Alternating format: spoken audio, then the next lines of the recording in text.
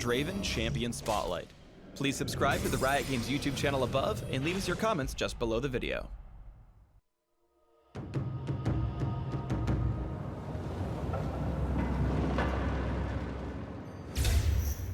Hello everyone and welcome to IPL Face-Off. We are live from the Nob Hill Masonic Center in scenic San Francisco. I'm Jaws alongside Jatt. How's it going, Jatt? It is going good, Jaws. Our first game today is Team Solo Mid against Orbit Gaming, and we've actually seen these teams play a couple times in the past. Absolutely. We actually casted. It was our first cast together. It was a best of 5 scrimmage between TSM and Orbit.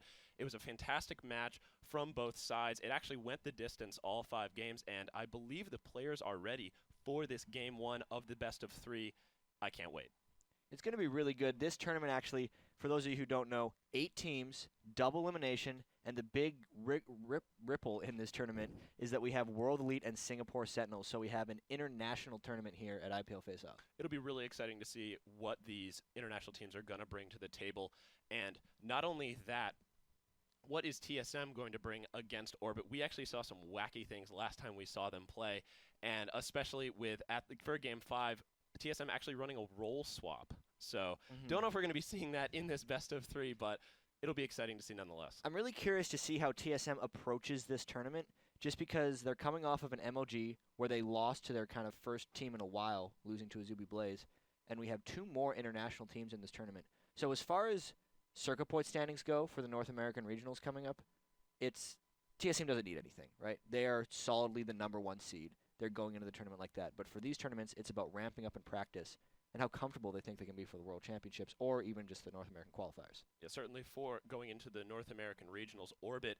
is trying to build a bit of a presence, maybe getting a higher seeding in that North American regionals. So, however, regardless, Orbit has been making a name for themselves. They actually beat TSM, I believe, in the Leaguepedia Invitational. So they are no slouches, and none of the teams in this face-off are such as they all had to qualify. I believe the qualifiers were also streamed. So we have MTW, we have, in addition to Singapore Sentinels and World Elite MTW, we also have Team Curse, led by Saintvicious, as well as Legion. So it's a pretty loaded draw, so to speak. It's 8 actually quite quality teams. The only things we're missing, are Counterlogic Gaming and Team Dignitas. But honestly, with TSM being a little bit shaky and having the international teams, as well as kind of how good the second tier of U.S. teams are becoming, I want to see how well they do in this tournament, because this is for circuit points, and a lot of these teams can use it for seeding for Season 2. They certainly can, and it looks like we are ready to go into Champion Select. TSM versus Orbit, Game 1. Let's get into it. Let's do it.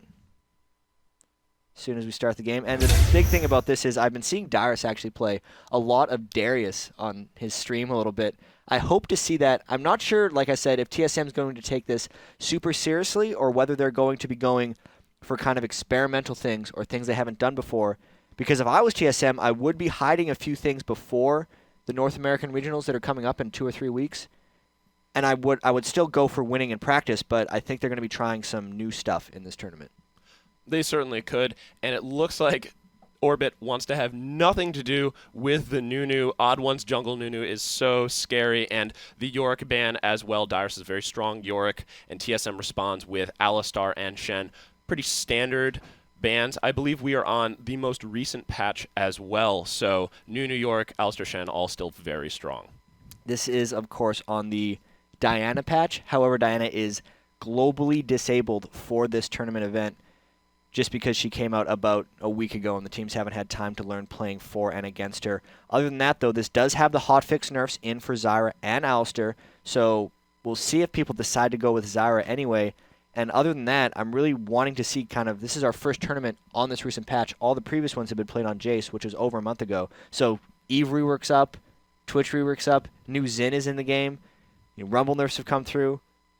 It might be a bit of a different game than what we've seen in the past. There are certainly going to be a lot of possibilities. We see Orb locking in Vladimir. Yazuki loves that Vladimir top, and TSM responding with the Rumble. We mentioned that Rumble did get nerfed, however, he is still very viable, and Chaox locking in that Corki. He really enjoys playing that Corki, especially with Xpecial having such a wide variety of supports to choose from.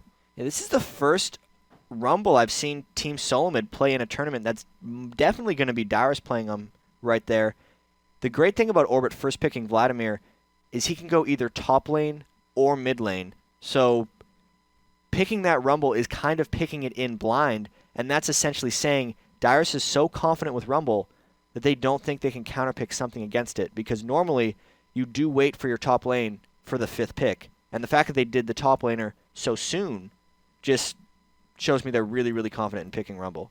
Yeah, that could also be the fact that they have played against Orbit a lot, and they know that Yazuki really enjoys that Vladimir top. So TSM potentially making a bit of an educated guess, and Orbit definitely wanting to get aggressive with that bottom Ezreal Blitzcrank. I'm a huge fan of watching Blitzcrank in competitive play. Xpecial grabbing Janna. He's a big Janna fan. That ultimate with Janna able to displace the enemy team and really reset a fight. So it'll be great to see what TSM is going to come up. It looks like, we could potentially see a swap. I spoke a little bit too soon. Xpecial bouncing around with the Janna. Could get Sona. Yeah, we usually want to wait until they lock in. They like to troll us a little bit, swapping around champions. With that being said, though, Xpecial has played a lot of Janna in past tournaments, but I was remembering Dyrus' AMA a little bit while ago. They're asking what Team Solomon needs to do to improve after they lost to Azubu Blaze. And the one thing is, Xpecial needs to start playing supports other than Janna, was one of the things he said, because he'd been so locked into playing Janna, despite his versatility and ability to play almost anything. He was just locked into that mode of picking Janna every game, and I think that limited TSM's strategic advantage a little bit. And here they are, swapping around, reacting on that loss to Azubu from MLG, and they're going with the Sona pick. They certainly are, and it looks like Sona, Corki, bottom lane, such a dangerous combination with that ultimate, being able to lock the other lane in place and also set up OddOne, who is the crowd control machine known as Jungle Nautilus, potentially being able to make some action happen bottom lane. I think this is going to be a dynamite bottom lane exchange in the early game. Yeah, I'm looking at this. The Ezreal Blitz is actually going to be fairly aggressive. We've seen a huge influx of Ezreal players ever since the mana reduction on the W, and it's just started to catch on like a plague. They just all start maxing W, and Ezreal just starts becoming more and more effective. So that's a really, really poke-heavy lane just by having the Ezreal in the game. And we're going to see a lot of Ezreal this tournament. And overall, even though I like TSM's chances in this game because they are Team Solo Mid, the #1 seed going into Season 2, Orb's team looks real nice. They certainly have a strong lineup. It looks like they're going to be going Shyvana in the jungle, grabbing Ryze and Vladimir. Ryze is actually capable of swapping around a lot, so Orbit has a lot of flexibility. And with Shyvana being able to put pressure on that OddOne Nautilus, has a little bit of trouble getting through the jungle 1 through 6, so Orbit could really potentially take advantage of that and get an early lead against TSM. So we see a lot of Shyvanas do when they bring the exhaust. Normally, Shyvana's gank weakness is the fact that she has no CC, and when she first came out, that's what people said Shyvana was never going to be used. Jungler with no CC, what is this? So a lot of people augment that by going exhaust early, which means as soon as you get red buff, it allows you to close and it allows you to snare on those ganks. So high there with the jungle Shyvana, they might try some early counter jungling or just trying to get red first and turn that into a quick gank, because that's what most Shyvanas do. They either gank right away or they wait to farm a little bit to level 6 and then start ganking with ultimate. So I want to see the way he tries to play that against the OddOne. Yeah, and speaking of bag of tricks, Dyrus grabbing Fizz. Oh, no, it looks like it's going to be a potential remake that could have been a bit of a placeholder. Dyrus has been playing Fizz on his solo top marathon, but I don't believe that may be coming out in competitive play. Yeah, the strange thing about that, though, is Fizz, at least when we see him in competitive from some of the European teams, is a mid. So that would mean Reginald would be playing Fizz if that's not a placeholder. Let's just make sure it insta-logged Fizz. They're picking actually Ahri. So Rumble and Ahri, that's going to be an Ahri mid, Rumble top for Team Solo Mid. Yeah, it'll be a pretty strong combination. Rumble being able to initiate from long range with that ultimate, that vector targeting, being able to potentially set up some scary catches, especially in the jungle if they get Orbit caught in that corridor. And Ahri is a solid pick. She's so mobile. She's so difficult to gank. And we're jumping back into Champion Select to get these They're just going to lock through this really fast. And we should be in the game fairly shortly, as we're seeing a little bit of issue, but I think we'll get into it pretty soon. So let's talk about Jaws, actually, just the rest of this tournament while we're waiting for this Team Solo Mid and Orbit game. How do you think the Singapore Sentinels and World Elite are going to do? I think the Singapore Sentinels, especially coming off of a lot of success in the Garena Pro League, they're #2 in the Garena Pro League.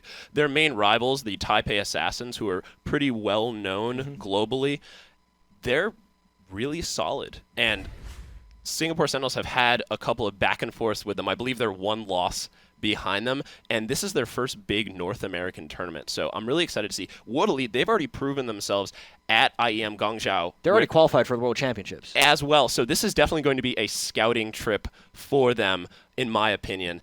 And they're a solid team. They're scary. They have Messiah in the mid lane. We actually saw Messiah at the Riot Games World Invitational, and he was scary then, and I don't see him getting any less scary going into this tournament.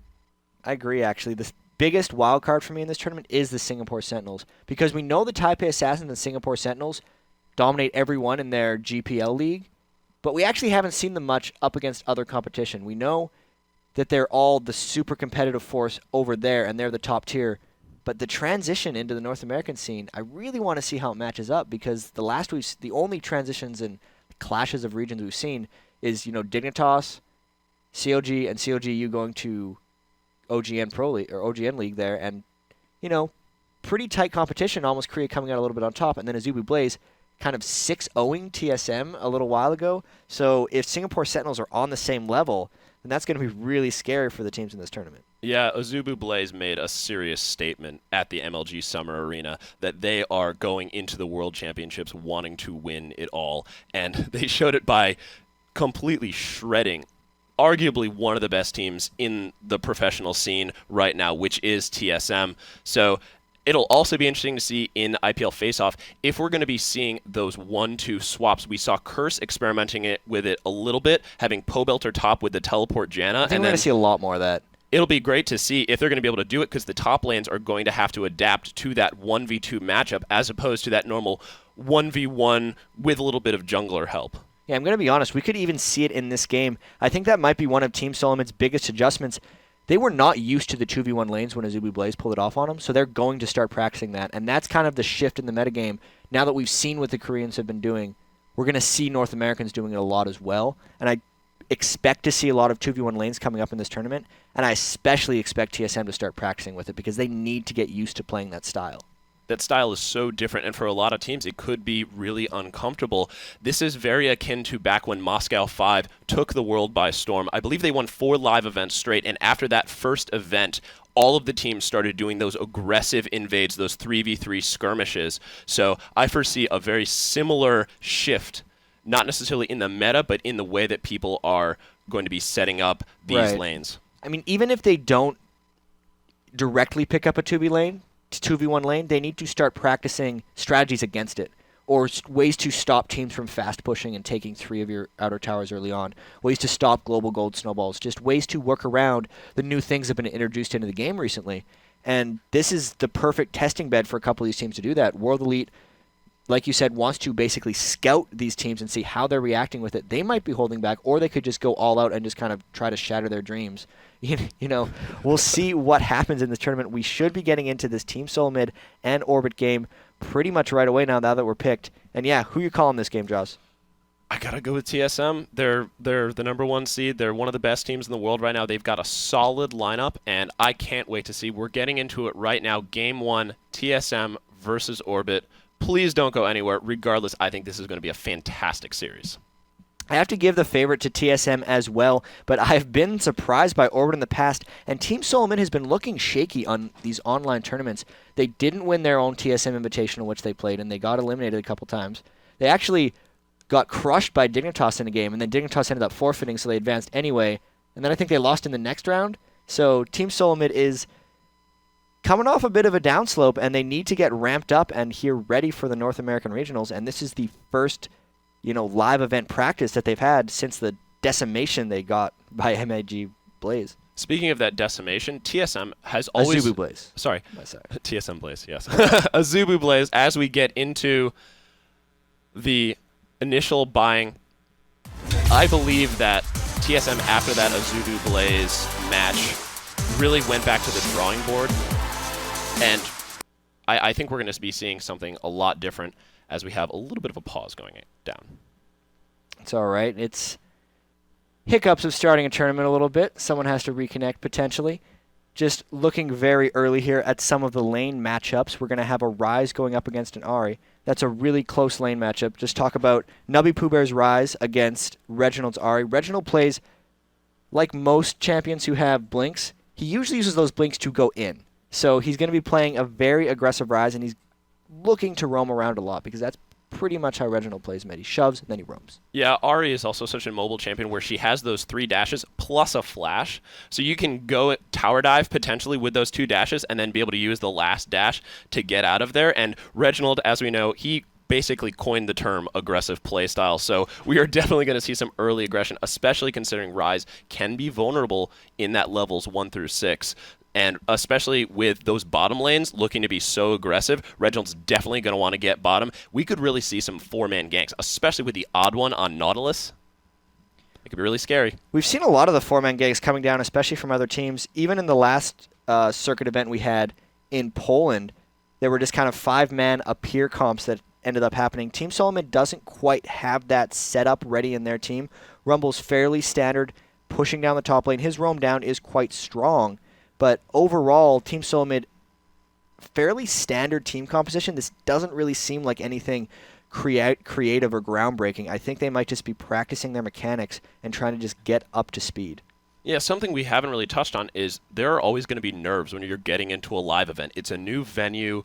You don't really know the area. I believe a lot of TSM, considering Bay Life, they're probably from the Bay Area, as we are in San Francisco. However, it's a new area. You know, I'm sure none of them, however, played in the Nob Hill Masonic Center on stage. I'm sure they played on stage before, but still, there are those early game nerves, and playing a solid lineup is going to allow them to really loosen up as a team, and we could potentially see something interesting going into those later rounds once they get a couple wins under the belt and really feel comfortable. Yeah, that's always the difference when you say someone's a good LAN team versus a good online team. It's about how they adapt to the live environment, how they set up their new systems. Setting your mouse sensitivity, getting comfortable, having the right keyboard setup, being on the right height, all matters.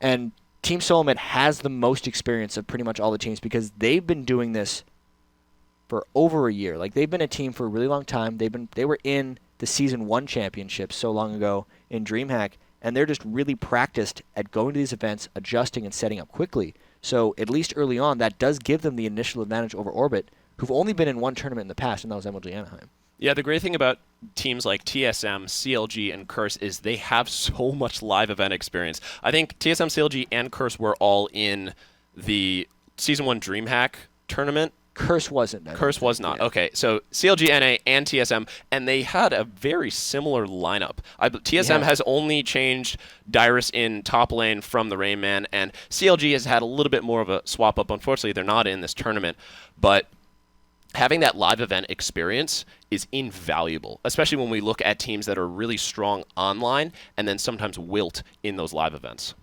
TSM has usually been the team that's actually better on live or on LAN than they are online.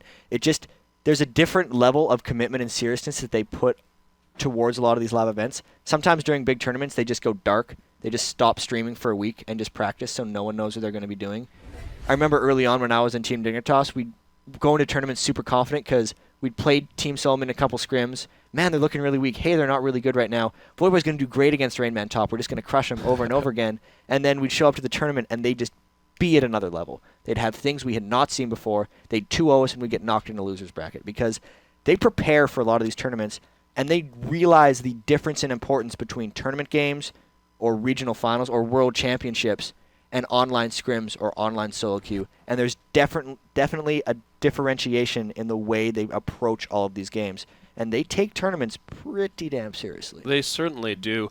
And that is a really great point, that they have that bag of tricks and they want to bust it out. We've seen Reginald running a lot of Twisted Fate as well, and in Anaheim, he's working on Twisted Fate. He has been, and he really, and that plays perfectly into his style. He wants to get that global aggression. We saw him getting really popular playing a lot of Karthus. There was that Karthus Nocturne combination at MLG Anaheim was particularly deadly, and TSM loves that. They want to get the level 1 fight. They can do that with the Twisted Fate. With this team, I don't know if they're necessarily going to want to go for the level 1 fight, because TheOddOne could level his anchor first, but that would leave him with a really slow jungle if he doesn't have a lot of help. Team Solomon might be looking for a lot of level 1 fights, because that was another thing that Dyrus mentioned in that AMA he did after they lost to Azubu, is that their level 1, they feel it's weak. I've always thought their level 1's actually really strong. At least in MLG Anaheim, they did a lot of really good level 1 plays and always seemed to start games with a large gold advantage. But that's not really how it went at MLG. And against some of the international teams, they see a lot of weaknesses in their level 1 strategies. So if anything, this is a great time to start picking up those level 1 strategies and just getting better at it. Talking a little bit more about those level 1 strategies, I've always seen TSM as a high-risk team. They really enjoy going for those risks, and you look at the mid lane, Reginald's going to go for a tower dive. If he gets the first blood, or he thinks he can get the first blood, he's going to go for it and commit to that potential dive. They do the exact same thing in the level 1 fights, and sometimes it works out great and they'll convert 3 kills or something, and sometimes it goes horribly, horribly wrong. And we've seen both of these. I believe in one of the team fights with Azubu Blaze, they actually gave up a double kill, and Azubu was able to snowball that game. However, on the other hand, we've seen them pick up 2, 3, 4 kills, especially if they get them on Chaox, and allow Chaox to just bring that lane around and just snowball and mobilize, and especially if they can allow Xpecial to roam, which has also been getting pretty popular, getting that bottom lane snowballed and then having the support roam around and help the other lanes. Team Solomid is one of the best teams at holding on to lead once they get it, which makes their aggressive playstyle actually pretty damn effective early on, because if they can get those early kills or an early tower dive or an early convert, they're the best North American team at holding on to those leads. Because just if you watch it in this game, once we get going, if they get an early kill or 2, just pay attention to that lane or that champion and how much they just start to take over the game. Because the fact that they've been a team for a year and a half, they really know how to convert those advantages, and they do it a lot better than other teams. Yeah, especially in that bottom lane. Chaox and Xpecial are known for being able to get a little bit of a lead and just poke, take the tower down. Especially when they were using that Graves-Janna combination. I'm thinking back to the last big tournament, which was MLG Anaheim. They did have the Summer Arena as well, and Chaox was playing a lot of Corki there. Corki also extremely good with those missiles to be able to poke down the enemy team. However, with this lane, with the Ezreal combination, especially with a Blitzcrank, bottom lane, if they don't play their cards right, could be in a little bit of trouble and get behind early. And you do not want to let an Ezreal get going. He's one of the 80 carries that just can take over and snowball a game, especially Nien on the Cleanse Ezreal.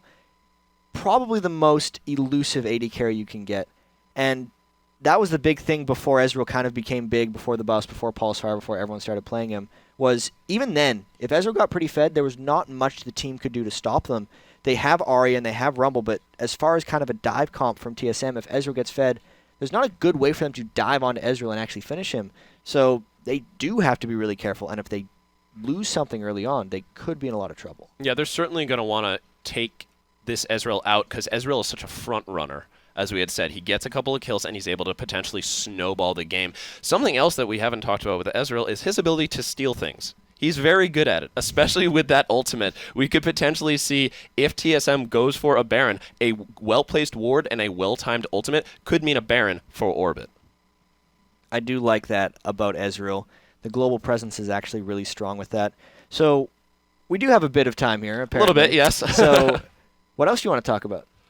Well, I could say a big thank you to all of you who are tuning in. This is game 1 of this weekend. There's going to be a ton of League of Legends action. I believe at the same time we have HatPerson and the Red Baron casting Team Dynamic versus World Elite, which is going to be an incredible match. We said Team Dynamic bringing in the combination of youthful exuberance and experience. They just picked up Atlanta in the jungle.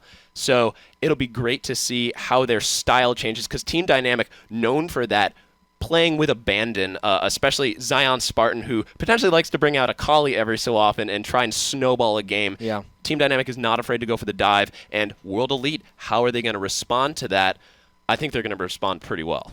There's going to be so many good games this weekend, actually. Initially, I wasn't that excited about coming to IPL, but then I looked at the schedule, and I looked at the rosters, and I looked at the tems, and I was like, man, this is a really good tournament. It's a loaded draw, so to speak. I think that wasn't a knock on IPL or anything. I was just trying to say, like, there's so many tournaments that you get overwhelmed sometimes, but I'm saying this is a really good one. Especially when you see TSM in the draw, the automatic reaction is, well, they're going to win it because they've pretty much won everything in sight for the past couple of months. But with the introduction of World Elite, with the introduction of the Singapore Sentinels, and especially in this first game with Orbit having notched wins over TSM. They've really shown, especially nubypoohbear, who brought Swain back to competitive play, which is pretty awesome. I'm a huge Swain fan, not the typical champion you see as opposed to a Ryze and Ahri, those kind of mid lane champions, but it's cool to see something atypical be super effective, especially in competitive play. I would love to see that in this first best of 3. That would be great. nubypoohbear does play a lot of Swain. They went with the Ryze this game, though.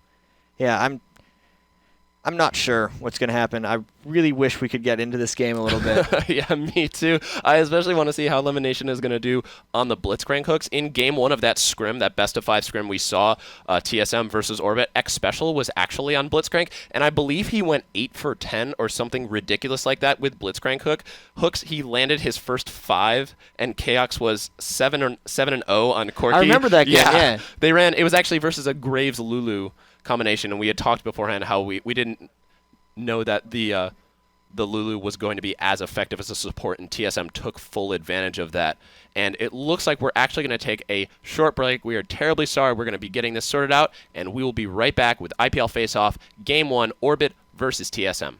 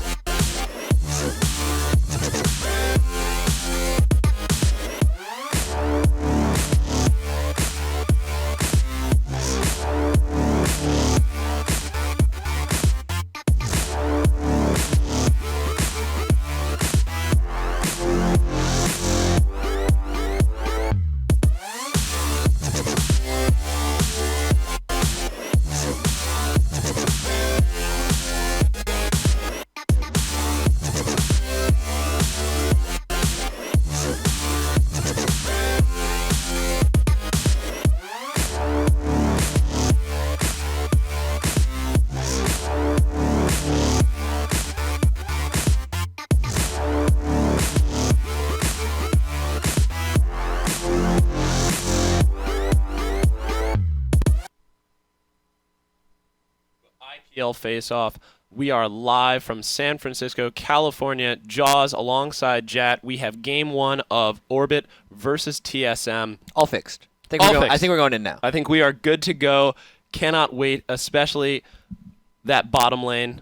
It's going to be so aggressive. I think we're going to see a lot of fireworks there. Blitzcrank is always really fun. He creates a very interesting lane dynamic, being able to just push up and bully, and you pull someone into you, you're usually starting a fight.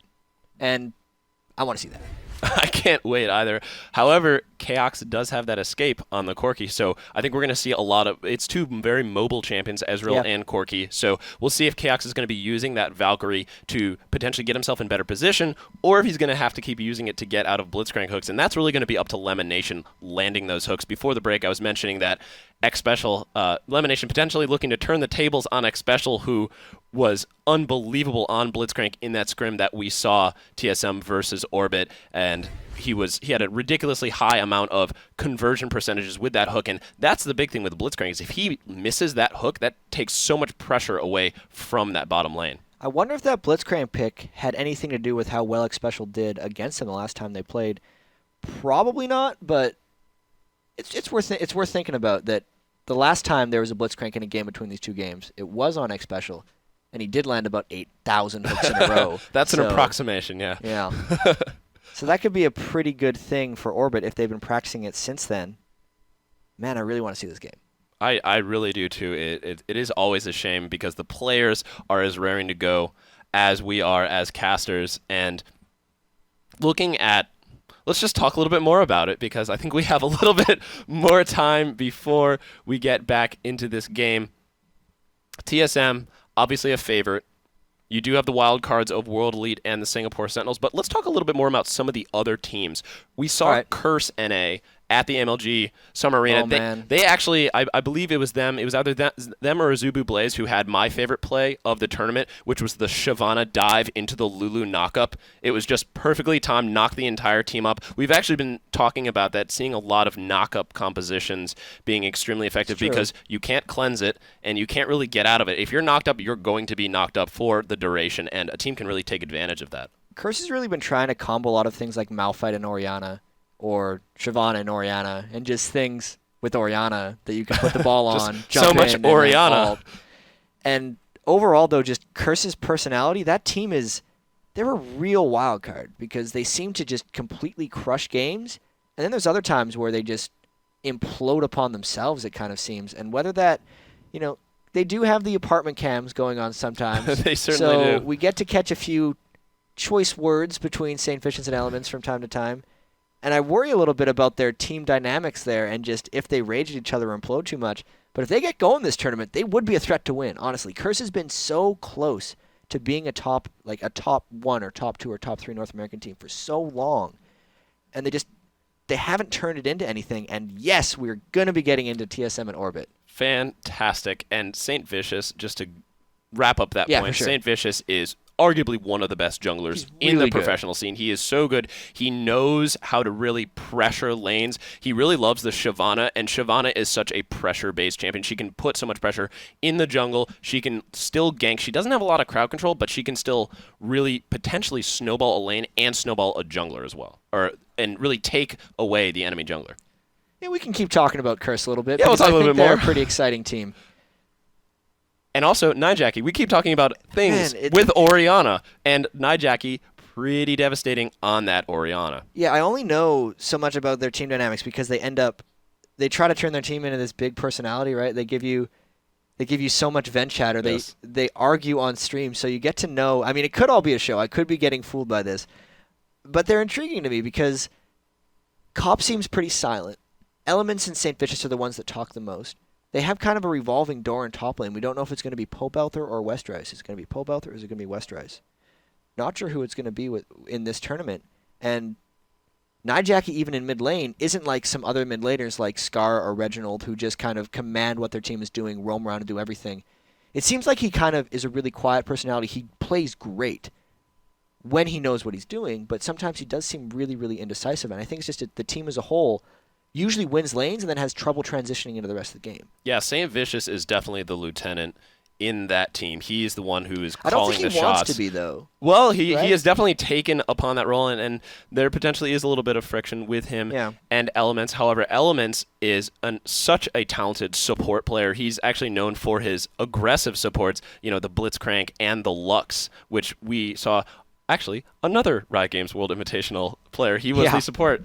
So he has shown time and time again. He has also been in the scene forever. I believe he played DreamHack as well. Yeah, Elementz was on CLG at DreamHack. So was Saintvicious. They both moved over to Curse eventually. But he's been around since beta. I remember he's always been there. He's never actually, to me, never shown out as just like, holy crap, this guy's amazing. But you always look at him as like, yeah, that guy is one of the best League of Legends players. So he's never really differentiated himself as being like the best, but he's always been really solid. And it's why he's still around. He's one of the biggest personalities we have in esports. Not only a big personality, but just a solid, consistent player. That's not always going to be as flashy where you'll see someone make a big play, but that consistent performance, being able to play at the highest level, there's something to be said for that.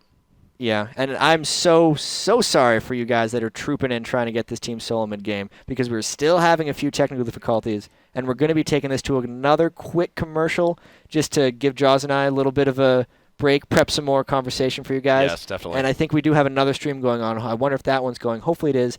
You guys are on the computer. You can move around a little bit. You can check to find the interesting things. I think we're doing pretty good, though. Hopefully we're being interesting. Yeah, we'll throw to this quick commercial, and then we can come back. Yeah, we'll be right back.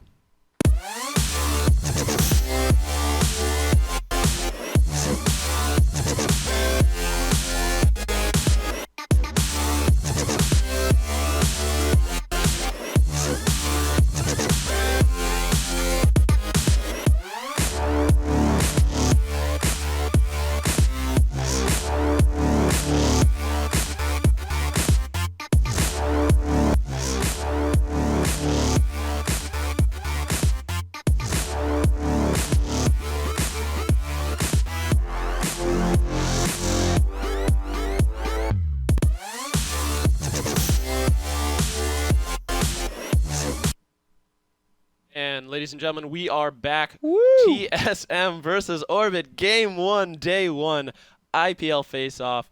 We are live, San Francisco, getting into this one, Jatt. I can't wait. All right, so here we go. TSM has a defensive strategy here. They're trying to dodge the blitz hooks as LemonNation fires that one into the brush. Not really going for anything aggressive level 1 like I thought they might. They're playing really conservative here. Orbit's the one's pressing. Yeah, great ward by LemonNation to help track TheOddOne, and TSM actually putting a ward in their blue as well to make sure that there isn't any invade. But looks like Orb's just going to settle in for more traditional startup with Shyvana. She likes to run that Wraiths red combination, Xpecial, getting a little brave, potentially putting a ward in. Yes, he does. So a lot of ward placements to get that early vision on these junglers and their starts. Just a bit of a counter ward there. They're matching Orbit's ward that they put on their side. So here we have both junglers will get seen every time they go to do their wraiths, and that'll give the laners of both respective teams a lot of just general safety when they know the health, resources, and level of the jungler when they decide to do wraiths. And even for this, they know exactly where they're starting on Shyvana, and they're going to try to steal this. He got it! They do. Reginald loves that play. He loves being able to steal that blue wraith. It really sets the tone Such for a the jerk match. move. It is a jerk move, but it's also really beneficial for Reginald. Oh, so effective. Just to run down as we see Hai grabbing that red buff. Top lane, we've got Yazuki on Vladimir facing off against Dyrus on Rumble. Yazuki running that heal, so he's definitely going to be ready to take some punishment. Mid lane, nubypoohbear on Ryze against Reginald on Ahri in the jungle. Hai on Shyvana. Reginald getting aggressive early, as is his playstyle. Hai is going to be facing off against OddOne on that CC-heavy Nautilus. And bottom lane, Sona, Corki, Chaox Xpecial versus Nien and LemonNation on Ezreal Blitzcrank. There are going to be some serious fireworks bottom lane. Looks like Hai's going in for some early aggression. Reginald having to flash in. He does get exhausted. Ooh. Great Ooh. flash snare, and that's early first blood for Hai. Great opening statement by Orbit.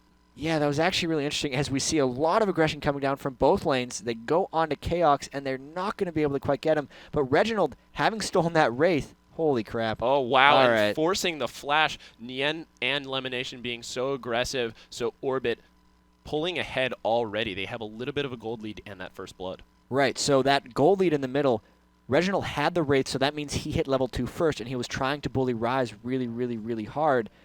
But that left him open to the exhaust gank from Shyvana, and it just converted right away. We were talking in, the really long pregame we had about how Reginald likes to make a lot of risks early, and TSM in general does because they can snowball their advantages so well. But the fact that those backfired on them pretty horribly thus far, and they're at an 800 gold disadvantage, they already have to come back into this game because dying that early is really, really bad. Yeah, we had actually talked about that as well, that they are a high-risk team, and it can sometimes blow up in their faces, and I think that was just a well-manufactured gank by Hai. Reginald maybe pushing a little bit too hard, but the way that Hai timed that exhaust right after the flash from Reginald allowed him to get that amount of damage down. So Orbit, going against my initial prediction that TSM would be able to make an early statement and use this game as a sort of warm-up for the rest of the tournament, Orbit thinking other things. So here we have nubypoohbear looking in the middle lane, just getting the ward down. There's another gank coming in from Hai. TSM a little bit on their heels, but that's only a 500 gold disadvantage. Certainly Yazuki trying to put some pain down, but Dyrus as Rumble going to be able to bully OddOne, not being seen by that ward. This would be good if Ryze was in lane, but Ryze is actually off taking jungle creeps. Unfortunately, he is taking those wolves. Nien and Chaox trying to jockey for position. Xpecial being really aggressive on that Sona. Sona has so much poke with that passive as well as being able to use that Q, and it looks like she's going to be aggressive. OddOne could potentially convert a kill because it would Nien have is to be a extremely tower low. dive, or they'd have to wait for them to push in. Looking at Team Solomid's creeps there, they're getting close to the tower, and this is just a lot of action. So much early damage coming down from high. Will they be able to get Dyrus? No. No, they won't. Great play from Dyrus being able to get out there. He is actually, Rumble is a surprisingly mobile champion with that shield giving him a bit of a speed boost. And looking at these lanes, just starting off, nubypoohbear, 28 minion kills to Reginald's 25, so they're pretty even. However, nubypoohbear does have, as we see, a tower dive. Yazuki able to pull out and high going in, tanking the tower. Will he be able to land this hit to be able to take him out? Yes, he will. High is 2-0 and trying to take control of this match early. Just a lot of good ganks coming out here as Reginald tries to roam up at level 4. Going to be a lot of juking that comes around in this brush. This could be trouble. Reginald landing this charm, and he does get the Ignite off. Yazuki following extremely low. However, nubypoohbear did follow him. OddOne going low, Ignite going down as well, and it looks like both teams are just going to back off. Great roam from both of these mids. Dude, this is a really good early play by Orbit. They're taking it to TSM with the pull on Xpecial. They're not going to be able to trade kills with a great exhaust, and man, look at this. They're getting away 3 kills to 0 now, and they're just really taking advantage of TSM's TSM sleeping on a lot of this. They're just getting munched on. They certainly are, and Orbit actually following dangerously low. Chaox trying to convert a kill on that, but 3-0, 8,200 gold to 6,600 gold in favor of Orbit Gaming. TSM's really going to have to wake up if they want to turn this game around. Yeah, the big thing that they're going to try to wake up with now, OddOne has boots of mobility, so he's not going for GB10. He's saying, hey, we're behind. I need to start making my ganks and my presence larger. So that's something I've been seeing a lot more of on things like Maokai or Alistair, just getting boots of mobility almost right away and then just trying to take it to laners. And OddOne bought those boots of mobility. He needs to start ganking because they really need it now. Every lane actually has given up a kill. Yeah, every lane pretty far behind. However, looking at Chaox's minion kills, he's actually 51 to Nien's 36. So that's good. Despite being behind and Xpecial getting caught, Chaox still having pretty consistent farm. And we see him picking up the Doran's Blade and a ward. So he definitely does not want High able to come in and make something happen in his jungle. Or, sorry, in the bottom lane. High actually picking up those Madrid's Razors, so he's off to a fantastic start. He's level 5 already. Top lane, Yazuki, 32 minion kills to Dyrus's 39. Dyrus just going for those Sorcerer's Shoes, so he's going to try and bully this top lane early. Every lane for Team Solomid, aside from mid, actually has the minion kill advantage despite being down a kill. So they have been bullying and playing aggressive. It's really just been Orbit and High's especially punishment of that aggressive play. And that's going to continue happening here because once Shyvana hits level 6, if he just manages to shadow where the OddOne goes, they're going to be able to continue to snowball this. It's only when OddOne gets a gank and Shyvana's not there to support that it's going to convert and let TSM start to come back because right now, Orbit has all the control.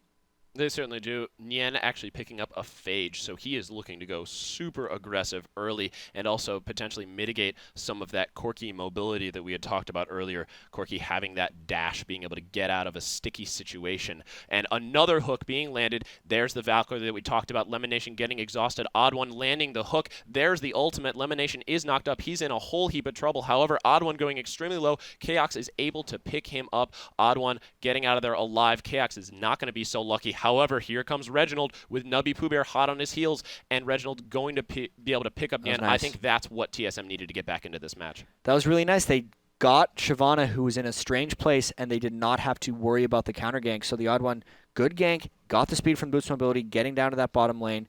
Then the good roam by Reginald to make sure that things went right, because if he wasn't down there, that would have been just a strict 1-for-1, and it wouldn't have really gained Orbit anything. So smart play there by Reginald, and High's able to steal the red, but that doesn't really matter against Nautilus. One last thing I actually want to correct here.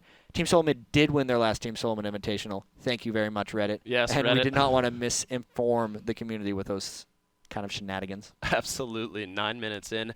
Orbit still with about a 1,000 gold lead, 11,800 gold to 10,900 gold for TSM. Orbit in the lead, 4 kills to 2. nubypoohbear picking up that blue buff. But going back to that bottom lane gank, a great play by Reginald was actually to flash away from nubypoohbear. He saw him coming down, and instead of getting snared, he was able to flash through and pick up that kill. So TSM, we talked about them wanting global presence, and Ahri, as that kind of mobile champion, is really going to be able to roam, and Reginald is trying to do what we expected him to do. Push the lane with that orb and be able to roam top lane, bottom lane, and it looks like bottom lane definitely seeing a lot of fireworks. That was the first example of Reginald's playstyle. One of the things he does more than almost any other North American mid is he will roam down bottom lane pretty much all the time. So trying to get Chaox a little bit fed, that lane's still very close. The Blitzcrank being very aggressive, and here comes High onto Dyrus. Dyrus flashing away. It looks like they're going to look to tower dive this, but Dyrus just putting down all the stops, gets the ult down, slows him down.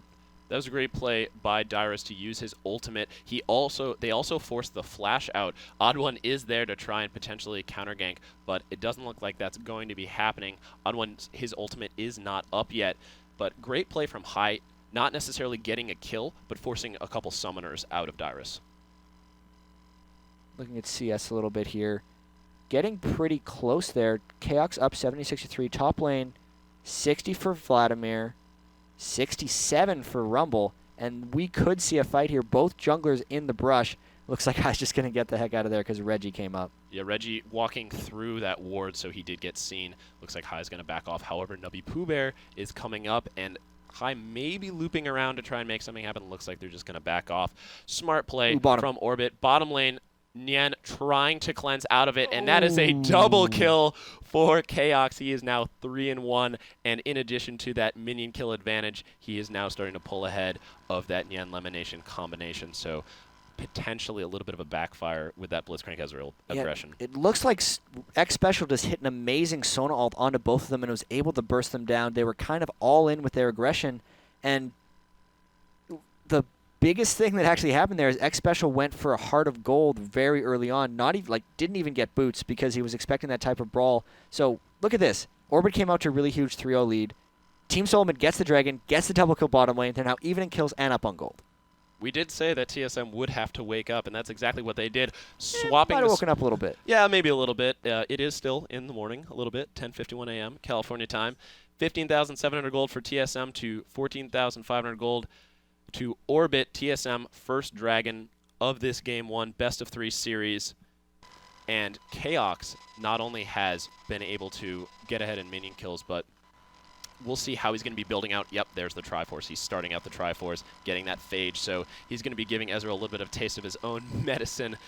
And talking a little bit more about this bottom lane, Nien and LemonNation, we talked about them having that all-in style, and TSM was just able to turn around and punish it. Yeah, that had to be a misplay by Orbit there. They wanted to get super aggressive, but it appears that they cannot win those straight-up fights while the Sona ult is up. So if they want to get aggressive here, they have to do it pretty much in the next 30 seconds. Otherwise, Xpecial and Chaox are going to out-trade them, or they have to wait for a Shyvana gank, because even though they had that quick advantage, clearly going all in is not going to work for them, and that's going to be a pretty big issue for them as this game progresses. It certainly will. Looking at the jungler for a little bit, OddOne actually picking up Boots of Mobility, Philosopher's Stone, and an Oracles. This is something we saw from Snoopy when he ran his jungle Alistar, where he wanted to get super fast. He wanted to get that early gold generation, but not only that, he wants to get that vision, because High has his Oracles already, and Orbit is taking full advantage, stealing so TSM's yeah, blue. 4-man invade here. They have the Oracles. They put the ward on the blue buff, so they know they didn't get seen on the way in, and Team Solomon has no vision on any of these 4 guys, so a quick, easy blue steal, and now they might look to try to get a dive, because Chaox is getting aggressive, and they were not following them back to the bottom lane, so they're not going to be able to get this one. Oh, and LemonNation actually just missing that by a pixel. He almost got the grab on Chaox. However, Chaox does have that Valkyrie, so he would be able to dash right out. Great play from Orbit, getting that aggression. OddOne coming in. Will we potentially see a gank top lane? OddOne also having the Oracles, as you mentioned, so wards were fairly heavy on the map. They're starting to disappear and get eaten.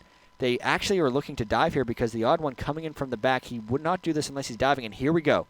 We could see something happening. OddOne going in. He does land the snare down. Yazuki dropping the ultimate on Dyrus, trying to turn this around, and it looks like the OddOne is just going to back off. The Ezreal ultimate coming in as well to try and give a little bit of assistance, but it doesn't look like it's going to be of any use. Meanwhile, mid lane, Reginald getting Ignite bursted, burn down on him, but he is going to walk away alive. LemonNation just missing these hooks bottom lane. I'm not really sure what the logic was on that dive because they didn't even get close to doing anything to Yazuki. They mainly only burned Yazuki's ultimate. I suppose that's a success for 60% of Dyrus' health, but now we have Orbit invading the red. Dyrus is already low, and they're going to have a fight in the jungle right now. Uh-oh, OddOne he's going to get taken out almost immediately. nubypoohbear, great roam. Reginald is low health. Dyrus is in a whole heap of trouble. The Ignite is down. Great jump from High, and High really is nice. 3-0-1. Reginald finally coming back in. Unfortunately, he is too late, and I got to say, Jatt, great pressure by Orbit onto Reginald to allow them to have that fight. I'm just curious why the OddOne decided to hook in. He should have known that there were 3 people there because there were just 2 people up in the top lane that ganked him. Even if it was a 2v2, that would have been a bad thing to hook into since Rumble was sitting so low. Ryze had also been missing in action for quite a long time, so he should have assumed that he was there. Not a heady play there by the OddOne. Didn't want to get his jungle stolen, and sometimes you panic a little bit like that when you're getting your jungle taken like that, and he's already a little bit behind. He's level 7 to High's level 9 at this point. But losing his oracles after getting one before you have your 2 gold generation items is a big, big loss. And Nautilus's tankiness now as this game moves on is going to be pretty low since he's lost that early oracles, and it's going to take him a lot longer to ramp up. Yeah, that death is certainly going to hurt him. Looking at his items, he's still trying to get that heart of gold. He got the ruby crystal, but until he gets that gold generation, he is still going to be very, very, very behind. However, looking at top lane, Dyrus does not have the spell vamp. We had actually talked about getting Dyrus down to 60%, and initially I was going to say, well, that's okay, he'll spell vamp it back, because the traditional build with Rumble is going to be that Hextech Revolver, and he can just heal it up using that Flame Spit or Harpoon spam. But now he has the Haunting Guys, so he's trying to be aggressive, and he does have that magic penetration, but he's not going to be able to have as much sustain, so could potentially be a little bit vulnerable with those ganks. The Haunting Guys and Sorcerer Shoes is something we're seeing a big trend towards. Looks like they're actually getting a little aggressive here with Shyvana coming into Reginald. But before that happens, the Rumble build with the straight-up Magic Pen is what all the Europeans have been doing as well. Yeah, we see Reginald being forced to burn his ultimate and High not really having to burn anything. So High, just his presence is putting so much pressure on these lanes. Great play from him overall. The other one has been sitting in the top lane. They're trying to put a lot of attention onto ganking Yazuki on Vladimir. It has not paid off thus far. They haven't gotten a kill. It's actually cost them a lot, and OddOne's falling farther and farther behind. Of all the lanes to gank, ganking the Spirit Visage Spell Vamp Vladimir doesn't seem that wise to me. I think that OddOne should go elsewhere because he's just going to pool away from every gank, and that was a full minute OddOne lost waiting in that brush. Vladimir's just going to pull your hook. Like, that is what's going to happen with those ganks. He needs to go elsewhere if he wants to pull something off. Unfortunately, Vladimir, with that pool, being able to duck the hook, so to speak. OddOne still falling farther and farther behind. Looking at High by comparison, he's 3-0-1, 89 minion kills. He has his wriggles, and it looks like he's building into an Aegis of the Legion. And OddOne has just finished his Heart of Gold. So we could see Orbit potentially taking some global objectives, which is exactly what they're going to do. Second Dragon. Yeah, here they come for Dragon. Team Solomon got the first one because of the double kill bottom. Now they've actually taken back control, which is pretty impressive because normally Team Solomon is very, very good at holding on to leads since they had grasped one after their first Dragon. It's really, I think, the big thing that's gotten them back into this game has been OddOne putting too much attention to top and High being in more places, essentially. And mid has a lot of action going on right now. Yeah, High potentially looking for a dive. Reginald trying to push him off of this tower. OddOne there to help it. However, it's a 3v2 siege, and it looks like High and nubypoohbear are going to be looping around. We could potentially see a dive. High getting that extra vision. They have so much vision control, Orbit Gaming, at this point in the game. They're thinking about getting blue again a little bit, but they actually are going to back away. Looks like bottom lane's in a bit of danger. High's going to continue to farm here, and Chaox still pretty close in that lane. Minion kill-wise, 147 to 142. Ezreal with 2 kills, Corki with 3. So pretty damn close game, if I have to say so. Really impressed by Orbit thus far. Definitely. This has been a back-and-forth game. Orbit now with a 1K lead. We keep saying this. Orbit has a 1K lead. TSM now has a 1K lead. And now the pendulum has swung again as we see Chaox chunking down Nien. Chaox, if he continues to farm the way he is, TSM could potentially make something very scary happen with this Chaox Xpecial combination and the OddOne. Talking about OddOne putting a lot of attention on top lane as High picks off another ward. OddOne's successful gank which gave them the dragon, was bottom lane. So I'm Yeah. surprised that he hasn't been more bottom lane, especially after he had gotten that oracles and he'd be able to clear out those wards. And here it looks like he might be coming top again. He could just be doing the full jungle clear, but if I know his style, he's going to be continuing on. No, okay, they might be starting to back away a little bit. And the big thing here is nubypoohbear rushed to Banshee's Veil as well, which makes a Nautilus gank substantially more difficult since it's really Nautilus ganks are all about getting your initial spell on them and then comboing, and Reginald might be in a bit of trouble here. Definitely could be. 3 members of Orbit, Yazuki able to roam mid, and All Reginald being pushed out of his lane again. This is the second time this has happened, and Orbit looks like they're going to try and take out this mid tower. Yeah, Ahri is even harder to gank than Vladimir, I have to say. That was ridiculous. He 4 blinks straight over the wall, used immediately, just disappeared from 3 people. Really, really good escape by Reggie there. Yeah, Reggie actually went through Yazuki with one of those dashes, giving a little bit of a love tap, as we see LemonNation grabbing Chaox. LemonNation dropping extremely low, however, High coming in to try and turn this gank around. LemonNation is going to drop great play from Xpecial, however, Chaox getting exhausted. Will High be able to take him out? He is not going to go for this dive, instead going to turn on to Xpecial, who almost immediately heals up the damage that he dealt. Great escape from Chaox, and another great kill. Dude, that was really, really close fight. Saving flashes until just the right moment. They would lose the tower if High decides to take it. And will they try to get this tower and get out of the laning phase into a bit more roaming? And yeah, they're going for it. So they're looking to just end that lane. It's not working out for them. They want to start putting their presence onto the rest of the map. Yeah, that Xpecial Chaox combination certainly so difficult to land against. Looks like Dyrus has picked up his Hextech Revolver, so he's going to have that extra sustain. Yep, certainly is. And it looks like he's going to be able to have that extra sustain. Yazuki has that Spirit Visage, and it looks like he's going to be building into that early Will of the Ancients to get the Spell Vamp globally on his team. And we see Chaox jumping in. Yazuki is ignited. He's extremely low, and Dyrus is going to be able to pick up the kill on that. Wow! I wonder if that was the heal that saved him or whether his shield would have died anyway. Oh, man, that was a close one. Very clutch, I think. That was pretty clutch. Yeah.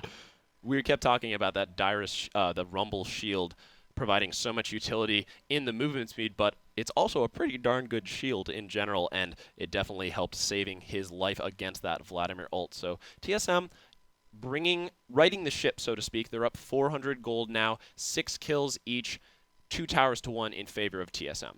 Just want to say that was really good map movement by Team Solomid there. They knew they lost their bottom tower. They knew the OddOne was behind, so they said, okay, let's send our Corki and our Sona up top lane, and let's let the OddOne get farm from the bottom. That's exactly what they did there, and it caught Orbit completely off guard because Yazuki saw Nautilus bottom, said, I'm safe, there's no ganks. I'm going to get really aggressive on Rumble. And no, Corki and Sona were right there, and he actually jumped into a 1v3, and that cost them pretty dearly. It really did cost them. Looking at Chaox, he actually finished his Triforce, and he has his Vampiric Scepter, so he's going to be able to roam and potentially snowball this champion. Corki can be a real late-game terror if he gets farmed, and Chaox certainly is pretty farmed. 167 minion kills, 3-1-3. Looks like Orbit's going to be able to take this, and TSM can't really do that much about it. However, Chaox getting a little bit more farm. The farm is really close across almost all the roles here. Both AD carries have their Trinity Force. The supports are both sitting on 2 gold generation items. Even the solo mids have very equal gold, just 186 CS for Rise, 178 for Reginald.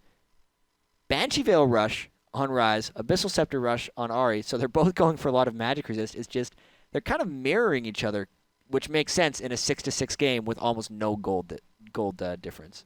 There really isn't much you can do to separate these teams. Both teams have done a great job of, if they get into a deficit, making a play to draw it even and then potentially get a lead. So all credit to Orbit Gaming, especially for they are playing so well right now.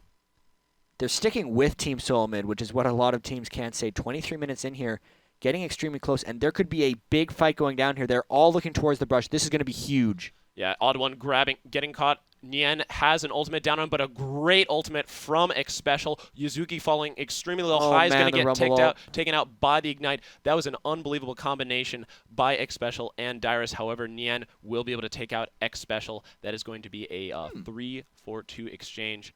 No, actually, they're going to be able to take out Reginald, so a 3-for-3 exchange, and they are still dead even. But Orbit, about 600 gold ahead. Yeah, I got to say, that fight bodes very well for Orbit as they're diving in onto Corki. He just Valkyries away. But the fact that they got crushed by the Rumble, a big jump over by Nien, and he's able to take down Corki. Can he lifesteal through the Ignite as well? And he does. Holy crap. Getting back to that last fight, though, they all sat in the Rumble ult and were still able to win the fight, which means if they have... That was pretty much the best fight Team Solomon was going to get. They had the 5 people there first. They were the ones who initiated, and they got all of their area of effect damage off. The fact that they lost that fight means they are not as strong as Orbit, and the fact that Orbit got the kill and the tower after that means Orbit's now farther ahead, which tells me advantage Orbit.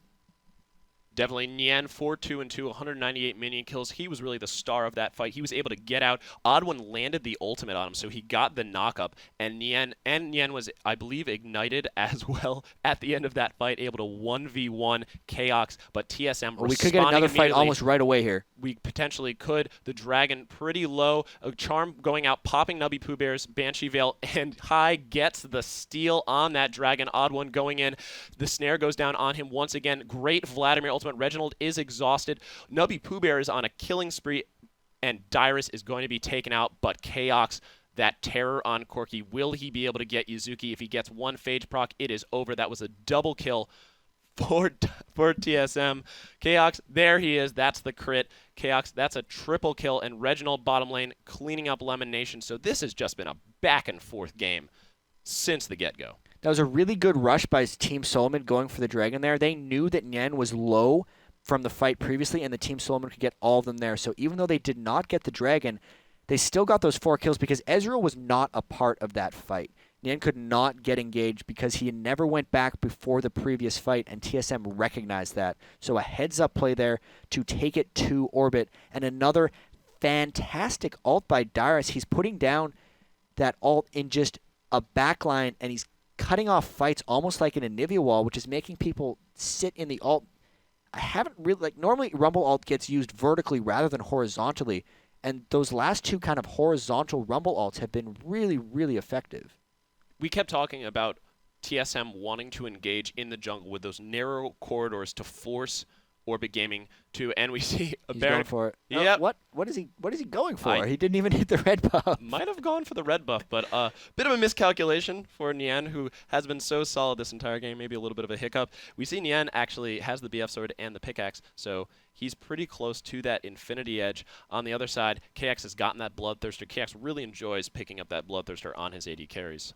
That's also a very popular Corki build. Corki has much more spell-based damage and attack damage ratios on kind of the skills. His Gatling gun is, I believe, a quarter of his attack damage, and it ticks very frequently. So attack speed's not as important on Corki. Very, very common Corki build. Looks like Ezreal's going for the Infinity Edge on the other side. He's just not quite there yet. He got a lot of kills in that last fight, and Chaox is going to be real dangerous as this goes on. Reggie also picking up a death cap on Ahri, so their damage went up fairly substantially, and if they can get them sitting in the Rumble ult more often, the Corki and the Ahri will be able to clean up these fights. They are going to be able to set up something pretty special. Speaking of which, Xpecial having that area of effect ultimate that can chain so well with that Rumble ultimate. Yeah. Looking a little bit more at the items, I actually saw LemonNation picking up on Oracles, and he does have that Aegis of the Legion, so they could be interesting ultimate choice. Yeah, both teams actually going with a double Aegis, and that just means that the support and the jungler get the aura twice. So the 2 holders just get really, really powerful and tanky. And I like that choice on both of them because Nautilus and Shyvana really have to be in the fray, and Blitzcrank of all supports is not really a backline dude, so he has to be in the fray as well. With the Aegis, he can be. He certainly does, but LemonNation actually just burned his ultimate, and I'm not quite sure why. It's just a short cooldown. That's true. It actually is already up, and Orb is setting up for potentially a Baron, or at least a Baron bait. This is a bait. They do not have vision of them. They're going to be looking to check here. They are forced into trying something. They can scout with those missiles, so they did find out where they were. But Orbit is trying to force something here. They still want to fight. They still think they're ahead, and that was really clever catch by Chaox throwing that missile into the brush. Looks like TSM trying to just push down this mid lane. Orbit not as successful with the steal. However, if they land a Blitzcrank hook, they are certainly going to fight in this one. nubypoohbear actually using his snare almost exclusively in all of these fights on the OddOne, trying to prevent him from getting into the middle of the fights. Trying to burst him down almost immediately, and these engagements in the middle are really, really intense because OddOne could land a hook, Blitzcrank could land a hook, Reggie could land a charm, or nubypoohbear could get someone with a root. Any of those things will start a fight. So the fact that they're not dashing around in the brushes and they're just happily throwing skill shots at each other, as soon as one of these lands, we're going to get a fight. Oh, man, they're so close. Reginald, so close, just out of range. We've been seeing that a lot. I think LemonNation missed 2 or 3 hooks that were unbelievably close. So especially with a Blitzcrank, if he lands that hook, there's going to be some serious trouble for TSM. And they're actually going to clear the bottom lane. Both of TSM's side lanes are pushing quite hard, so Team Solomon now has the man advantage because Ezreal had to go bottom and clear that wave. They're just all backing up into the tower. I want to see what TSM does with this, whether they just poke. They're still throwing out those skill shots that are missing by fractions of an inch. And, wow. Yeah, Ezreal's just back up. LemonNation juking like a boss. He dodged an anchor and a charm and a Dyrus harpoon. So rather dangerous place to be, but it'll work. Yeah, he made it work from he does have that speed boost on the Blitzcrank. Just continuing to posture. Looks like Nien has finally rejoined orbit. So, but Vladimir went top to farm as well. So now that they've repushed both lanes, they can rejoin and just kind of hop back into the skill shot factor that they're creating middle here. Super, super close game. Both teams don't really know what kind of power play to make because they're so close together. Neither team wants to force on Baron. Neither team wants to force on towers because they're so, so close. And finally a charm does land, but it's not in the context of a 5v5 fight, and they're just going to blink away from each other. However, Reginald did force Nien to pop his cleanse, exchanging it for an ignite. So great play. Nien actually having to, I believe he cleansed the charm immediately, and Reginald is just going to heal most of that damage back up. Reginald actually not having any spell vamp in his items, but he does have that passive that's going to allow him that spell vamp. Ari getting the health back up as well. Looks like Nien might be going back to base to shop a little bit instead of life stealing. LemonNation going in to clear some wards. Oh, you know what? LemonNation used his ultimate, so he wouldn't get passive ultimate ticks on Baron when he went to sweep for wards, so Baron wouldn't aggro on him. Makes sense. Yes, that makes perfect sense. I was wondering why. I for a second I thought he was scouting. He just thought that TSM was in a bush or something, or he was going to catch someone out of position, but that makes perfect sense. And when his ultimate came up, he actually ran away from Baron, who was auto-attacking him. Yeah. So interesting choice, and just another example of that these is how you play Blitzcrank. Yep, these top-tier champions. And looking at the items, Nien just picked up a very interesting Executioner's Calling.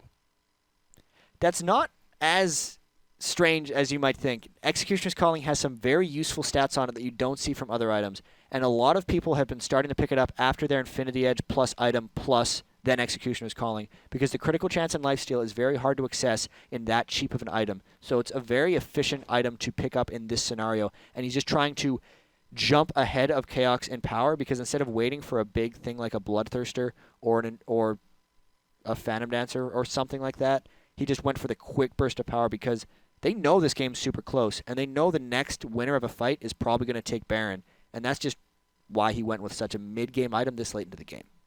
It'll also certainly help because TSM has so much healing naturally. They have Chaox, who has the Bloodthirster. They have Reginald, who has that Ahri passive. So they saw Reginald in the bottom lane there, and now they're going 5 onto Baron. They looks like they're going to try maybe a hook or something to start this fight. They're going to peel if TSM comes in here, and we should see a fight.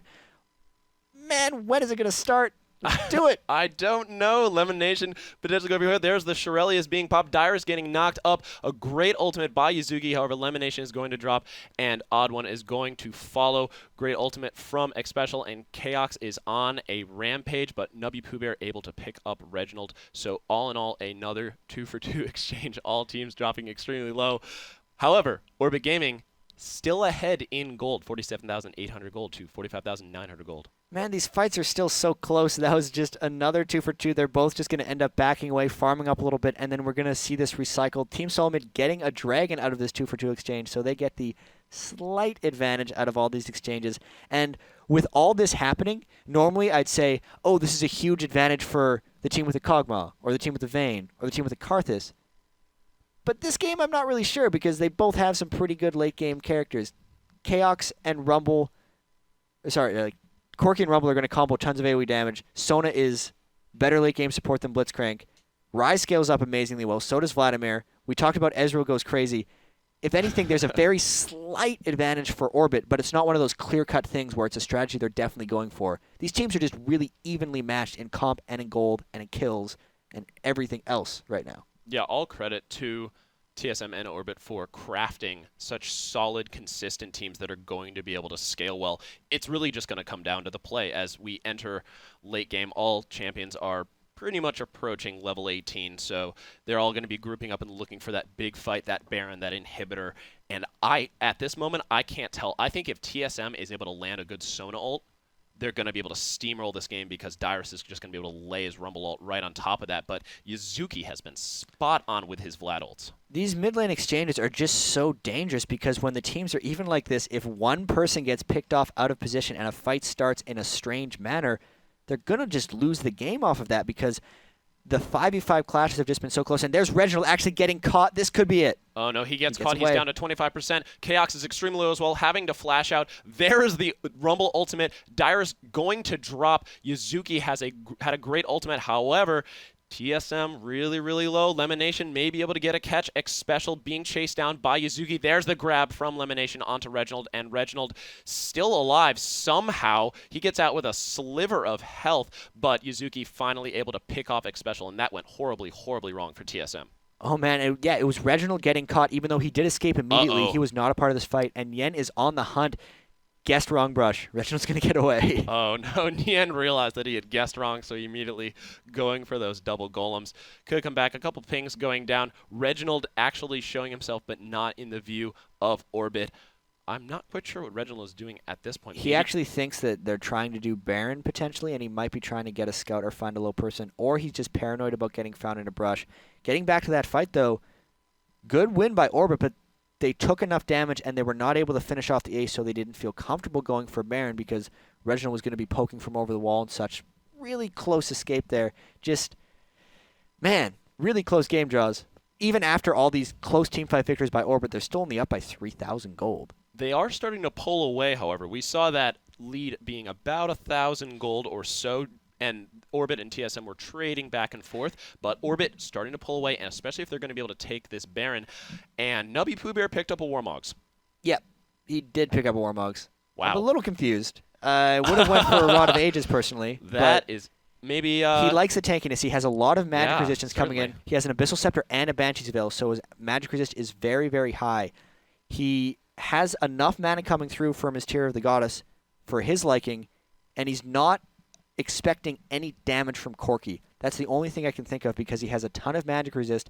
There's no other magic resist items he could build to get more tankiness, and just wanted straight up health. So he's just maximizing his effective health against magic damage because, you know, he's not expecting damage from Chaox. If Chaox kicks on Rise, he's going to crush him. Absolutely, and also we saw in that last fight, Chaox went in to help when Reginald had gotten caught, and Orbit jumped all over him, dropping to about 20% health immediately. Yeah, both Chaox and Reginald got really low at the start of that fight, and that was the big reason Orbit was able to take it over. Just their two main damage dealers were not involved in the majority of the fight, and it just allowed Nien to come in at the end and clean up. And here we go, like, we're going to see another skill shot fest back and forth, and whoever gets picked is going to start the fight. I don't think Orbit's confident enough to start a Baron. Pokefest. That's really what it is right now. I am speechless at this moment. However, nubypoohbear has been nailing his snares, and those last two exchanges were started by either a flash snare or Reginald being caught out of position, him being able to get that snare. His flash is up, so we could potentially see nubypoohbear diving in, getting that flash on someone who's out of position. And here they go, actually scouting around Baron. They're looking for a fight. The fact that they're clearing wards and then sticking around in this area means they want to battle and brawl with TSM here. Poking around in the brushes. They're getting seen by that ward. And, man, might try to force something here. Yeah, there's the speed boost from LemonNation. Does not go for the hook. Orbit content to sit back, poke a little bit down, a little bit more onto TSM. TSM actually has fantastic poke. Chaox actually landing a big one missile onto LemonNation and chunking him pretty significantly. Uh-oh, nubypoohbear getting caught out, drops extremely low. There's the fight. Dyrus is at half health. Chaox exhausted. He is going to get chunked down, and a great play from Xpecial. However, Xpecial drops almost immediately. High is so low with the ignite, but Orb steamrolling that fight. and they are almost certainly going to take Baron off of this. That was really good there. They landed this charm onto nubypoohbear, but they had nothing but magic damage to follow up with, so he really didn't take that much since he has so much more. And that Warmogs, now it's about 5 really low health people trying to do Baron with Reginald trying to stop them. I don't think Reginald's going to be able to fully stop this because Nien's just going to force him away. And yeah, they're most likely picking up this Baron after the team fight. There it is. Going to be big for them. Now they can push. 39 minutes in, first Baron to Orbit Gaming. They now have a 7,000 gold lead, and they are certainly in the driver's seat of this one. I feel like TSM is going to have a perfect team fight to come back on this. I want to talk a little bit more about that Warmogs, actually, because it reminds me of, as we see, look at that dash. So much damage on Nien, and that is actually a delayed ace. He blinked over the Reginald charm to avoid it. That was perfect by Nien there. Incredible play from Nien, and incredible play from Orbit in this game 1 as he's going to push down this mid tower with the help of nubypoohbear. The build that nubypoohbear is running kind of reminds me a little bit of the Frog and Anivia, where you get the health for the survivability, and you know you have so much damage. There's a grab knock up onto the OddOne. He gets snared, and he is going to drop. They're forcing the ultimate coming down onto Dyrus, and there's the Vlad ult. Chaox going so low, and Orb is content to dive this. Great play from Xpecial to keep himself alive a little bit longer, but really just delaying the inevitable. Orbit Gaming in complete control. Nien is actually falling or getting pretty far ahead here. That Executioner's calling paid off in those last few fights. He's picking up the kills. He's now 9-2. He's working on another BF sword item, but they could push through for the win right here now. They've taken down enough players from TSM that they should be able to just push through to end this, and this could be game 1 to Orbit. Dyrus not actually having his ultimate. Chaox is trying to drop someone desperately. Reginald landing another charm onto nubypoohbear, but that is game 1 going to Orbit Gaming. Congratulations. 1-0 in favor of Orbit. That was a bit of a surprise. That was good stuff by Orbit. Like I was saying before the tournament, these lower, traditionally second-tier teams have gotten a lot better. And I think TSM is still a little rusty after that loss to Azubu Blaze and MOG. They need to pick it up in these next 2 games because even though this tournament, as far as Season 2 points, doesn't matter for Team Solomid, there's still a lot of money on the line. There's still a lot of practice on the line. And if they're playing like this against Orbit, that doesn't bode well for them, even in the North American regionals. They got to pick it up in Game 2. And yeah, really impressed by Orbit, especially Nien. That was TSM's bread and butter, so to speak, and they weren't able to make it happen. So all credit to Orbit Gaming. It'll be really great to see what TSM does to adjust in this game 2 and potentially in this game 3 if they're able to push it to the 3-game series. We're going to take a quick break, and when we come back, game 2 of Orbit versus TSM.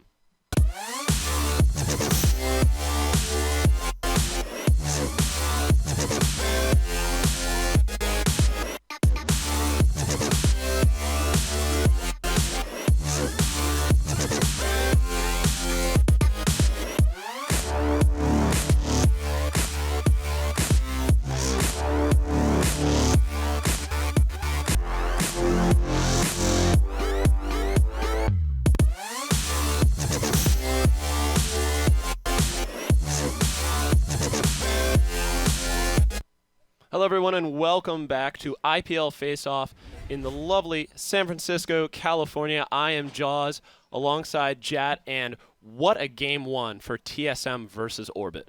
That was a crazy good performance by Orbit there. They just stuck with TSM pretty much the whole time. They were ahead of them at points, didn't let TSM come back, and just closed it out with really just smart play, good skill shots, and good picks. And we're actually already into Champion Select for Game 2. We certainly are. Chaox grabbing Shen to start off the match. We have bans for Game 2. Alistar Nocturne Blitzcrank on TSM side. They certainly don't want to see that Blitzcrank again after that Game 1. And on Orbit, we have Maokai, Nunu, and Karthus. Orbit definitely not wanting to see that jungle Nunu from the OddOne. Yeah, those are actually fairly OddOne specific bans. His 2 really, I think, best junglers are Maokai and Nunu. He plays Nautilus because he is similar, but you notice he kind of went in some of the wrong places that game. Didn't have the guaranteed roots that Maokai does in some of those situations. So they don't want the OddOne to take early aggression into this game, and if we can just get into the Champ Select here, a lot of picks coming down already. There certainly are. Orbit grabbing Vladimir. Again, Yazuki was really devastating on that Vladimir, and high grabbing Ezreal once again. A lot of similar picks that we're seeing, and Xpecial and OddOne picking up Shyvana and Soraka, respectively. Soraka, a really strong, solid support. So yeah, Healing Lady there by TSM, really good pick. They like picking Soraka very much so. It used to be just Janna or Soraka all the time. They went with the Sona last game, but it looks like they're a little bit back to basics now that they lost that first game 1 to Orbit. It certainly looks like that, and with the Shen pick, TSM is going to be able to continue to do that global presence. They like being aggressive, and they also like being able to potentially gang up on the other lanes. We certainly saw that in Game 1 with TSM almost dogpiling a couple times in that bottom lane. LemonNation and Nien grabbing Sona and Lee Sin, and that is going to be a lock. Hai really showing his vocabulary in the jungle. Yeah, Hai, what do you mean? Hai L9, 9 showing his, oh, you got me there, my bad. I was going to say, Nien's probably going to pick Ezreal almost every game. And yes, the Lee Sin surprises me actually a fair amount. Since they're probably going Yazuki top lane, that's most likely a Lee Sin jungle. And with how well Shyvana worked for them last game, I am not paying any attention, Jaws. They have Shyvana on the other team. I'm sorry, guys. They certainly do. TSM making sure that Hai does not have anything to do with Shyvana. He was scary on Shyvana that last game. I believe he was 3-0 before the 20-minute mark, and he got a great first blood on Reginald, who was playing Ahri as well, who is notoriously a pretty difficult champion to gank. All right, looking at more of these picks, it looks like if they go for the TF Shen, that's going to be crazy awesome. Back to globals, back to ganking bottom. This is what TSM wants. Shen, TF, going bottom once they hit level 6, jumping in with Chaox for those bottom lane ganks. And very similar comp from Orbit side with Ryze and Vladimir coming out again, still with the Ezreal. I feel like they pick Ezreal almost every game. And they were really comfortable with how the last game went, and they're saying, hey, TSM, bring it. Try to stop our comp, because we're running generally the same thing with a different support and jungler. For Game 2, there were a couple of mini swaps with OddOne picking up Shyvana and LemonNation grabbing that Sona. Sona's still a really effective champion, and this matchup, I think we're going to see another close game between these two teams.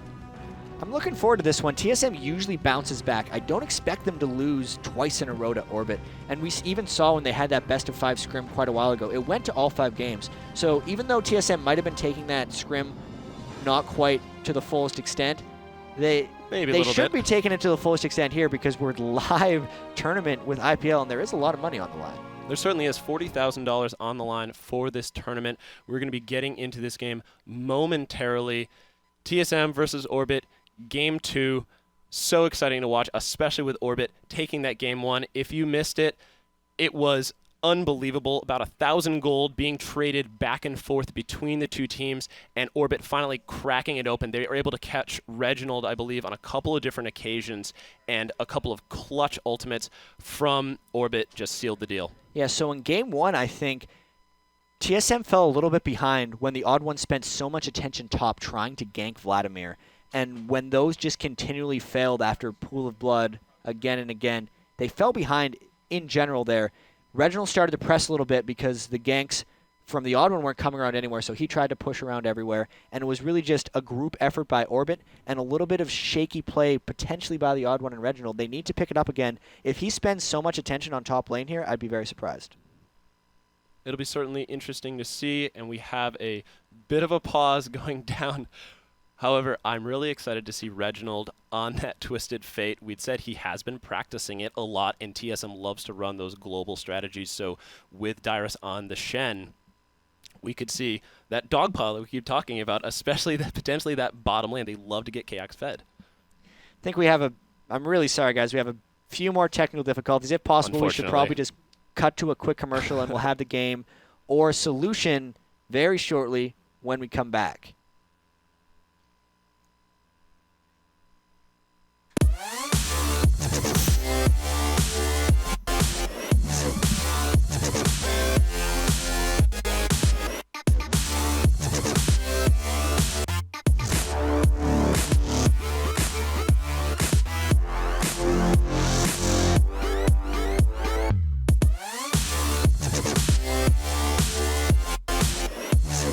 And welcome back to IPL Face-Off. Jaws and Jatt here. TSM versus Orbit Game 2. Orbit taking Game 1. We are starting right off the bat.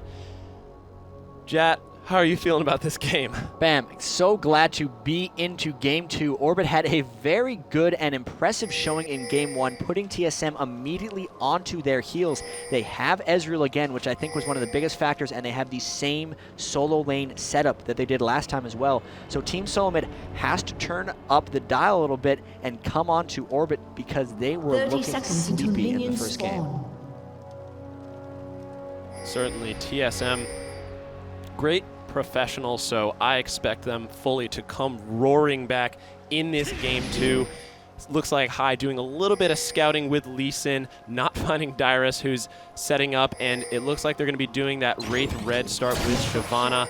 Shyvana in the jungle against Hai's Lee Sin, Dyrus being forced to back out. Orbit getting a little bit cheeky, placing a ward down, getting an extra vision. So both teams have placed wards down here very early. They have the Team Solomid ward in their Wraith side river, and Orbit's ward just mirroring that on the opposite side. So last game we saw wards at the Wraiths. This game we have wards in the river a little bit. And surprisingly, it's 1:45 into the game, and OddOne has not started the jungle camp yet. So right from the get-go, he's putting himself 10 to 15 seconds behind Hai. Certainly Hai just finishing up that Wraith camp. OddOne just finishing up as well. Xpecial giving him a little bit of help with those bananas. Great leash from Chaox. Looks like they're going to be going down into that bottom lane. Speaking of bottom lane, Chaox Xpecial on that quirky Soraka facing off against Nien and LemonNation on that Ezreal Sona. We saw in Game 1, Nien really scary on that Ezreal and able to make something happen with the mobility, and it looks like we have a 1v2 swap. We do have a 1v2, and that's a good move. Dyrus already taking a lot of harass. The big thing about this is Dyrus started hitting the creeps very early on, so it's going to freeze there for a long time, and he is going to be in a lot of trouble, while Yazuki is actually letting Corki and Soraka push, so he's going to at least be able to get experience, I think. Now, Jatt, we had talked about these 1v2 swaps. Azubu Blaze at the MLG Summer Arena really bringing it to the North American audience. nubypoohbear and Reginald. And both junglers are sitting in mid here. They could try to start a quick little fight. OddOne's going to hop in right with his gold card, but then Hai as well. They're just... OddOne managed to stay in the brush there. They're actually trying to bait a counter gank. Not much doing because they saw him jump in there from the ward in the river. That was a great play from Hai as well to scout that brush. Xpecial getting a little silence out. It looks like LemonNation's going to come down to help him out, so a 2v2. Well, this is interesting. And Nien is going to 1v1 against Dyrus. How do you feel about that decision? It's odd. I expected if they were wanting to do a 2v1, they would stick with the 2v1. Instead, they're just swapping out for a Vladimir Sona lane, which I do not see in their advantage. I think Ezreal can beat Shen, but also not by much. So the fact that they're switching this around, I think, is just giving Orbit a negative impact in the bottom lane. Orbit could potentially not benefit from this. Xpecial, so much pain down on Soraka with that silence and those auto attacks. Xpecial is such an aggressive support, especially with those auto attacks. It's great to see. Even on Soraka, he's an incredibly aggressive support. He's one of the few people who gets a point in Star Call early on in the game. So even though he only has his heal and his infuse thus far, he's going to be getting that Star Call pretty soon, and he's going to want to harass a lot with it just because they're up against a weak lane now. Vladimir Sona is not a good two-man lane, and I'm still very confused why they have Ezreal solo top. Ezreal actually taking a lot of damage from Dyrus, and OddOne coming in to potentially try and convert something. Reginald is following him.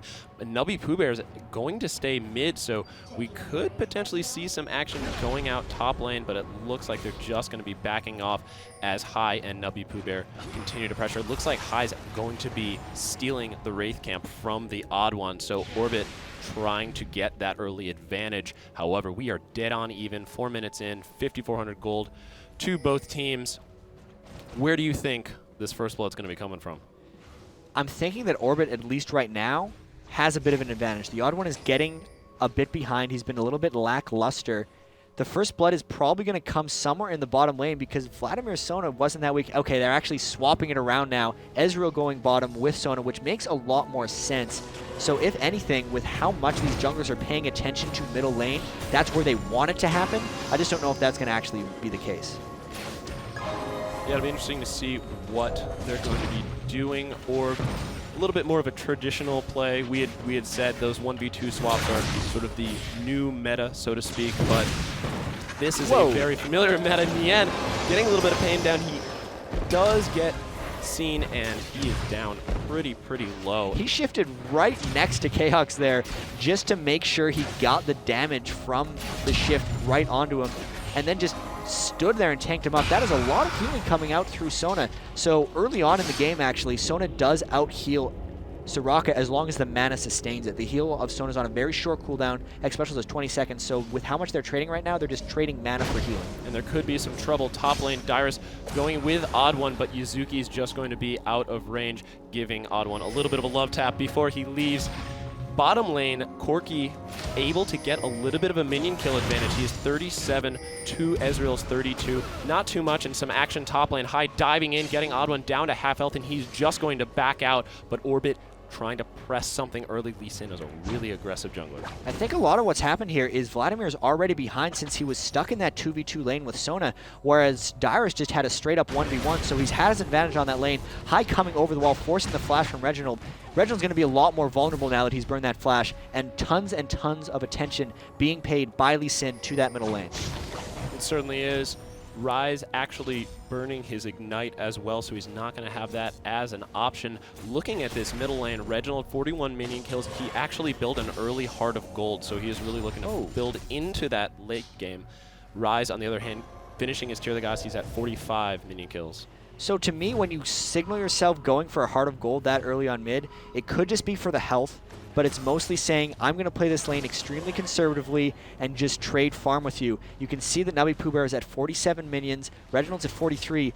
I'm probably going to go like double or triple GP10 at this point, and he's just going to go farm city, try to get as much gold as possible. Should be interesting. It certainly will be. Reginald, a little bit more conservative, looking top lane. Dyrus grabbing his recurve bow, so we could see a Wit's End going out against that. Yazuki, Vladimir, makes sense in terms of the item build. Xpecial grabbing a Ruby Crystal in addition to the Fairy Charm instead of finishing the Philosopher's Stone. That's curious. It's just a matter of they're doing so many aggressive trades that the extra health is very beneficial to them. He's definitely wanting to get the Heart of Gold as his first gold per 10 item, and he's just going for it there with the Heart of Gold. He probably didn't have enough gold to finish off for the Philosopher's Stone, but instead for the Heart of Gold. Yeah, looking at Shyvana finishing off that red buff. Lee Sin looks not too much going on. All the lanes seem to be settling in, trying to get some farm. Reginald pushing this, shoving this lane a little bit. He is level 6, so we could see a potential TF teleport pretty soon. This game just kind of snuck up on me there, getting to level 7 so quickly. There hasn't been that much action. There's been a lot of posturing around in the jungle. It seems like OddOne has just kept running into high, and they just disengage from each other. There's been no aggressive plays really by anyone. All over the place, it's pretty much just farming. In these kind of situations, you'll usually see when teams hit 6, they're going to try tower dives. Team Solo Mid, with the Shen and the Twisted Fate, will be looking bottom lane most likely for a big gank at some point, and it's just a matter of waiting for the right moment, waiting for Orbit to get aggressive in the bottom so they can turn it around.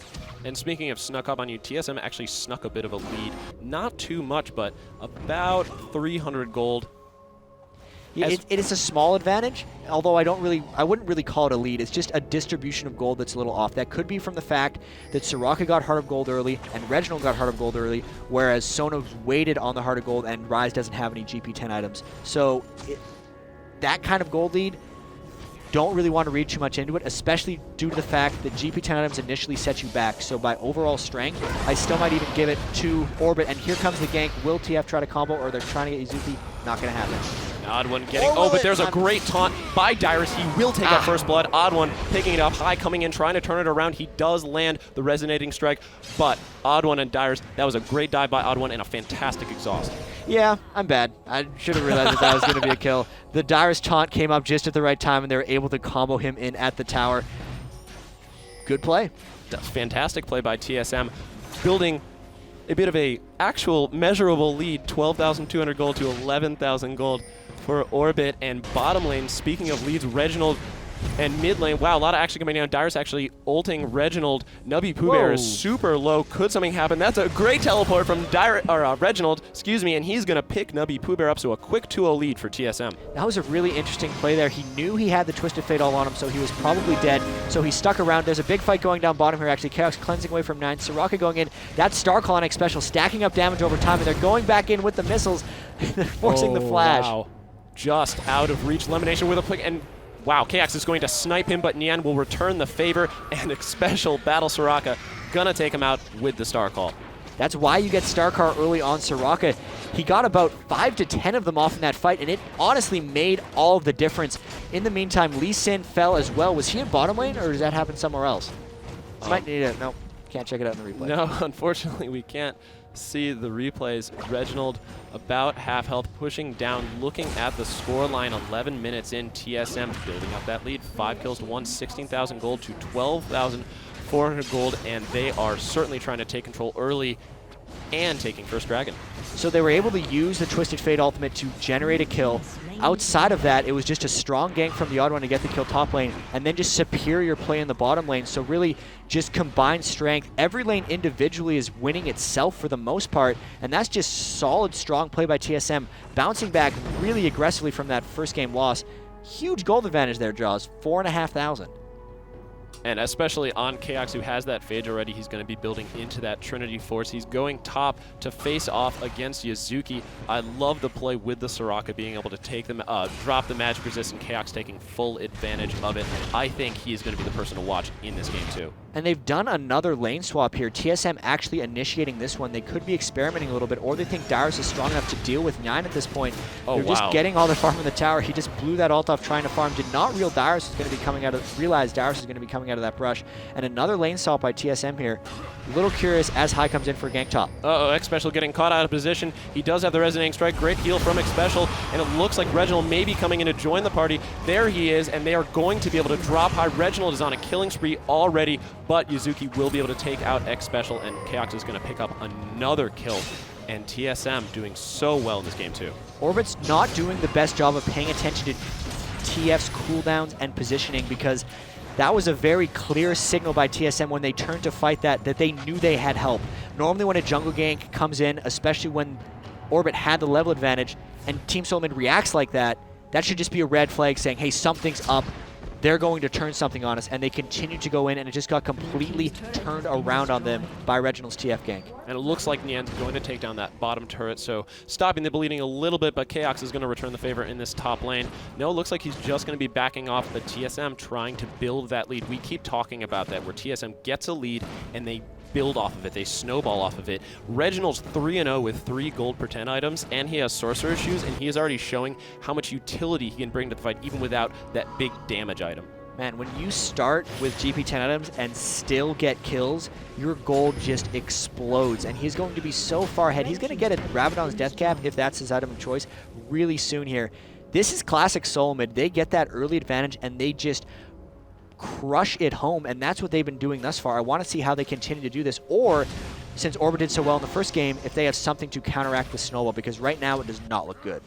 It looks like TSM's going to be able to continue to push this lead. Looking at Chaox as well, he's at 114 minion kills to Nien's 93. So really starting to pull ahead in that farm. Dyrus on the bottom lane has Yazuki down to almost 50% health just trading with him. So all lanes in TSM starting to really pull ahead. TSM's really just creating a lot of chaos and confusion with their constant lane swaps. Orbit initiated it, but they did not play off it well. And in honesty, in a chaotic game where you do not know where lanes are going to show up, having TF and Shen just gives you a huge, huge edge, and Orbit is not able to track cooldowns and positioning well enough to deal with this much global. Looks like Chaox going, speaking of Chaos, Chaox going bottom lane. He does have that Phage and that Zeal, as well as the Amplifying Tome, so we are definitely going to see a Trinity Force soon from him. Looking at Dyrus, he did finish his Wit's End. nubypoohbear potentially going bottom lane. It looks like he's just going to be backing out, and Nien getting caught out. So much damage out from Chaox. Wow, if he had one more missile, he would have taken him out, but it looks like Yazuki, High, and nubypoohbear are going to try and take him out. Not so much. Reginald, will he get the gold card? No, he won't. Fantastic pull from Yazuki to get out of there. Orbit's actually the ones who are trying to roam around a little bit here to get back in this game. that roam bottom would have worked if they wouldn't have lost all of that super early health. If Nien wouldn't have lost all that health to Chaox. And now TSM just sieging down a tower. This is actually an advantage for Orbit, because if the global team is all in one place, technically they should be weaker. So if Orbit can't turn something here, if they do get a fight, it's going to be trouble. Ezreal using that ultimate to push TSM off of that tower, and OddOne going mid. It looks like he's going to be trying to put some pressure on and allow TSM to have this 4v4 exchange. I really like TSM's chances in this next fight. This is actually a smart play, because the OddOne spent so much time early roaming around. He did fall a little bit behind, but now that Team Solo Mid overall is ahead, they're allowing him to catch up as well. And there's the flash over the wall by nubypoohbear. This is the fight. Yeah, missed ultimate by LemonNation, but a great ult from Yazuki. He's in the middle of this fight. Dyrus able to get his ultimate down, but he gets exhausted. And will TSM be able to pick up a kill? No, they won't. A lot of abilities being burned, but no deaths. Yeah, that was a 5v4 from Orbit versus TSM with no globals being used. Not a good sign for Orbit that they weren't able to turn anything there. Just continuing to siege this bottom lane as OddOne pushes up middle. There's not much Orbit can do with this situation. They're sending Nien for him. He's only going to be able to get him off the tower. He's just going to go right from the jungle and then right to top lane. The continued siege by TSM. They've been down here for 2 or 3 minutes, not really willing to budge, and Orbit can't leave the tower, so big advantage in power play by TSM here. And while TSM is doing that, OddOne, oh, there's the Ezreal to try and stop him, and he's just split pushing all day long. He doesn't care. He's just going to keep push until someone stops him. It looks like Nien's going to come up and try to stop him, but he's only half health. Will he be able to do something about it? He's going to want to probably turn around a bit on this, but he's just going to play it fairly safe. This siege is good for TSM. They're going to end up getting the tower, and they're happy with this. Unless Orbit has a play, Team Solom is just going to keep on pushing, and there goes the TF off into a fight. Great ultimate from Reginald, able to get the stun down, and Hai is in serious trouble, but he's able to safeguard out. Dyrus, too deep in, gets knocked out by nubypoohbear. Great play by Orbit. They need to find a better person to send to stop the OddOne than their AD carry, because the 4v4, when they're trading a Shyvana for an Ezreal, is just not working out for them. And this was a super long, extended siege by TSM. They realized that Orbit had made a misplay in their team positioning, and they just crushingly punished it. Looking at TSM's lead, which they continue to extend, they are actually almost at 10,000 gold lead, and it is not even 20 minutes in. 4 towers to 1, 28,500 gold to 19,600 gold, 8 kills to 2, and Dragon number 2. And looking at some of these bigger items they're completing as well, Dyrus already has that Wit's End. Corki's going to be getting his Trinity Force pretty damn soon here. The death cap will be seconds away on Reginald with that triple econ, and it's just a matter of huge advantage. This is the TSM we're used to seeing in tournaments, and man, they're most likely going to force a game 3 here. We said at the beginning of this game too, we were excited to see what TSM is going to do to come back. Yeah, they woke up. And they certainly did. Having almost a 10,000 gold lead at not even 20 minutes in, I have no idea what Orbit's going to be able to do to get back into this one. Yeah, so Ryze went for the Banshee's Veil build once again to try to match up against Reginald, but in this case, Corki's so much more fed this game, and they have so many more divers to go in on him. Shyvana and Shen can both just jump right on top of them. Good Ezreal ults. That wasn't a steal, that was just a pass-off from across the map. The Banshee's Veil is not going to work out as well for nubypoohbear because he is a squishy man. There's enough attack damage on TSM to get through to him, and he's not going to be able to just be that arcane cannon like he was last game. Something great from TSM as well as their ability to really extend this lead. We see them pick up another tower. They are now 5-2. Nien was able to pick up that top tower, but that is going to do little to bring them back from the brink of this unbelievable lead by TSM.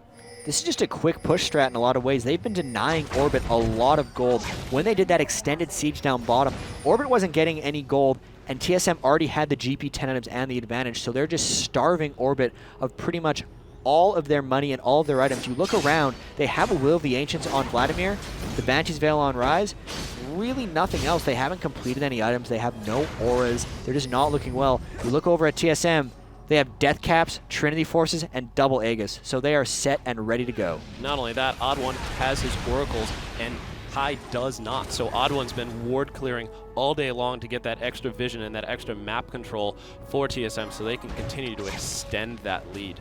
In terms of Hai, he actually built the double Dorans. How do you feel about his jungle play? Because this really doesn't feel like the Orbit from game 1. it's not even close to the Orbit from game 1. They got mixed up with these lane swaps. They tried the 2v1, and then they were stuck with Vladimir and Sona for a little while. It seems like TSM is forcing Orbit into quick decisions, and they're just not quite making the right ones because they have no time to react and they haven't maybe experienced this playstyle before.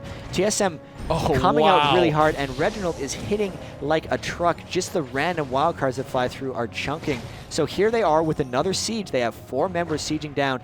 Dyrus is going to be pushing up the top lane. They're going to continue to take outer towers here, and I don't know what Orbit's going to do about it. TSM already proving that they are able to fight these 4v5s, and this is a strategy that we have seen from so many different teams, especially CLG NA used it really well at MLG Anaheim, that Shen split push. If Orbit decides to engage, Shen's just going to be able to ultimate in. I really am excited to see what they're going to go into this game 3, because TSM has adjusted beautifully in this game 2 of this series. As far as the siege goes, this is such a painful situation to be in as Orbit. You want to stop Shen from split pushing, but then you know if you go, they're going to force a 5v4 on top of your tower, and they're strong enough that the TheOddOne would be willing to dive right in. This is one thing I love about TSM. Other teams will spend a really long time poking around, but TSM is not afraid of forcing the issue.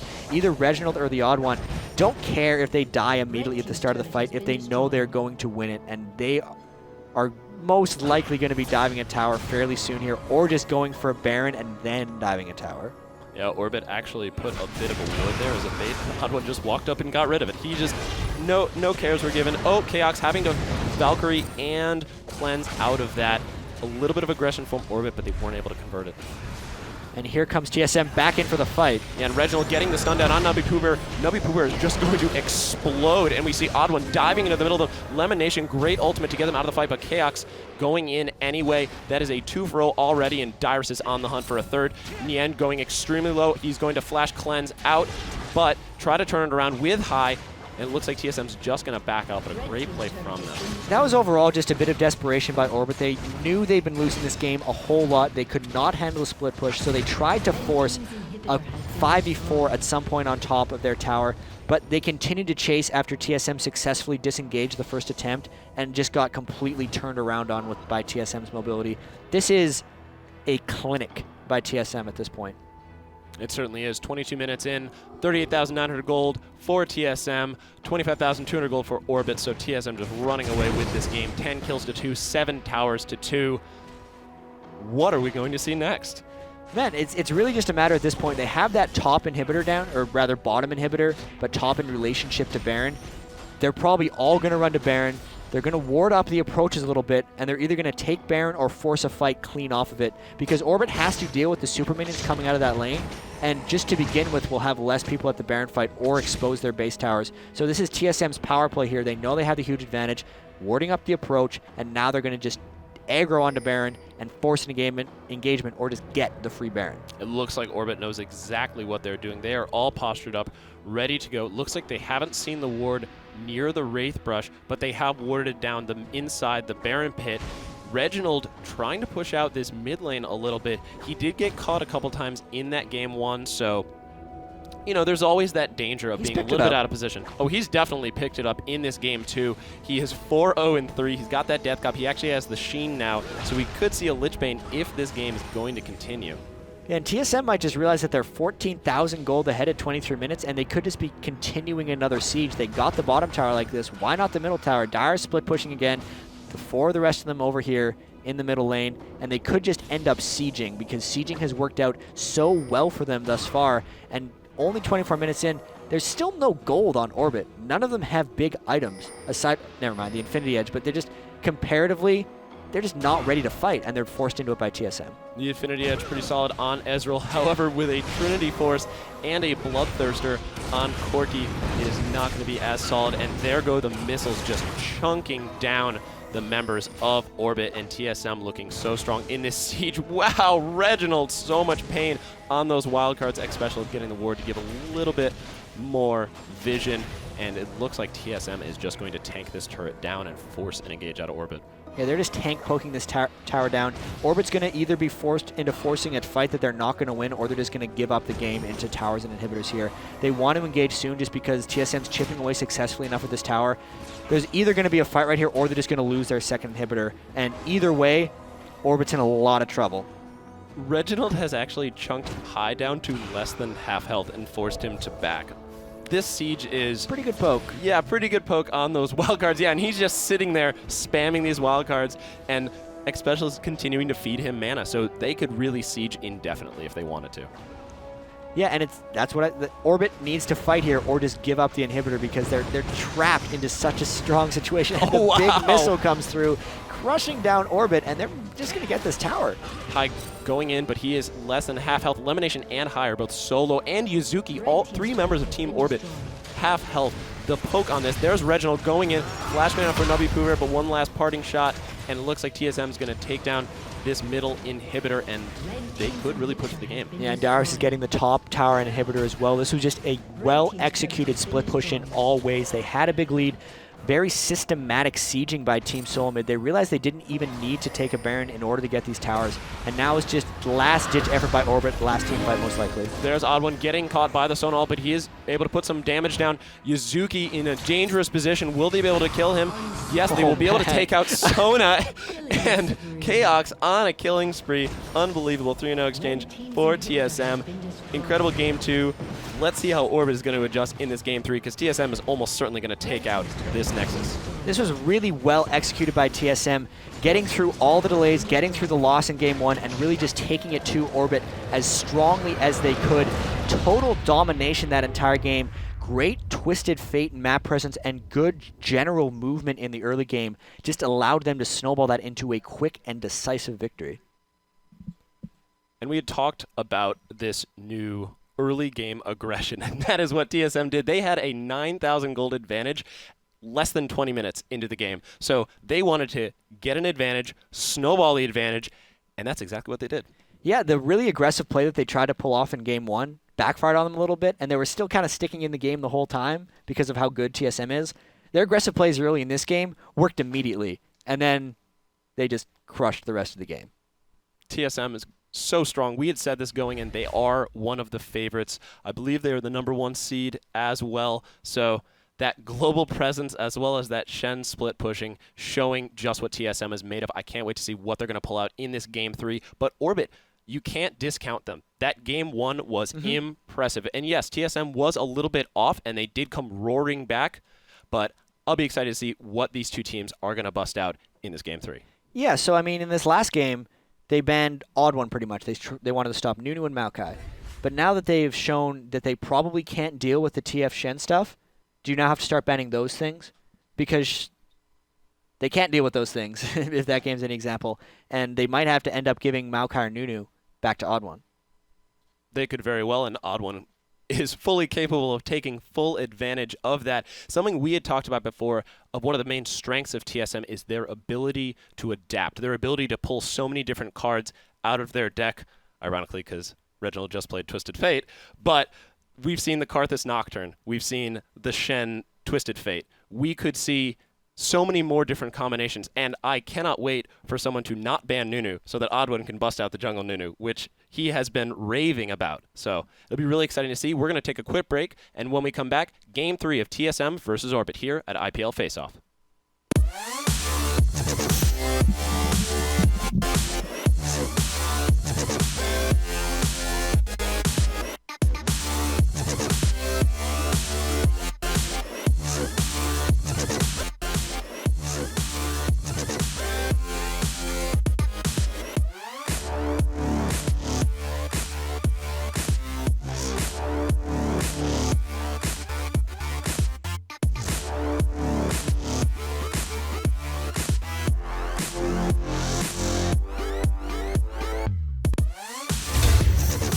Hello everyone and welcome back to IPL Face-Off. We are live at the Nob Hill Masonic Center in sunny San Francisco. I'm Jaws alongside Jatt, and if you are just joining us, we are at Game 3 of TSM versus Orbit. Orbit Gaming taking Game 1 in commanding fashion, but TSM just came roaring back and doing what they do best. Reginald showing off an impressive Twisted Fate and Dyrus split pushing like a boss. Jatt, how do you feel about this series so far? TSM bounced back really impressively from the first game loss. Orbit showed us a lot of things in the first game that they kind of failed to convert on last game. Quick recap for those of you who missed. Game 1 was Orbit taking it to TSM early, stretching out a long kind of 40-minute game.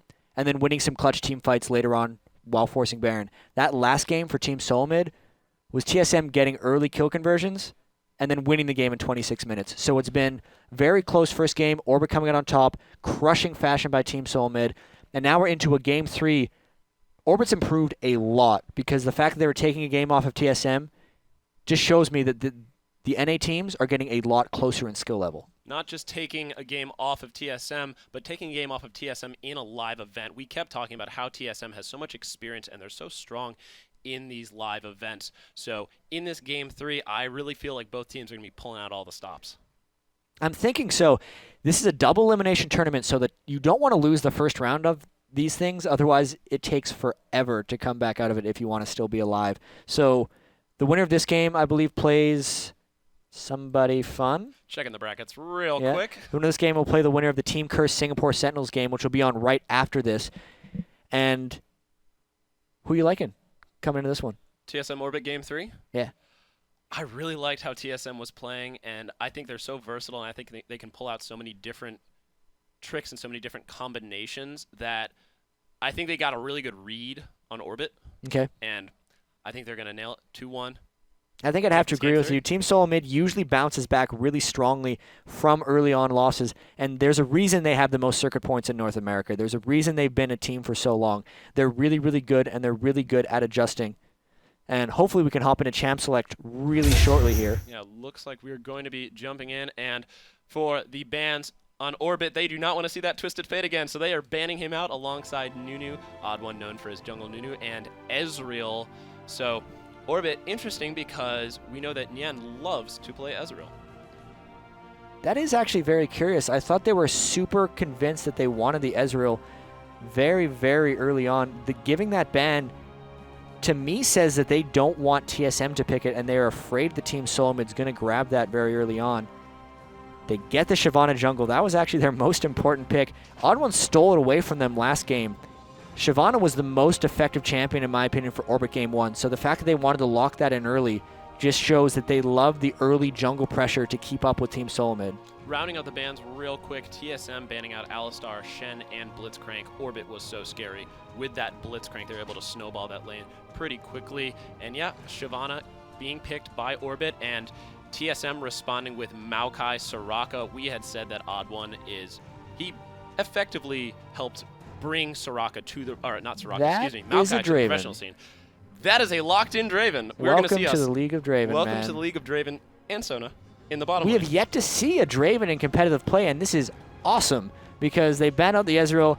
Very, very technically complex champion to pull off, and Hai loves his technically complex champion. His other big AD carry is Vayne along with his Ezreal, so this fits right in his wheelhouse. I can't actually wait to see how this Sona Draven lane comes out. The big thing with the spinning axes, Nien is their AD carry, not Hai.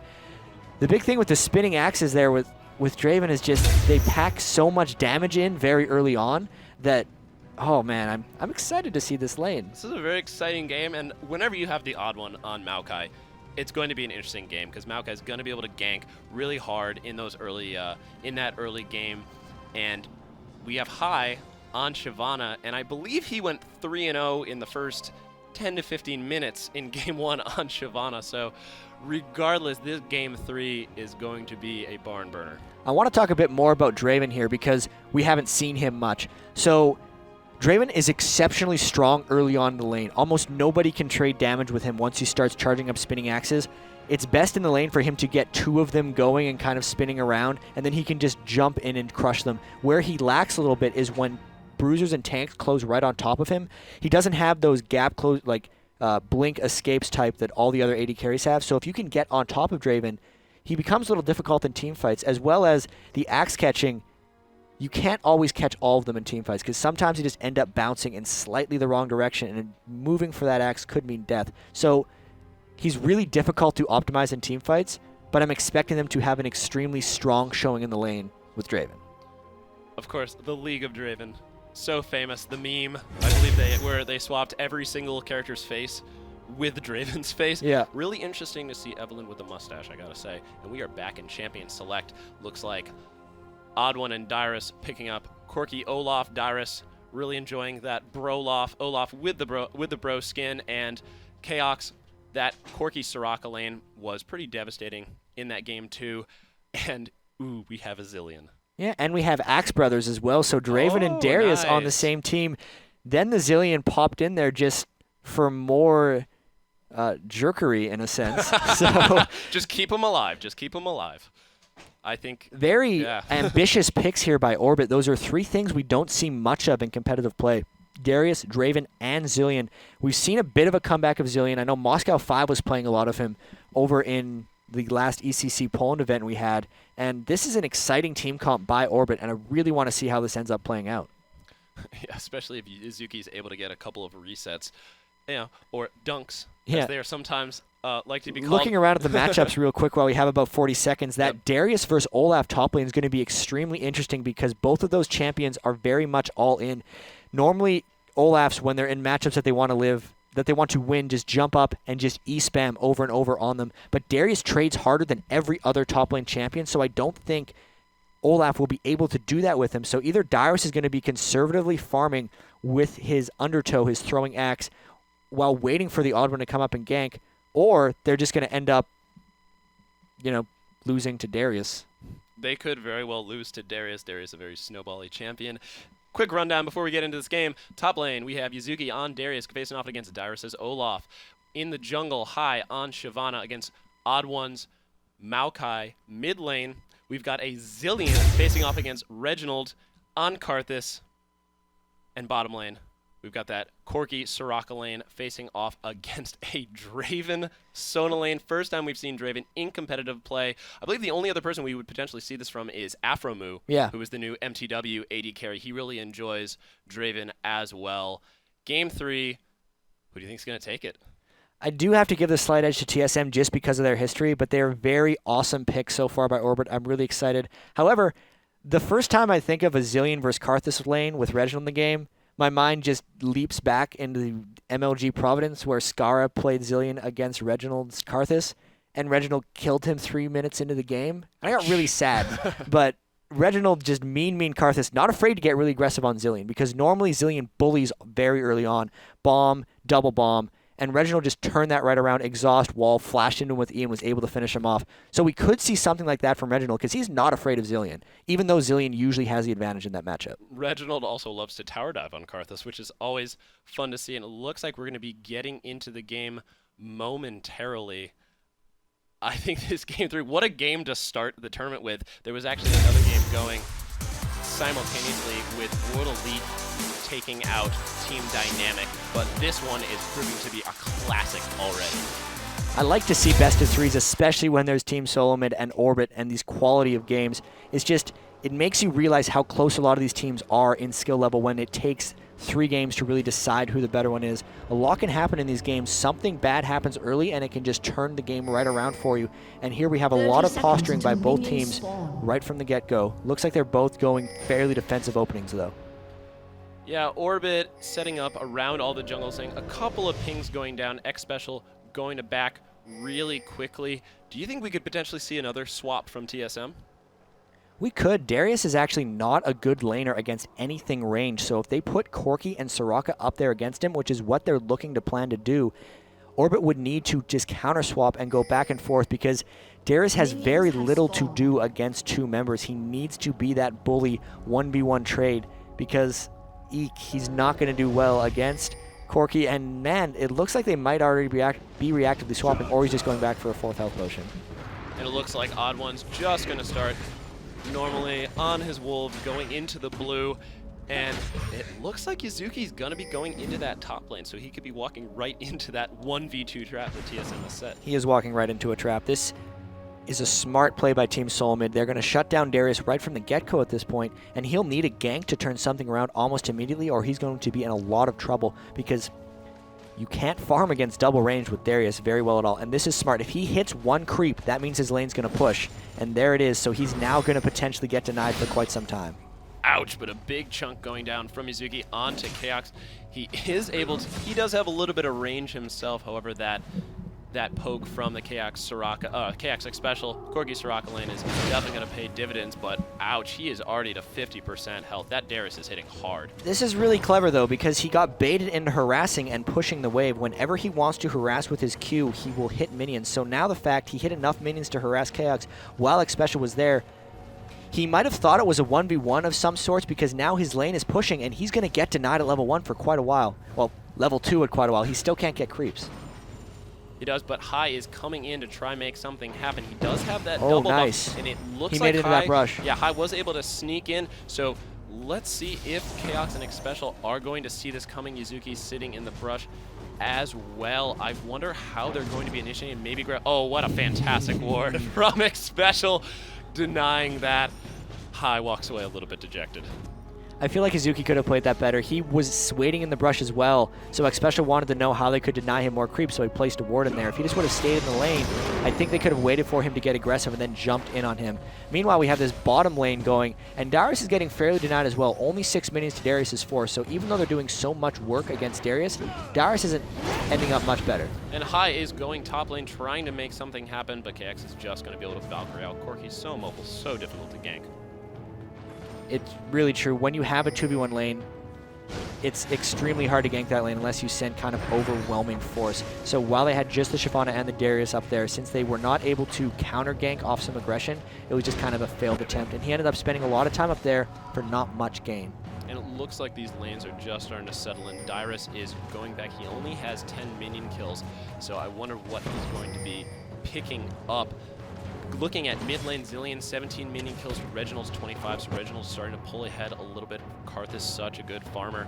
And top lane, Darius pretty denied. He's under his tower, 9 minion kills to Chaox's 25. Looking at the 80 carries, ooh, what a great grab going in. He drops him pretty low, and it looks like Hai is really trying to camp this top lane. Yeah, and they're trying to send a bunch of force up there, but that's the thing. It's so well warded up by Xpecial. They have the river and the brush warded that he's just a little bit messed up. The good thing about this, though, is they have put so much attention on them, so even though Orb is running through wards, as we see First Blood coming down bottom, good gank by OddOne. OddOne trying to chase down Nien. He does miss the slow. Dyrus will try to turn it around. There's the snare going down, but forcing the cleanse from Nien. Nien's going to get out of there. Great First Blood from OddOne, being able to jump onto that Sona. 1-0 TSM, 5 minutes. And that was just what Orbit could not execute in the top lane, TSM did in the bottom lane. They waited until Sona and Draven got aggressive, used their in, and then Maokai came in right from behind and was able to pick up the clean kill. So advantage TSM thus far. Bottom lane, looking at that, Dyrus is continuing to farm, try to make up that deficit. He is ahead of Darius only by 2 or so. Looking at Yazuki's minion kills and Chaox and Xpecial.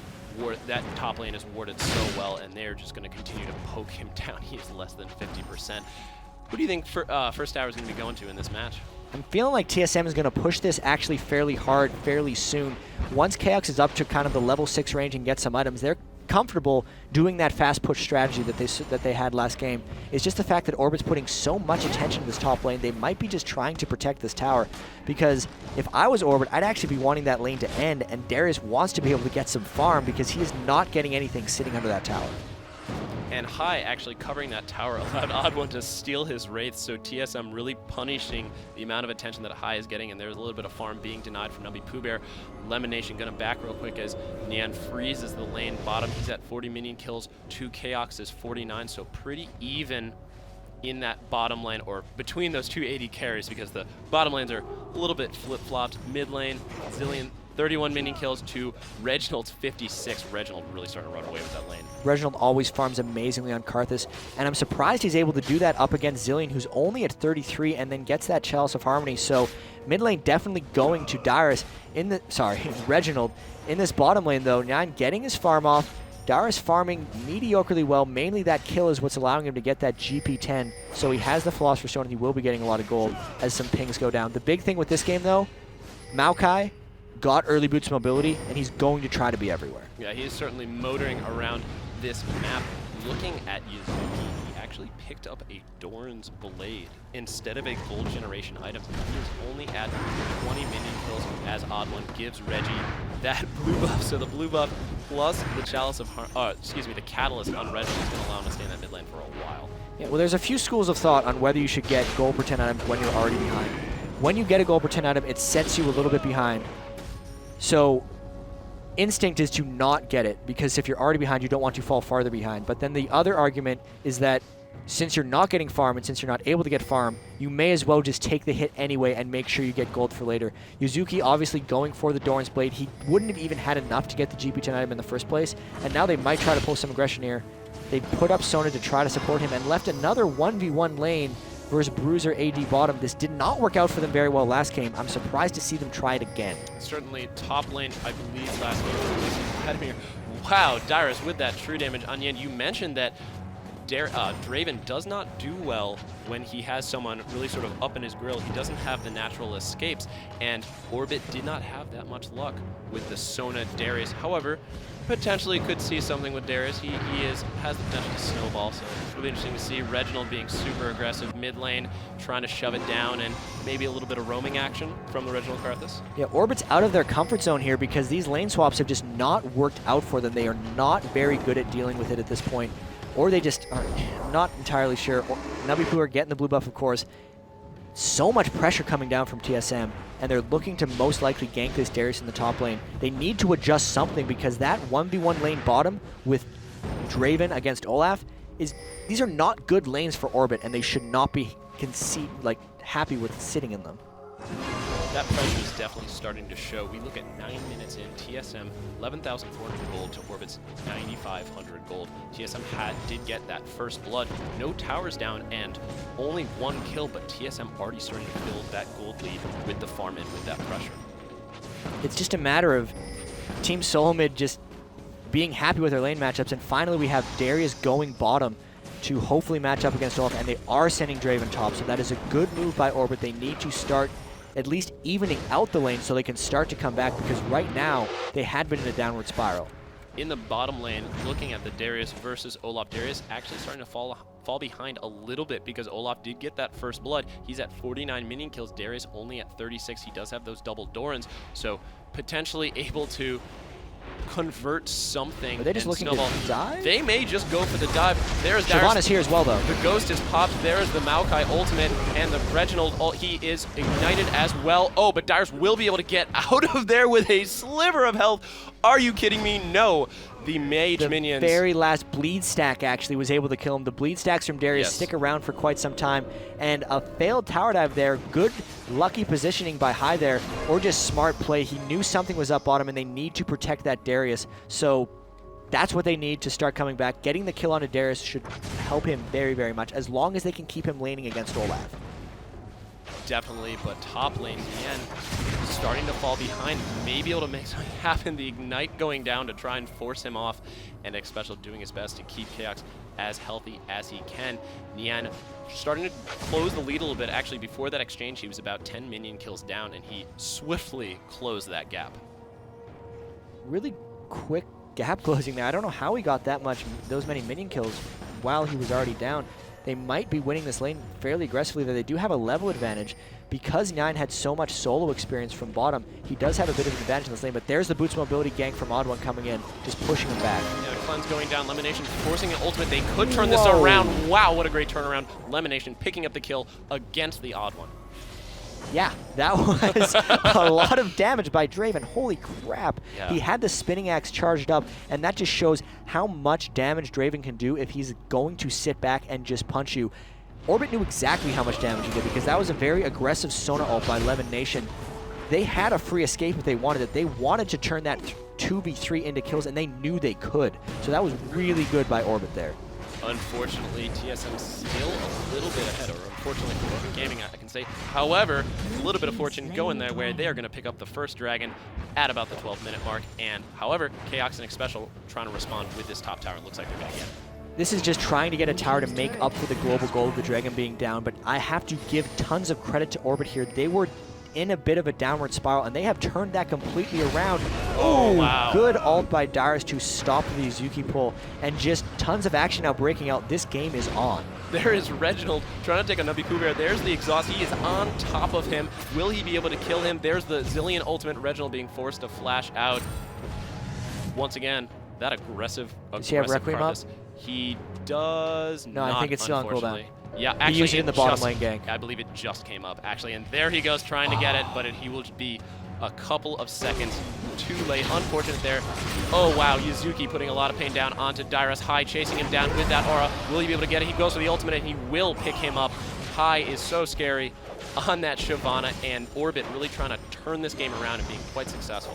The Shyvana presence really coming into affect the game here. Those both ganks have been kind of turned around, really close fights with Dyrus' Olaf, and it's resulted in a couple of kills for them. So High and Yazuki having really good synergy in the bottom lane there. Darius getting back in the game despite such a poor, catastrophic start in that 2v1. Great play by Orbit coming back on TSM, who previously was very good at closing them out last game. Yeah, but TSM still ahead. Look at this mid lane. nubypoohbear has 86 minion kills. He's got his Catalyst. He's got his Chalice. But Reginald has 154. He is farming so hard and pushing Zillion out of lane, where you would expect Zillion to be pushing him out of lane. And that's the big thing about Reginald's Karthus. When they combo it with something like OddOne's Maokai, he takes Wraith camps and Wolf camps as well as mid lane, which is one of the reasons his minions are so high right now. He's going to be hitting 250 or 300 CS pretty damn fast. He has that Rod of Ages. This is how Reginald plays Karthus. He just farms all day. This is how any good Karthus player plays Karthus, quite honestly. But it's just really shutting down nubypoohbear there. nubypoohbear probably wants to start roaming around or getting ganks onto Reginald, because letting him free farm like that is not going to be good in the long term. And top lane, OddOne using his ultimate to push Yazuki and LemonNation out of that fight. nubypoohbear picking up the blue. OddOne on Maokai is so strong, being able to just negate so much of that damage. He has those boots of mobility, he has the 2 gold per 10 items, and he just picked up an Oracle's Elixir. So I feel that that is going to help TSM continue to build their lead, because they are still far ahead, and we could potentially see a tower dive. Yeah, and they've gone and done it again. They have Darius in the top lane, but they're going to try to dive onto him. They're just going to kind of walk away, and they still have flashes, so they're most likely going to be able to escape this. High diving in, going for the dive, trying to take Chaox out, but an exhaust going down. High is ulted, so he will it pop? No, it won't. He will. Oh, nice. No, so unfortunate for High. Xpecial taking him out with the last tick. Dyrus coming in to try and finish something off, but he gets ignited, going out there almost immediately. Will he go back in? No, he will not. A really awkward fight for both teams. Yeah, and this is just continuing on. TSM coming in for cleanups. Reginald was behind them. This is just, they went and did it again. They put Darius in the top lane with Draven in the bottom. While he has been able to split push fairly well, they should not have Darius Sona matched up against Corki Soraka. They need a ranged with a support, otherwise it does not work out very well for the Darius. They could not convert that gank, and they are in a big trouble as this fight continues. Speaking of trouble, all the way Reginald, across the map. Oh yeah, heading bot lane, nubypoohbear popping his speed boost, so he's going to be able to get out of there in a hurry. Something we didn't touch on is that Nien was pushing bottom lane, and he is going to get caught by Reginald. There's the wall of pain. Wow, so much damage going out from that slow, and Chaox is going to pick him up. Will they be able to take out nubypoohbear as well? Yes, they will. Not quite yet, though, because there's his ultimate. Snare going down from OddOne, waiting. Fantastic discipline, exhaust going down onto High. That's a double kill for the OddOne, and they're going to potentially continue this dive. No, looks like they're just going to back out. That was an incredible snowbally fight from TSM, just catching Orbit out of position. Nice quick turnaround there. Draven pushed a little bit too far. He got a little ahead of himself, and they were able to close in with Reginald. Then Zillion tried to get involved with the save. Just unfortunate timing for Orbit and good conversion by TSM. So now 16 minutes in, TSM looking fairly strong. Still quite a close game, though, because they were ahead by this far in the past, and then were able to turn things around. So the power of their Darius Shyvana gank synergy hopefully comes back a little bit, as now they have, please tell me they have Draven and Sona together. Yes, they do. So let's see it go. Yeah, we were saying, Darius Sona, maybe not the best choice in this exchange. Looking at what TSM has been able to pick up after that exchange, Reginald has his needlessly large rod, so he's going to be hitting pretty hard with those lay wastes. Soraka getting a little bit of magic resist. Corki picking up. He does have that Phage and that Zeal, and he did just get a Vampiric Scepter. However, Maokai, 2, 1, and 3, 70 minion kills. OddOne is doing quite well in that matchup. The Boots Mobility Rush really paying off because after he got them, he was able to translate more kills and assists, which let him get his gold generation items right away, as well as getting his team fed. So when you go for those early Boots Mobility, it's really, really important that you get the early kills, which OddOne has been able to convert, and that's one of the reasons TSM is winning this game. And a couple pings going down onto Draven. TSM all roaming bottom. Looks like they're going to try and pick up this bottom turret. A little bit of ward clearing going on from OddOne with that Oracle's Elixir. He has so much map control right now. Looking at all the TSM wards as compared to the Orbit wards, TSM really in control. Speaking of Orbit wards, there's another one off the Tri-Brush. TSM picking up this dragon pretty much uncontested, though they're now grouping around with that Oracles. They want to engage a fight because they're pretty sure they're stronger at this point. And Orbit on their heels once again. They do have an Oracles as well, so they're going to be trying to clear these wards. And it's now just about TSM finding ways to capitalize on their advantage, because if they can't force team fights, then the advantage is just going to get smaller and smaller.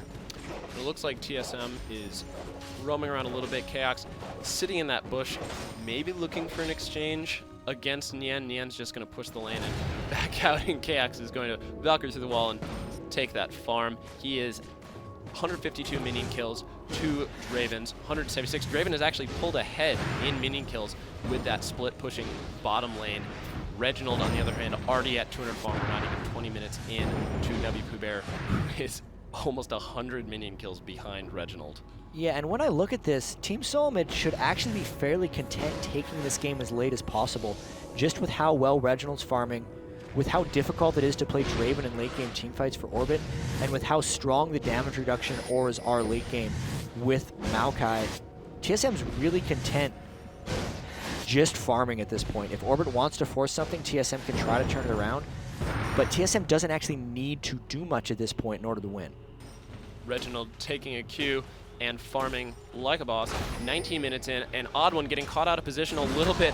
The time bomb is on high, but OddOne will force him to back up before he's able to hit it. There's the Requiem, and Reginald's actually able to snipe Nien. Chaox was in that 1v1. It looks like he was able to engage him, and Chaox is just going to continue to get stronger and stronger with each of those exchanges. Almost 20 minutes in, TSM about 6,000 gold ahead. 6,000 gold ahead, 8 kills to 3, 2 towers each. Game 3 of this first match. Dyrus getting hooked.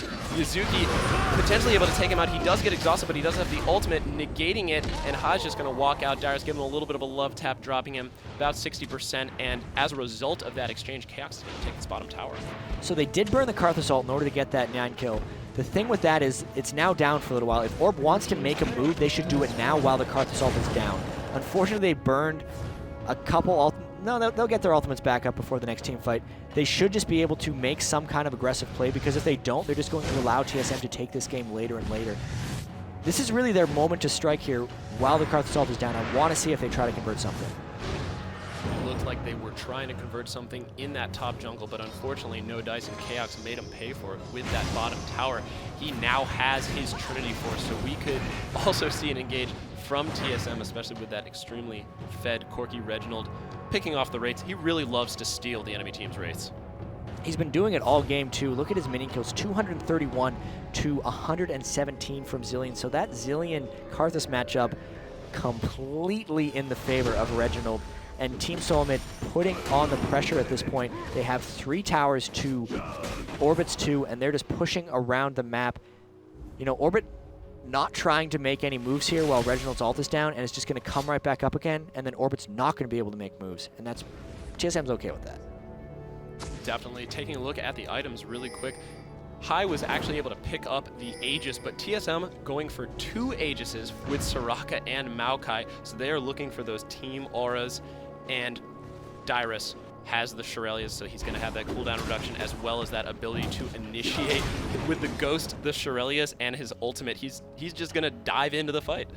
And that's what they need to do, because Draven gets a ton of damage if no one's on him and if he's able to freely jump around and catch his axes, but as soon as you put a threat on top of him, he struggles immensely. And that's what Dyrus is going to be. He's going to present a threat to Draven and then just try to crush it off with the rest of the fight. Oh, and Dyrus being forced to pop his ultimate. 3-man gank coming top, trying to take him out, but to no avail. I think they're going to continue on to try and take out this tower.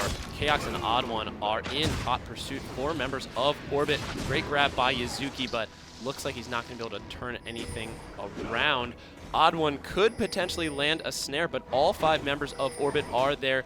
Reginald swiftly approaching, so we could see a potential engage in this top jungle.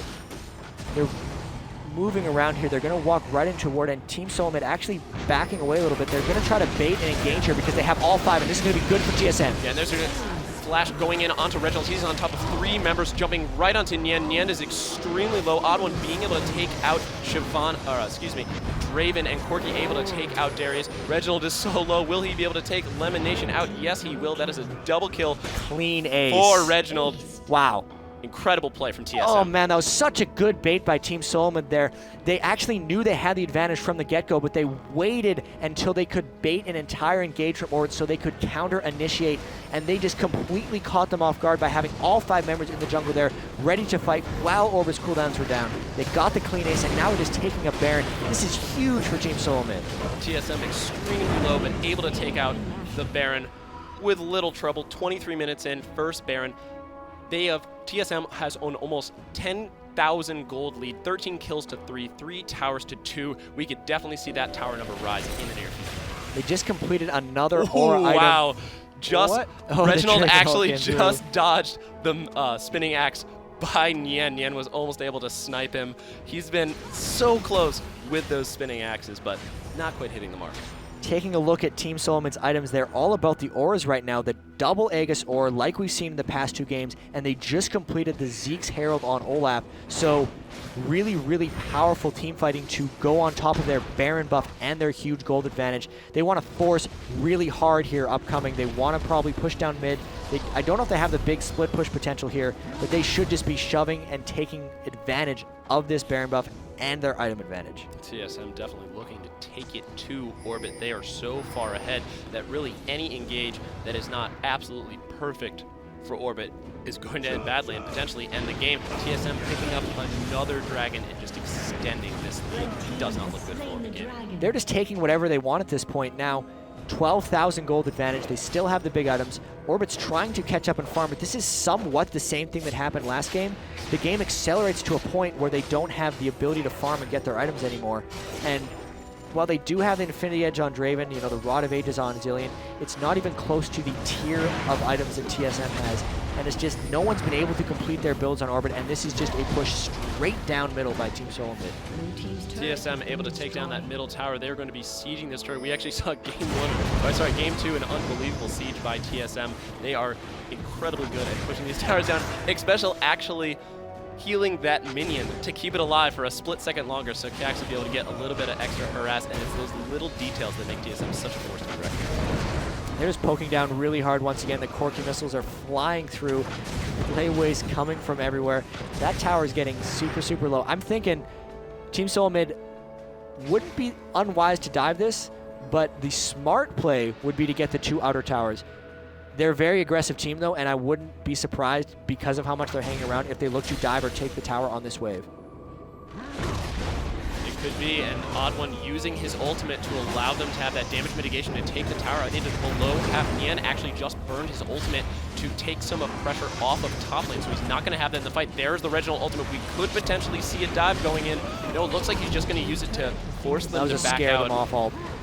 We see a bit of that, though, is to kind of bait and engage and make Orb realize that if they did fight on that inhibitor, that they were going to lose the fight anyway, so it just forced the tower kill. Now that they have that free inhibitor down, this is when they rotate around to take the rest of the towers because they still have the Baron buff and a free blue steal as well.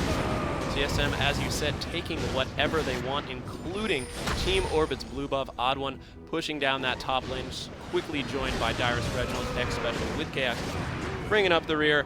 TSM, well, we could potentially see an engage under this tower as well. OddOne dropping his ultimate once again for that damage mitigation. I would love to see an OddOne initiate at this point. And Orb sticking around, and there it is. This one's big. There's the HaRleLuYaR's high, dropping almost immediate elimination, dropping his ultimate to try and get them out of there. And Chaox is on a killing spree. He is doing so well in this game. 306, 208.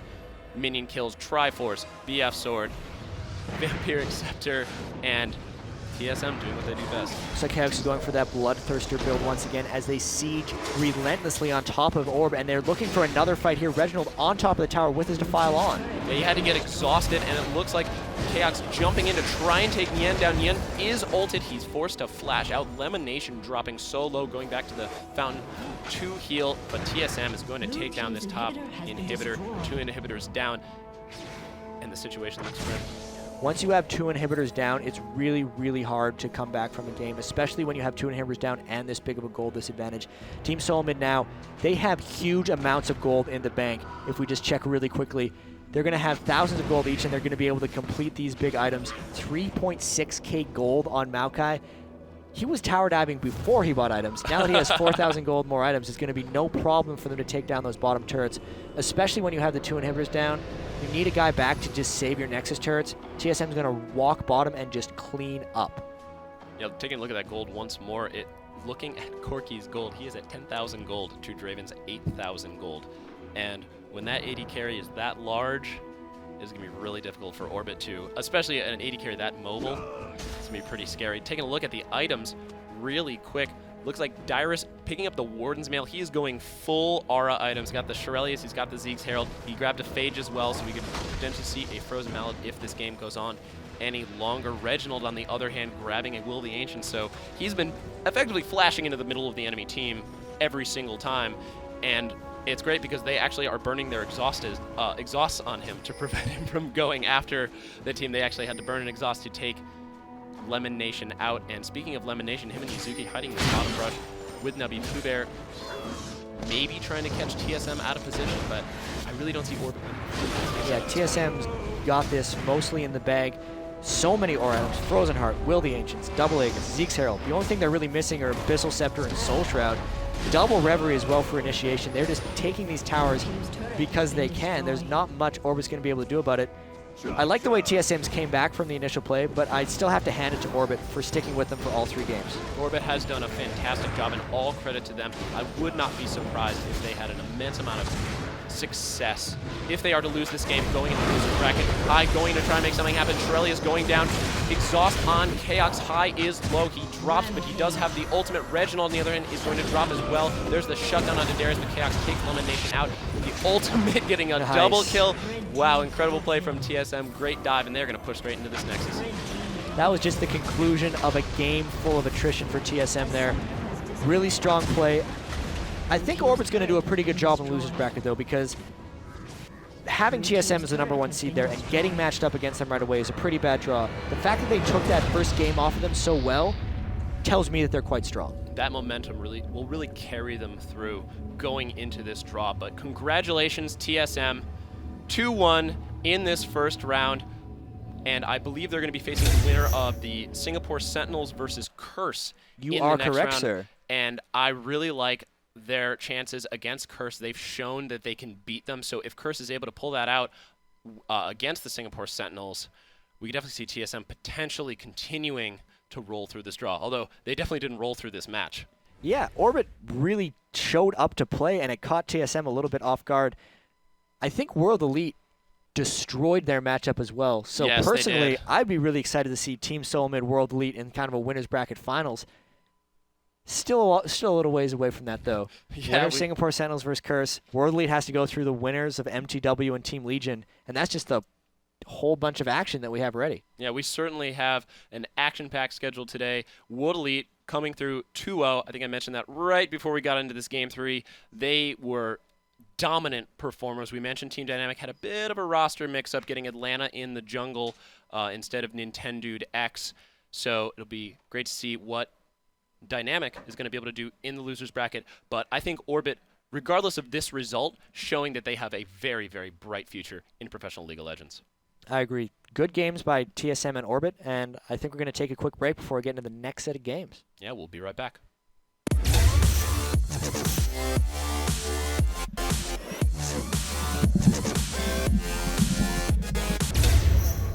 Hello, Summoners. We are here at the IPL San Francisco Face-Off. I am Pluto, joined by... Studio, and I'm so honored to be with you, Pluto, and we are here to watch an awesome match between the Singapore Sentinels and Curse North America. Are you hype? I am very, very hyped. And it's not only because Curse pays the bills and because Curse is kind of an employer of mine. That's no bias whatsoever. I actually just had a long, lengthy discussion with Singapore Sentinels manager. Hammy Lee is his name. That's real. He got his business card. Good It's awesome. name. That is a good And name. they are hyped for this match. They're super excited. They're coming in kind of as a maverick, kind of as an underdog, I would say, just because they did replace Taipei Assassins to get here. Taipei Assassins had some problems with scheduling, conflict, stuff like that. So we took the next best thing, and here are Singapore Sentinels. They're here, and they have something to prove. And it's going to be a really exciting match to see.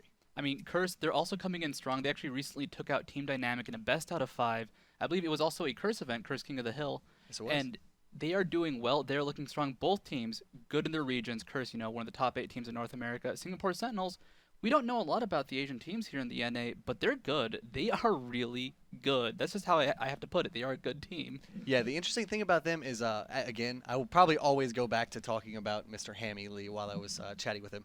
He said that Singapore Sentinels, the law scene in Singapore is kind of small. They don't have a lot of teams to scrim. They like to scrim TPA. They like to scrim actually World Elite, which are here as well. And they say they kind of go neck and neck. World Elite, I think, pulls ahead a few times in scrims. So they're very scared of World Elite, but they're also very scared of some certain members of Curse. I know they respect Saintvicious apparently as a jungler very, very much. But we'll see if he can be as foreboding as they think he is. I know they know about his Shyvana, of course. They know about Jackie's Veigar. They know about a lot of stuff coming out of Curse's lineup because Curse, you can watch any VODs any day. And I was actually talking to him again, as always.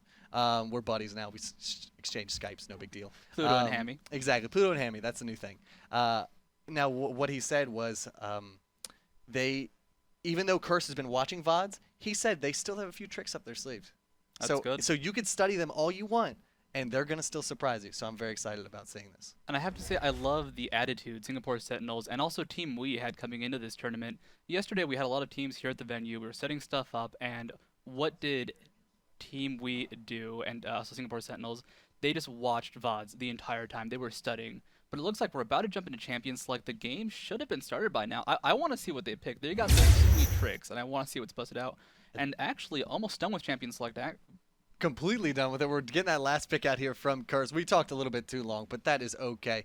Going quickly through the bans, Karthus, Vladimir, and Shen. Mr. Hammy Lee said they're very scared of globals. He said they were definitely banning out Shen, thinking about Nocturne, thinking about TF and stuff. But again, Nyjacky plays a fantastic Karthus. He can farm all day in that mid lane. And the global presence of Requiem is a very, very, very strong thing to contend with, so they don't want to deal with it. Curse banning out Rumble, Malphite, and Nocturne. So obviously, no globals here in this game, really. No Karthus, no Shen, no Nocturne, and it looks like no Twisted Fate pick. Singapore Sentinels picking up Alistar. Eastern teams absolutely love Alistar. Absolutely love it. Anytime they can get Alistar, they will definitely pick it. Zilean is an interesting AP mid pick, it looks like. They're going to have Jax up top lane, Corki and Lulu down bot against Curse's Shyvana. So they did let Saintvicious get his Shyvana, which is actually pretty interesting. I guess maybe they think they can deal with it. They can deal with Saintvicious' Dragon Lady. We'll go ahead and see how that works out for them. Nyjacky's going to be resting on Morgana. Westrice is going to be on Olaf up top with a Caitlyn Nunu bot lane. How do you feel about Caitlyn Nunu versus Lulu and Corki, Studio? That's actually a really cool lane. They're going to abuse Caitlyn's really high auto attack range, her good push potential. If we see 2v1s come out, both Caitlyn Nunu and Lulu Corki can push like crazy. However, if it's a 2v2, there's a lot of potential for Caitlyn just to go nuts with her early harass. And something really cool, check out Zilean and Jax. This is a combination we've seen from Moscow 5 in the past. Actually, the Alistar will factor in too, but Zilean, with his speed up, you put it on a Jax, you put it on an Alistar, he will initiate. You cannot stop them. They just move too fast. I like that as well. We don't see a lot of Zilean play over here in the U.S., I would say. So hopefully, Curse can play around it. Hopefully they can see exactly what's going on there. We're going to get into this game very, very shortly. Now, looking at both team comps entirely, looking at the bot lanes, looking at the top lanes, now that we've seen the picks and we've seen the bans, who are you giving an edge to? Are you going for our Eastern counterparts, or are you going for the hometown, tried and true Curse team? I cannot deny how much I love the Zilean Jax combination. Plus, Singapore Sentinels, they have a very cool spunk about them in terms of, their fan perception. Their family loves them. That is something they have let us know very well. So in terms of just spunkiness and with that cool pick, I'm going to give it to Singapore Sentinels. It's all about that tenacity. Tenacity. I'm going to say, just because I basically the entire time talking to Hammy Lee, I fell in love with the guy. I fell in love with the team. I'm going to say I want Singapore Sentinels to take this. I literally want them to take this series and then have Curse battle back from the losers bracket and face him again in the finals. All right, I'll root for Curse then, because we cannot just be like, Singapore Sentinels, Curse cannot take Yeah, I us threw now. you for a loop there. You didn't think I was going to cheer for Singapore The Sentinels. guy works for Curse. He should root for Curse. Nope, not happening today. This is how we roll at IPL Face-Off. I got to keep it fair. But it looks like we are into this game now. We'll jump right in, see what level 1 is going on, see if anything is happening quite yet. The builds, nothing. I hear the pings. I hear the transition. I hear the pause. We have paused the game. This is exciting. Look at that timer tick down. I absolutely love pause games. There's nothing more exciting than a game being paused in the first 17 seconds of its life. So we'll go ahead and see what's wrong with the players out there. They have been set up, and they have been waiting to get this game started for a while, as I'm sure you guys have. But we're going to get it started as soon as possible. But again, let's go back to, you mentioned the families loving Singapore Sentinels. And that is, again, what was really awesome. Hammy Lee filled me in. That video was posted on Reddit. I think it was promoted by Riot. Like, it was a big deal. So basically what the video was, if you haven't seen it, and if you haven't, you need to go watch it. Watch it like right now. Yeah, look, you have a pause break. Yeah. We'll take some time. No, anyway. Just sit back, But relax. what the video was, it was interviews with the players' parents, actually. And just telling them, they support them, they support everything they do. Players, however, didn't know about this. The players had no idea that the manager and team of Singapore Sentinels was interviewing their own parents. So what happened there is they held the video off. They didn't show it to the team. They got off 40 hours of traveling. Like, they traveled forever to get here. And just last night they showed the video to the team for the first time. And if anything, that's just going to light a fire right under their butts. And I think they're going to be really motivated to take this game and really represent kind of the Singapore playstyle. And actually, that's something really cool about the Singapore Sentinels. They are a regional team. They are from Singapore. That is something we do not have in the North American scene. The closest thing we had was Team Green Forest, but I believe they've disbanded. And, they were a Ventura, California team. But there is no, local team. There is no, we're here from this one state. And I like that Singapore has that behind them. That is just a cool thing we just don't get here. They're playing with the weight of an entire country on their shoulders, and I think it's going to be really exciting to see what they can do. I keep going back to him. I keep going back to Hammy Lee. But I've got to. He is so such cool. a cool guy. He is the coolest guy. He's got like a smiley face tie on, and he's wearing a nice Singapore Sentinels Letterman jacket. Like, he's like a tunnel snake or he's a greaser, and he's just ready to go to town. But what he said is they don't really you know how a lot of people over here, like Nyjacky's Karthus and Vigar, you know Captain Jack loves Graves, like he absolutely loves it. Saintvicious loves Shyvana. All these things, TSM, Karthus, Kale, what have you. He said while they do have really good players, key point, 7 of the 10 top 10 spots on the Asian or Singaporean leaderboards is Singapore Sentinels players, because they have two subs, so 7 of the 10 top spots in Singapore is this team right here, so which is ridiculous. This is the best of Singapore. This minus is 3 guys. Yeah, exactly. And it is the best of Singapore, but what he was saying is, sure, they excel at certain champions. Sure, some people may be known for their Vigar, for their Shyvana, what have you. But he said they will 100% sacrifice a pick, like a coveted pick like that, for their late game team comp. 100%. Like, if their AD carry, let's say their AD carry is the best Sivir in the world. If Sivir doesn't fit into the team comp they want to run late game, they will not pick Sivir. So they're not only trying to play to the strengths of each one of their champions, they're also looking ahead. They're looking at the game as it goes on. They don't just want to win laning phase, because he said they used to practice, they used to always win laning phase, but then when it came to team fights, it was just a little bit sloppy. So now they've changed their playstyle. They say, we'll focus less on the lanes and we'll focus more on the team fights, the objectives, the dragons, the barons, the what have you, the buffs. And so far, they've said it's worked out for them tenfold. And I can respect that quite a bit. Something that, developed with League of Legends as a game really here. We played what was good in solo queue. We played the characters we like, and that's okay. That's a great start. But once you become, this tournament player, this tournament team, you have to sacrifice something. You can't play Veigar every game, but Nyjacky, he's learned to adapt. Singapore Sentinels are trying to take it to the max level. Yeah. I want to see what they bust out. We actually saw Dynamic lose to Team Wii earlier, so in terms of Asia versus North America in this tournament, they're ahead right now. Yeah, and again, as I said, since I'm kind of rooting for Singapore Sentinels, I would say, even though Curse is is a special place in my heart. And we are going to, what I was going to say is, they're very, very, I just lost my train of thought. Well, we should be hopping back into Champions like very quickly. In just a second. Once they get another champion, we did have to remake the game. We apologize, but we're going to get back into that in just one moment. Actually, right now. Actually, No, never mind. You know what? We'll hold off. It's trying to make it sure everything is perfect. Because if something goes wrong in this game, it's big. it's huge. It's like, oh wait, I was playing and there was this minor error, but it builds up. It can really affect a player. So we got to make sure everything is perfect. Everything is just set up nicely. Yeah, and setups are very important too, I know, because some players, like I watched, Team Liquid's out there playing right now, StarCraft 2. I watched a documentary about them, and I learned that Liquid Chef actually plays with a keyboard on his lap, on one knee. And so setups are very important. If something's wrong, if there's one iota of discrepancy from their home style, then they could use that as an excuse and say, oh, this wasn't right. This tablecloth is too thin. I don't like the feel of the tablecloth. The feng shui of the tablecloth just completely throws me for a loop. Exactly. Actually, something cool. Citizen Wayne of Team Na'Vi from Europe.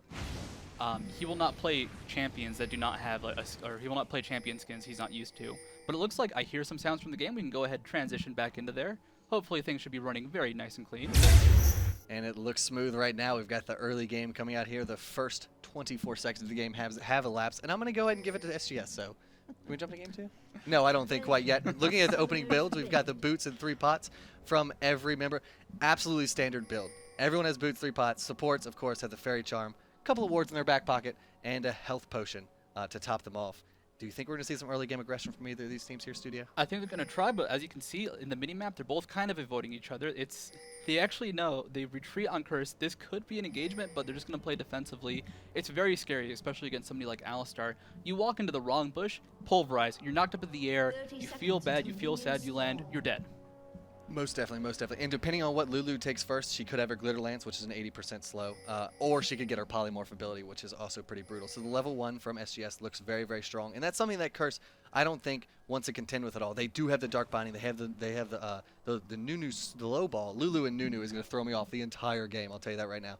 But it looks like Curse has a very offensive and defensive ward set up. They have an offensive ward, which works defensively kind of as well, to see where the enemy jungler is at SGS's Sentinels Wraith camp. And they also have a very defensive ward at their own Wraith camp. So they're looking out for the counter jungle, and they're also looking out for where the enemy jungler is at all times. Right now, it looks like Singapore Sentinels is going to go ahead and move in and try to contest this blue buff.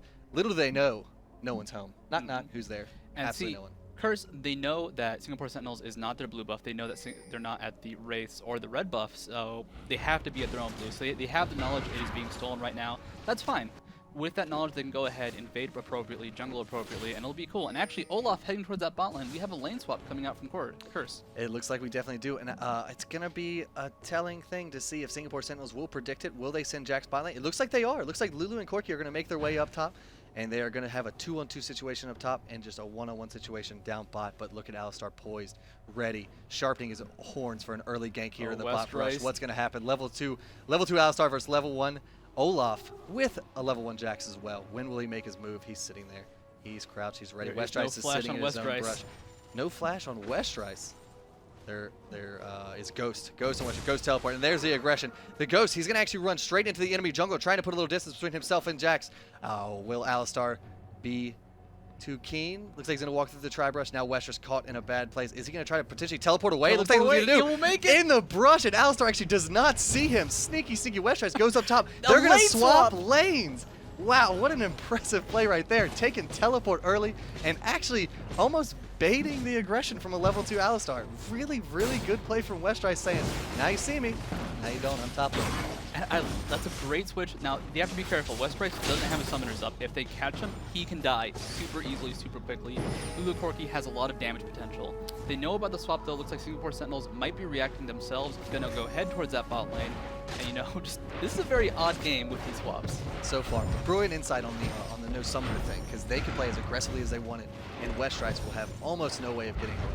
Of course, the Glitter Lance will slow by a large percentage. Actually, Saintvicious with the exhaust of the Zillion. Will he be able to take the Dark Binding? Barely whiffs on Zillion, but first blood happens. And it looks like Morgana is going to pick that one up. A double buff Saintvicious will walk away with a time bomb ticking over his head, but it'll be for naught. Looks like he's going to be able to escape from that. And wow, first blood there for Jatt. I mean, you know, with Zilean, he does have that mobility, but Exhaust is such a strong slow, it will override his speed up. I do not believe he actually had it leveled up at that point either, only level 3. So a great gank using the Exhaust and Shyvana. Normally Shyvana, not a good ganker. She's very fast, but has no way to keep people in place. With Exhaust and red buff, you're dead if you get hit by her once. Yeah, most definitely. So he's using that Exhaust straight to his advantage. Now, Exhaust, you know, some junglers take it. You see it on Mundo sometimes. You see it on Shyvana. Why is that? Why don't you see like a jungle Fiddlesticks run Exhaust? Oh, maybe you do, but Jack's up top taking a little bit of aggression from Westrice. But why is that? Why is she work so well with Exhaust? Shyvana, she has a mobility with her ultimate, so she can stay safe. Also, actually in the bot lane, we have a gank going on. They slow with the creep. The Pulverize does not land. Elementz and Couple just walk right on out of there. You know, be safe, be calm. It's okay. It was a beautiful long range, and she, what Lulu did there was she cast Help Picks on a creep that extended the range of Glitter Lance, and with expert positioning, she was able to actually apply one of those lances onto Cop, forcing him to burn his flash to escape. Some advanced tech right there coming out from Lulu, and it was good. Unfortunately, Flash with the headbutt, you can dodge headbutt with Flash, and that was just well timed. Good move coming out from Cop. Wonderful, wonderful. Now Alistar is going to return to his own jungle, going to farm up his golems right now, but it looks like Zilean is going to pink Saintvicious. He does see him right here with that pink ward that they have there. They did clear out that early ward from Curse. The double bomb will happen. The black shield will protect him from a little bit of damage. Jackie's saying, hey, I like you. You're my friend. Up top, Olaf is farming effectively, 25 CS right now to Jax's 19, so he's got a 6 CS lead right there, perhaps due to the lane switch. You know, Jax took a little time to meander his way on up top. Down bot, again, still farming. This is kind of just other than that first blood, it's been a fairly passive game. You know, there was the kind of failed gank from Alistar, but still not all the aggression, I would say, that we usually see from Eastern teams. Well, actually, we do have Alistar in the bot lane. They're setting something up. The laughing and taunting coming out from Elementz and Cop might be very dissuading. You know, we do have LemonNation sitting there in the bush. A trap was laid down. He's spotted. Actually, top lane, Jack's taken very low. Barely gets out of there. You know, Westrice showing his work with Olaf, one of his best characters. Yeah, and that leap strike to a friendly minion underneath his own turret will let Jax escape from that predicament unscathed. Oh, well, he was pretty scathed. No, he was pretty scathed. He was pretty scathed. A lot I of take that scathing back. going on up there, But he did a good job of escaping, and that's one of the strengths of leap strike. You can use it on allied minions, allied champions, enemy minions. Wards. He is just very versatile. And wards as well. With Always great carry a escape. ward. I wonder, it looks like Jax does have a ward, but that's mostly going to be used. Actually, he does already have a ward in top lane, so before that ward expires, he's going to have another avenue of escape. You know, you don't have to put that ward down until the previous one expires, so it's just a nice little thing to have, I would say, in your back pocket. Now, the problem he has is he's losing to Olaf in lane. He's down 10 CS. It may not matter if he can escape. If he's just getting zoned and can't get that CS, that farm, that's going to be a huge issue. And look at this. We see Curse switching up lanes again. Olaf is working his way down bottom.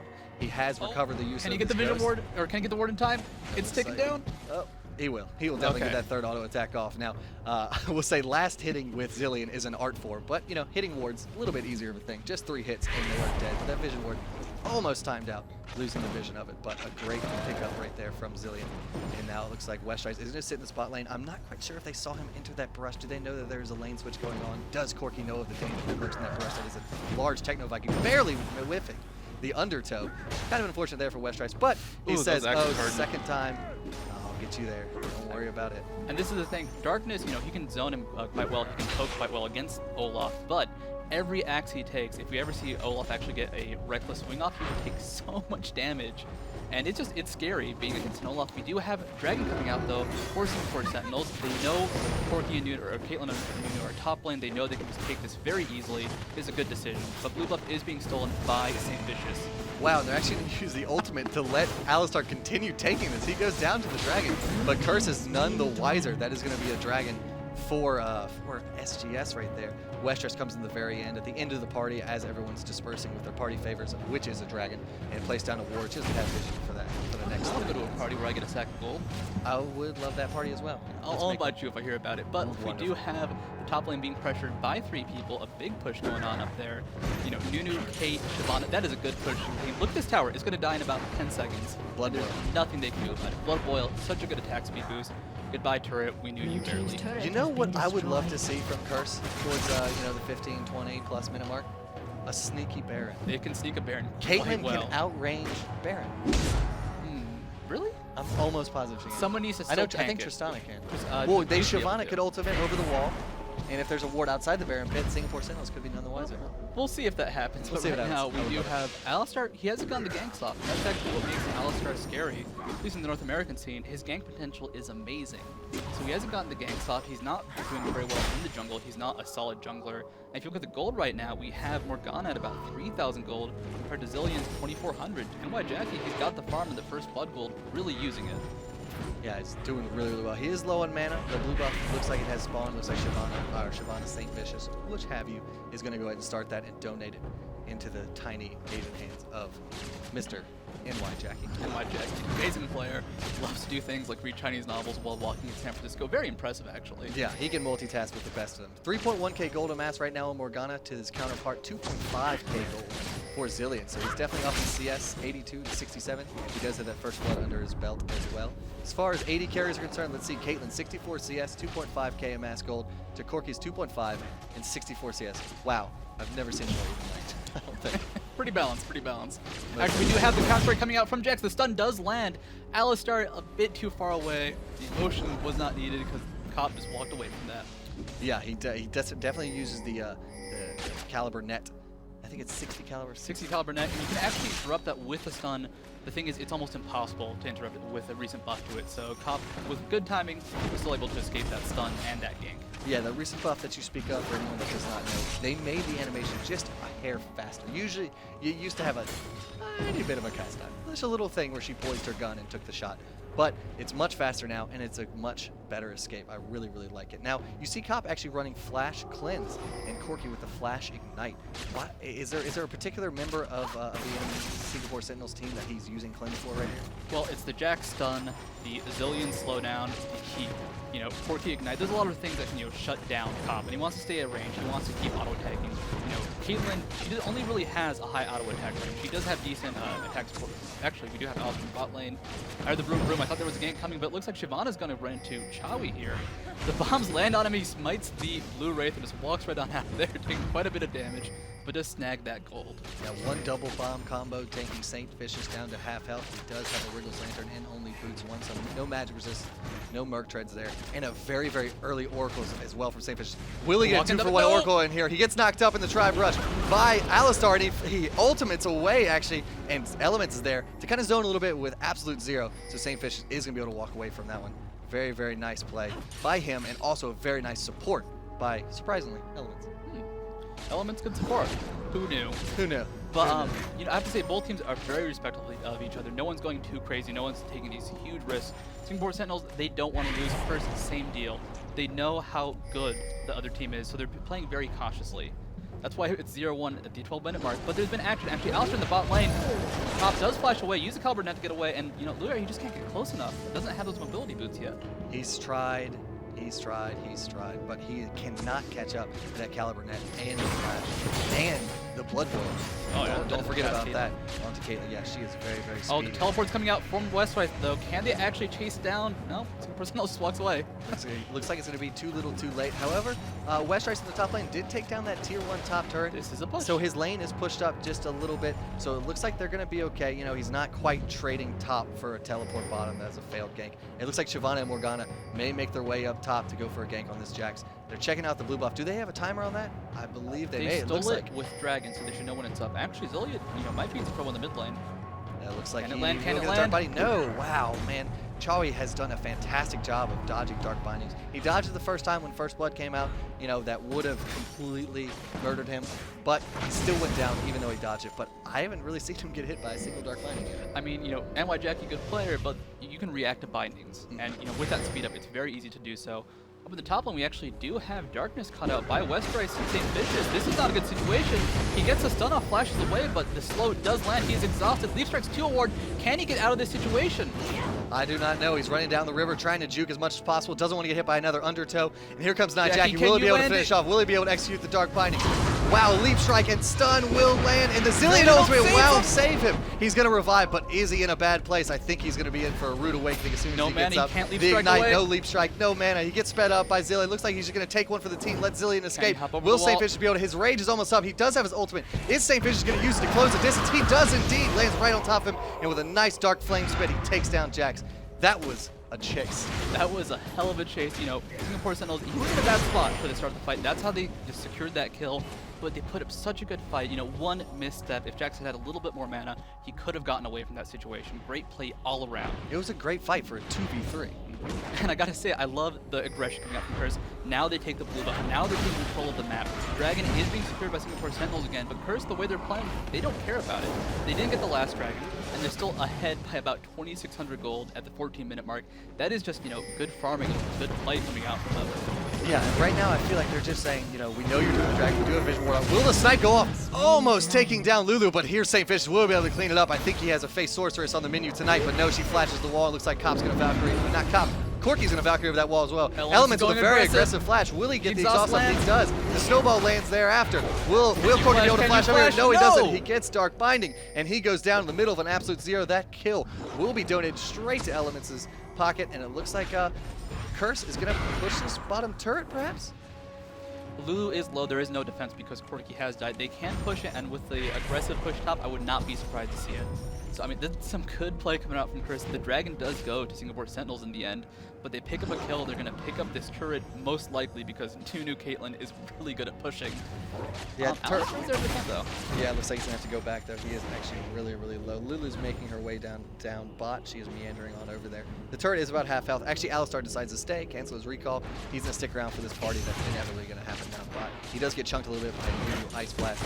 Nunu does have... Oh, they're setting up the ult? No. Are they going to do it? Nope. Doesn't look like it. So Alistar's going to go back with just under 300 health. Meantime, Lulu's going to try to clear this wave, but Cop and Elementz pushing too strong to take down that turret. And then they turn on the aggression. But here's Corky here. He got the Gatling gun. Comes out from Lulu. They will burst him down. He does go down. He does indeed. Caitlyn goes down very, very quickly. He does not blow any of his summoner spells, though, so he knew he was going down, and he decided to save them again for a rainy day. So he's going to have those summoners up next time a team fight breaks out, if it does break out in the next few minutes. And I have to say, you know, Cop, he did get caught out there, but they got the turret at least. So the gold difference actually has shrunk to about 1,500 in the end. That kill game was quite a bit. So Singapore Sentinels, they fell behind very quickly, but they're catching up very rapidly at the same time. I'm liking the play coming out from them. They do not have any turrets, so the map control greatly in favor of Curse right now. Yeah, they have one turret down up top that they took just a few minutes ago, but Curse is up 2 turrets. They have the tier 1 bot turret down and the tier 1 top turret down. Jacky doing his best to go ahead and defend that mid turret. He is showing that he doesn't want his mid turret touched. I know exactly what he's saying right now, and it's just a lot of gibberish, pretty much. That's what he does. All right, let's go pause in ahead. the game. Yeah, take a good breather. It's been a good game. Exactly, exactly. It is 3-2 in the favor of Curse right now as far as kills are concerned, and as far as towers are concerned, also 2-1. So we're gonna get this issue fixed real quick. In the meantime, you can take a look at us. Look at us. Hey, Yeah, you know. hey, we're here. And we've been here all day at this fantastic IPL San Francisco Face-Off, and we've been having a lot of fun hanging out with players. I got to control the camera for the World Elite, World Elite Gigabyte. Dynamic. Yeah. No, Dynamic Team Wii game. Dynamic. Team Wii Dynamic. There we go. Team Wii Dynamic for their game, and it was a really, really enjoyable game. But for the matter at hand right now, they are up 2 dragons. They're down 1 turret. They're down in gold. Is SGS going to be able to pull us up? I think they can. I hear some game sound. Let's hop back in. Let's go ahead and take a look at this. Nyjacky continued farming in mid. Unpause. Always a fantastic thing. That pause feature is very handy. I'm so glad it's in the game now. I absolutely love it. Right now, it looks like Singapore Sentinels is pinging Shyvana. They do know that she is coming to this tier 1 mid turret. Actually, Alistar blowing both of his blowing both of his skills, the pulverize and headbutt on a creep just to get it out of the way. Cannon Minion's #1 enemy. Indeed, Actually, bot lane, the aggression coming out onto ToFu. Can Westrice catch up? Narrowly dodging that undertow in the stun. May lock Westrice down long enough for him to get away, but he actually leap strikes into a Caitlyn trap that was underneath the creep. Hello there, dodging another undertow. Will he be able to dodge a third? The leap strike will get him out of harm's way.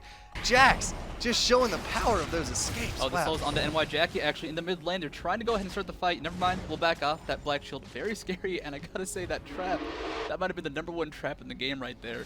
He was barely able to escape that. Yeah, I mean, if it had resulted in a kill, I would have said best trap in A. But right now, it was just barely hidden under that little creep's feet, and Jax just did not see it in time and almost went down to it. But man, the players on SGS are playing so well against the skill shots that are on Curse. The Dark Bindings, the Undertow, you know, the Piltover Peacemaker even, they are just zigzagging like they're running away from a fearsome crocodile right now. Actually, Equivocal on Lulu, she was about to die earlier, then Saintvicious tried to use the fireball on Siobhan to kill him. He still flashed that. Like, they're aware of all the damage that can come out from every member of Curse right now, which is impressive. But, you know, Curse, they're holding their own. They've had a very good map presence. They have the 2 turrets down. They're going for actually 3 turrets now with mid going down. They're going for a push, it seems. Maybe pressuring going to go for either Dragon or Baron when they find that opportunity. Yeah, and it looks like Morgana has completed her Zanya's Hourglass, so she's going to be really, really, really scary when it comes to a big 5-on-5 team fight. While Zilean, he's got 136 CS with his Rod of Ages. I mean, sure, he can revive someone in a team fight, but you know, the lanes aren't looking too good for Singapore Sentinels, so I don't think there's going to be a perfect target for that ultimate to hit that's really going to turn the tides of a battle, much like a completely soul-shackled Zanya's Morgana. Their best bet would be Jax, but if you also look at Curse's team, they have sustained damage. Shyvana, Olaf, Caitlyn. I guess Morgana would be the only burst caster, but everybody else, if they are in a long fight, they are awesome. They just keep doing their DPS. It's not stopped unless they die. And the thing about Zilean's ultimate, it brings it back, it prolongates the fight, and obviously, just like you said, that's exactly what Curse is expecting. That's exactly what they want to do. They want to have long fights. They're expecting the revive, and they're going to play around it, and it looks like they are going to hopefully look for a team fight here. You know, this is exactly what we saw some Korean-style play with Zubu Blaze. You know, of course, Curse came back from MLG Summer Arena with a little bit of knowledge in their pocket. Will the Zilean Bomb tick down just enough? Looks like we'll take that move up. But here's the aggression. The aggressive. Saintvicious wanting it bad. Dragons is sent right over the wall into 2 members of SGS. Now Elementz is going to be the aggressor. He decides to use his big paws to hit Nunu, but Nyjacky locking down 2 members of SGS with a nice soul shackle. Ultimate going to get a full channel off. Can they actually go ahead and take this fight? SGS going low. Cop is low himself. Will Ignite tick him down? No, he gets away. The health potion ticking. LemonNation gets rooted in a horrible spot. Cop actually revives him with the Zilean ult. Now Curse actually on the retreat with Darkness coming in. Cop too low to really fight here. Darkness, you know, actually Valkyrie's over a trap, cannot continue chasing. The binding hits him. They will disengage from Curse. Actually, never mind. LemonNation flashes over the wall, gets the headbutt off, doesn't land the pulverize though, and the fight still disengages. Nyjacky's so low. Yeah, and somehow Curse takes 1 member of Singapore Sentinels with them home in a body bag, and Curse, no members of them dying. That was a 4v5. Great job. That was a 4v5. Westrice down bot the entire time. Corki was able to ride his Manatee up to victory, up in the top lane to that team fight, while Westrice is saying, oh, I'm not going to make it. Whatever. I'll just push this. He had teleport up. There could have been a ward drop and teleport at any point in time, but he made a conscious decision to say, I'm going to stay bot and just push this tier 2 turret. Looks like he will not kill it quite yet, but that's okay. That's a lot of damage on a tier 2 turret that they can save for later. Well, we did have 1 kill come out for Singapore Sentinels, for Curse in that fight. Singapore Sentinels did pick up the dragon. Overall, a little bit more gold for them, so that's nice. They've gotten 3 dragons this game, which is 3? Yeah, that's impressive. Yeah, 3 dragons, yeah. They've been picking up since the 9-minute mark, and they're staying very relevant because of those dragons. They're still behind a solid 2,000 gold. That's a lot of gold, but they're making up for the turret deficiency. If they did not have those dragons, this would be a completely different game. Yeah, and Curse looking pretty good right now. They're up 2 kills. Like you said, they are up about 2.4k gold, up 2 turret kills, down 3 dragons, just like you said. But the thing, you know, that can turn a game around is dragons. They add up. They really do. 1,000 gold every 6 minutes, sure, we'll take that home. We'll put that in our Swiss bank account. But it's looking really even right now. I wouldn't give, you know, kind of an empirical advantage to either team, even though the gold advantage is slightly in Curse's favor. It's all going to come down to that good positioning. I mean, if we see them just like run into each other, just like hands-on, it'll be in favor of Curse. Actually, Westrice getting the Phage procced onto him, trying to go for some aggression, was punished for it. But you're right, there is no team that's really significantly ahead to where I'm just like, whoa, watch out for him. Yeah. Once I see a big 5-on-5 team fight, I will be able to say one way or another, oh, it looks like they're pretty much in the lead. That last fight, as you said, 4v5, Westrice was not there. So a little bit scary because Singapore Sentinels needs to realize that was a 4v5, and they pretty much lost the trade, which is really bad for them. They took a lot of people low, but low isn't dead. And imagine if Westrice had been there to help actually finish off some people. Which Olaf is so capable of doing. Oh yeah, no, Olaf, a great cleaner, well known for his house services. Yeah, he definitely puts on his French maid outfit from time to time and likes to clean house with his little push broom and feather duster. He does have the ghost, he does have the ultimate that, you know, negates all CC upon him, or that will be put upon him during the activation, during the duration of the ultimate. So really strong, able to get in there and just go to town on the enemy team. So it's going to be a scary 5-on-5 team fight for Singapore Sentinels. Yeah, actually might be a scary 1v1 team fight. Never mind, Darkness flashes out of there. You know, Westrice, he's terrifying right now. He's had a lot of free farm. He used a teleport just to farm, and he is just solid this game. He's doing well. He's getting that farm. He is getting to that mid-game scary Olaf potential. Yeah, and I'd actually love to pull up his item build right now just to see what Olaf is rocking in the meantime. Hopefully, there we go. Olaf has a frozen mallet. He's got the ruby crystal. He's got the heart of gold. So 2 GP10s have been ticking pretty much all game. I wonder how much gold have those GP10s actually made? Actually, how much revenue have the GP10s of Olaf potentially made for him? Looks like 500 gold for heart of gold, and the Philo stone with 422 just shortly behind. Wow, those Philo stones those GP10s have been ticking for a long time. He bought them fast. He bought them actually almost right after each other. Only a 70 gold difference between them. And you know, he's farming. He's at 177 CS, not the most in the game, but actually about the most for Singapore Sentinels. Chawy on Zilean is 1 CS above him, but you know, Olaf, he's gonna be scary if he gets that farm, which he has been. Chawy spots out Elementz with a ward, bombs him, and actually Saintvicious not in a good spot. Dragons away, and he'll be fine. Yeah, he's very, very protective of that Oracles right now, especially in this stage of the game. He knows that there is a Baron dance looming, there's a Baron fight looming, and they need to have control over it. Lulu, of course, has her Oracles as well.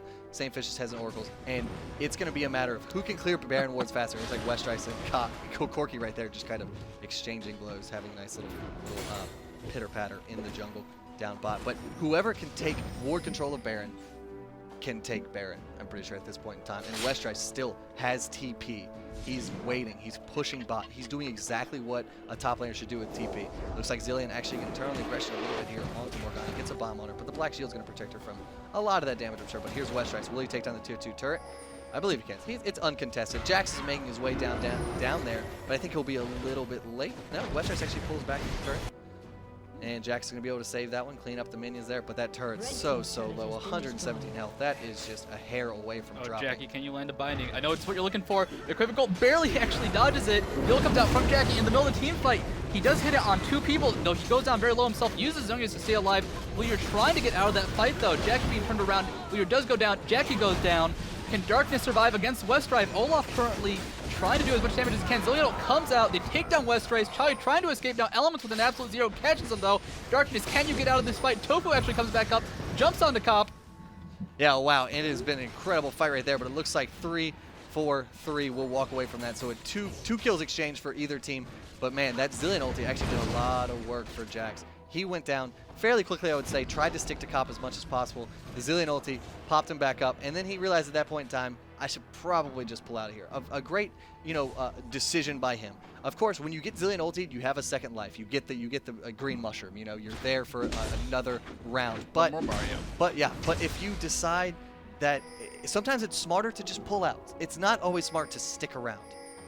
If the enemy team wises up to that Zilean ult, they know it's on you. They might just not kill you. In which case, you will hang around. You will lose the ultimate after about 7 seconds, and guess what? You have no HP. You're about to die for realsies. Yeah. I have to say though, Curse, they're ahead in gold. They still went 2 for 2 in that fight. Westrice, despite his farm, we said, he's looking good. They had so much CC. They waited out the ultimate. We saw the Lulu Transmogrify come out. We saw the Zilean slow keep him in place. Like, he could not really stay on Darkness, and that's what they needed. Yeah, and Lulu actually did ultimate Alistar as well. So Alistar, being that big, beefy cow, he just walks in, pun intended, he just walks in, pulverizes everyone up around him, and they get knocked up again with the wild growth from Lulu. That's just a lot of CC you don't expect. And then on top of that, as soon as wild growth ends, he's got 400 or 500 bonus health there. He's got his ultimate on top of that Unbreakable Will. The Dark Binding does land on Alistar. He is forced to burn his ultimate, but actually Saintvicious changes targets and he goes into Darkness instead. So it looks like that's just going to be a disengage, but Rampant Growth not up, Unbreakable Will not up, but Westrice coming in from the wings. Will the Dark Binding land? It does not. And now it looks like Curse is just going to pull out of this one at the same time SGS does. So just a few jabs there, I would say. No big right hooks from Mike Tyson, but that Dark Binding barely misses Lulu. She's able to get out of there. And both teams are so mobile with the Black Shield, with the Zilean speed up. It's hard to stay on a target, and it's really seeing it here. They cannot actually catch somebody on either side. Even when somebody looks out of position, it's like, no, I'm Olaf with a Black Shield. You really can't catch me. I'm Shyvana with a Black Shield. You can't CC me. Or I'm Zilean. I split up my entire team. We're going on a go-kart ride. Yes, indeed. That go-kart ride was built for 2. Right now, it looks like Curse is going to turn on the aggression, try to pressure this dragon. They've had 3 dragons taken from them in this game, and they don't want to make it a 4th unless they want to trade it for Baron, do they? Would they be so bold? Can you do it, Curse? Can you actually go for that decision? No, they pressure out Singapore Sentinels. It looks like they're just going to go for the Dragon play, but it is warded. Saintvicious, though, going to punch that ward right in the face. 25G straight to him. And, you know, Singapore, they're looking for that opening. Nyjacky cannot land his bite. Like, they're just dodging them or, you know, predicting them so Lulu well. hitbox is just a tad too small for Nyjacky's Tiny hat.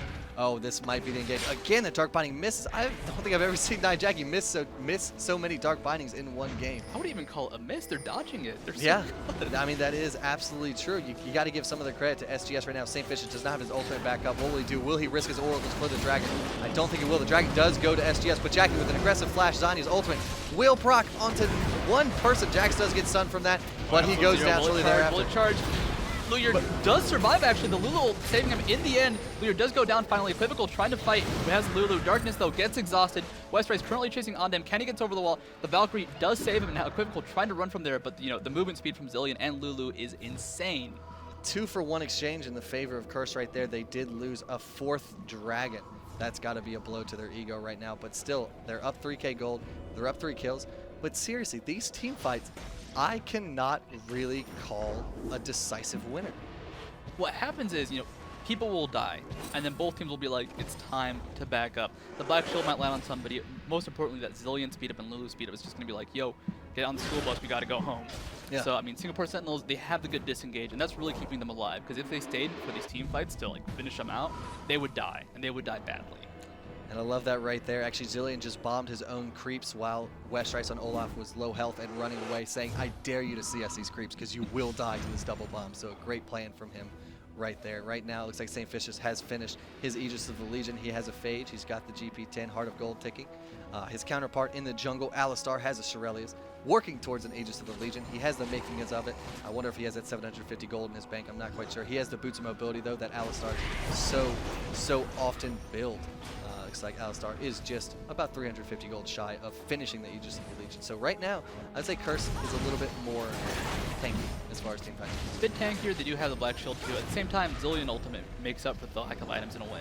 So if they can build a bit more DPS, because, like, you die, well, I'll be revived at least once. Yeah. So that's going to be mostly what Jax is going to be looking for. Saintvicious actually gets slowed, but, you know, Darkness not in a good position to defend. A lot of turret damage comes out, but Curse does back off. Yes, indeed they do. And Jax, in the meantime, is pushing up top while Westrice is pushing down bot. So those top lane players or wherever they were for this game. You can't really call a player top lane anymore because he can really go anywhere. Top or bot. The Bruiser. I like that. I like that. The Bruisers from each team are just kind of hammering down their own lanes. It looks like Westrice actually didn't use his TP. He just recalled to get on up there to stop that push. All the while his friends are in the middle duking it out, trading blows, jab for jab, going punch for punch in this tier 2 mid turret of SGS.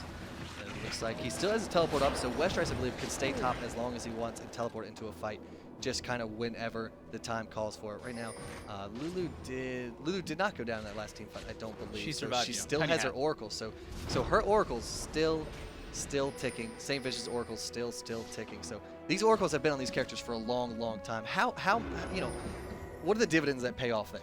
Well, every ward you kill is going to be 25 gold you gain, and then essentially 75 gold wasted for the enemy team. So it adds up very quickly. There's no like ward killed counter, but if you can really just, you know, keep killing wards, you can actually keep a support very low on items. And looking at Lulu, she does have a Reverie and cooldown boots and the Heart of Gold, but really not much else. Going for that Zeke's Herald actually. Yes, indeed. It looks like Singapore Sentinels are going to go ahead and leash his blue buff. Will it be stolen here by Saintvicious? It looks like he did. Wow. Did actually steal it right there. So a fresh blue buff straight to him. He's definitely going to, you know, he doesn't have mana, of course. Good smite. Doesn't have mana, of course, but still, he's got the cooldown reduction. Cooldown reduction is always a good thing. I think it might actually benefit his Rage Generation. That ward actually not in the brush, but Saintvicious will go ahead and eliminate it very quickly. You know, they want the vision for Baron. This is the Baron dance. It's definitely an option for both teams. They can take it down so quickly, and if one team sees the opening, they're going to get Baron. They're going to get into a team fight, and they're just going to be this unstoppable force. They want it. They want to set a trap in this Oh, brush, and it looks like Alistar will spring the trap there. He actually gets out some of the CC because of his Unbreakable Will. He's forced to flash over the wall, but the Ace in the Hole will not take him down. Saintvicious aggressively uses Dragon's Descent over the wall as well. He's taking very low, but that Black Shield doing a lot of work. Here comes Nyjacky. It will proc onto Zilean. Forced to use his ultimate on himself. Lulu falls. So Alistar looks like will be the second one to fall, and it looks like Zilean is just piecing out of this party. He doesn't want to be there anymore. That's not his kind of shindig. Shyvana goes down to a nice long Zilean bomb. It looks like that is going to be a 2-for-1 exchange in the favor of Curse. And ToFu on Jax too low to really keep fighting this. Curse, they can go for the Baron if they're feeling confident enough. Looks like they're just going to go push down mid, caring more about the turrets, more about the objectives. Darkness actually puts up a defense, and Curse, well, they're going to back off really quickly. He does have a Trinity Force and a Bloodthirster with a Chain Vest. I'm going to assume we're going to see a nice glowy Guardian Angel on Corki in the not too distant future. They like it. They like those Guardian Angels. I actually don't know if you mentioned before, but they've said they will win a game by buying 5 Guardian Angels because it's such a good item. It's like the Moscow 5 strat. Yeah, actually, we mentioned that, Curse has sustained fight. Well, what if they just out-sustain them? It's like, kill us once, shame on me. Kill me twice, all right, I still have my Resilient ult. 3 times, okay, I'm finally dead. Yeah, exactly. Well, you're completely right. SGS doesn't have quite the built-in sustain for the team fights. Alistar does have his Triumphant Roar, which is, a nice AoE heal. But other than that, no real heals on the team of Singapore Sentinels. So you know what they're going to do? We don't have it built in. Let's just buy it. Because money can buy anything, right? It's true. Zillion, you buy his Guardian Angel, double the life. Exactly. So that Jax could be really scary whenever he decides to build a Guardian Angel and he has Zillion ulti on top of that. Ooh, I will be excited to see that team fight. Looks like the GA is actually just completed onto Corki, so expect him to see twice the amount of team fights pretty much whenever it does break out. Looks like ToFu is going to activate his Empower and Counter-Strike, but not able to Leap Strike on Elementz to take him down. So we have the Oracles. The Oracle duty was just passed off onto Elementz. Elementz, can you hold the Oracle's torch? Can you let the eye hover above you without dying? It's actually tricky as a support. Someone like Nunu especially, you're gonna run in there, you're gonna cast absolute 0, and they're just gonna hate you for it. But if he takes damage, you know what? I think Elementz will be fine with that. He wants to let Cop just take as little damage as possible and just DPS from the back. Yeah, right now Westrice and Olaf, that ward's still not hitting that brush. It's close. It looks It's looks like Lulu has not found the pixel perfect spot to place that ward to actually land it in the obnoxious brush. ward to put down. That is really. I know Jackie's very good at it, but looks like Lulu needs to take a few lessons, maybe a play out of Jackie's playbook. Right now, down bot, actually Westrice is going to be exchanging blows, one-on-one situation, but he actually decides to keep Jax there and TP away to a Baron fight. So Curse has already started Baron. This will be a 4-on-5 engage if Singapore Sentinels decides to go in, and they take it very quickly. You blink and you miss it. There's a Baron. I mean, they didn't even have Jax, so I was about to say, or not Jax, Olaf there. But team with Olaf will do Baron very quickly. They don't need that crap, though. They have Shyvana, they have Caitlyn, and Blood Boil from Nunu. So much damage coming out from them. But the cool thing was, Westrice, he could have used his ultimate there to get out, guaranteed, but he saw ToFu use his Counter-Strike. He saw that opening. He's like, you know what? I can even say my ultimate. So only the teleport burned in that exchange, and that's good. That's a very good teleport. Fantastic play by Westrice, using his own body to kind of distract Jax away from the Baron that's being taken by his fellow teammates up there. He did, he was late. He didn't put any damage on Baron, but it doesn't matter. They took it so fast anyway. So right now, Curse has Baron. They're up 4 kills. The towers are actually even. They've been trading towers. It looks like Jax is going to make it a tower in their favor if he's able. Oh, the tower's already taken down. I apologize, he did. Saintvicious and Jax. What's going to happen here? The exhaust comes out. Counter-Strike will stun Saintvicious while he's in his Dragon's Ascent, trying to drag Jax with him, but he will not. Now Jax is very low on mana, and he is running away with his tail right between his legs. Will Saintvicious be able to catch up with that burnout, giving a lot of extra move speed? He wants to apply his Phage procs. Will he be able to get it? Nope. Turns around. Actually, we do have the rest of Curse coming, though. And actually, SGS showing up at the same time. Both of them showing up. Both of them respecting each other still. Jacky pegging that minion in the face with a binding, and just a disengage happens. Both teams just so respectful, not wanting to go for the crazy plays. Yeah, I mean, when you're in this position with Singapore Sentinels, you're even on towers. You've taken 4 dragons. Oh god, Darkness did get hit by the binding, though. Can he actually get out of that? Just Valkyrie's away. Not enough DPS coming out. They focus the turret, focusing on objectives. Curse wants to blow that Guardian Angel so badly. They want to get that out of the picture for the next big team fight that they want to have while they have Baron, because they can't not use the Baron that they've worked so hard for, that they made an excellent play to achieve. So right now, it looks like Curse is going to use the Baron. They're going to just roam the jungle, donate the enemy blue buff straight to Nyjacky. Cop going to go ahead and take his own red buff for a chance, or just clear the top wave. No pressure. He's kind of just leisurely strolling around, taking minions, doing what he pleases. Now it looks like that Guardian Angel was just complete onto Jax. So you get 2 Guardian Angels on the team of SGS right now, and 0 completed so far onto Curse. And it doesn't even look like they're going for it. Like, GA is not even an issue right now for Curse. Caitlyn, by the way, has an Infinity Edge, has a Phantom Dancer, just bought a Last Whisper. So normally people say she's not very good as an AD carry in the mid game because all she has is her auto attack, you know, the Q, the Piltover Custom, I think that is. It's hard. Piltover Peacemaker. Peacemaker, there we go. That's hard to land. You know, it's a second where you spend aiming, shooting it, and it does a lot of damage, but if you can't get a good land off, you know, you wasted time when you should have been attacking. 100%. But now, with the Last Whisper, with the Phantom Dancer and Infinity Edge, Cop hurts. Cop, playing as Cop Caitlyn, actually, has so much DPS coming out, going to be a huge pain for SGS to deal with. Yeah, but the next team fight that happens, if you count the 2 Guardian Angels and you count the Zillion Ultimate, is essentially going to be an 8-on-5 team fight in the favor of SGS. And that is, do you think Curse's sustained damage can outlast such a ridiculous fight? Well, actually, we do have Nunu trying to build a Zeke's Herald, I believe. Once that comes out, there's going to be a lot of lifesteal from Caitlyn. Until then, though, it's going to be hard to deal with. It's going to be about just positioning. Actually, Chawy taking very low just from a couple auto attacks, but he does get out of there.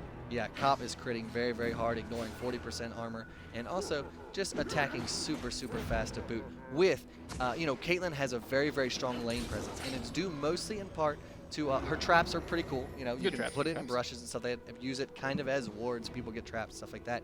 She also has a really, really, really long attack range, which is also very, very good.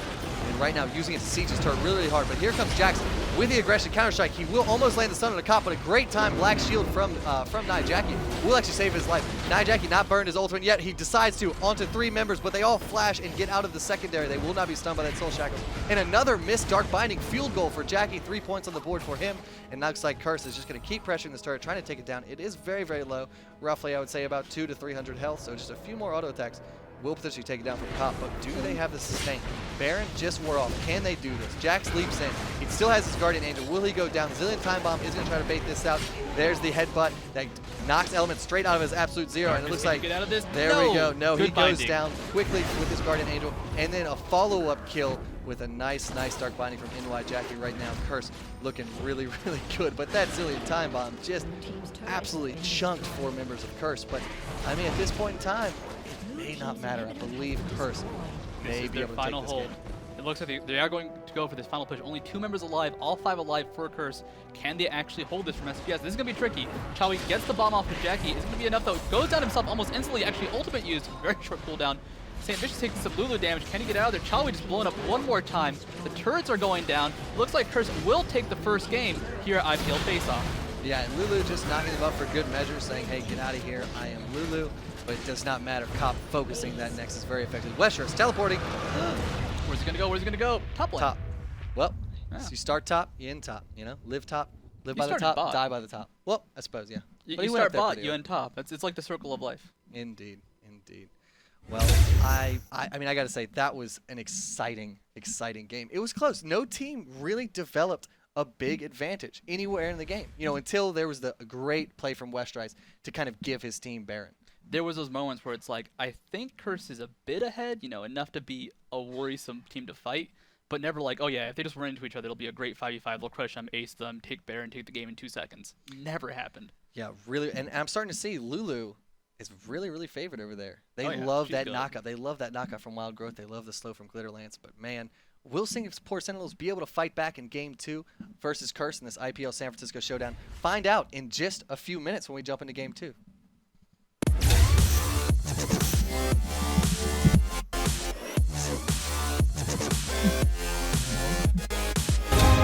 Hey folks, studio here. I asked you the intro and I messed it up. Studio here. I am being joined by the ever beautiful, ever redheaded Pluto. Pluto, we are here with Singapore Sentinels versus Curse Game 2. What do you think about Game 1? Game 1 was absolutely fantastic, and I am excited to see if Singapore Sentinels can bring it back and take this series to a third game. Third game. Yeah, We're both okay. fumbling over Best of words. 3, best of 3. We'll get it. We'll just jump right into Champion Select real quick. See how the picks and bans are coming out for both teams. Will we see the same picks? Will we see the same bans? It looks like roughly the same bans from Curse. They banned out Rumble and Malphite last time. Morgana. I guess they you know, they don't want to pick it up. They apparently Jacky They doesn't want want the to play it new.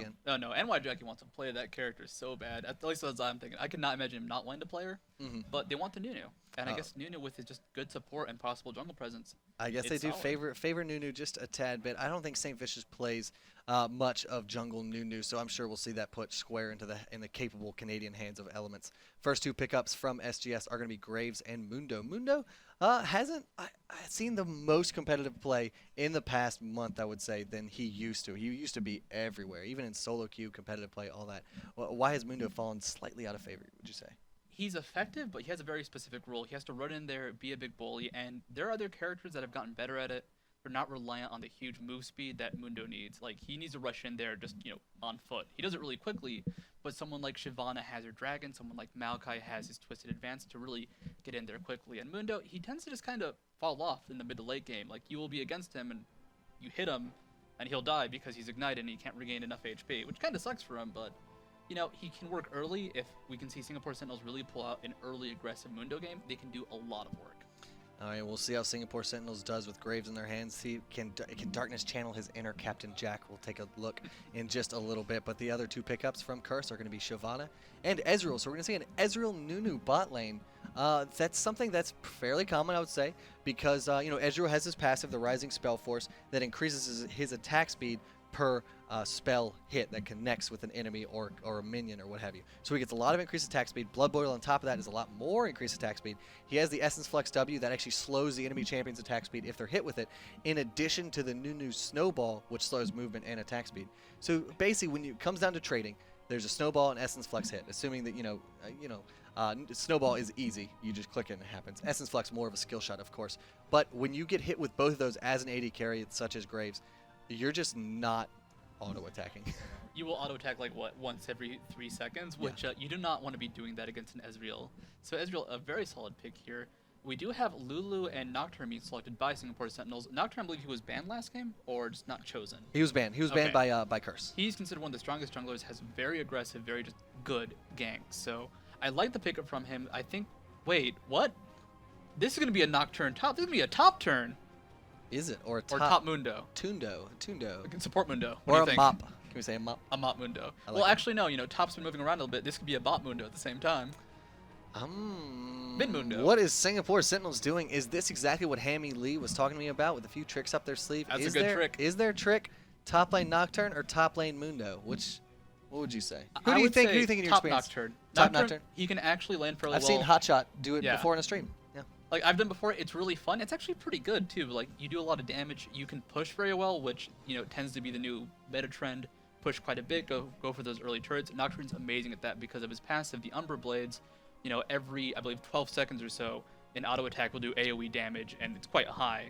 And the more you auto attack, the faster it resets. So it's just good. You can clear waves very, very quickly with it, and perhaps a Zyra pickup right there from from SGS, our spectator, our fantastic spectator. We haven't even talked about our dedicated observer. This game is being spectated by Riot Janook. He is an awesome dude. He just waved at us. He is a very good spectator, and he wants to see Zyra. He threw his arms up in glee whenever Zyra was picked by SGS. So apparently he is a favor of the Zyra. He likes the Zyra, even though this is, I believe, with the hot fix and whatnot. So I believe she will be slightly nerfed a little bit. She doesn't have her base stats that she got upon release, which made her broken. I'll call her just, oh god tier, which is, oh god, they picked Zyra, I'm just going to quit now. Exactly. She's a little bit below that. She's still a tier 1 or tier 2. But if you fans are excited as I am to see this game 2 of Singapore Sentinels versus Curse, if you're just tuning in, did take the first game. So if you're excited and you want Singapore Sentinels to take this into game 3,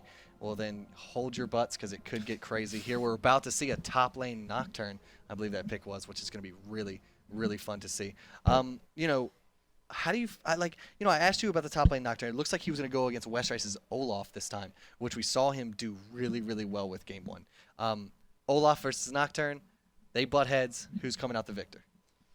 There's a lot of possibilities. It's weird because it's going to come down to a good spell shield. So if we can see Nocturne spell shield, probably not Nax, but the Reckless Wings, that's damage that Olaf will take, but Nocturne won't. So it'll be a good trade. At the same time, they both have really good auto attacks. Nocturne because of his passive, and what is his Dustbringer? His Q. His Dustbringer is amazing for auto attacks because it gives a huge bonus. People tend to forget about that. So if they just run into each other, it could go either way. It's going to be like whoever has more minions attacking them will lose. But, one good gank, one good play can be huge in that lane. Yeah, it's definitely going to be an interesting game here. I'm super excited.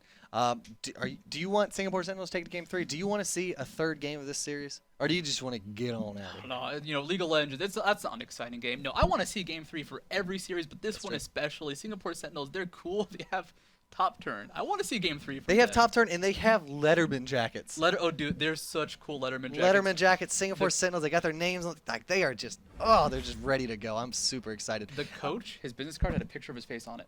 They did. Did you get his business card? I did not get it, but I saw it. I got it. I gotta get it. One up on this guy. He's better than me. It's a really cool caricature of himself on his business card, and everyone at the office has a caricature of themselves, so their business cards are unique. It's really, really cool. But enough talk about business cards. Let's go ahead and get into this game League two of of Legends. Curse versus Singapore Sentinels. That's a mouthful. I think I'm gonna just shorten it to Sentinels or Singapoles. I don't know. I gotta give him respect for the full name, but that is a very long name to say. SGS is cool too as well. But here we go, level 1. We're getting right into the action.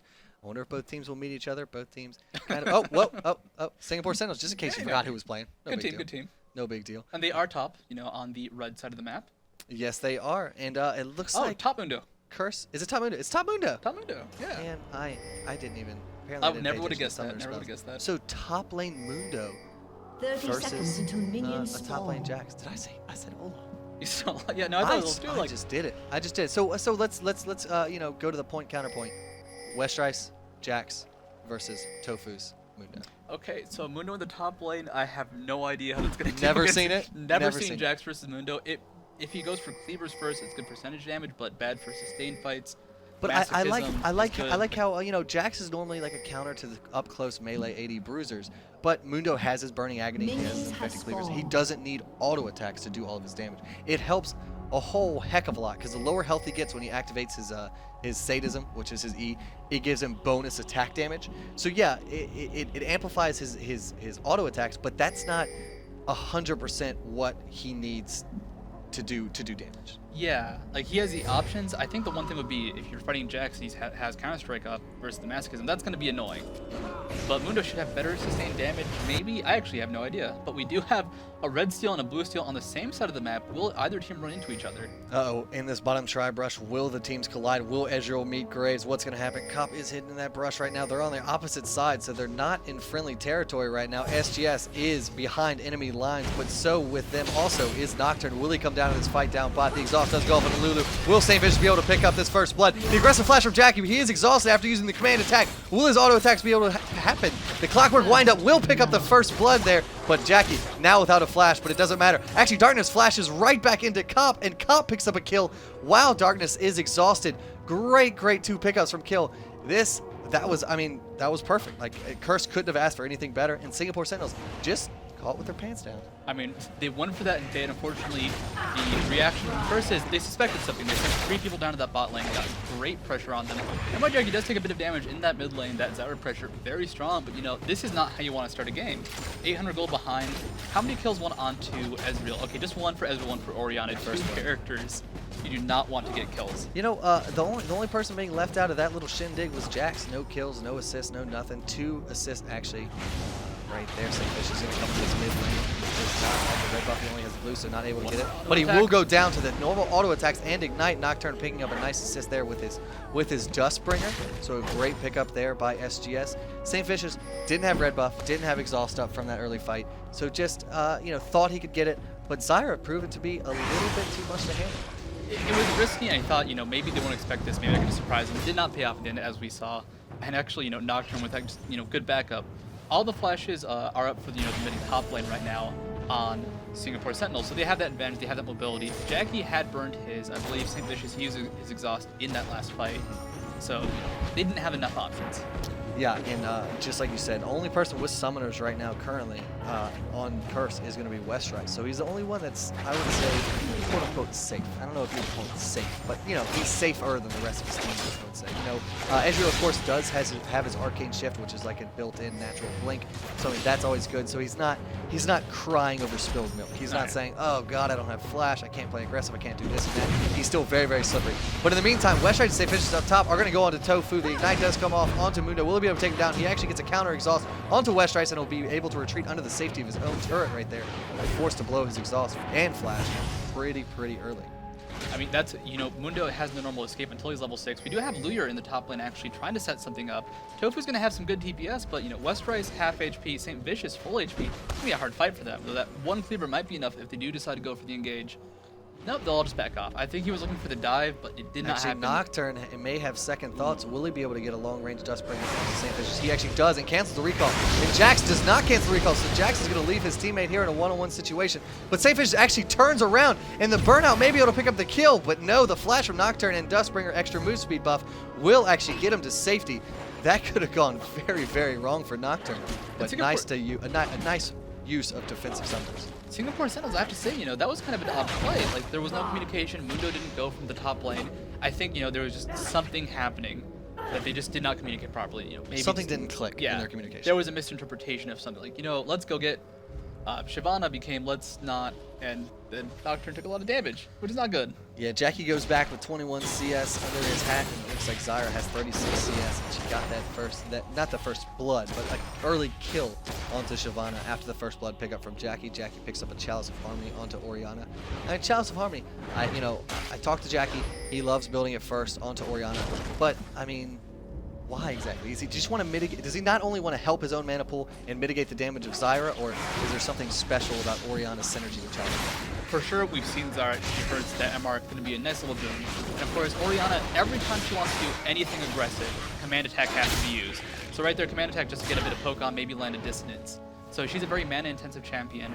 If you do not get a Chalice on her, or just a lot of mana from maybe a tier, you're dependent on your blue buff. You never want to be dependent on a map objective, because what if SGS takes it? First took it last game. And which they did. Yeah. Nocturne actually counter-jungled and took the blue buff while Saintvicious was dead. So, they, of course, have that timer now. I believe Saintvicious has gone to check it and clear the small minions and whatnot.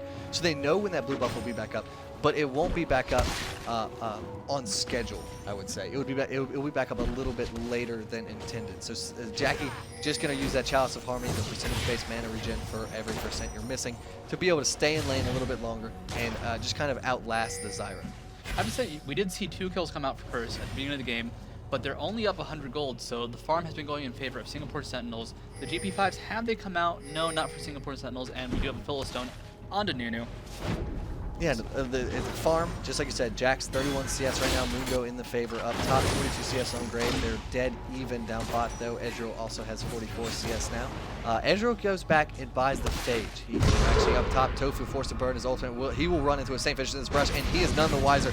There is the Ignite and Exhaust. Will they be able to burn him down through his ultimate? I don't know. Will they tower down this? I do not believe so. They actually pull off that, and ToFu lives again to fight another day. So that's 2 unsuccessful ganks so far on Mundo. And Singapore Sentinels may very well be correct. Mundo with his 43 CS versus Jax is 34. I don't know who's going to be better in a late game fight. I do not know how strong Mundo does when he gets free farm. He's good, but compared to Jax, but Singapore Sentinels going for this dragon. LemonNation does get it. He is fairly well himself. Has to make sure Jackie doesn't land any skills. Will they go around for a fight? Well, Cop absolutely chunked out by the return Q from Zyra. He was just punctured by some weeds, and he is no gardener whatsoever. And right there, Nocturne, they went for a nice early dragon, but I would consider him lucky. He got some really lucky Madrid's procs. He does have those Madrid's razors really, really early. I feel if that dragon fight had gone on just a hair longer, not only would Curse have been able to collapse, Nocturne I think would have gone down, and there could have been a dragon steal. Very, very risky dragon. He could have died to Dragon. He actually had to retreat from Dragon after about 2 more attacks. That's how close it was. So getting lucky with those procs definitely coming in handy. Luck not a huge factor in this game, but every now and then it does pop up. So Singapore Sentinels, you use the dice to your advantage. Sometimes you got to roll the dice and see if that RNG favors you today. Will Lady Luck shine upon you? It looks like this time it did. So HaRleLuYaR able to pick up a pretty early dragon right there. So now right now Singapore Sentinels have 1 dragon up on Curse. They're down 1 kill. They're also up 1k gold, which is pretty much translated to dragon. Right now, it looks like Singapore Sentinels is actually going to go. They know this timer on blue buff. Does Curse know? Looks like they're trying to collapse on it. Here comes the Ezreal. Will it be enough damage to steal it? It gets really low. It does! I believe he actually stole it. Did Ezreal get it? Is it a refreshed blue buff? No, but there's a team fight breaking out. And there's the command shockwave. Blocking down 3 members of Singapore Sentinel, but the counter Zyra ultimate will knock up Nyjacky, dealing tons and tons of damage to take a play out of Freak's playbook right there. But it looks like, did that go to Ezreal? I do not even know. It's a fresh blue buff for Ezreal. A cross-map blue buff steal for Ezreal. Wow, and that is just the icing on the cake right there. Curse did lose Westrice in that fight, but my oh my, seeing that great cross-map True Shot Barrage blue steal was a sight to behold. At the same time, though, they did lose Westrice, which you mentioned before, but that's kind of scary. Singapore Sentinels, they're up a bit of gold. But even though Ezreal was actually kind of there for that fight, they still lost it. So they're strong. Curse they have to respect the enemy because Dyrus to get that good poke off. So they're really having a very aggressive presence this game, actually. Yeah, I love right here, both AP mids are favoring those Wraiths so hard. They're actually fighting over the Wraiths. They're like, oh man, I want this extra 4 CS. No, I want this extra 4 CS. And I know Jacky absolutely loves farming the Wraiths. You know, that's why he loves champions like Morgana, who can take them really, really quickly. Champions like Orianna, who just command attack distance and can clear the whole Wraith gate. Wraith camp rather. He really, really loves adding to his CS. That's 4 extra CS every, I think, how long do they spawn? 50 seconds? 50 seconds. 50 seconds. So 4 CS every 50 seconds. Nothing to scoff at. And if your opponent isn't doing the same thing, that slowly builds up. You get ahead. You slowly get ahead. And it's just, it can snowball from there on out. And Jacky sometimes likes to build GP10 just to kind of pour salt in the wound, saying, oh, I'm getting Wraiths every 50 seconds. I'm also ticking GP10, blah, blah, blah. But this game looks like he's going to go straight for Chaos Army. He's very, very low on mana here. Will Saintvicious be able to come into turret Singapore City from pressuring this tier 1 turret? Looks like they're going to keep sieging, keep putting the pressure on. They know Jacky has to go back right now. They know Saintvicious is here with his ultimate up and red buff. But here comes Mundo as well. Will he make it all the way to this tier 1 mid turret of Curse and take it down with his 2 teammates? Or, well, nope, he didn't even need to be there. He just kind of came down for a party, a nice little vacation. He was getting a little bit bored in top lane. Visiting his family, the Wolves. Yeah, his distant family, the Wolves, right there. He's going to take them down and move his way on back up top to the free farming Westrice.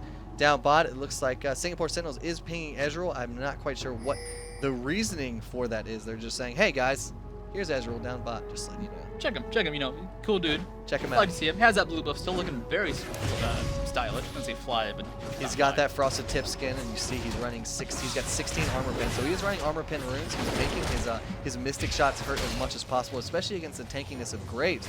You know, Graves' passive gives him armor magic resist per every second he's in combat, up to 10 seconds. I believe the value is like 2 per second, maybe, so he gets it will actually scale based off his level. Starts out at 1, goes all the way to 3. Okay. So it could be an addition of 30, anywhere between 30. 10 and 30 magic resistant armor. I believe now it's 20 right now. Well, there you go. So basically the armor pin right there, normally on a champion that doesn't scale armor magic resist with a passive, his mystic shots would hit a lot harder, obviously, because 16 from usually a 30 base is about half. But he's only mitigating with 16 armor pin. He's only mitigating the passive. That's it. Not even. At the same time, though, the reason people get AD runes is you have a better opportunity to last hit, so you have a bit more control. Actually, it looks like you might have a dive onto the top lane. Curse is there able to respond to it, though. If they do go for this dive, there's going to be a great answer coming out from Curse. Could be bad news for Singapore Sentinels. Oh, Shyvana and Orianna are right in tow. Will they be able to make it to Westrice in time? There's a Shyvana ultimate. She doesn't have the ball on her. She got out of range of Orianna. I know they like to do that wombo combo with the Shyvana ultimate and command shockwave, but it looks like this fight may go in the favor of Singapore Sentinels. Saintvicious is knocked up. The Q from Zyra barely misses him. He will go down to ignite. Nyjacky is locked up by the roots. Will she go down? The auto attacks from Chawy will take him down. There we go. Double kill from Zyra right there in that top lane. So a beautiful tower dive turned into a 3-for-0 exchange in the favor of Singapore Sentinels. They're really, really showing the strength of Zyra right now. And unfortunately, you know, they were setting up that counter gank with just too much damage coming out at once from Singapore Sentinels. Mundo tanking the turret, able just to take 5 shots, not really caring because of his ultimate. And Westrice didn't have a chance to ignite him and stop the healing, so too much tankiness, too much damage. Curse tried to respond properly, we're here to show up and kill you. Did not work out at all. 5-2 lead with turrets going down for Curse, with that dragon being taken by Singapore Sentinels. This is getting scary. A 4,000 gold lead only at the 13-minute mark. Yeah, and Jacky's still holding on to his command shockwave, so he didn't ult there, which is really, really interesting. I know for a fact they love Shyvana, goes in with the ball armor and uses command shockwave to kind of, just destroy the enemy team. I'm fairly sure I wasn't watching Shyvana at the time, actually down bot, takes HaRleLuYaR forced to blow her ultimate to survive the damage from Cop. And now Cop is exhausted. Will the Fear Tether go off? It definitely does. And the collateral damage of Buckshot will pick up the kill on him. Will they pursue Elementz? Here's Saintvicious trying to deter them, but it looks like they are just going to go for a dragon here. SGS has dragon in their sights, and it looks like they're going to go ahead and take it down. Will Curse be able to contest? Will Curse be able to stop this? I mean, they got down 4 dragons last game. Did they want to start off 2 dragons behind this game, Studio? Can Nunu go ahead and take that fight? They do have the smite on. Actually, no, it's on. Hold on for Saintvicious. They're giving up. They can't take this right now. They can't defend this. The dragon has died, given his party favors to Singapore Sentinels. This is scary. It's a big difference in gold, which matters quite a bit. But at the same time, there's so much map pressure. If Knocke catches you out of position, with just how strong he is, he's dead. or you're dead, especially if you make one like misstep. Comp in that bot lane, he tried to flash away from Nocturne, but Nocturne's ultimate followed him right through it. So all he had was Arcane Shift, which did not break the tether. Yeah, Spear. he flashed a little prematurely, I would say, you know, because while that Nocturne is chasing you, whatever you do, you know, I'm pretty sure, I don't know if there was a bug earlier where he teleported to follow you. He used to, yeah. He used to follow you after you teleported, yeah.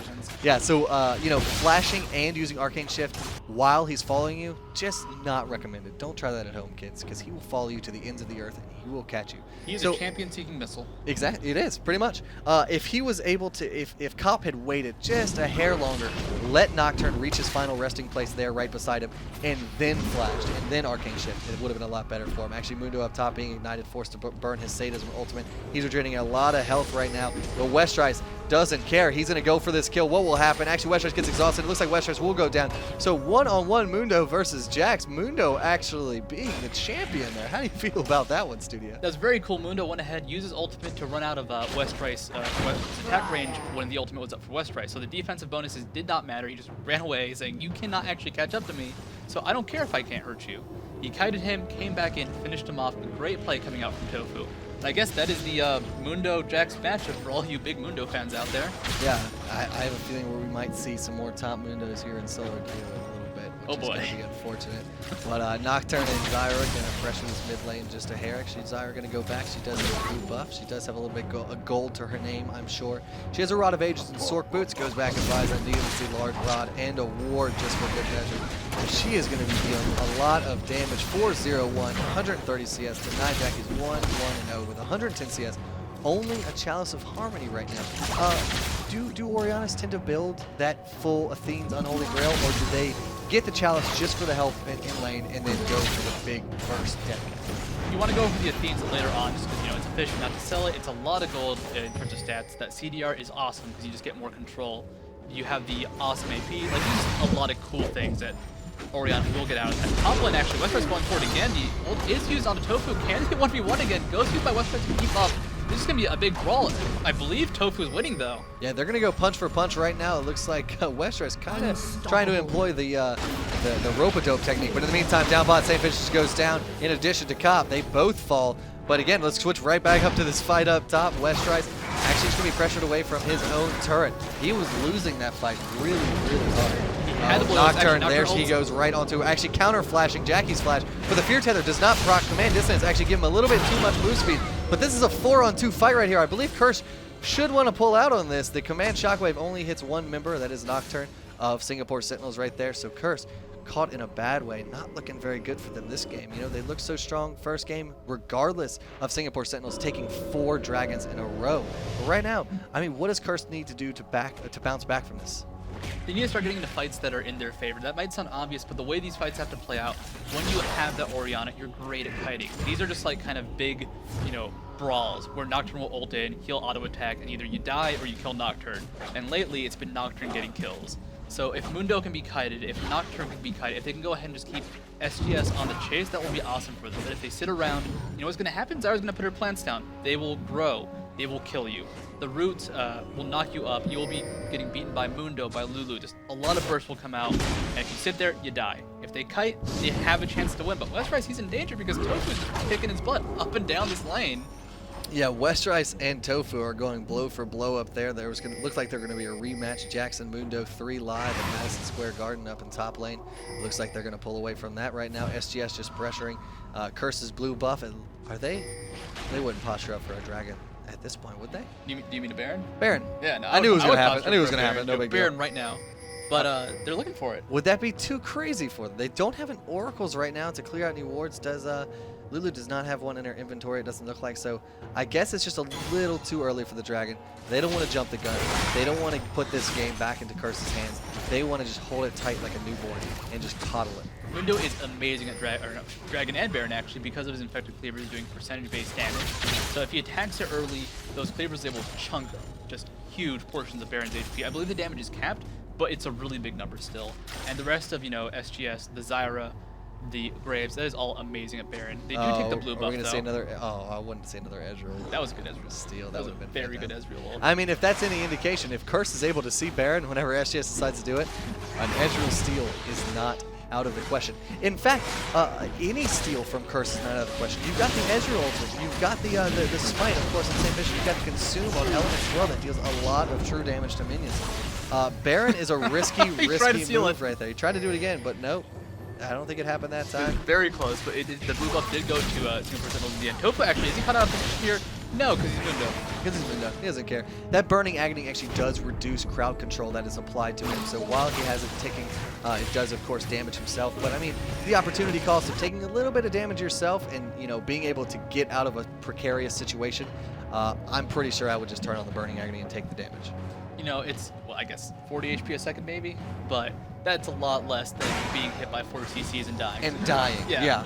I'll take a few seconds of 40 HP drain rather than going from 100 to 0, which is very, very rough. And, you know, Curse is looking down, but Singapore Sentinels, I just want to say, has been playing really, really, really well this game. They've been on top of dragons. They've been on top of buffs. Every time, you know, Curse's blue buff has spawned, they've been there. You know, sure, there was the awesome Ezreal steal of it, but that doesn't mean they weren't there. They weren't ready. They were ready for the out fight. of that. Exactly.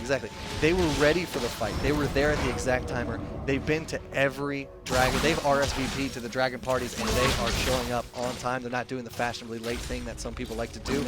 They are just on top of their game, on top of their timers, and it's looking really, really good for them. They're up 8K gold right now. They're up 7 kills. They've got 3 towers. I mean, they're looking pretty much in as good of a position as Curse looked like in Game 1. And even then, Curse, they had to spend such a long time building up for that position. SGS, aside from those early kills, I mean, they are coming from a 0-2 start for Curse, or for themselves, in favor of Curse.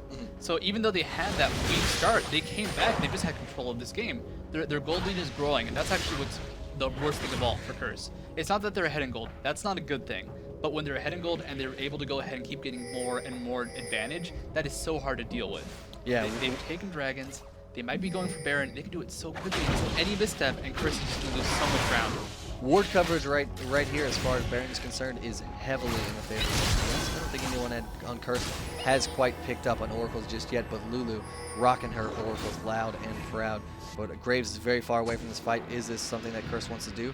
Do they feel that SGS is baiting this Baron? Do they think that they can take it? Do they think they get the Smite steal? Absolutely no vision from Curse. So right now, SGS is hiding in those shadows and actually locking Elementz down over the wall with the plants and snare. Elementz goes down very, very quickly to the burst of SGS, and now SGS knows it's a 4v5 if Curse decides to engage, and there's no consume. I think that's the most important part. But right now, you know, Curse has no idea. Curse has a speculation. You can have a tingling. Okay. You can rustle your jimmies, but I mean they do not know definitively. But here's ToFu doing his best to zone out 4 members of Team Curse. But there's Saintvicious with the Dragons to send in, but Baron not quite low enough. He goes down very, very quickly, and here's Zyra falls as well in the hands of Jax. Baron still up, still doing damage to ToFu. Will it actually help Curse in this fight? Ezreal picks up Nocturne, Orianna gets Graves, and now it looks like Ezreal is going to get a double kill. He picks up Lulu and Mundo. That is a triple kill for Cop right there. And Curse, would they do this? Would they do the unthinkable of a 2-man Baron with Orianna and Ezreal? It looks like they're going to decide against it. They're going to be safe, and they're just going to go ahead and push this mid lane. But a beautiful, beautiful fight right there for Curse. How in the world did they come out on top? The Baron damage. So Baron will actually increase the magic damage you take. So Nyjacky, Orianna, incredibly good at sustained damage, incredibly good at sustained fights. They try to fight that Baron because with that debuff on them, they could not do enough damage in response because of the debuff reducing their attack damage, and just the magic damage being amplified let Nyjacky go insane. If you look at Mundo, actually, for example, he doesn't have a lot of MR. He has quite a bit of armor. Adorn Shield, Ninja Tabby, and Sunfire Cave is nothing to scoff at, but his Spirit Massage is all of his magic resistance aside from his passive and runes and masteries. So the MR tankiness is not there. If Nyjacky can, you know, keep going crazy in these fights and not be put in a dangerous position where he has to run, he can kite, he can do so much damage. And actually, looks like they're going to go straight for Baron one more time. They just don't care. They know they had a heal first. They're going to go ahead, just try and sink this in, but Curse does know. Nyjacky's ultimate is not up. The ult from Ezreal is up. A lot of summoner spells are actually burned on Curse here.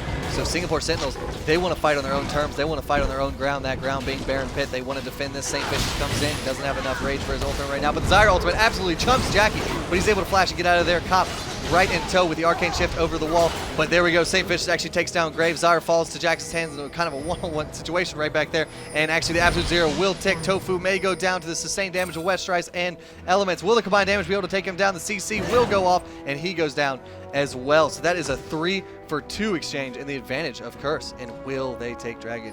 They're thinking about it. They're thinking about it. Baron. Yeah, it's just a lot. It happens. It happens. Yeah, it's okay. Will they take this It's warded. big map objective? SGS knows about this. You know, Nocturne can go ahead, doesn't have his flash up, will have his ultimate in time to go ahead and go for the steal. This is actually scary for Curse. SGS trying to keep the ward coverage down. Equivocal trying to get some poke off. They do back off. Very smart of them because you know what? Nocturne could have shown up and stolen it, and with Lulu's help, maybe even killed the remaining Curse members. Yeah, and what they don't need right now is a Baron steal and a triple kill to be donated to Nocturne. That would just be a charity that you don't want to respect. It would be very, very awful. But it looks like Mundo has, like you said, has his Sunfire. He's got a lot of armor. It looks like he's going to build a Warmogs potentially on top of that, depending if he picks up that last Regrowth Pendant in addition to the Giant's Belt and Ruby Crystal. I mean, Warmogs Mundo? That's a lot of HP. It's a lot of HP. It's going to be hard to go through. 3,400 HP onto Mundo already. Yeah, without the Warmogs right there. So he has 156 armor, 103 magic spheres. That's not like a massive number. We've seen up to like 300, 400 armor, especially on Malphites, and maybe 200 MR. But he's tanky. He's going to be hard to deal with. It's a good build just because it lets him go in the face of the enemies. You know what would be absolutely brilliant to see here? A pickup of an Aegis of the Legion somewhere on SGS. That Mundo, he would just become exponentially more tanky. The Aegis is missing on SGS, and that's kind of surprising. Normally, you want your jungler or support to pick it up fairly quickly. Lulu has not had the greatest income, though. Only has the 2 GP5s and 6 assists, not the most kills in the game. And Nocturne, he's going for an aggressive build. He's going, for the tanky DPS build, but not the Aegis, which is kind of odd. Is the Aegis completed? Yes, it is on Ivana for Curse. Which we saw exactly last game. I believe Saintvicious was the wielder of the Aegis last game as well, and rather than Elementz right there. So, just showing you don't have to leave the support items to the supports. The jungler can pick them up. Top lane, I've seen pick them up sometimes. It's not. There's Dragon to send in Saintvicious, and the wombo combo will hit all 4 members of SGS. They're chunked very low, but it looks like they're able to sustain themselves just a hair. Westrice jumping in onto Equivocal. Will he be able to take down Lulu? No. The collateral damage and buckshot combo will take him down. Shyvana is the next one to fall, and now Ori is in pursuit. The Essence Flux and Mystic Shot will come right across the face of Lulu, but she's able to escape. Wow, 2-for-1 exchange, even with a 4-member command shockwave onto SGS. I mean, that fight looked absolutely perfect for Curse. Oh, the Ezreal ultimate. Will it be able to pick up Lulu back at base before she's able to heal? Does not quite look at it. Yeah, No, it's she's gonna fine. miss. Yeah, it's gonna miss. Gonna get hit. And It she's wouldn't have gonna killed. heal up. It'd Yeah. been like, yo, Lulu, I'm tickling you with that build. Sorry. I mean, that's one of the best things to do when you have those global ultimates like Land Ezreal. them when they get back to base. Exactly. Before they heal. Don't try to snipe them in the Shroud of Darkness. Know that, hey, recall is roughly 6 to 8 seconds. I'm gonna shove this thing out there and see if it hits. I'm just gonna put it out there. You do what you do with it. Just put it out there. If it lands, pretty cool. If not, well, what was I gonna do anyways? I could farm with it, I guess. But Curse, they do have the strong team fight. They do have the good Orianna, but the problem is there's just a bit too much gold in favor of Singapore Sentinels. ToFu took forever to die. All he did was kind of stall out and let Lulu run away, let all of the very low Singapore Sentinels get out of that fight. If Curse had a bit more gold, was a bit closer to Singapore Sentinels, they would have taken the fight. That was just, flashing red at Singapore Sentinels. They would have gotten those kills. They would have torn them to pieces. Yeah, and I believe Mundo should have finished his Warmogs if that is the build he was going for. It looks like he did. So trying to farm up the stacks on there, trying to make himself just a hair more tanky. But I mean, he had 3,400 health before the Warmogs. Now he's got 3,860, and he's not even really that stacked yet. It will fill up. He will have over 4,000 HP if the game easily. lasts more than a minute. Easily, and I think it's gonna last more than a minute. Hopefully, I don't want to know what happens if it doesn't. But we do have, a very safe engagement from both teams. No one wants to go too crazy. No one wants to go for the big Baron plate quite yet, because what happened when Singapore Sentinels did it twice, they lost both engagements. Yeah. The push did happen from Singapore Sentinels. They did get some good tower damage out, but SGS could not really lock down Curse, and Curse could not lock down SGS. So once again, back to the respect phase of the game. We saw it last time. It is, we're cautious, we're scared. And look at that. That's a 10.6k gold amassed on Zyra. Her counterpart is 8k gold. So Jacky right now being out farmed by 16 CS, which is a small. It's something to scoff at, I would say. Just a hair. But Zyra 7-2-7. Orianna only 3-7. So those 4 kills absolutely paying dividends for Zyra right there. She has a Rod of Ages. She has a Death Cap. She has an additional needlessly large rod. And I believe, if I'm not mistaken, she did actually buy an Elixir of Brilliance as well. So next team fight, expect her to deal lots and lots of damage. But I mean, I guess why wouldn't you expect that, let's be honest? I mean, her burst is tremendous. They can kill her quickly. And the thing is, if Zyra gets off just 3 spells, her burst will be amazing. Don't forget that even though if she dies early, she will still have that passive, that true damage, big thorn spike that will shoot out of her. And that's actually a lot to deal with. It's like a Cogma passive. It's like 400 to 500, I believe, true damage, right? Yeah, in a you line. cannot mitigate it. It can hit multiple people. It's scary. It is dangerous. Yeah, you can't shake a stick at that. It is a very, very strong spell. And right now, Singapore Sentinels actually no vision on Baron whatsoever. So Elementz actually making fantastic use of that Oracle, is able to clear out the vision from SGS. And now SGS, they have a very, very tough decision right here. Do they go into Baron blind, or do they just kind of wait it out, pay for more wards? What are they going to do here, Studio? It looks like Zyra's just going to keep doing what she's been doing before. Lay down the seeds, lay down the plant, and use that for the vision. Will she do it right now? Come on, come on. I see oh, it the looks ward's like down already. So Lulu they did know. put a ward, but they are waiting. They're going to do the exact same thing they did to Elementz before when he went for a ward. They're going to bait it out. They're going to snare him in. And last time, Zyra absolutely demolished Elementz when he went for a ward clear. So they want the same thing. Look at Zyra. She is just sitting there. She popped her Elixir of Brilliance. She wants to burst Elementz as soon as he touches that ward. As soon as he lays his big Yeti paw on that ward, she is going to absolutely decimate him. Looks like he's going to play smart, though. He learned his lesson, if you ask me.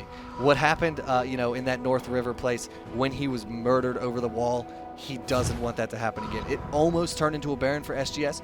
Curse somehow were able to pull off kind of a 4-on-5 team fight and win against SGS in that position. But still, Elementz, learn from your mistakes. It's the most important thing about being a professional player. You don't want your initiation to be, I will die so they can do something and try and get Baron, and you guys can I feel like that's a bad initiation. Yeah, it's an interesting initiation, very unique, but not consistent. Because what if your team can't win a 4v5 at Baron, which is very possible. We do have a 6,000 gold lead in favor of SGS. That's hard to deal with. Very, very hard to deal with. Not only 6k gold, but 5 kills and 2 turrets right now. And a handful of dragons. I feel like I've lost count. 4 or 5. Like, they just keep getting dragons. Like, every dragon that spawns, it's it dies. like clockwork. They get those dragons every 6 minutes that it's up, and it's been really, really impressive. But Elementz, he wants that ward. Does he want it bad enough? Zyra is a little bit far away. Do they know of it? I believe Curse has spotted. They actually start Baron. Yeah, Curse has a ward there, so they definitely know that Zyra is coming, is pressuring the lane. There is a little plant in that brush. Will Saintvicious. We need it. Nope. Looks like it's going to get popped, made into a little thorn spitter. And looks like Curse is just going to back off. What is the key to Curse winning a 5-on-5 team? Is it the Wombo combo? What do they need to do to win a team fight here in the next 5 to 6 minutes? The Wombo combo would be huge, of course. Using an Orianna ultimate on Shyvana into like 5 people would be awesome. Is it enough though? It may not be. That's the thing. They need a kite. They need the fight to last a long time and deal with the Mundo after his ultimate has fallen off. Deal with the Knocke burst. If it's a bursty fight, what's going to happen? Zyra's going to use her spells. Knocke will use his nuke as well as Grace, and they'll just all die on Curse. Lulu's ultimate too. Yeah, Lulu will keep people alive on SGS, so it's a big deal if they don't get through the line fight. Actually, they just get through and takes a bit of poke, so the damage quite high for SGS. And if they get into a poke fight, guess what? One Nocturne ultimate could be huge. Elementz, are you out of position? The fear does land, but SGS does back off, being very careful. Not quite able to follow up on it, and very careful indeed. You took the words right out of my mouth. This game, Singapore Sentinels may have, by the books, you look at on paper, they have a lead. They're up in gold, they're up in kills, they're up in dragons, but they can still lose this game, 100%. A team fight goes Ari. One of them,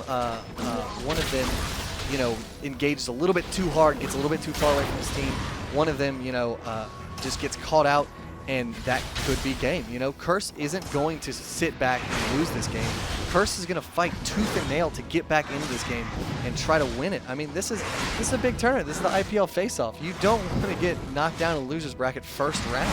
Very few people go, $40,000 for first place. I don't really want that. No, I'm okay. I don't need that whatsoever right now. Speaking of 1,000 gold, 6 dragon right now. It's a 5th or 6th dragon. That's a lot of dragons. I lost count. I don't have enough fingers to count. If you are a dragon and you are near Singapore Sentinels, just start flying away. Yeah, you will die. They will kill you. Just get out of there. They are like Dovahkiin right there, just cleaning up dragons, collecting the dragon souls, making dragon shouts, doing whatever they can. That's a bunch of Skyrim references for a League of Legends cast, but it definitely just happened. Up top, ToFu and Westrice. Maybe I think we see another like round 4 Thrilla and Manila versus Mundo and Jax. What's going to happen here? I can't think of a good rhyme for top lane. I'm not as good as Muhammad Ali, apparently, at coming up with that. But here we go. Westrice leap strikes in, gets a nice empowered strike off. But ToFu, how much health does that Mundo have? 4.2k health. Oh, That's, I God. believe, a fully stacked Warmogs. 216 That's armor. a Sunfire. Oh my 111 goodness. magic resist. Me, oh my, that is a dangerous guy. His effective HP with armor against physical damage is going to be about 8,400 HP, and it's still going up. The Warmogs isn't full. It's Did you almost just to do math? 4,300. Did you just do math? I just did math. I like it. Oh, actually, no, I'm wrong. It's about 12,000, like almost 13,000 HP. That's a lot of physical damage. You know, Jax, though, he's one of the people who can deal it as well as real. So there's a lot of damage coming out from Westrice. He's gotten a lot more items. Almost has that Gunblade, actually. Once that finishes, his DPS will be dramatically higher than it was before. Problem is, he needs to finish it. And the longer this game goes on, the tankier Mundo will get, the tankier the rest of SGS will get, especially without Lulu backing them up. Oh yeah, most definitely. And Lulu's ultimate right now, if I'm not mistaken, will give a bonus of like 400 to 500 gold. Not gold, health, I believe. If Lulu's ultimate gave 400 extra gold, That's a good ult. that Use is that on cooldown. That is a damn good ultimate right there. But Lulu's ultimate does make things big. And imagine putting it on Mundo at this point. You know, Mundo is a champion. He's going to get in there. He's going to get in your team. He's going to Burning Agony. He's going to throw cleavers. He's going to punch you in the face. He's going to do everything he can. Imagine a Lulu ultimate on top of that. Ezreal Thousands was and ulted, thousands. and like it kind of hurt some of the members, but ToFu's just like, I took it, I tagged tower shot, I don't care. So tanky. I mean, everyone in SGS is so tanky right now. Zyra opted for a tanky build rather than a fragile kind of glass Ganon burst build because she got the Rod of Ages. She has a Zanya's Hourglass now. She did get a Death Cap, which is bursty, but if you do it, actually, here's the Nocturne engage onto Nyjacky, but the Fear Tether, actually the command distance, allows Nyjacky to you know, kind of just separate a little bit, kind of get a little distance between himself and that scary Nocturne tether. So right there, you had Nocturne's ultimate blown, and you had Mundo's ultimate blown. So that's 2 ultimates off the table. Can Curse engage on this? Can Curse take advantage of the next, you know, minute to 2 minutes? It's scary for them to actually force a fight, because that means Saintvicious has to ult in there. They have to get the Wombo combo off, as you mentioned before. And that's not easy to do. If it messes up at all, they will just die in response. They actually take a turret on SGS, and you know, they knew that even with those ultimates down, they should be in a good enough position to go ahead and keep the fight on. This building up though, because one good catch, for example, Nocturne right there in the jungle of Curse will get away. So yeah, he'll be one fine. good catch, and He's good. that's everything. That's the But, game. I mean, like, Riot, I need a wards bought and wards killed stat right here because, oh my god, like, how many wards have these teams bought? It's absolutely, Elementz has had that Oracles, I think, since he was born. Yes, okay, yes. so for a while, and he's made money on that Oracles. Usually, you know, Oracles is a sunk cost until you kill X amount of wards, and you pay it off. The 400 gold investment, you know, it's sizable, especially early game.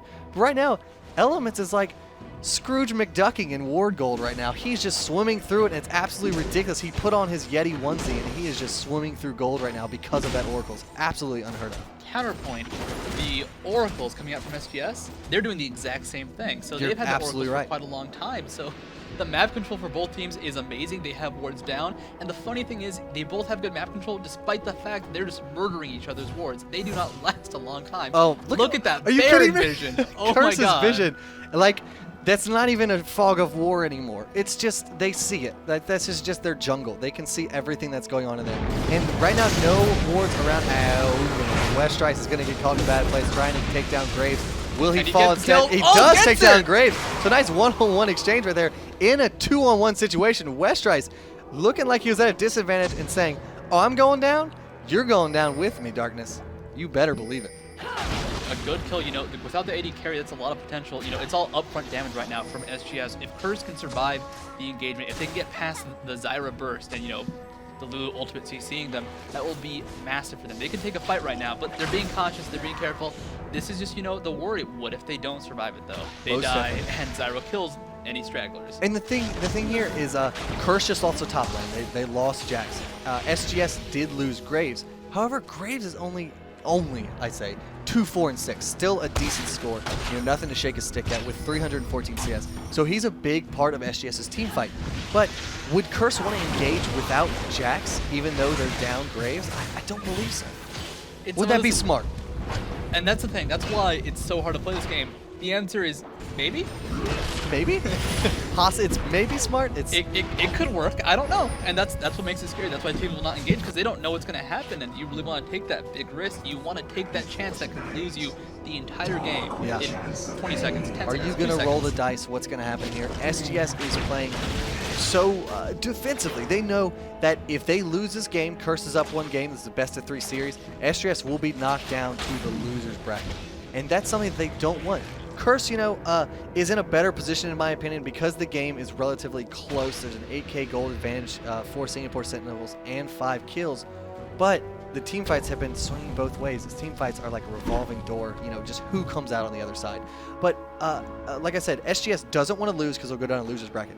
If Curse loses this game, there's still a game 3 to be had. There's still opportunities for Exactly. SGS. They're not out in losers. They can still come back, but you don't want to start in losers, especially because I've heard them talking with Team We. They want to have a Singapore They want to have versus an me Asian finals. Yeah, they want finals to be just both of them. So they don't want to be in a bad place for that. They have to look up to We. We's gonna be like, yo, you guys lost versus Curse. No. We could have taken them. Yeah, it's exactly as I explained at the beginning of this cast, We and Singapore Sentinels scrim a lot. They're scrim buddies. Whenever they're looking for a scrim, they contact each other. World Elite has taken the past few scrims off of Singapore Sentinels, which is, it sucks for them.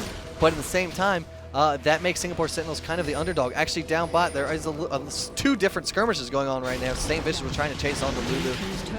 Brought her down to about 3/4 HP, but Mundo so far away right now. Will Curse be able to take down this dragon, or will SGS be able to contest it without the inclusion of Mundo?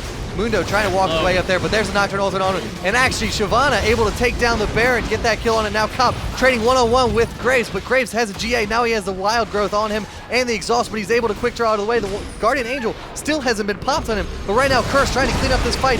Mundo finally gets to the party, fashionably late as always, Senor Mundo. But will he be able to take down the 3 healthy, tanky members of Curse? It doesn't look like it. The Leap Strike from Westrice will close the distance a little bit between himself and Graves, but a nice effective cleaver will actually slow down the nearest pursuant of Curse, which was Westrice. And now Shyvana with a long-range Dragon's Breath. Will she be able to get him? I don't think so. Turning her attention to Mundo, trying to slow him down with the Phage Procs. There's a Counter-Strike stun. It does not. It actually does land. There it is. Finally, a little bit of a delay. But the Burning Agony will reduce a lot of the CC coming onto him. And Mundo able to get out of there. But still, they've been dancing around it. They've been talking around it. They've been dancing like Baron is the prettiest girl at prom. And finally, Curse is able to secure it. What does that mean in the long run? And for the next 4 or 5 minutes, Curse is going to have Baron on at least 3 members of the team. It's Shyvana, Jackson, Nunu. Can they turn the tides? Can they say, we have Baron, let us do something about this gold deficit kill that? Well, starting off, if it's the prettiest girl at the prom, have the confidence to ask her out. She won't bite. She won't bite. Probably. No, she will. No. She might. Yeah. But for Curse, this is their chance to come back. They have the Baron. They did come out ahead in the fight. They can do stuff now. They're still going to be cautious, because you always have to be cautious, because one good catch, one good Zyra root, you're dead. But they can go for turrets. They're going to have sustain. They can take the pokes now, because of the Baron generation being about 3% every 5 seconds. It's a lot of HP per 5. So they can deal with it. They can do a lot. And, they just have to be cautious. They have to be careful, but the turrets should start going down for them. Definitely, they need to make up that gold somewhere, and it looks like turret kills are going to be what they're doing. Not dragons. Oh, for what?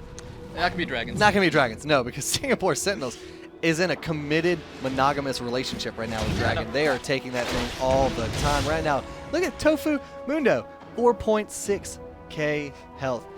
Just build another stat, please. He's trying to get so much HP that his little bar turns into a black line. Actually, Saintvicious caught out by Darkness, and ToFu's right behind him. They're trying to chase on him. The Dragon Form was used. He does kind of walk out of there, eventually deciding not worth the fight, because mid lane there is a push going on. Yeah, Burnout just gave him a little bit too much move speed for Mundo and Graves to catch up, and here comes Mundo. He's going to try to flank this 4-man team of Curse. Will he be able to do something here? Will he be able to take the Baron straight out of Elementz and Westrice's cold dead hands? Nope. Well, that was build up for nothing. This could be a huge Story of my no, life. no. Story of my life. Huge Oh. letdown. Being a ginger and all, it's just kind of how it works. No, I'm not sorry. You should be. Right now, it looks like Elementz still, like, it's like he's got like a timeshare with that Oracles, and he's just living it. He's got a condo. He moved in with it. He had a baby with it. It's just absolutely ridiculous. Those babies are vision boards. I like it. I like it. Down bot. Really gross to think They're going about. to take them. Just stop. Let's go to the turret Yeah, kills. sure. Down bot, Curse takes down that tier 1 turret. But actually, SGS is responding in kind with a brazen push right up the gut. Oh, look at that. A Guardian Angel on Zyra as well. So that's 2 GAs right now on the team of SGS. Here comes Curse from behind. Hopefully this won't be a build-up that won't climax. I hope so. I hope this team fight happens. There's a True Shot Barrage landing right across Mundo's face. He's going to disregard it and go ahead and take down that turret anyway.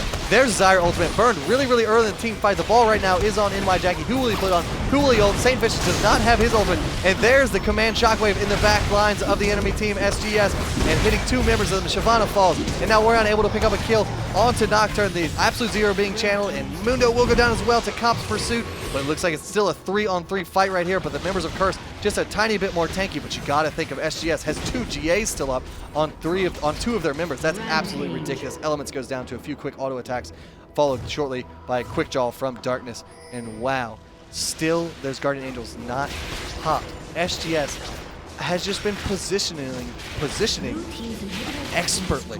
Like, those carries are not even being touched, and Curse needs to touch them. They need to reach out and touch someone, because it's unfortunate for them, you know? And in that fight, Saintvicious did not have enough fury for his ultimate, which I think played a huge role, because he used it to escape down bot.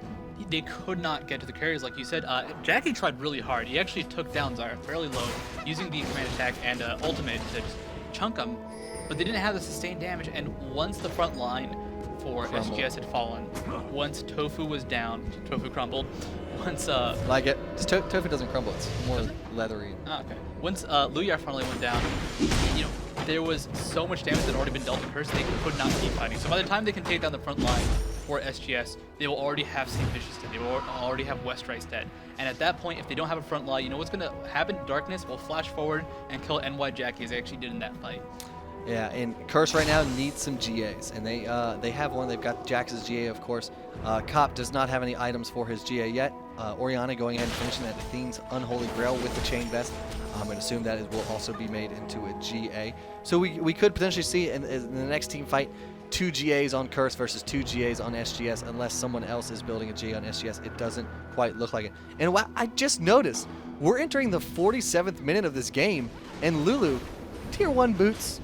Who needs tier 2 boots? No Probably one. Saintvicious, actually, because he is getting caught in the bot lane. Use the ultimate, I believe, to try and get out of there. You know, being chased by all of SGS, but without that ultimate, you know, We might see the same team fight. They can go into a fight again, yeah. And We can that see the mid exact turret one. is down, the inhibitor is down, it will push forward. SGS, the way they're set up right now, they can just go ahead, park out here, look for an opening, and possibly take down that turret, that inhibitor in the game. Yeah, they're going to start sieging and tailgating this bot turret right here. They've set up a couple RVs and a couple campers, got some barbecue going, got some hamburgers on the grill, and it looks like they're just going to sit here. They're going to say, we're here, deal with it. And actually, they're going to put on the aggression and chunk this turret just a hair. There's actually the 3-man command shockwave, and wow, Lulu absolutely melts in the middle of that. But Graves doing a lot of work on the Elementz. But it looks like that's just going to be a 1-for-0 exchange right there, but the fight could still continue. Don't count SGS or Curse out of this one yet. Saintvicious did get bound and hit by the Q of Zyra, but again, still 2 GAs to continue with on the team of SGS. Curse, do they have the damage to fight this right here? It's a 4-on-5 right now in their favor, and they're just timid. They're worried, I would say. The thing is, Lulu is a support. She doesn't manage that much at the end at this point in the game. She's useful, but not amazingly useful. And Darkness, as long as he stays alive, that's going to be a big deal. He does get chunked by Nyjacky. Going to go ahead, back off, because you know what? If Darkness dies and his Guardian Angel procs, he will respawn. But during that time he is dead, SGS could lose the fight. During that time he's dead? Is that what happens? I think like they die, they do the death animation, but they're actually just going to push. Look at the lifesteal on Graves coming back out. 833 damage crit, 886 a second after. Graves doing tremendous amounts of damage. And I mean, that's as expected, you know, as the game goes on, AD carries become really, actually Westrice, here he goes, he turns on his Nos boots like Fast and the Furious, and he is going to jump right on Zyra, getting the stun off. Will she go down? Will the Guardian Angel finally be popped? It doesn't look like Westrice pays for his sins. He goes down as well. Nyjacky gets killed by the Zyra ultimate. The Guardian Angel is finally popped on Zyra. Saintvicious trying to pop it on Graves too. He finally pops it. So finally, the members of Curse pop the 2 GAs on SGS, but it may be too little too late right now. ToFu, that guy has health. I mean, that's it. He is just able to stay in that fight for years. 4.6k health right now with the fully stacked Sunfire, Warmogs, everything right there. The Heart of Gold in the Randuin's Omen. And I'm just gonna tank double. 331 armor. Just oh gonna my tank God. I did double. not notice that, but you know what? These turrets, they're doing a bit of damage. They do get armor penetration, but not anything enough to stop it. They will take this next. They will take Game 3, Game 2. SGS going for Game 3 now. They're looking good. They're looking very, very good. And the thing about it is, you know, Curse obviously won Game 1. Game 2 is now taken by SGS. But the thing that SGS has in their favor is they're riding this wave of momentum going into Game 3. You know, Curse supposedly should have had, you know, the momentum, I would say, going into Game 2, but it just wasn't there. They weren't able to pick up the kills. The front line of SGS, not even the front line, the whole thing was just too tanky. You had a 4.6k Mundo tanking a lot of bullets. You had the Rod of Ages Zyra. You had everything else that I just really blanked on. But their team just had so much health, and there was nothing that Curse could do about it. And the 2 GAs to boot. It could have been confidence, actually, that hit Curse in the end. What happened? They got 2 kills at level 1. 2 kills at level 1, that's such a big deal. You know, a lot of games get decided at that point. But SGS, what did they do? They counter-ganked when Saintvicious went mid without red buff, I believe without exhaust, and they punished him for it. So Curse, they felt confident, but they just didn't quite have what they needed to win the early game, and that just really built up and snowballed very slowly over the course of that game. Yeah, you couldn't have asked really for a better level 1 fight. You know, for Curse, you picked up 2 early kills. Except, you know, maybe you get, I would want a pentakill on my AD carry. That would be awesome. That would be really legit. And they showed up again. We got another penta. Yeah. So the entire team was running revive teleport. But I mean, you couldn't have asked for a better start, really. You know, in the grand scheme of things, sure there are better starts technically, but whatever. And they still weren't able. They still weren't able to pull it off. They still lost the game in the long run because of the dragons, because of the buff timing from SGS. SGS looking incredibly strong going into Game 3. Again, stick around. Game 3 of Singapore Sentinels versus Curse to decide who will get knocked into the losers bracket and who will go on in the winners bracket. See you in a bit, folks.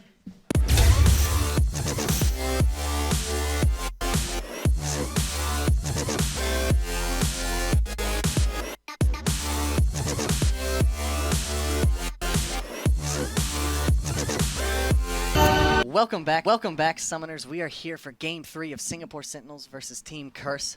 They've brought it the distance. Curse took Game 1, Singapore Sentinels responded in kind with Game 2, and now Game 3 is about to take place. We're actually already in the picks and bans, going to keep the downtime to a minimum for all you guys at home. So let's go ahead and get right into picks and bans here, see what's going on. Oh, there we go. Vladimir Shin Morgana banned out from SGS, Zyra Malphite and Rumble being out from Curse. Obviously, they just saw Zyra. You know, Januck, I'm sure is very, very sad. Or I guess he was happy that he saw Zyra and saw her play. She's so good that she's getting banned. Like, it's still a good thing. Yeah. But in the end, she had to get banned. SGS doing so well with her last game. Do not want to let that champion roam free. And you know, again, talking with Hammy Lee before the series even started, he told me how much Eastern teams love Alistar. If they can first pick it, they will, 100%. You know, so Curse, you know, they're aware of that. They played against the Zubu Blaze, stuff like that. They played, you know, a few games already against SGS. They know how much they favor Alistar, but apparently they're just gonna give it to him. And cool ban coming out from SGS, Morgana. It's like, you know what, Nyjacky, pretty good with Morgana. It turns out. I'm just gonna get rid of her. I like the ban. I like just, you know, the situation they have set up. Nunu, once again, a first pick. Nope. Oh, Sona. Nyjacky, what you doing? Man. Sona. This is pretty cool. So, at the Curse of the Hill event on Thursday, we saw Elementz play Sona. In Game 3, he had the second highest kills for his team, had some of the best Sona ultimates, and actually 1v1'd Paradoxical, who was playing Cassiopeia at the time. What is it? Elementz is really good at Sona, apparently. Apparently he just face rolls, he loves it, and it's absolutely fantastic. Into that game, I will say, before we talk about everything else, he picked up a needlessly large rod in his build. And his crescendos were hitting like trucks. Everything was hitting like a truck. Yep. Sona's got he a was carry. just like a fleet of trucks just coming right at your face. But it looks like SGS is going to pick up Graves. And, oh, well, how about a Mundo? I'm okay with the Mundo. How about a Mundo? Do you think we're gonna see a top lane Mundo again? I think Alistar, I think they favor it more in the jungle as we saw in Game 1. So we're going to see a top lane Mundo again. Will Curse have an answer? It looks like HaRleLuYaR may be that answer. They're trying to fill in that little Scantron bubble. Will it be A, B, C, or D? I think HaRleLuYaR may be their choice right here. Waiting about 10 seconds to see if that is actually locked in. Cop going to be playing Ezreal again, trying him out. Karthus. Being safe, because it still could be Jungle Mundo. Well, it still could be a Jungle Mundo. You're absolutely correct. And also, they see no AP mid taken from SGS. Maybe SGS has an affinity for Karthus, and maybe they just want it in Nyjacky's hands. You know, there's a lot of different factors going on there as far as picks and bans are concerned. So, picking up Karthus and Ezreal right there, the third and fourth pick from Curse. So far their team is Shyvana, Sona, Ezreal, Karthus versus what looks to be a top Mundo, a jungle Alistar, and an AD carry Graves. Or AP Graves. Yeah, AP Graves, AP Graves, very good. Yeah, definitely. Now, here's the thing. When you come to pick against Mundo, or just characters you don't understand too well, which is going to be Mundo in this case, what do you do as Curse? There's no safe, reliable pick, because if you go, oh yeah, that can probably work. There is no book like, you open up. You don't open up a book and said, counter to Mundo. Let me go to a guide site and be like, yo, lolpro.com? lolpro.com. Be like, Mundo, how do I counter you in lane? The answer is just a bunch of question marks will fly at the screen. Yeah. So, we don't know. lolpro.com with those shoutouts right there. And they're going to round out their team comp with a Lulu, and a Graga. So mid lane cool. Graga support Lulu with the Graves down bot. I'm going to say a top lane Mundo over a top lane Alistar. But I don't know. SGS crazy people. Top lane Alistar can actually be incredibly fun. Probably not the most effective. I would say the Mundo's pretty good though. So just going to say pretty good. I'd say top lane Mundo. Top lane Mundo. Don't try it out in solo queue. Go try it out in custom. Alright, it's going to be like top lane Lulu, support Mundo. Oh my gosh. Top lane Lulu is pretty awesome. It's actually amazing. It's pretty awesome. Really fun. Yeah, I would love to see Curse, that. What's your answer? What is your answer? What are you going to pick, Westrice? This is your character. Westrice. Unless you're going to play Shyvana or, God forbid, Karthus. I don't think so. What can go well against a Mundo up top? What can Jace? stand toe-to-toe with him? Maybe someone with percentage damage. Jax we did saw not this. work super well last game, matchup, but he didn't have too much of an early advantage. Learn from your mistakes, sir. Well, they're going to... Lock it in. That's scary. HaRleLuYaR, last minute switch to HaRleLuYaR there. So I guess she's just hoping that she can Blade Surge in, activate her Heat 10 style, and deal a lot of damage. I mean, it sounds good on paper, if you ask me. Just because Mundo last game built super tanky. Like, super tanky. He had roughly 300 armor at the end of that game. And, you know, the true damage could do a lot. You know, granted, the true damage doesn't scale in game. It's 75 true damage. 75 true damage. A billion HP. Versus a billion HP. That is true. So that matchup, I think, is going to need to go heavily in Westrice's favor early game for it to pay off late game. If it comes to the fact that, you know, we saw his Jax versus Mundo top game 2, and whenever they went toe to toe, whenever they went blow for blow, Mundo came out on top. It's because of the percentage-based damage of his Infective Cleavers and his Burning Agony and whatnot. Actually, something scary. One of the things that ToFu did is when Jax uses ultimate or Counter-Strike, he would run back with the ultimate just because he wants to avoid the CC. HaRleLuYaR, she has high hidden style. Same kind of deal. It's only lasts for 5 seconds. It has a 15-second cooldown. If Mundo can get out of range in that 10-second gap where she'll be useless, or no, in the 5-second gap, if you can get out of range, then come back for the 10-second gap where she won't have it. That will be scary because she won't have the damage. Most definitely. Is this a top lane you've ever seen before? Like seriously, or like in joke games? I've seen it in joke games. You know, AP Mundo of terror in the top lane of joke games, but in real serious tournament games, no. No, never seen a Mundo top. I've seen HaRleLuYaR top. That's yeah. That's old news. Who needs that? But I mean, right here, you've seen it first. Mundo up top lane, played by the excellent ToFu from SGS.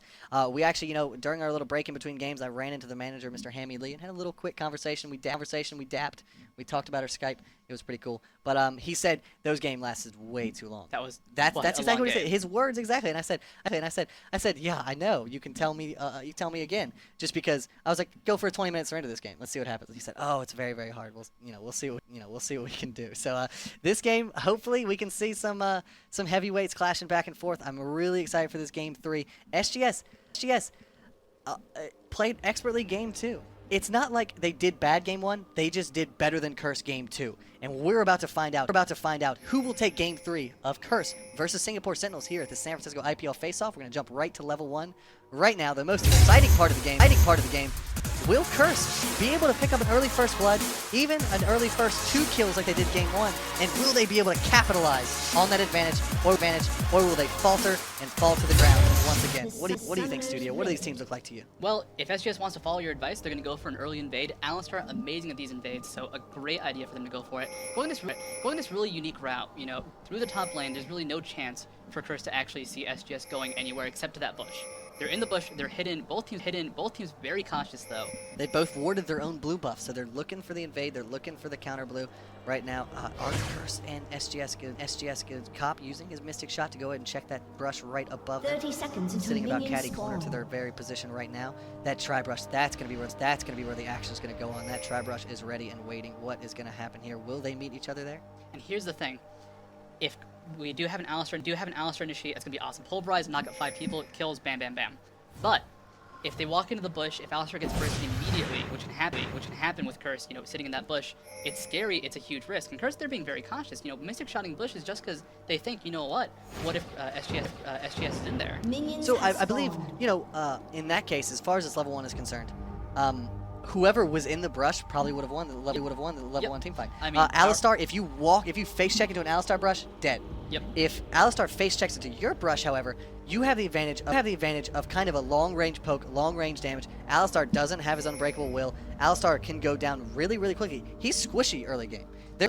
There's nothing really innately tanky about him, I would say, until he gets his ultimate. So he could go down very, very quickly without using his level 1 skills. But that is all just a long-winded explanation for me that is not going to take place whatsoever. Nyjacky did something really cool right there. He actually shifted to the other side of the lane, so it looked like he was coming from blue buff. So I've seen him do that a lot, Yeah, it's actually. really cool. Very, very intelligent. He, you know, just exactly what Stu was talking about. Shyvana started red.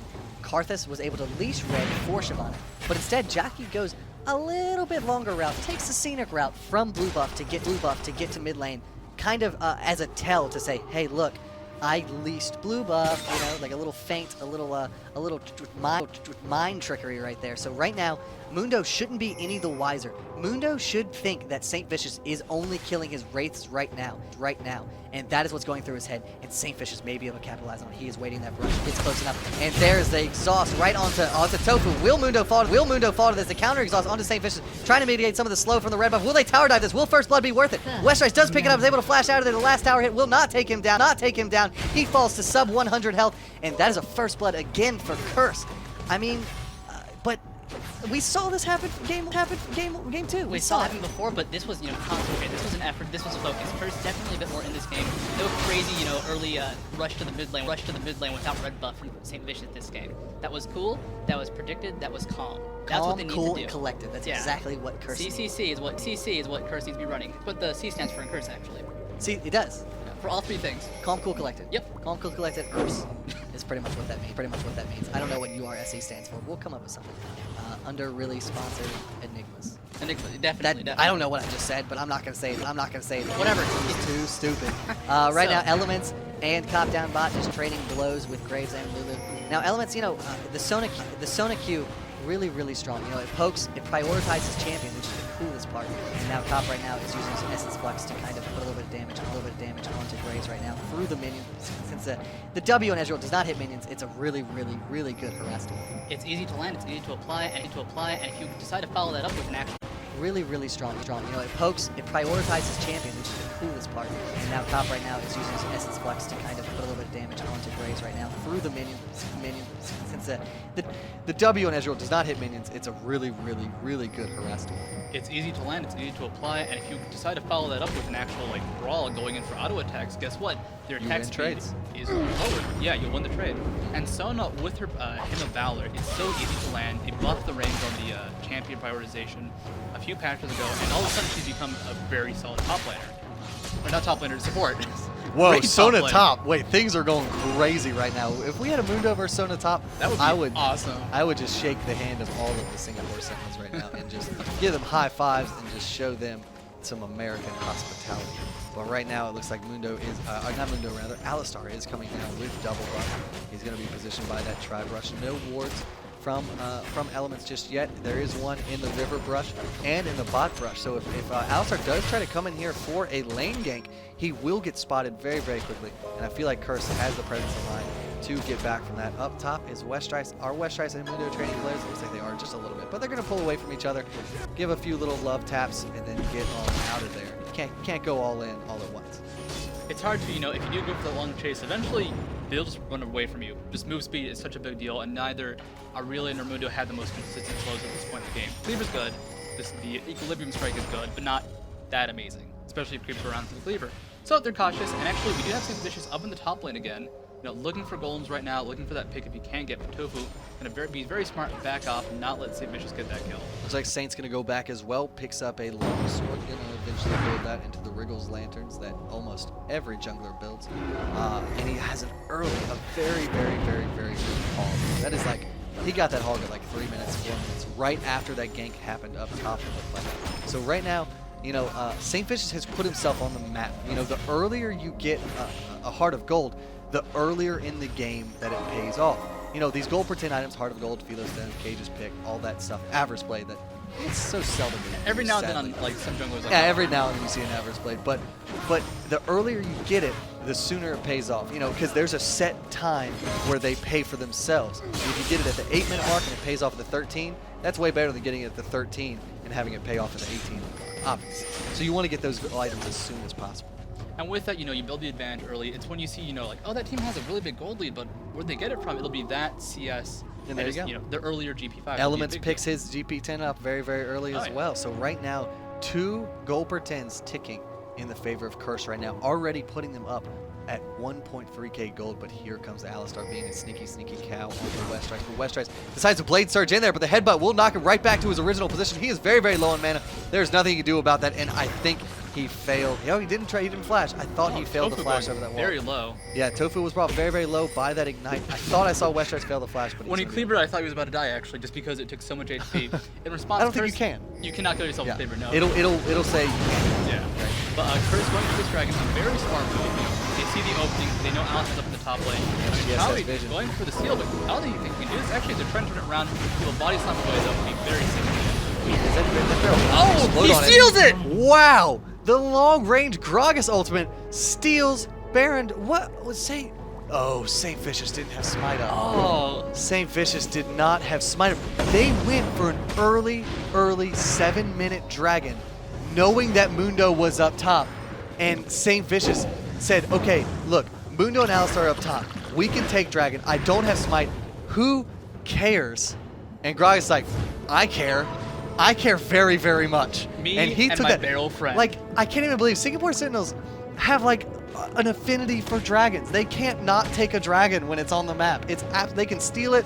They can invite it on a date and take it out for dinner. I don't know what they're doing, but they absolutely love dragons. If you are a dragon in the same zip code as Singapore Sentinels, get away. Move they away. Will kill you, and it will be smooth. It will be selected. Someone else could be killing you. They will still kill you. Just pack up and move away. Yeah, absolutely ridiculous. Singapore Sentinels, they're dragon. They're dragon killers. They're dragon assist. They are dragon killers right now. It is absolutely fantastic to watch.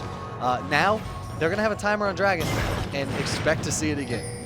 They do not give up on dragon, and the gold right back in the pockets of SGS. They are neck and neck. 300 gold difference right now because of that dragon pickup. Had Curse picked up that dragon, they already had a 1.3k advantage. And if they picked up the dragon, that would have been a 2.3k advantage. Now it's just only a 300 gold advantage. I think it's like, that's a lot that actually just happened. So Alistar now has mobility boots, almost has a Philostone. And all of a sudden his game got a lot better. And that's across the map. The support gets a bit more, the AD carry gets a bit more, and it's these very small growths and very small advantages is what you need to really get ahead in these games. Top lane, Mundo just using his ultimate for sustain. One of the benefits of Mundo, even in the jungle, is, hey, I'm low, let me press hard. Oh, I'm full AD again. Yeah, a very, very low short. I don't even think that works. A short cooldown on a low short fighting game. A short cooldown on to sadism will allow him to pop that pretty much whenever he wants. I believe it's masochism, however. I'm getting that wrong. But here comes Gragas up top. Will he go for a gank? No, it looks like they're not gonna. They don't want to tower dive that yet. They know that Mundo does not have his ultimate, so it probably wouldn't be the safest idea.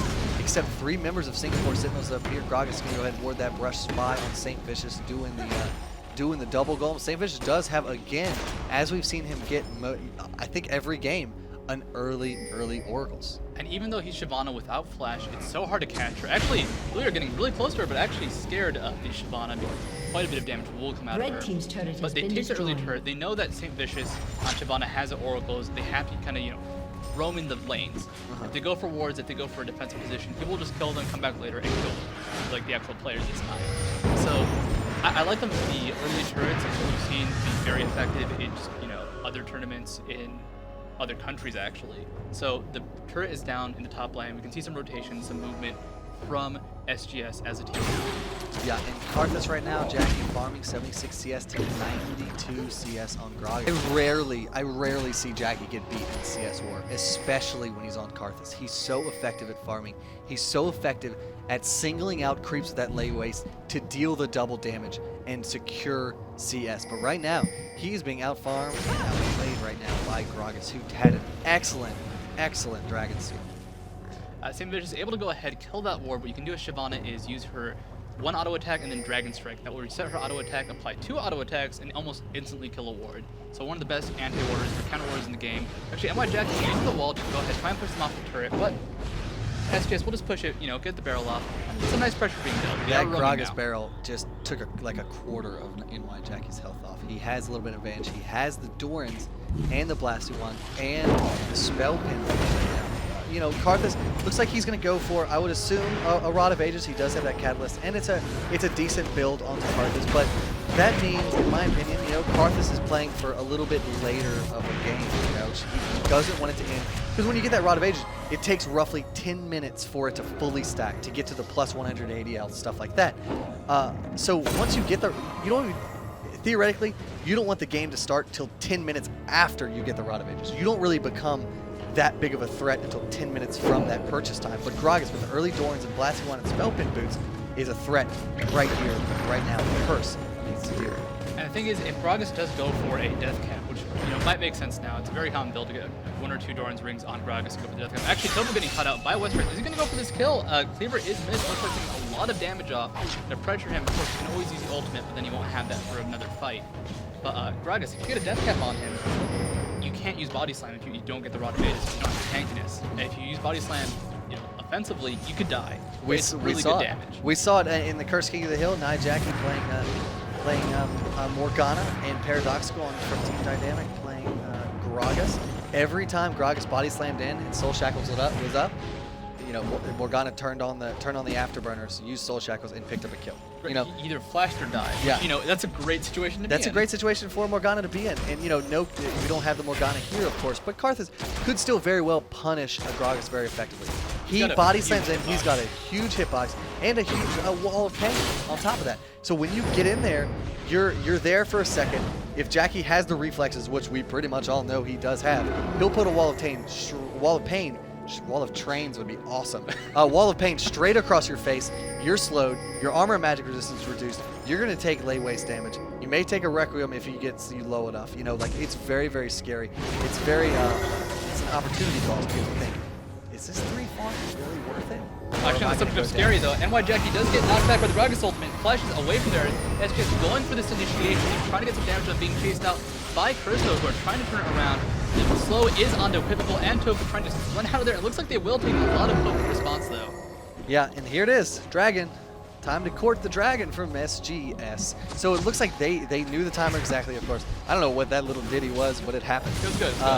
They're going to try to take this Dragon right now. Does Curse have an answer? Can they get on this? Smite is actually up this time, but it does not matter because Alistar will actually pick up the last hit on that Dragon. Right now, Nyjacky is polymorphed and headbutted straight out of the team fight. His lay waste is hardly taking on anyone of SGS. Will the Requiem come out? Will it happen? It does. Will Alistar's ultimate be done? Yes! Just as it ended. Nyjacky able to pick up the kill on Alistar, and here comes Westrice. She smells blood. She wants that Lulu. The Blade Surge does happen. The Eagle Eye Beam Strike will slow her. Elementz picks up the kill on Lulu, actually, and now Westrice turns his focus onto the large Gragas, trying to get out of there, forced to flash over the wall to safety. Does not have his body slam up. Looks like he is going to get away with his life, but a 2-for-1 exchange. Also, though, Dragon for SGS. Who comes out on top in that exchange? Was it 2-for-1 or 2-for-3? No, it's 2 for... Okay, so it was my mistake. Wait, did Mundo go down? Mundo went down. When it went down? Okay. So it's 2 for 3. 2 for 3. But SGS got dragged. SGS got dragged. SGS a little bit more ahead. You know, they have a little bit more gold. Only 1,000. They started off the game pretty weakly. You know, they had the early kill in the top or early death in the top lane, but they've been able to take dragons and come back, which is completely unsurprising. But you know, this is good for Curse. They can still team fight well. Saintvicious did lose oracles. He has to be a bit more cautious. Can't go for the seal. Because you know what? It's a risk. If he doesn't seal, he dies, and that's what happened in that fight. Yeah, terrible for him, but fantastic for SGS. Man, I mean, they're just this is what we're used to seeing from Eastern teams. They take early towers, but not only that, they don't only put the pressure on you as far as towers and gold advantage is concerned. They move as a cohesive unit all over the map. That's all they do. They always respond to ganks. They always respond to what's going on the map, and that is so scary. The NA teams just don't. They don't have that. And look at that. It's Alistar just. It's a style. Dancing with that wall. Well, it is completely a style. What we do is, you know, it's like, oh, if you farm in lane, that's safe because you will always get those creeps there. They will always spawn every 30 seconds. That's the reliable thing to do. In the end, though, if you go ahead, go for some risk, go for some punishes, you can make it so that you're so far ahead and get into so many even like bad fights and still come out equal or ahead just because of your good positioning. Another turret goes down in favor of SGS. They're ahead about 18 gold now. Actually, it looks like they're close on to Saintvicious. Uses ult to try and get away, it seems. So he turns around into the fight, though, getting hit by 3 people. Gragas ult and Knocke from Alistar do finish him off. Not a smart turnaround there from Saintvicious. I don't know why he showed his scaly dragon nose into 3 members of SGS knowing they were there. He ulted straight across all of them trying to escape, and I guess maybe he thought that Karthus would follow up. If I could listen to the team speak right now, it would be a lot of Jacky complaining. Let's not listen to the team speak. No, I would not recommend it right now. But right now, it looks like Alistar is going to engage onto Westrice. Westrice very low on mana, though, using the Transcendent Blades to heal up just a hair from Alistar and Mundo. But what will happen here? The rampant growth from Lulu will make Mundo very large and very beefy. It looks like they're all just going to pull out of this. But, like, SGS is just getting tanky. And it's Curse just doesn't seem to have the damage to respond to it. What's going to happen here? They have the decent CC, but they have a very late-game focused team with the Karthus pretty much. Karthus is late. Doing HaRleLuYaR is late. Yeah, HaRleLuYaR too. Like, so Karthus is great late game, but right now, you know, he doesn't have the reliable way to land the damage. He can't just walk into the enemy team and be like, yo, kill me, I will kill all of you in response. He just doesn't have it quite yet. Because of that, SGS, they're using the Gragas very offensively, using the ultimate to keep people in place.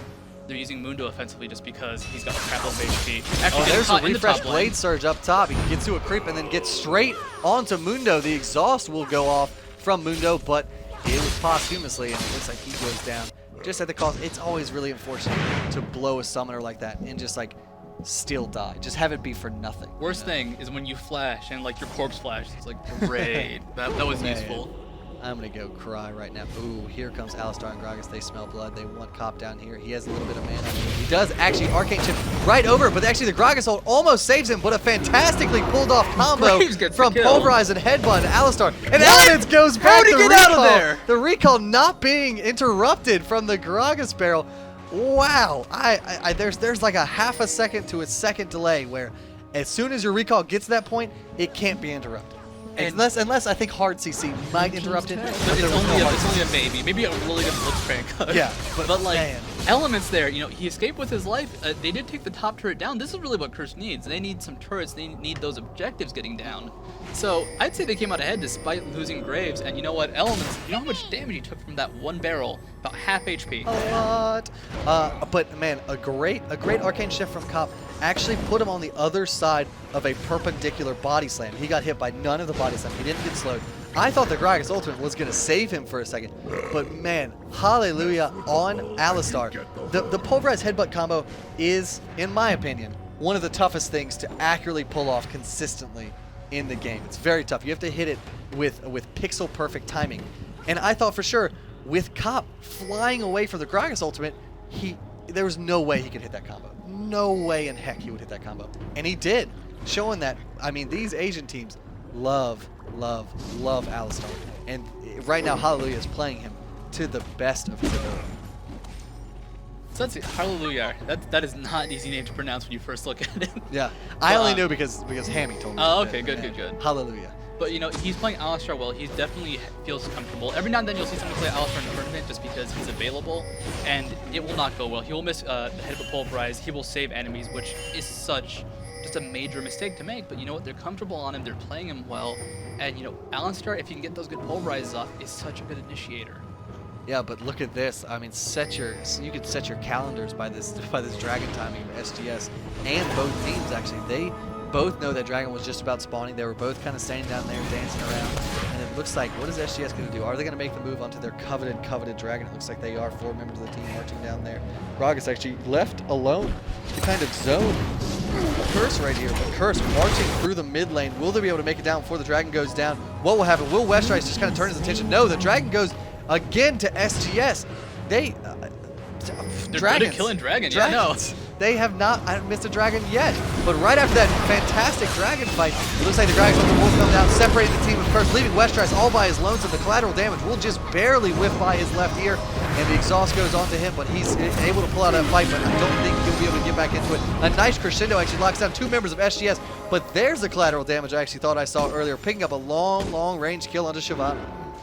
And, you know, this is what we saw later, earlier in the game with the kill onto Ezreal on Cop with the Alistar, but he's good at saving his ultimate. He wants to save this for when he knows something will happen. Actually, HaRleLuYaR is running away from that engagement, and unfortunately, when Westrice went into that last fight, you know, we had a disengage, especially with that Gragas ult, and he had to escape.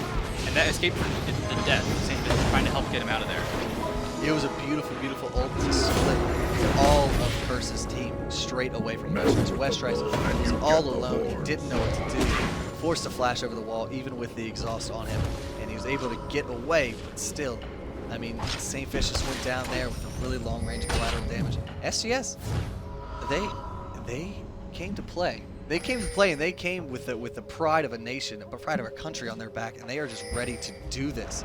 Singapore Sentinels really just playing really effective. Every Singaporean League of Legends player is currently supporting them right now. Oh yeah, that's currently a lot watching of and supporting them. And the thing about it is, Singapore Sentinels really respect Saintvicious. They really actually enjoy the team that is on, which is here at Curse right now. So this is a huge match in Singapore. This is their hometown, bread and butter Singapore Sentinels taking on a team that they all enjoy. You know, they all tune in. They, not every Singaporean person every tuning morning. into Everybody in Saintvicious. Singapore is It's not like clockwork, but you know, a lot of them really enjoy Saintvicious. You know, Hammy was telling me that, you know, he's a big player. Curse is a big team, and this is like David and Goliath for them. You know, they feel they're the underdogs. They're the small team, and they're coming in trying to take on these big North American teams, and they are showing that they came to play, and we may see them for a long while in this tournament. I actually asked Hammy about what teams he was scared of. The answer is every team is a threat to SGS. They're so humble. They're humble, but they know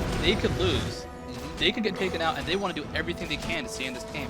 And what they're doing is they're picking up very small advantages, going for these quick kills. You know, we pick up Saintvicious, we picked up a dragon, we picked up 1 guy in a fight, and that's okay because if you look at the gold difference, they're up to about 4,200 in their favor, which is sizable. But if that grows to 7,000, 10,000 over minutes and minutes, that will be huge. That Peril doing tremendous amounts of damage to combat. You got a Rabadon's Death Cap in the makings of Azanya's Hourglass there on Gragas. He is very close to being just.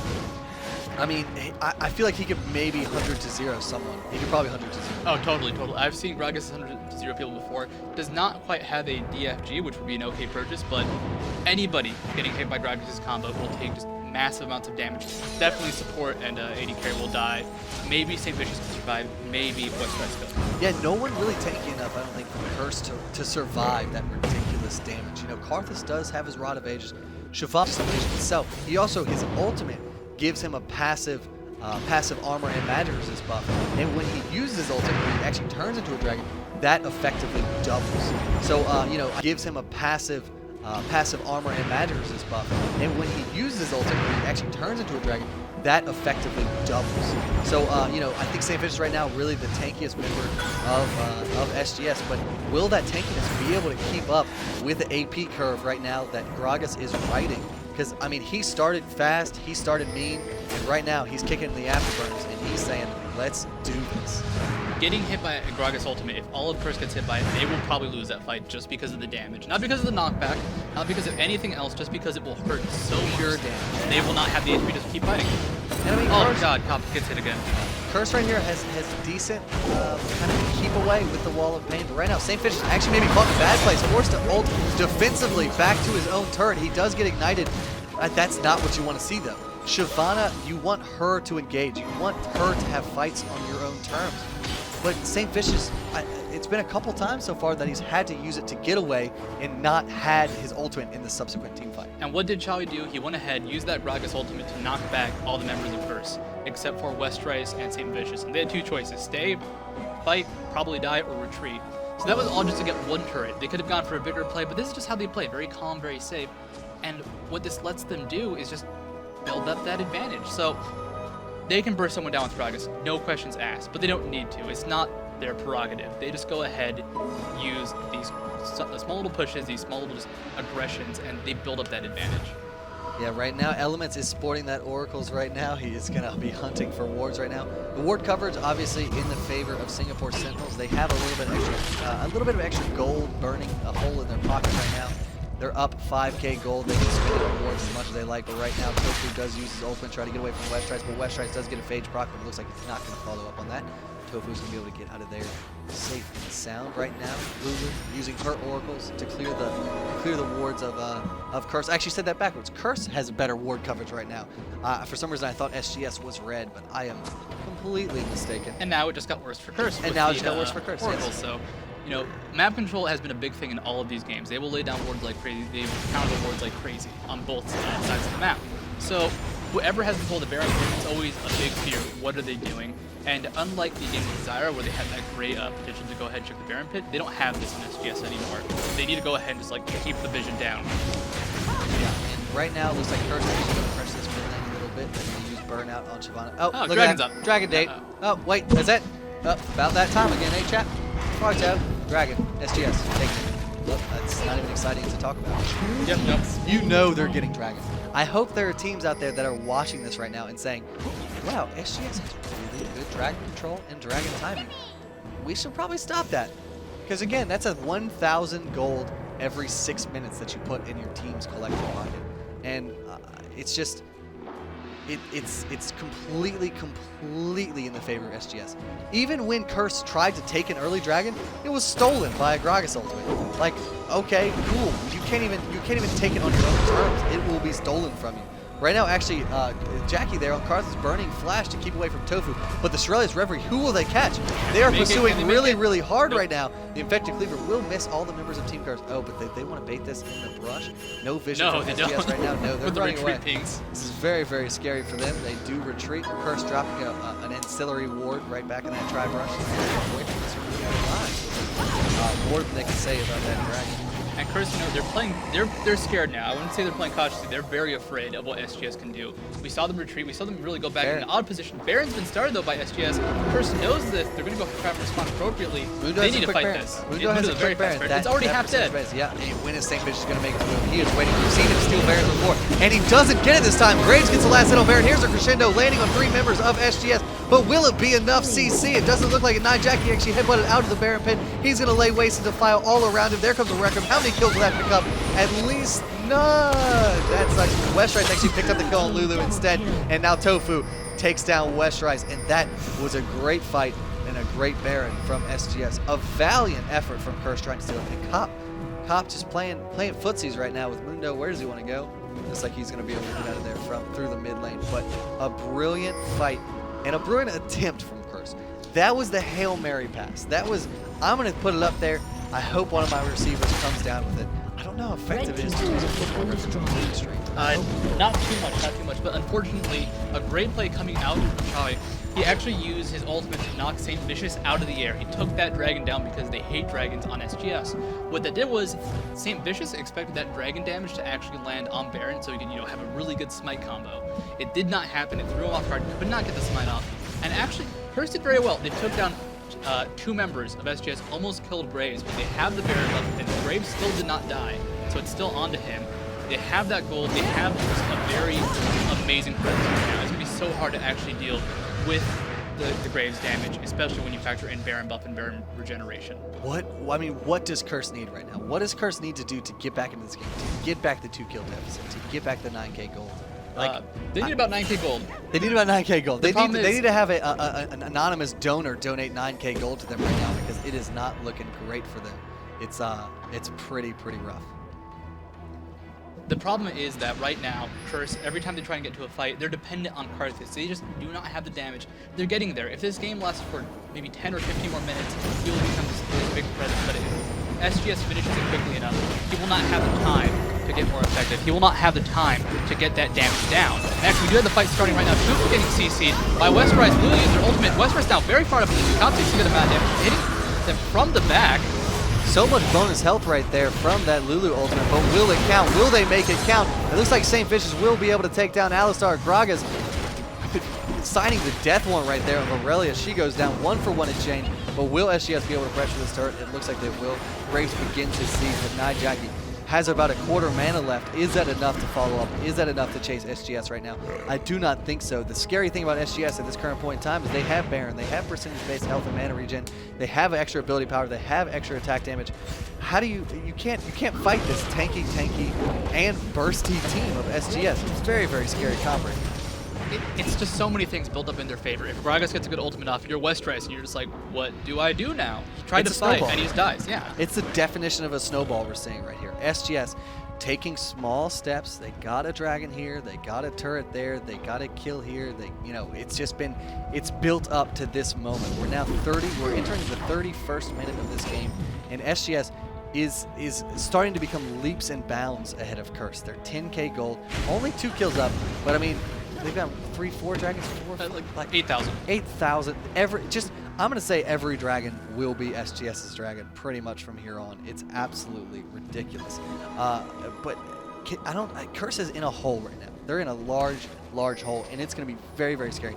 The thing that they need is like someone on SGS to just be caught completely out of position. They need Gragas to be caught by 5 members of Curse and for them to be able to capitalize on it.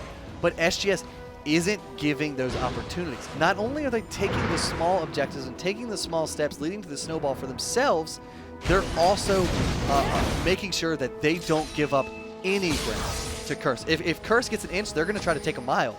But SGS isn't even giving them the inch. And actually, this might be Curse's chance. Oh, no. SGS does back up. Like, they're playing in a way so you cannot punish them for their mistakes, because there just aren't any obvious mistakes. They can't force the fight. The thing is, they need Karthus to be able to go into the fight, suicide, press lay waste a lot, use Requiem, deals lots of damage. What Karthai do? But the thing is, every time Nyjacky gets into a fight, Just pluralize Karthus as Karthai? Yes, I okay, did. good. Just want to make sure. Okay. But every time Jacky goes in for those fights, he's getting knocked back. Like, they're not even trying to kill Jacky necessarily. They just knock him back. Headbutt from Alistar, ultimate from Gragas. Karthus is not a is dragon. Wait. Yeah. Check your watches. Wait, 3, Everyone check 2, your watches 1. in your calendar. They actually missed Dragon. it. They missed the Boom. Glitter Lens. They missed. I believe the barrel did hit. The but, barrel did hit. Yeah, no, Equivocal it's missed okay. it. Oh, SGS, worst team ever. No, they are doing so Worst well right team, now. It's ridiculous. Singapore. Worst team Singapore. Yeah. Well, ever is really a Oh, region okay, lock true, thing. true. It's just in all of time. But the worst team ever actually might be pushing up bot lane. They see a lot of people in Curse. They have the board coverage. They know they're not here to defend the turret. Not a lot of time for Curse to actually get back to base. Sona recalling, Ezra just walking back. Westrice, hurry up with the recall. I hope you have that mastery. He needs to get back there ASAP.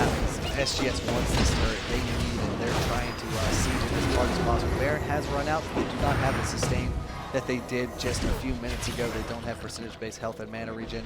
But, I mean, right now it looks like they don't care. They have the heal from Alistar, which is helping a whole heck of a lot. But right now, while the creeps are in, I feel like, Graves needs to get in there and put a few pokes down on that turret. It's only lost about a quarter health, maybe a little bit less. They need to pressure it just a bit more. None of their lanes are really pushing in their favor right now. Mid, it looks like it's going to be cleared by Mundo to push it in their favor. They're going to make that lane in their favor. But will they be able to pressure both mid and bot at the same time? The problem they have right now is that when they do get to the turret, how can Curse actually pressure it? If they do have Darkness push the turret as Graves, what can Curse do in response? I guess Karthus could put a wall The down. wall of pain is pivotal. But you know what? Darkness can quick draw it. if Westrice goes in, he can Equilibrium Strike, but unless he has less HP, it's not going to be a hard stun. He can, quick draw it. And unless Elementz gets a really good ultimate off, and Sona's ult is actually a bit slow. There's a slight Darkness can actually still quick draw it, but just a solution to everything for SGS is have Graves quick draw it. that's actually, yeah, you're right. There's nothing they can really do when he quick draws. They cannot catch him unless they dive into the team, which with the Gragas is super suicide. Yeah, most definitely. I mean, Gragas, the thing about Gragas, he murdered early. Okay? He did amazing. It did amazingly. The Dragon Steel was absolutely phenomenal. And he hasn't let up. He's had his foot on the accelerator this entire game. He hasn't said like, oh, I got an early kill. I got a cool Dragon Steel. I'm going to take it slow here. No, indeed. He is saying, I am going all the way. I'm turning my NOS. This is fast and furious, and we are going to take this game right now. It looks like Baron did just respawn. SGS going to go ahead and make their way over to it. Is there any vision from Curse on it? Looks like they do have a ward a little bit outside of the Baron pit. They can't quite see it, but they see the range of Graves. Look, he quick drew right there. He quick drew out of vision. They so could have punished him right there. There's that quick draw. But right now, it looks like what is going to happen here? What is the next move of Curse? That ward finally being cleared out by Lulu. The body slam in from Gragas gets deterred by a nice big wall of pain. There's no vision on it now. Curse has 0 vision on Baron. What are they going to do here? Blind Baron still. Will we see Saintvicious throw the Hail Mary? Will we see him take Baron? Who knows? Looks like SGS is actually going to stop it and maybe bait it a little bit. Oh, did get spotted barely. That Gragas barely got spotted by that wall of pain. It does grant vision wherever it's placed. You can place it in the brush and see directly inside of that brush, or you can place it near a ramp and see roughly the area of the ramp. So Gragas did get spotted there, so Curse knows. Oh, no Baron for them just yet. Do you think that's a fight that SGS could have had and won handily? Well, it's a fight they could have had, but it's not in their style to go for that, big risk. They did do it earlier, but it worked out for them well, and they felt confident. If you're not feeling confident, don't take that chance. They want to look for that opening. I think they were actually going to go ahead and try and use the ultimate to knock, from Gragas to knock somebody over the wall into the Baron pit, force Saintvicious to ult away, force, a flash, or kill someone. Yeah. It did not happen, though, so it's like, well, we didn't catch him out. Our plan was not successful, and they're just going to go ahead and keep up the pressure, keep pushing up the lanes, make sure the turrets are constantly being pushed in onto Curse. Yeah, and right now, SGS, they have Mundo down bot, clearing out those waves. And what he's doing down there, he's just pushing in that bot lane. We see this, I saw this all the time from Azubu Blaze. There were so many instances where bot lane was pushing without a champion's presence. All the champions on the map were dancing around Baron. I believe in one game, TSM lost an inhibitor because they were too focused on dancing with Baron because bot lane was pushing it. That they did. They lost that inhibitor. They actually lost a Nexus turret along with it, which just made it so much more dangerous. Right now, SGS, they're hanging around the Baron. They have the ward coverage. Map coverage has been a huge issue this game. Westrice actually getting to a very scary position, but feeling safe, feeling relatively confident. And actually, Baron was aggroed, so doing a bit of damage to Equivocal and Chawy. Yeah, just a hair, oh, actually more than a hair. Lulu took off a full scalp, apparently. Lulu not known for her massive tankiness. No, not at all. She has massive shields and massive slows, but not really a massive HP bar to go along with that. Here it is. Everyone is near mid. Everyone is near Baron. I guess Mundo's up top. Ezreal's doing double goldens, but everyone's in spitting distance of mid. Will we see a big engage?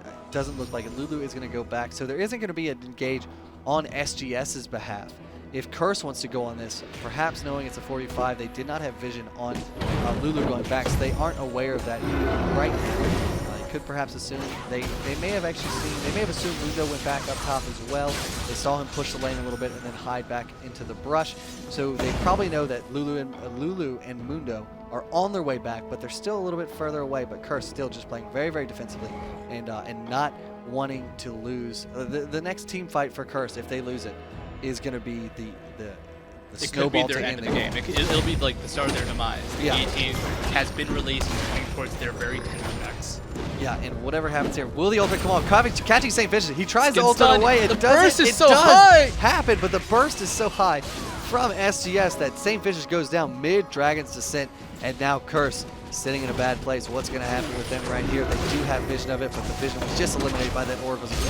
Curse coming here for a 4 and 5 engage on his Baron. They don't have a smite. That's probably the scariest thing in the world. But Nyjacky relishing in the fact that he has a giant AoE in that Baron pit. Will the Requiem taking one down? It looks like the members of SGS are just a bit too tanky. Graves double kill on HaRleLuYaR and Karthus.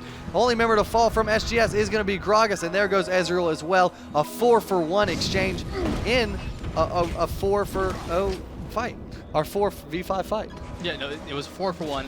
It was essentially an ace in favor. Actually, no, because it was a 3v1 and a 4v5, whatever. But you know what? SGS currently pushing, doing a lot of damage to this turret. They may be able to end the game. Probably not. Saintvicious will be up in 8 seconds. It's going to be difficult. But you know what? They have Baron buff. They just took out a turret. They're going to take out this inhibitor. This is first. They're at the corner. They've been punched in the face. Their coach is saying, you know what? Just sit down. If they hit you one more time, you will die. And they are at the edge. What can they do now? Throw in the towel, coach. What is going on? Cut me, man. Just cut me. Right now, Curse in a bad way. Looks like they're going to take they're going to get their second. Taking that into mid. Top of down right now. Not looking good. 5 kills behind, and they are also. Wow. Is it? That's like 16,000. 16,000 and a half. 16.5k of gold right now. That's absolutely brutal right now for Curse. They are not in good shape, I would say. And now that Baron's taken by SGS, and we said it, whatever the fight that happens next is gonna result in a Baron, and that's pretty much if SGS gets it. Okay, if Curse won that fight, let's say. Wait, really quickly. 4.4k health boon. What's up? On the same. One more time, just 4.4k. It's what he does. Just sit back, put our hands up, and just watch the Mundo do the work. I just want to watch him CS, watch that number increase by 4 every time. Exactly. But the thing is, oh, look, Dragon's up. They're not doing Dragon. What? SGS, What? Dragon's up. Spoilers, get it. They need to get that Dragon. It's been like They're 10 hankering seconds for- since it spawned. Yeah, that Dragon should have been dead literally when it spawned. But apparently not. SGS realizing it's becoming, granted, it's becoming less and less important as the game They goes do not on, need it. especially with this ridiculous, they could even give it like a charity donation to Curse. They could say like, They could give away Here. 3 dragons and beat him. this Still Dragon this is massive lead. yours. Yeah, exactly. There's the True Shot Barrage coming out, only hitting Lulu there, but clearing a decent amount of creeps, are taking them very, very low at least. And now Westrice is actually going to get blown up by the Gragas barrel. The collateral damage does barely miss him, but it does not matter because Nyjacky falls, Westrice falls. In the meantime, Shyvana is actually fighting a 1-on-3 with a Guardian Angel Graves down there, and that looks like it's going to be game if SGS. There's really no way that Ezreal and Sona can defend this. There's the wild growth from Lulu. Gonna just go ahead and take this game. Game 3 of SGS versus Curse comes to an end with SGS winning 2-1. Curse being knocked down and loses bracket. That aggressive flash and Sonia's from Gragas just for good measure. Oh, Chawy, you troll. Salt on the wound, icing on the cake, what have you. Man, oh man. If there's anything, we love seeing games matches go to game 3. Why wouldn't you? Why do you want to watch There's 2-0 more stomps? League of Legends. Yeah, why do you want to watch 2-0 stomps? Oh, it's No been one 40 wants to watch minutes. They won already. Okay, yeah, next series. I Okay, guess. No, fine. we're No. going for the best of 3. We go for all 3 matches here because you know what? Curse, they played magnificently. They are a good team. There's nothing that they can look back on and say, there's stuff they can look back and say, we screwed up, but they shouldn't be disappointed with that play. You know, they should feel like we played well, SGS played better. You know, that's all they can think about right now. But they did make a few mistakes, and SGS But everyone they punished does. it. Everybody Everyone makes does. those mistakes, and SGS, they were just there to punish it. everybody They has played those just days. magnificently. And the thing is, Curse, they saw what happened. They know how they can improve. They're not out. They're in losers. They can go ahead, come back. Double elimination. Yeah, double elimination. Come back. I believe they're going to play against Orbit next. The losers of believe. TSM versus Orbit. Yeah. So it's be up against Orbit, and they can take the knowledge they learned in this game, apply it to Orbit, and try and wreck them. But Orbit's pretty good too. We'll see what happens there. But again, we have been your casters for this best of 3 of Curse versus Singapore Sentinels. I am Brad Pluto Ramey. You can see it right down there at the bottom. And I'll let him introduce himself because he can just do it. Oh, let's do this. I am Chris Studio Grant. Okay. Awkward. That We're did not not gonna do work that out. anymore. No more. Never again. But I'm just gonna talk about Studio. you the whole time. I'm not gonna let you do your own introductions because we've tried that and it Hey, hasn't worked out. hey, for the I best. said the words properly. I wasn't like Studio. Well, I'm Studio, by the way. anyway, we're gonna go ahead and cut to a quick break. We'll be right back. Feel like we have 2 more matches today. The not losers final, but the round 1 of losers and the round 1 of winners as well. I believe So so. a little bit more League of Legends coming up. I think we're switching to the second stream. So if you want to stick with us, do it. Come to the second stream, and then we'll have a great match as well here on the first stream. Either cast by Jatt and Jaws, the fantastic Riot casting duo, or HatPerson and Studio, the beloved IPL casters. But in the meantime, HatPerson and Red Baron. Red Baron, Studio, Yeah. your Studio. Yeah, nice to meet you. It's funny because Red Baron always calls me Studio. It's awkward. He called I'm a me ginger. Pluto a few How times. do you confuse that? Very odd. Anyway, quick break. We'll be back in a bit with some more League of Legends actions for this IPL San Francisco Face-Off. If you just tuned in, 2-1 in the favor of Singapore Sentinels over Curse. Spoilers.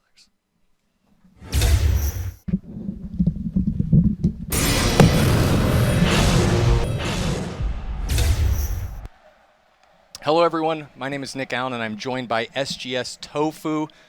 Holy smokes, man. You guys had a really great game, game number 3. How are you feeling after that? Really great, because this is actually the first time we've actually competed internationally and ever fought a team which is outside from Taiwan and SEA region. Yeah. Oh, okay. And you were down 0-1. You lost the first game and you came back and won game 2 and game 3. How was that for you guys? Well, we actually just revised our strategy and fixed our bans properly, so we just decided to play out our strategy, which was Mundo top with tank and like Zyra or Gragas mid. So yeah, instead of going for like support the Jax and kill everybody thing. So yeah, it worked out pretty well. Pretty good. How were you guys feeling going into that third game, knowing that you just won that second?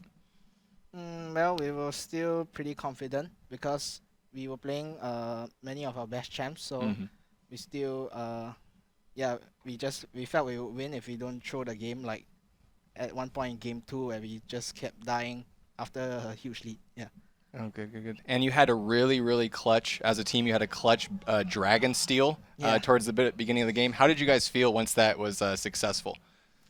I mean, it was pretty awesome because we were behind in goal and I got first blooded, and yeah, I was down a lot in CS, so that Dragon really helped us set the pace for the rest of the game. Yeah. Oh, good. So you guys have a pretty interesting video that's floating around the internet right now. Yeah. You're getting a lot of support from Reddit and from a lot of the community. How do you guys feel about that video and the support that you're getting?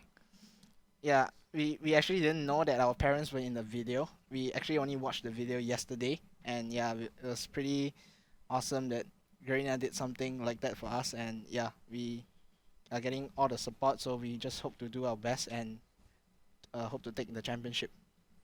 Awesome. So for a lot of you that don't know, they didn't see the video until they arrived in North America. When you were watching the video and then your parents showed up, like what kind of feeling was that for you? I mean, it was really awesome. I mean, to know that they were supporting me and that, yeah, I can give my full 100%. So, yeah. Great.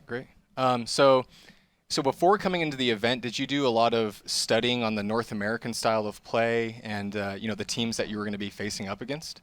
Yeah, we did study mostly on TSM and Curse because we felt that was our next 2 major opponents, whereas for WE, we've been watching OGN to watch how they've been drafting and how they've been picking. So yeah, we basically did the studies on actually 3 teams that we think we will be fighting. Of course, because we know we are fighting, but yeah, we expected TSM and we now expect WE to get through to the finals. And did your studying pay off? Did that end up matching what you thought you were going to be expecting coming into the tournament? Yeah, I guess so, because the bans that we actually have are very good for what we pick and what we are bad against. So I guess all these bans and picks are basically well for the any teams. Maybe, I don't know. Okay. So there's a lot of talk of this new style coming in when we saw Azubu Blaze come over to North America. Yeah. Do you see like a significant difference between the Asian style and the North American style? Asian style and North American style. I think it's Korean. The Koreans are really good at drafting and adapting, especially in the lane swapping. They've created this whole new meta where you just keep lane swapping. You can't do anything, as in they're just always ahead of you in lane swapping. That's why they keep winning, and yeah, I guess they have all the gaming houses and a lot of practice, so it'll be really tough to beat them. Yeah. And since Azubu Blaze came over, North America has kind of been adapting that style as well. Are you seeing that in Asia? Adapting? Sorry? North America is adapting to that style? Yeah. Are you guys also as well in Asia kind of copying that and bringing that home? In Asia, we actually, it's more of, because in our server, SEA, we have very few people. We don't really play on our server anymore. So what we do is we actually play on the Taiwanese server. And yeah, people are doing lane swaps a lot more often, especially when you can't handle your lane. They pick champions, which are good 1v2 instead. And yeah, people are drafting more towards team compositions rather than, trying to counter-pick the laning phase. Yeah, so we are seeing a lot more of that. Oh, good. So You did your studying for North American teams. Do you feel prepared against maybe if you have to face up against European teams in the future? European teams, I guess we will need to do our study and prepare more things for them, because I believe in every competition you need to have a few strategies every time, because people will be prepared for what you've just used the last tournament. So if we have the correct strategy, I am confident that we can fight the other teams as well. Great, great. And so going on from this matchup, how do you feel going into the rest of the tournament? Are you feeling confident, or do you think you'll have to continue to rework your strategies? Well, because people will be consistently checking on what we are picking and things, so they will try to find the best way to ban us out. But yeah, so we will definitely have to prepare all the picks and the orders of picks on how to face these situations. Yeah. Great, great. Well, since your video has gone viral in North America, you've gained a lot of fans. A lot of people are rooting for you in Singapore and also in North America. Is there anything that you'd want to say to your fans that are watching right now? Well, continue supporting SGS. We will do you proud. Yeah. Cool. And do you have any shout-outs that you'd like to do? I'd like to shout out to our sponsors, Garena, and the video production team that helped us create all these wonderful videos, and basically everybody of my friends and family that are supporting me at home. Great. Yeah. Well, thanks very much for the interview, ToFu, and make sure you guys stay tuned for more League of Legends action.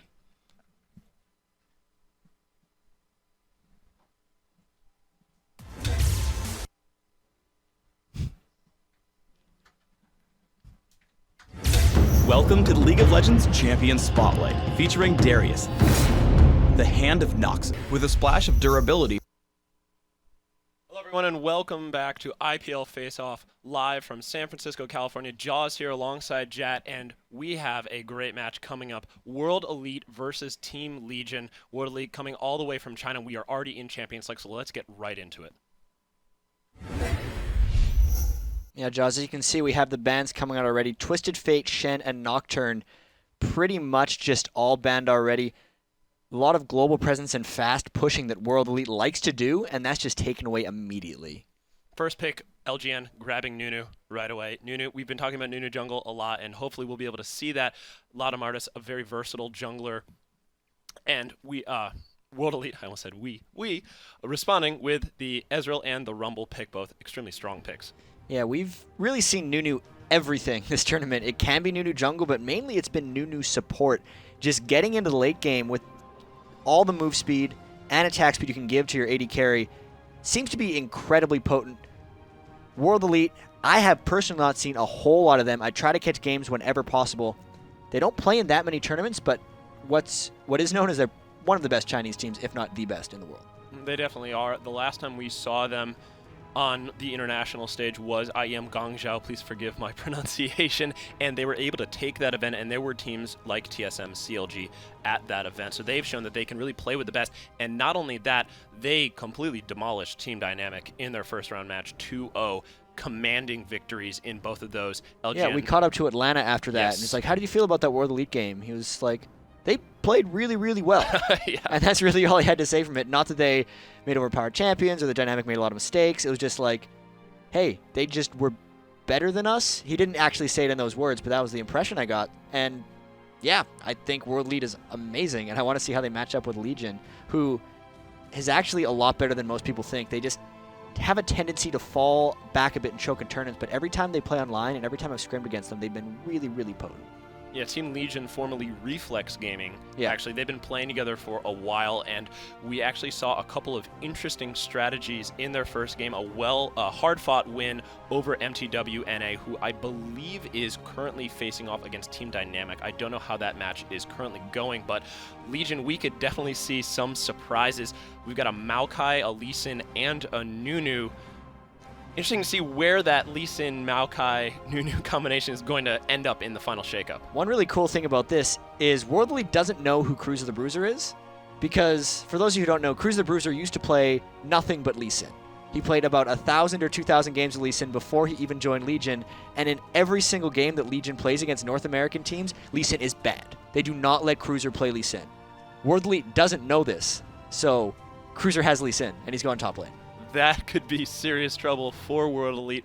They have locked in Sona and Skarner, so we could see a Skarner jungle. I don't know if we've seen a Skarner jungle yet in this tournament. It's strong, though. It's still so strong. He does have that suppressed, able to drag someone out of position. Legion grabbing the Graves and Rise. We have seen a lot of Rise this tournament. Rise is coming back into favor a lot here. Tons of damage out of the mid lane. Just, I don't really know why Rise falls out of favor and then hops back into it, but he's definitely on an upswing this tournament. One thing that has been on an upswing, though, is not in this game particularly, but junglers that don't need gold per 10 items. Going back a little bit here because I think Skarner and Maokai are both going to be going kind of double GP10 in this match. We had talked a little bit about this, that gold per 10s took a little bit of a hit. So those Wriggles aggressive early champions that are pretty strong in the jungle with those items are making a bit of a comeback. World Elite Messiah, who is pretty well known as an AP carry, he's grabbing Morgana. Morgana's so strong with that ultimate. And looking at this matchup, who are you liking so far, Jatt? It's so tough to say. I love the synergy between Morgana and Rumble. I'm just a little worried about Cruzer being on Lee Sin and whether WeGigabyte's top laner is ready for that. One thing I do have to want to mention, though, is Messiah was actually, I met him a couple months back for the Riot Games World Invitational, and this seems like a strange thing, but I could not believe how fast he clicked.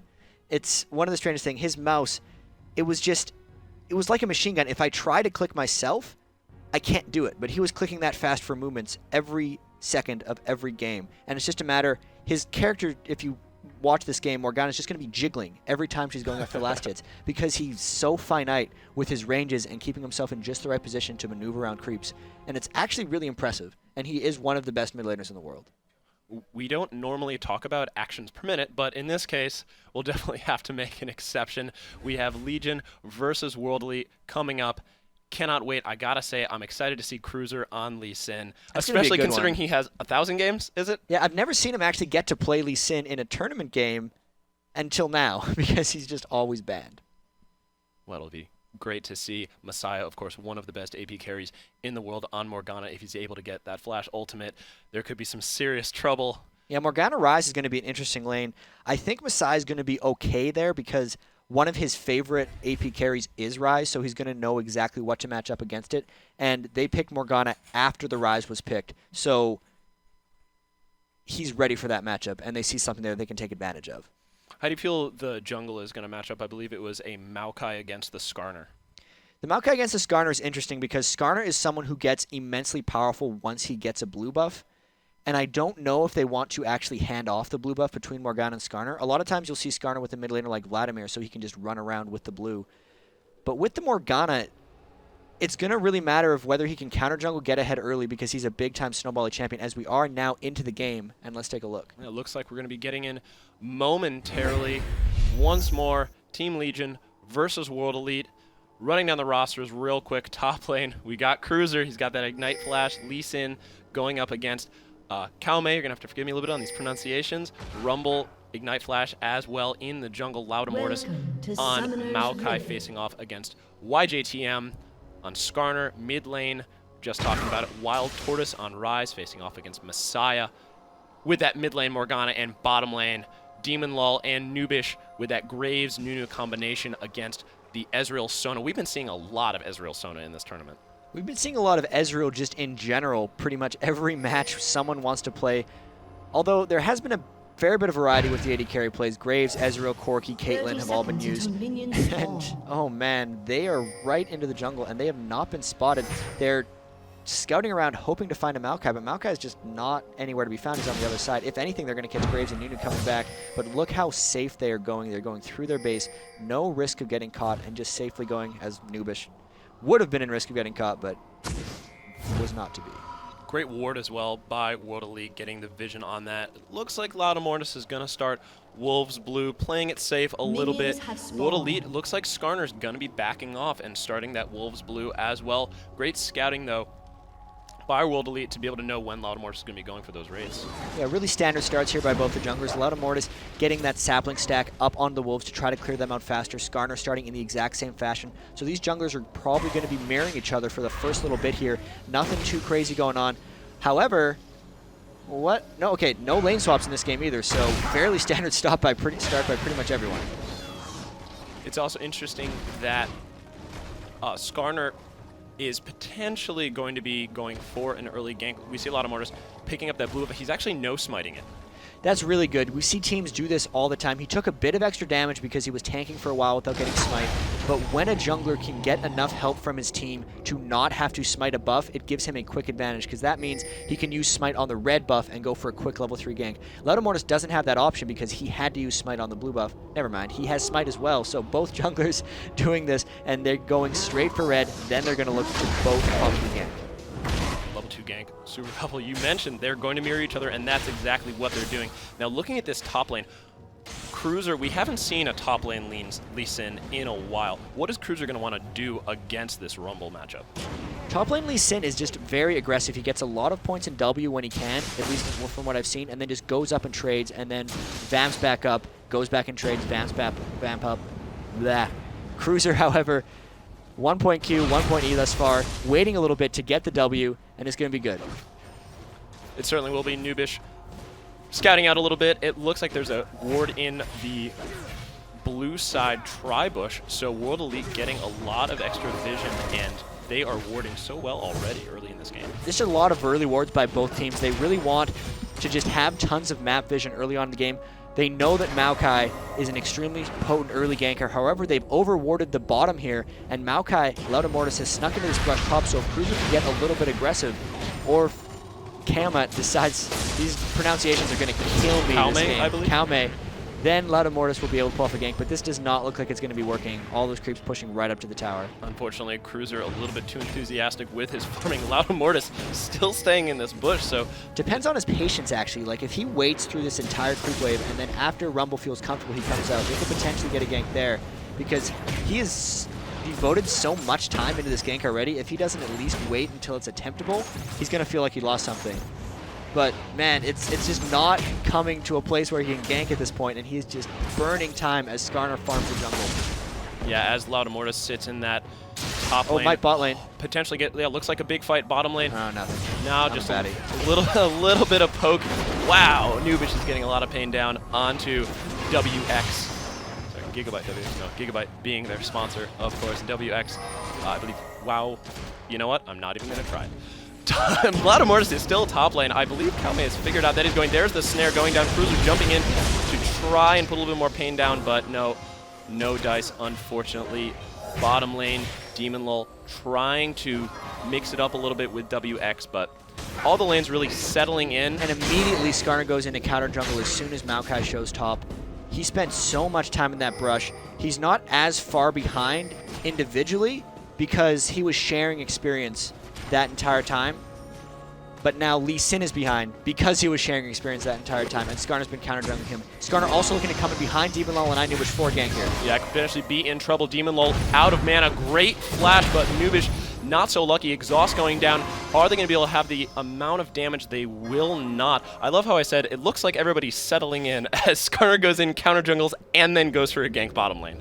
Even though they didn't get kills, that was a pretty successful gank. They got both flashes down, and they forced both of them to go back to base. So that will give Ezreal and Sona an advantage in the bottom lane, and the next gank is much more likely to convert. It certainly is. Even farm, though, for Graves and Ezreal, 36 to 40. Graves has just backed and picked up his double Doran, so he may be able to do something with that. WX content to stay in lane and farm. He is, however, out of mana, so we may potentially see it back soon. IF opting to back right away. Mid lane, we see Messiah actually starting to pull ahead a little bit. 50 minion kills to Ryze's 35. And Morgana, of course, an extremely strong farmer in that mid lane. Another thing we should actually mention about World Elite is talking to players like Doublelift or talking with, it was Mistake when he was at the World Championship. They all raved about how good World Elite's AD carry was. They said he was pretty much one of the best mechanical AD carries in the world, and that's just something to point out, that watch for how good WX is here in the bottom lane on AD carry.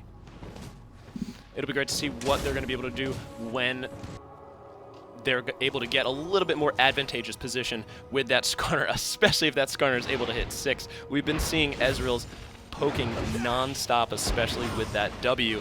And it looks like Lautemortis is going to continue to gank up. Great nice kick under the tower. Flash going out, but he is ignited. And will this be first blood? Yes, it will. Oh!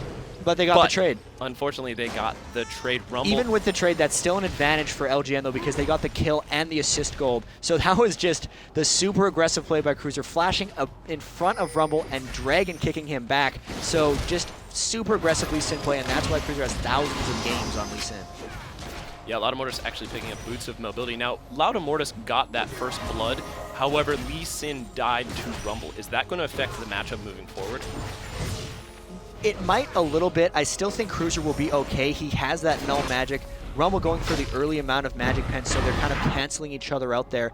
I still think that the gank potential from Maokai with the, conversion from Lee Sin is going to be enough. But with all that, World Elite coming down for a very early Dragon. They love to group up early and force objectives.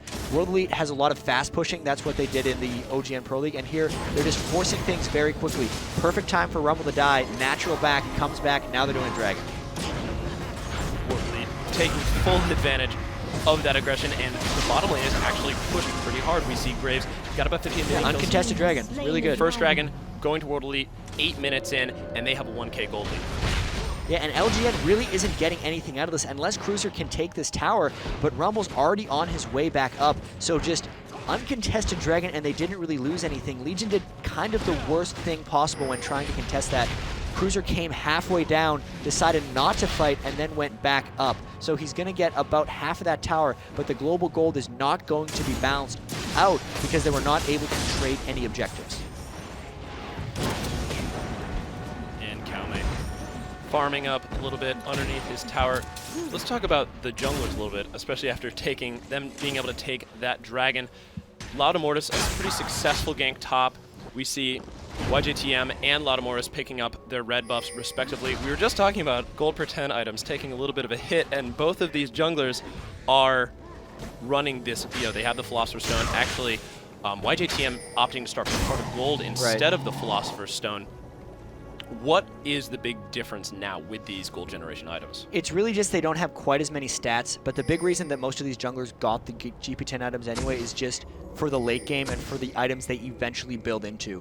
Maokai and Skarner both wanted HaRleLuYaR's Reverie at some point, and they probably both wanted Randoms at some point too. It's just a matter of their early game takes a slight hit. The nice thing I see about these junglers right now, though, is Lautemortis has the boots of mobility, so he can go around everywhere, and he is setting up behind this tower. LGN wants to shove this out or potentially tower dive, and he's coming in right now for a gank.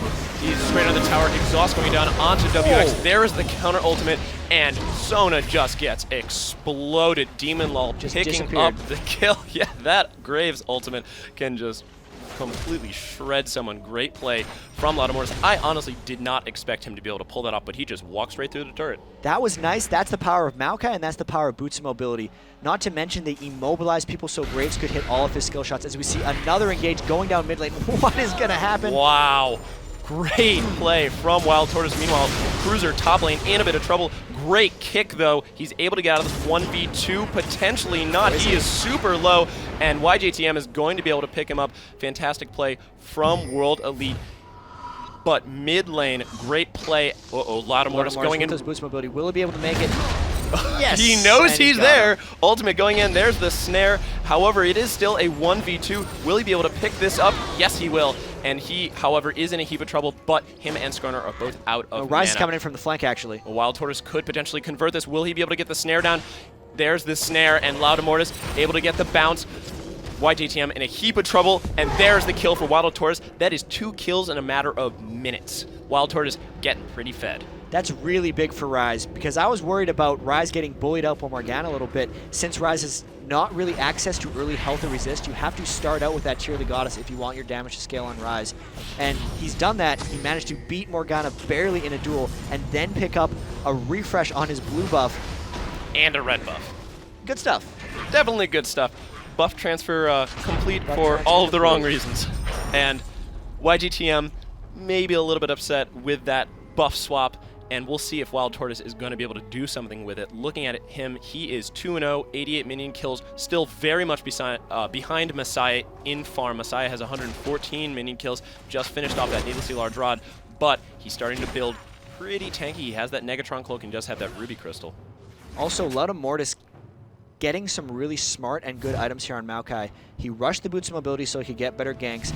Then he pulled off the better ganks. Now he has both GP10 items and an Oracle, so he can just cruise around the map with Boots 5 and just clear all of the wards. On top of that, going to sneak into this brush again, and they're going to try another gank onto Rumble. We've definitely seen Boots of Mobility very much in vogue for the junglers, They're especially really popular. Especially if they're able to get their oracles. And YJTM also having the oracles scares Nubish off of that tri-brush a little bit.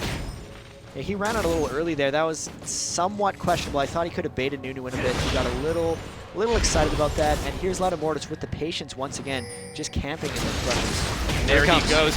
Calme getting in a little bit of trouble. Great dragon kick from Cruzer. However, the flash and the defensive ult, he's going to try and turn this one around. And it looks like they're going to potentially back off. Lautemortis sticking around. Will Cruzer be able to land the resonating strike? Yes, he does. But it doesn't look like they're going to be doing anything unless Lautemortis is going to be looping back around. No, it looks like he's just going to be going back to his jungle. Great defensive ult from Calme.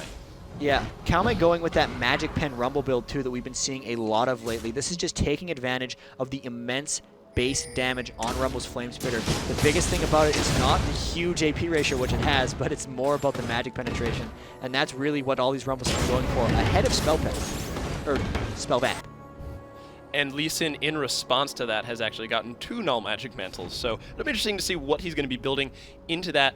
Looking at the bot lane, YJTM really wants to gank this bottom lane. And now they actually just put some pings down onto Ryze. It looks like they're going to try to collapse in on him here. This could be a very successful gank if they land any kind of snares pre-Skarner coming in. YGTM opting to maybe get the Wraiths. Messiah trying to land a snare. YGTM says, thank you very much. I will take your Wraiths again. Top lane, Cruzer.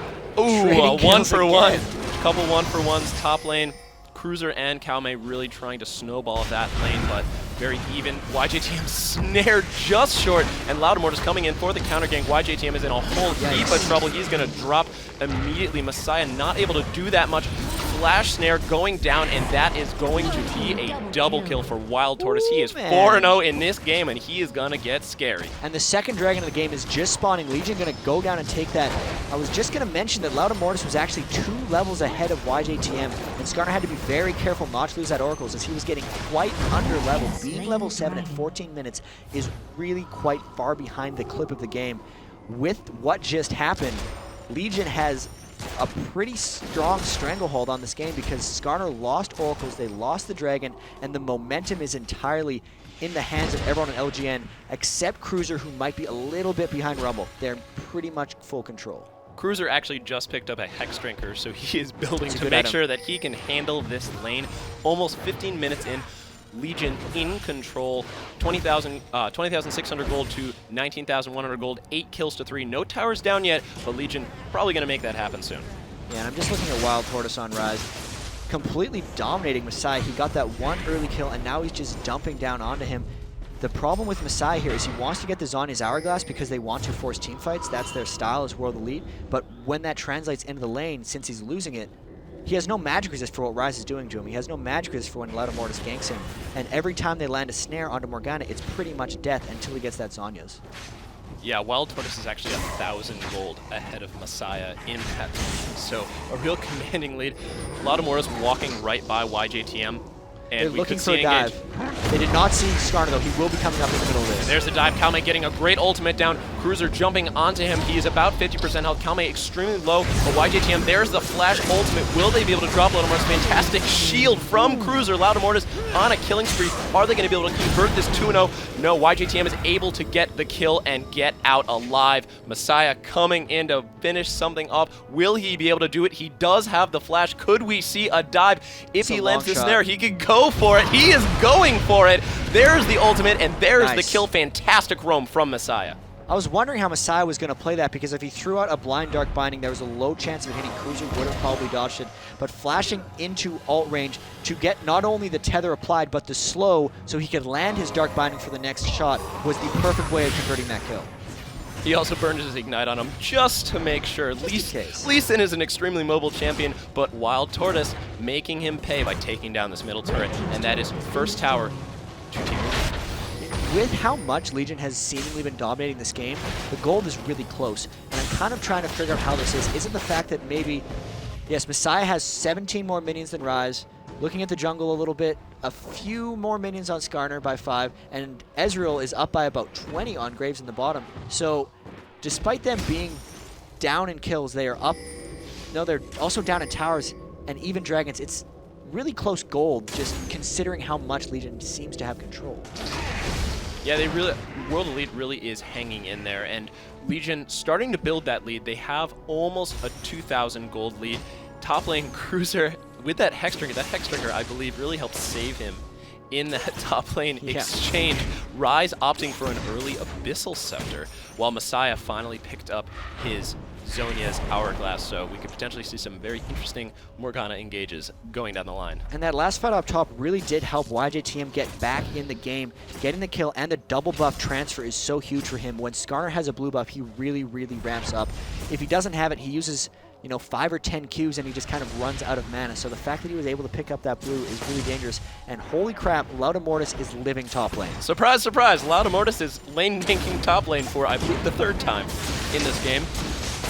However, Skarner is mid lane, so he may be able to convert it if Calme is going to face check this rush, but Calme is playing really safe. He knows. Well, they're looking to dive this rumble really hard. WildTurtle coming in through the jungle, and there's potentially going to be a big fight breaking out here. Skarner came up for the scout. I think WildTurtle was able to see him, and he's walking through wards. He's going to get seen. So they saw the 3, and they're probably just going to back away. But it looks like LGN is going to take full advantage of that and take their 2nd turret of the game, extending that lead even further. Bottom lane, World Elite trying to be aggressive, and Messiah behind the tower. Looping around. We could definitely see a tower dive as WX pushes this lane down pretty hardcore. There goes Messiah, the ultimate going onto Demunlul. Messiah getting exhausted. There's the snare, and there's the ultimate, and there's the kill. Another great ult by Sona. Nubish getting exhausted, falls extremely low, and WX able to pick up the kill. A great roam again by Messiah. That's his 2nd converting roam of the game. Really good coming in behind the tower, able to get through the wards. Unlucky of Legion to not have any wards up, a little bit sloppy. He actually came in all the way behind. He didn't even go through the triangle brush, so they felt fairly safe there and ended up just walking right into a terrible trap. Yeah, Messiah really taking no chances, especially because there has been the roar of that tri-brush. Both teams trying to get control of vision. We could see another potential engage. Lautemortis going in on WX, and Cruzer following soon after. IF is in a heap of trouble, ignited and dead. Cruzer deadly on that Lee Sin, but Calme is following in. WildTurtle could also be in trouble. Lautemortis coming in to try and help out. There's the shutdown. Calme able to take out WildTurtle, but the fight is not over yet. Calme extremely low, but still putting pain down. Messiah is going to join the party. Will he land it? Yes, he will. YJTM going in for the follow-up. Lautemortis solo. There's the flash and the ignite, and he will just get hit by that projectile from YJTM. So much action, and it is not over yet. Calme in a heap of trouble. LGN going in to clean up, and Messiah being chased down. YGTM so low on mana. Messiah getting completely nuked. Demunlul gonna pick up that kill. What a topsy-turvy fight that was. That was a really crazy back and forth fight. Both teams collapsing down very frequently towards it. Not the best keeping track of where players are, as LGN was able to come back a little bit, and now they're just waiting for the dragon spawn. If they can get that, they might pull ahead just a little bit. Yes, Result flies through, almost able to get it. Yeah, WX even a little good reaction. Yeah. World Elite really sticking in this game, because I felt like they've been falling behind a little bit this whole time since the start, but really, they're hanging in there really, really well. They certainly are. Demunlul in a heap of trouble. They do have those phage procs. WX may be able to follow him in. Demunlul falling extremely low, but able to get out of there alive. Legion playing really well, but World Elite staying in it. Legion still only has about a 2,000 gold lead, despite all of the kills, all of the turrets. The biggest advantage I can see from Legion right now is, even though they only have the 2.5k gold lead, they have an Aegis and they have an Abyssal Scepter, so aura item-wise they are up. If they force a 5v5 fight, that leads me to believe they'd have the advantage there. The disadvantage of that is World Elite has a very AoE heavy comp, whereas Legion is not so much. Ryze and Lee Sin are both single target solo lanes as far as most of their skills go, whereas World Elite has Rumble and Morgana. So teamfight wise, aura advantage to Legion, character advantage to World Elite. Very close. I think it's really all going to come down to what engages they're going to be able to get into. WildTurtle 5-1, and if he gets a hold of one of those high priority targets, especially WX, World Elite is going to be a whole heap of trouble. I want to see how Legion's able to transition this. Typically, Lee Sin needs to start off the game really, really strong and snowball it to a victory if he wants to transition, because he is the somewhat squishy melee DPS guy that when he dives in, he needs to kind of kill you right away, otherwise he's going to fall back. But Cruzer, with thousands of games on Lee Sin, should be really, really adept at dipping in and out of these team fights. And the fact that he started 2 and 4, despite, you know, having the 6 assists, makes me think he might be a little weak, but I want to see how he plays it, because he is regarded as the best Lee Sin. He is an incredible Lee Sin. Looks like Legion going to take another turret, going to bring that tally up to 3-1. Looking at Cruzer, looks like Demunlul taking that turret out. Finally, Cruzer has the Hex Drinker. He does have the Fade. He only has 94 minion kills to the Rumble's 121 minion kills, 2 and 4, and WildTurtle is going to respond by taking out the middle turret, and LGN in a bit of trouble if WildTurtle is going to be able to catch them. They're going to catch something, or we're going to see a 5v5 fight right in the jungle, and they whiff the Rumble off. That could be bad for them if they get collapsed on by the rest of Legion. Demunlul going in, a flash going in by YJTM. They do catch Demunlul out of position. Great play from Messiah. There they are able to get a double kill. Calme, despite whiffing the ult, doing so well on Rumble. If being forced out with the Ignite, WildTurtle coming in, and he has his hands on Messiah. That is a double kill, but YJTM will not be stopped. He's going to shut WildTurtle down. WildTurtle just jumped in 1v5 and picked up 2 kills. That was really reckless, impressive, and somewhat bad all at the same time. And now they're both running in 2v3 trying to clean up. Speaking of reckless and impressive, Cruzer going down, Ignite going down on WX. Cruzer trying to finally finish him off. He does eventually. Lautemortis trying to help him out, but unfortunately, that was a one-way mission as Cruzer takes him out. And Lautemortis in a whole heap of trouble. Will they be able to get the slow? No, they won't. Lautemortis able to walk out alive. These team fights are turning into wacky affairs. That was an amazingly reckless team fight by both. Well, actually, not even by WildTurtle. That was a reckless team fight by LGN. WildTurtle had every reason to win that fight 2-0, but the recklessness of LGN really caught WildTurtle off guard. Because when you look at what actually happened in that fight, Legion didn't really come out that negatively. They did lose the killing spree on Rise, but Cruzer getting kills, Rise getting the double kill, all kind of good things. And, you know, pretty impressive turnaround nonetheless for LGN in a fight where they should have been caught out of position. Yeah, we had said at the beginning of this match that we would potentially expect some different things from LGN in terms of team composition. How many games have we seen turned around by Baron this tournament? Legion getting on the Baron right away. WildTurtle pinging down. They suspect, but that Baron is at half. We could see a big team fight, or Legion might clean this up and then win a fight. It looks like Legion is going to grab it right off the bat, and they're going to pop the HaRleLuYaRs. They want nothing to do with WildTurtle at this point in time. I was saying before they were able to pick up that Baron, we were saying before this that we were going to see potentially some interesting compositions. Something we didn't touch on is their tactical decision making. They are seem like to be such a unique team in their decisions. Cruzer going in, wanting to take out that Ezreal, even though he knew he probably wasn't going to be able to get out of there alive. Their reckless style really paying off in this game. One thing with WildTurtle, though, is this is a fairly standard team composition. Normally, they're kind of known for the fast push, crazy strategies. This does seem rather standard. They have already qualified for World Championships, so they could be using this as a bit of a scouting experience. And here they're chasing down a Baron buff Graves. Let's see if they can catch him. Oh, and he burned everything. Yeah, an instant flash to get out of there. Demunlul does not want to get caught by that Ezreal, and YJTM was waiting in the brush to potentially get that suppressed drag down. Now WX content to push down this bottom lane. What do you think WildTurtle's going to have to do to cut this gold lead down? Because Legion is ahead of about 4,000 gold. Yeah, and Legion has the Baron buff, so WildTurtle has to proceed with a lot of caution here. They're still out on the map, they're still farming, they're still applying pressure, but I can't imagine they want to force a 5v5 or fight Legion at all. So despite them being out here farming, they need to do a good job of just avoiding LGN, trying not to let this gold advantage slip any longer, and then try to fight once the Baron buff is down. For Legion, they want to fight right now.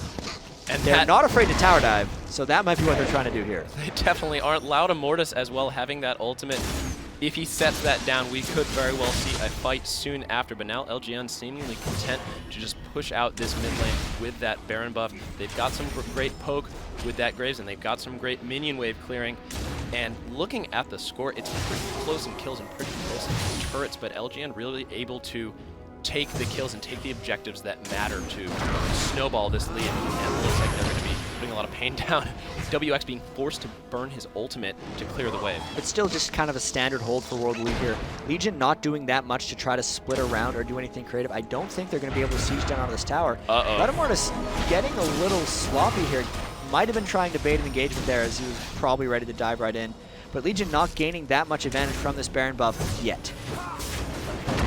Not at the moment. However, Lautemortis just made a couple of auto attacks with a bunch of spells around him and just used his passive to heal all of that damage back. So he's almost full health again. Looks like World Elite's going to rotate into getting the dragon. But you mentioned LGN, they want to fight now, but it doesn't look like they know that World Elite is doing that dragon. Great player. They will get a tower out of this though. Yeah, great sneak from World Elite. LGN trying to put some pressure down on this top lane. They are still ahead despite that dragon for World Elite. About 3,000 gold. LGN's going to extend that lead a little bit with that top turret, and they're going to pressure down this inhibitor turret. And Ezreal's actually stuck bottom lane here, so if we're going to see a dive, we're going to see it now. They're going to try to take this tower down and potentially get a fight. Or they're just going to go right for the inhibitor, either one. There's the Rumble ultimate going down. Chawy, however, getting caught out of position, and Cruzer kicking him into the middle of the team, but a great ultimate by Masada, however, WildTurtle able to take Chawy out. Can't fight 4v5 without Ezreal. This was There's a foolish. HaRleLuYaR and WildTurtle, a double kill. He is an absolute beast at this moment. WX doing his best to push and counter push, but looks like LGN may just go in straight for the win. They're going to try to end it here. Ezreal still trying to trade inhibitors. Now he realizes he has to get back to base. All 5 people of Legion are up right now. They're going to be able to get down the second Nexus turret, and a big strategic misplay here by World Elite because this Nexus is going to fall.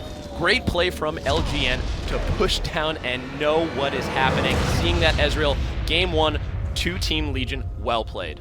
Man, that was a ridiculous ending in a lot of ways because they were holding off so well for most of that game, and then they took the dragon, and instead of taking the dragon and going up to defend top lane, they decided to split push bottom.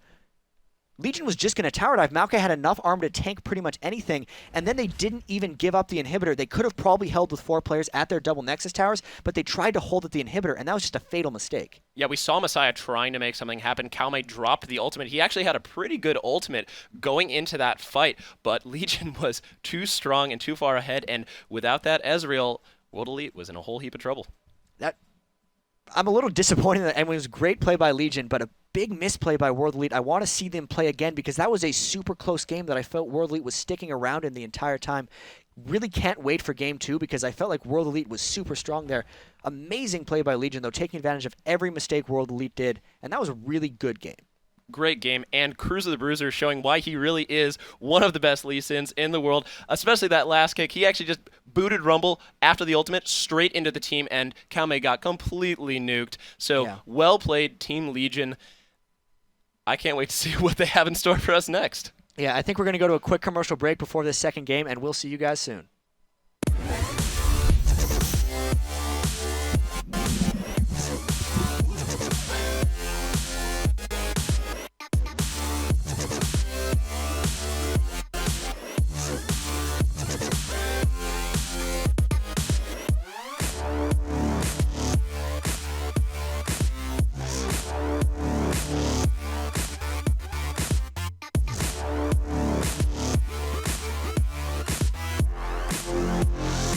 By 1 second.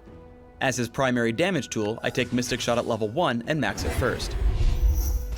Hello everyone and welcome back to IPL Face-Off. We are live from San Francisco, Game 2 of World Elite versus Team Legion. Team Legion taking Game 1 in commanding fashion, particularly WildTurtle on that rise. Cannot wait to see what we're going to be seeing in this Game 2. The end of that game was just ridiculous, and I still can't get over it. Like, it was such just, you don't see those type of endings in competitive League of Legends matches, and we should talk about WildTurtle as we're, doing this champion select, because that guy just beat Messiah in lane. He did. And there's some significance to this, because I talk to players like Skara or anyone on COG or anyone who's played against World Elite, and they rave about how good Messiah is. If it's ever, oh, Messiah beat me by this much CS, or Messiah carried them this hard, and he's a legendary player in China, and I probably should know, but I don't know who WildTurtle is. And he just beat Messiah. That's exactly who he is. He is the guy who just beat Messiah, and we'll have to see what he's going to be rolling out. Messiah actually was ahead of him He had more minion kills, but WildTurtle was just an absolute beast, 1v5ing the enemy team and picking up a double kill.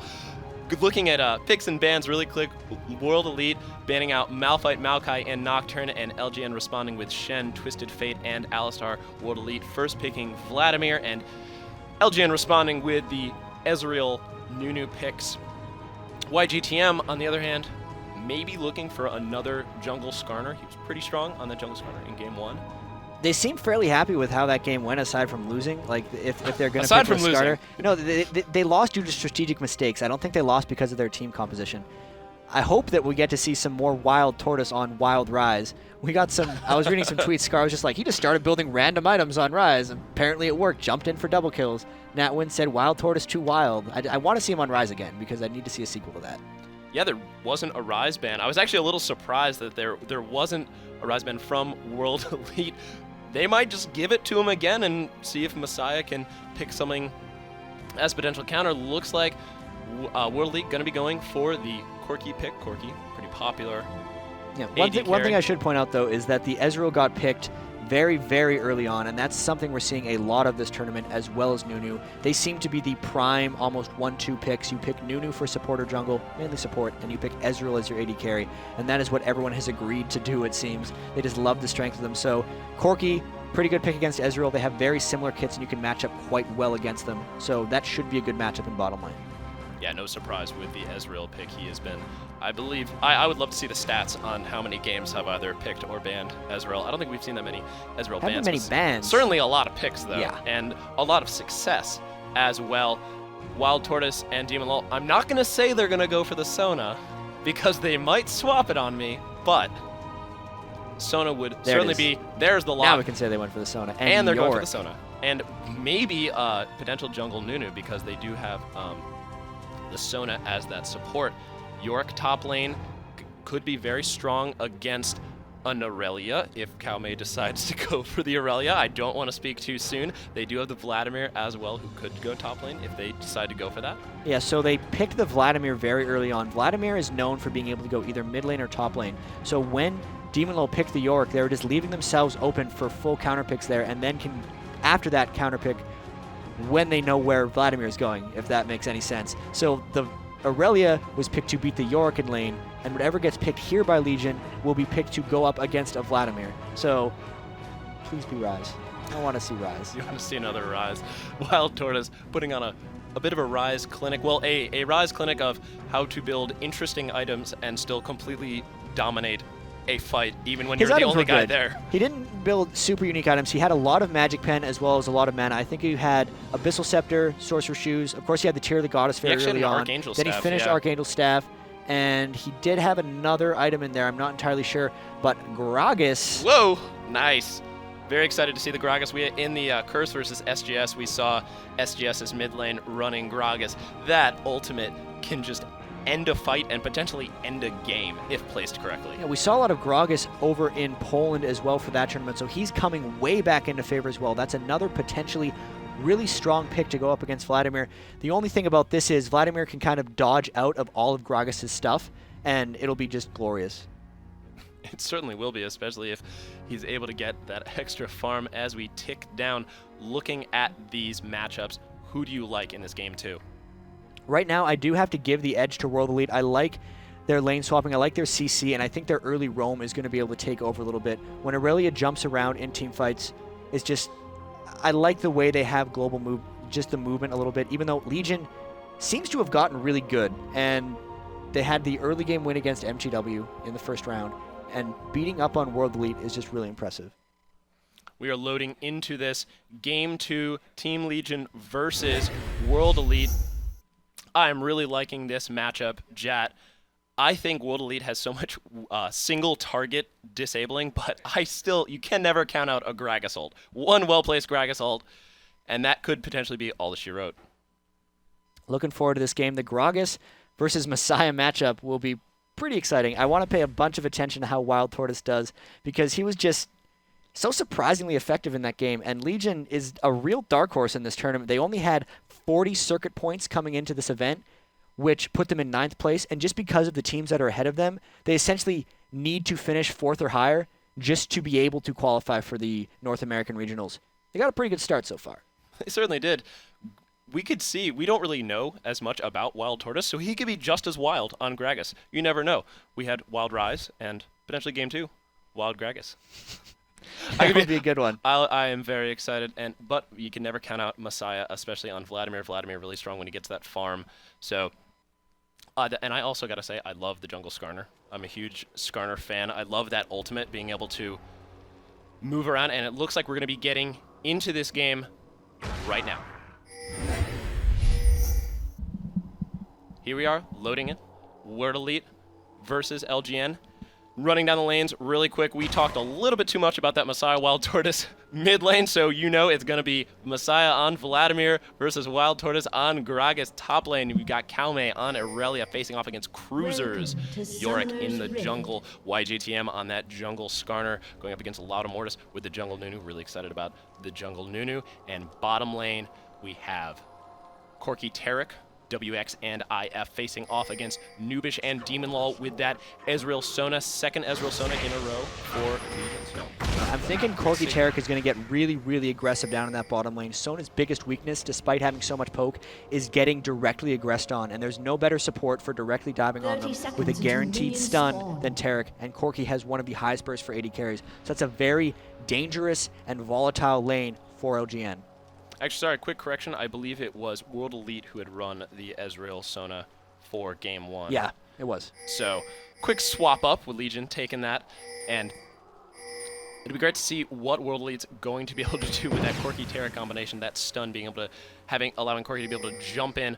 World Elite, that was a great look at this though. ward. There's 3 top for World Elite here. No, that's for Legion. They'd done this strategy in a previous game this tournament where they had 3 in a lane very early on, and they hide to show for a while, like, Yorick will be farming up here in the top lane, and then they're potentially going to try to 3-man kill HaRleLuYaR. This is a really, really aggressive, risky early game play, because if this doesn't work, they lose a whole bunch of experience, especially bottom lane. Yeah, something we hadn't talked about was that in that game, Legion was using a Leona, so she had that innate stun, and with the Sona, they're not going to have that innate stun. I guess they have the slow as well as a lot of poke coming out early from Demunlul, but an interesting play, and Chawy potentially knowing what's going on, a little wary, and there's the face check and the exhaust going down. Will they be able to pick up the first blood? Wow, what a great flash. The Ignite, however, going down. Cruzer is trying to desperately get in range. The Ignite finishes ticking. Chawy actually popped a health pot, and looks like Lautemortis coming up to try and finish him off. Now it's just a matter of clearing assist markers and who's going to end up picking the kill. Yes, exactly. Chawy dashing to Lautemortis. He is staying alive as long as he possibly can, but there is first blood to Lautemortis. Looks like the Legion strategy paid off. Yeah, that was good play. That's really a huge throwback. We used to see maybe back in beta, 3 or 4 people would wait in a bush in the start of the game just to get that first blood, and it was been ruled out as just something that's not effective. Because they did that, though, bottom lane getting pushed, free experience for Corki and Tarek. Let's see if Yorick's able to come down on that, because he did not get experience for that. All he got was assist gold, so it does put Yorick behind, while it does, while putting HaRleLuYaR behind as well. It's an interesting trade-off. I think that'll be an advantage of Legion, though. It certainly could be, and it looks like Legion is also going to be doing a swap as a result of it. We have Ezreal top lane with Sona against that HaRleLuYaR, and Yorick, a really great 1v2 champion against that Corki Tarek, but he is getting chunked down pretty hard already. How do you like those 1v2s? Uh-oh, Messiah going extremely low. Will they be able to get him? No, he will survive by the skin of his teeth. He must have had less than 30 HP in that last Ignite tick just not being enough. Great survival play from Messiah.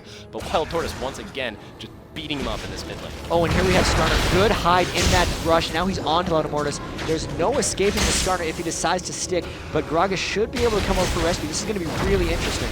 WildTurtle extremely low, but Lautemortis, just going to be able to back out.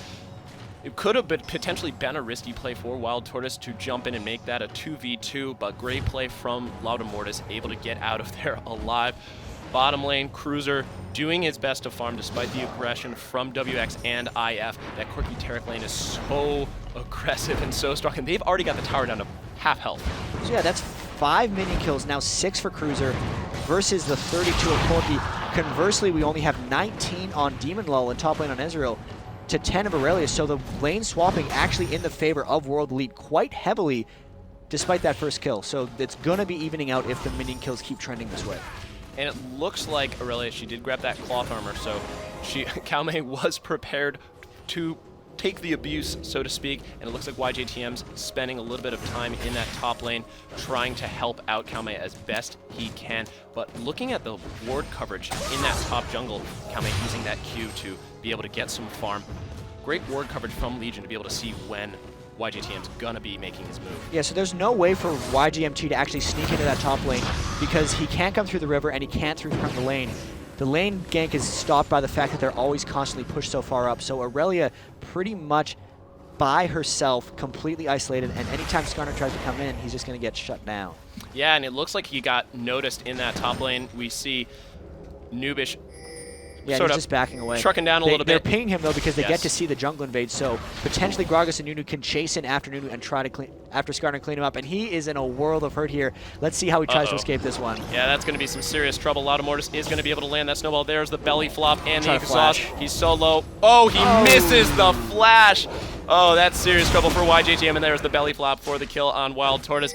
However, top lane, Chawy getting the ignite down onto Demunlul. Nubish coming in. Will he be too late? Chawy is out of mana and he is ignited and he is so low. Lautemortis and Demunlul are both blood boiled. Demunlul just Nice missing flash. it, but there's the snowball flash kill. Lautemortis. Jungle Nunu.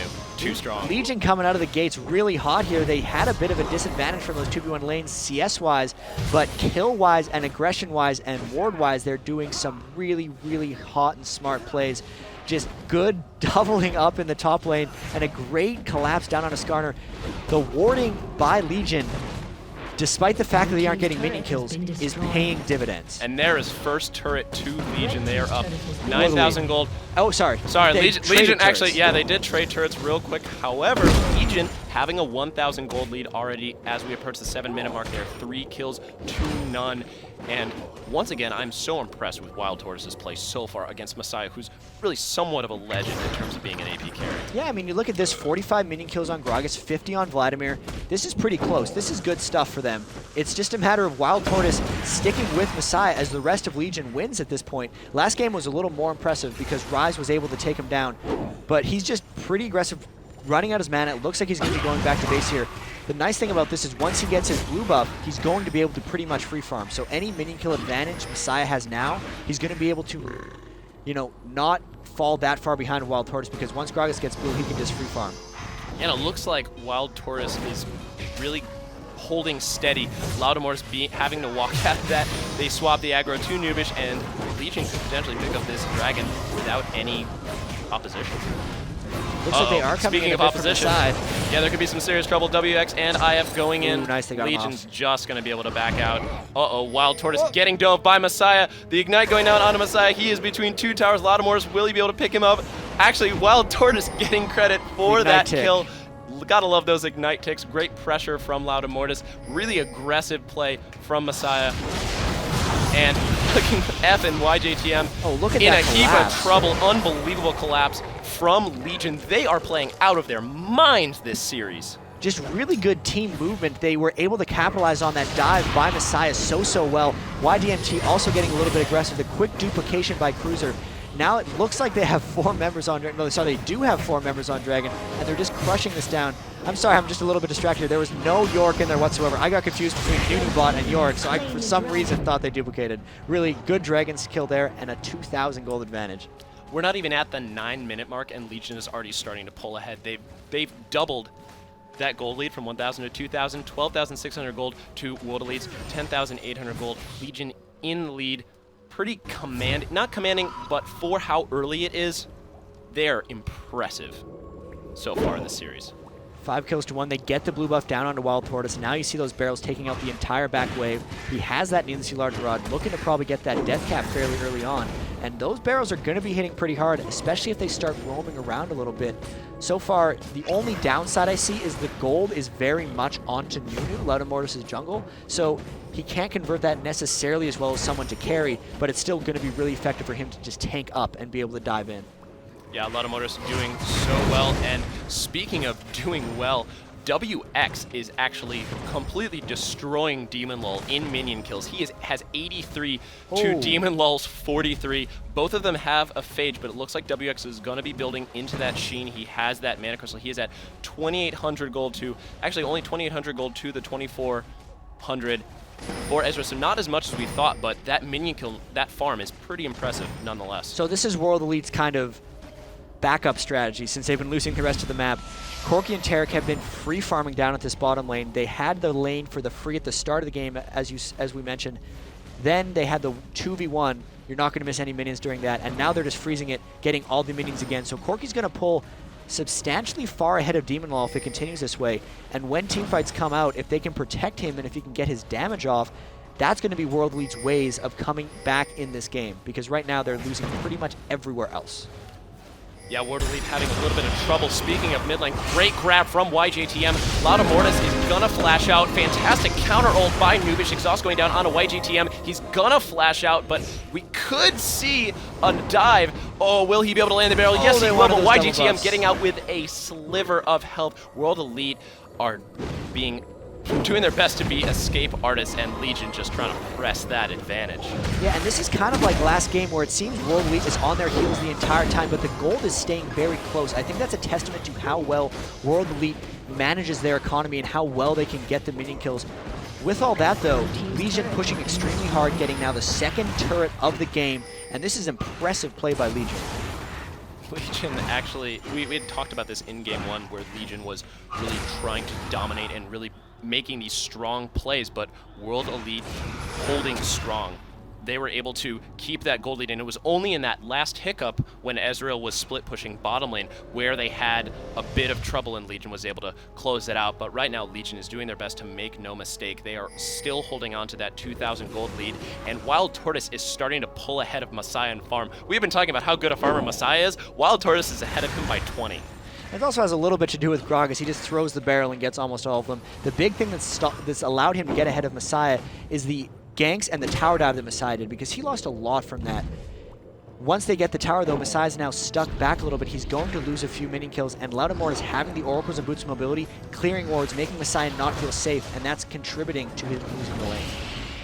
Yeah, WildTurtle is doing a great job of containing Messiah. However, Chawy very much ahead. He's continuing to farm while he pushes Lautemortis off of that turret. He has 79 minion kills to Yorick's 37, so Chawy also free farming.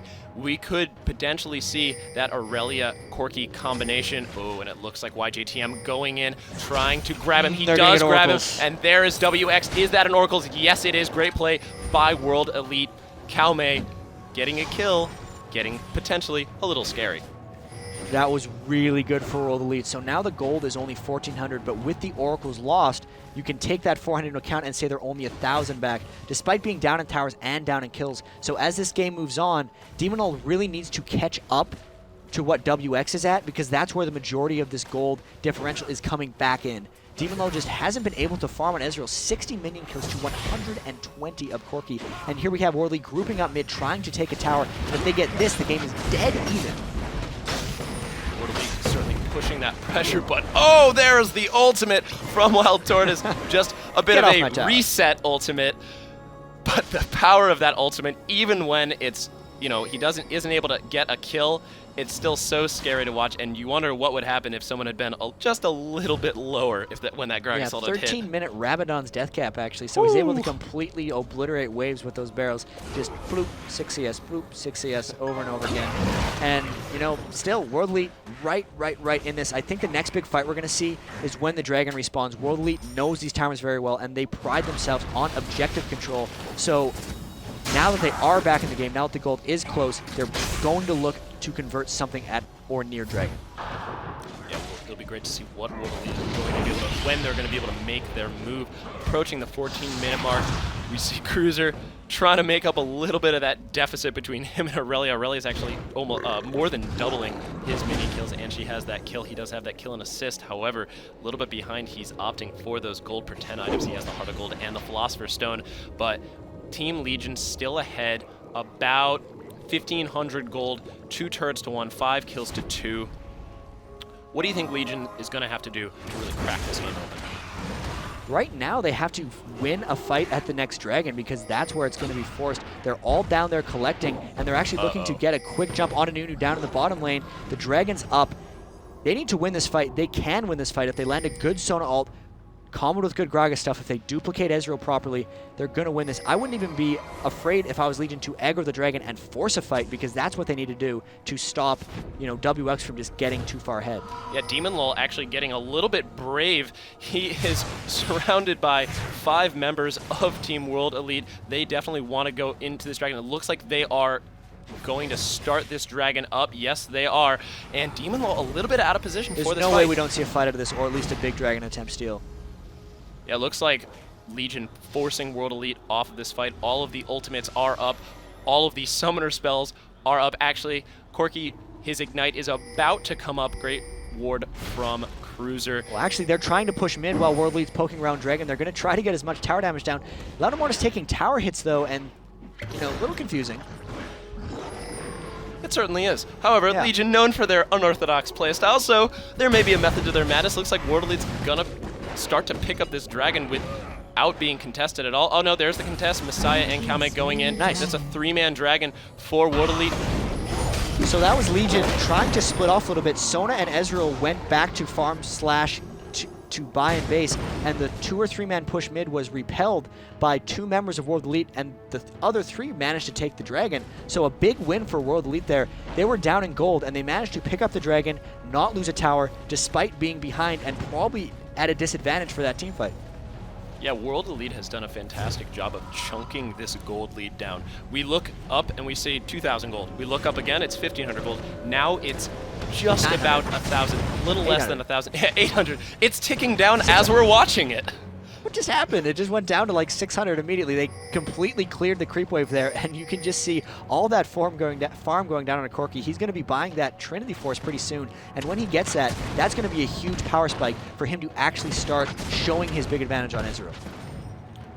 And if we look at the gold, Corki has about 5,000 gold to Ezreal's 4,300. So Corki's starting to really snowball ahead as we move into this late game. But Legion, not to be put off, are going to take this bottom turret and continue to try and hold on to what little lead they have left. Yeah, they're about 400 or 500 gold, and that is nothing compared to what they had before. It's All like credit to a World quiet Elite. comeback by World Elite. They haven't done anything flashy. They haven't done anything super sneaky, but they're just understanding how to get their gold and how to not fall behind.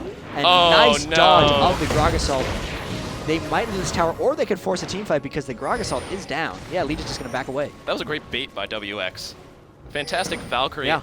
I'm a little surprised that WildTurtle dropped that ultimate when he did, but all credit to World Elite. They are making a fantastic and well-measured comeback. Just good stuff. You can see them warding a little bit around. They got the Oracles down on Lautemortis, which is one of the big parts. They flash in. They're going to get this gunner onto WildTurtle. There's the stun and the suppress onto WildTurtle. The Ignite is down, and he is as well. Kalme able to take him out. Cruzer has the ultimate, and Messiah is just chunking him down. The slow going out. Great ultimate from Nubish to try and force World Elite off, and Lautemortis gonna try and go for the counter initiate. Ignite on Lautemortis and Messiah. Messiah is dangerously low. Kalme is low as well, but Messiah healing off of the enemy team.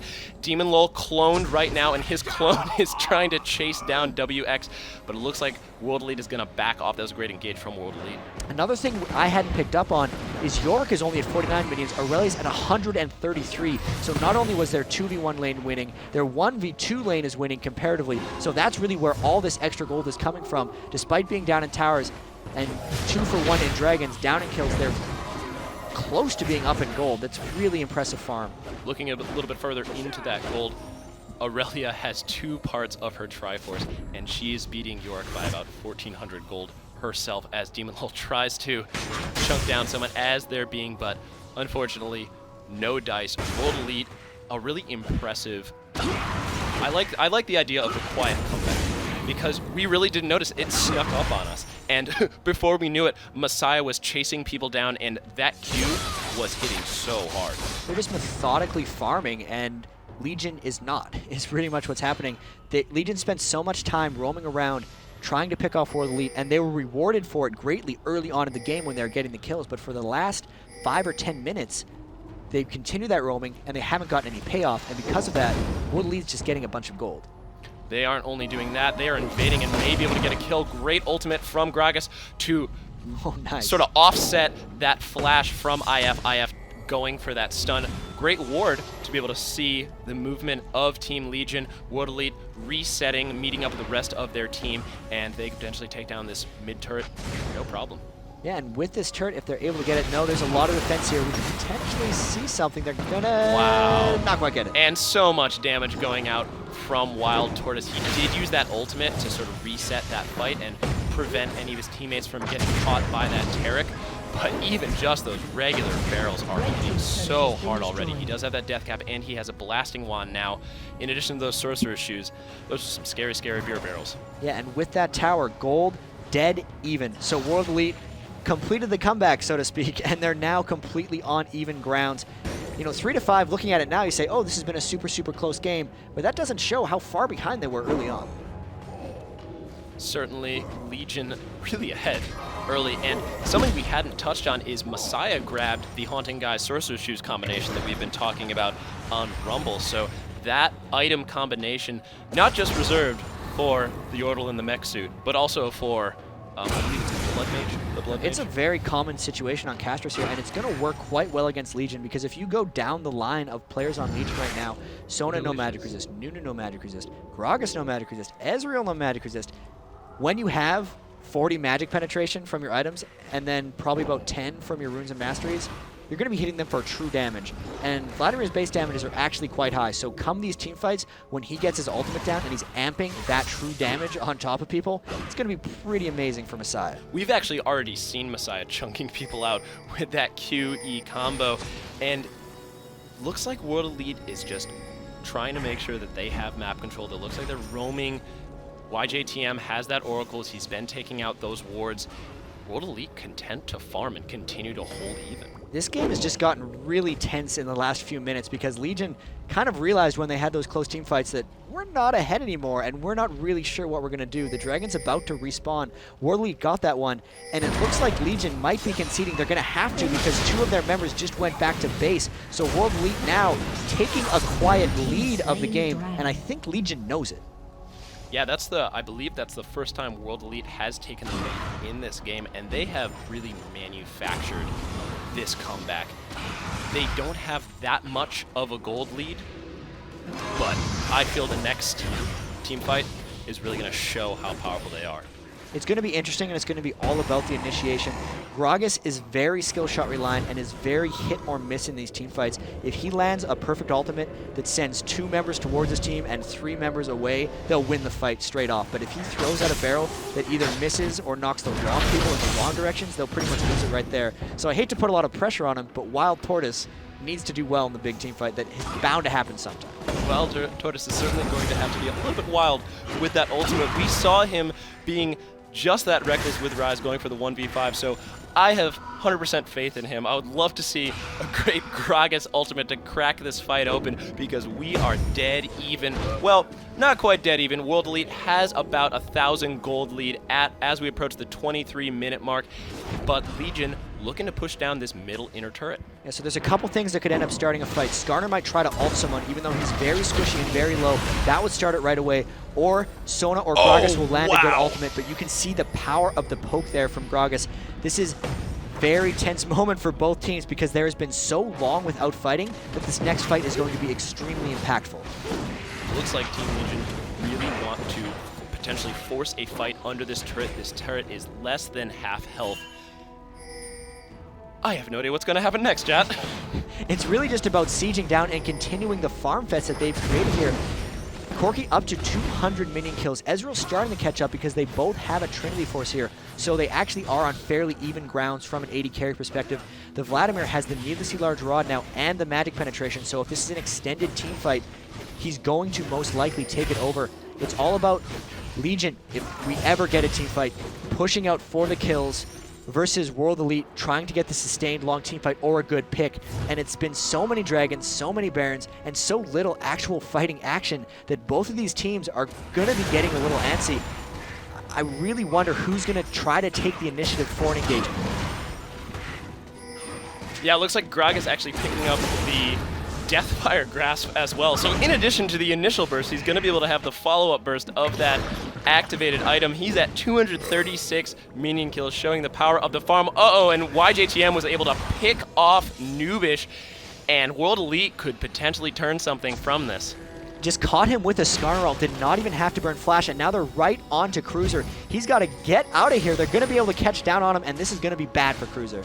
Yeah, YGTM getting the slowdown. There's the stun. Cruzer cloning himself. Will they be able to drop him? Here comes Lautemortis to try and turn this around. Great ultimate. Cruzer is ulted, and then he's going to be able to turn the kill around onto IF, but there is Messiah with the ultimate. Cruzer is still cloned. Messiah going to be able to take out WildTurtle, and he is doing cleanup crew with WX, 3-for-1 exchange in favor of World Elite. The first fight for a while, and it's all about picks and chasing. That was a 4v5. They thought they could bait them into the tower a little bit, and they tried to support Cruzer in there, but now all we have is Ezreal and Sona up. They are trying to 4-man this dragon. This game has Baron. This game has essentially skipped the early game because, sorry, the mid game because there's so much time farming. Now it's all about win a team fight, go for Baron, and can they get this one? Looks like they're not going to be having much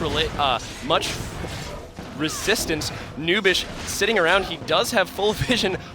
He could flash in. Oh, there's the ultimate, but World Elite will be able to pick up the Baron as well as the Sona, and then the Ezreal. That is a double kill for YJTM and a Baron for World Elite. Really, really bad news for Team Legion. So close to trying to go in for that steal. I understand why he went in for the flash ult and trying to disrupt, but then Demunlul jumping in right after was just kind of, no, don't go in there. They already have the Baron. You have already lost. What it's are like you watching doing? those horror movies. Don't go! And Yeah. then he completely gets destroyed. Either way, World Elite jumping on top of that one small thing. They spent about 15 minutes just ramping up, slowly, methodically getting their gold advantage. Then they get the one kill, and they just pounce for the kill. Yeah, but here comes WildTurtle catching IF out of position, and there's the burst from Gragas, using that Deathfire Grasp to get the killing blow. And even though World Elite is starting to pull ahead there at about a 5,000 gold lead at this point, we're approaching the 27-minute mark, WildTurtle could still land a clutch ultimate and crack a team fight open. The bad thing here for Legion is that they still don't have magic resistance. And Messiah still has magic penetration, and now he has a Rabadon's death cap. So one ultimate, one pool, and E combo is going to be taking over half of everyone's health on Legion. They need to get an Aegis of the Legion, magic resist individually, or just something, because Vladimir is going to absolutely chunk them in these fights. Vladimir has almost 377 AP. Gragas on the other end has about 425 AP. So both of these AP carries are hitting like extremely large, extremely fast-moving trucks. They really are, but the big difference between this is look at World Elite. Look at how many Negatron cloaks they have. Look at how much magic resistance they've built. So WildTurtle can't instantly burst anyone on World Elite except for maybe Tarek, but they're okay with that because he's just a support. He's not doing most of the damage. They're building smarter than Legion are right now, and that's probably the reason they might end up winning this game. We'll have to see if that's going to factor into these fights, especially with those Negatron cloaks. And World Elite spot on with this Dragon Timer. They knew exactly when it was spawning. They were sitting, waiting for it, and it looks like they may be able to push this bottom tower out.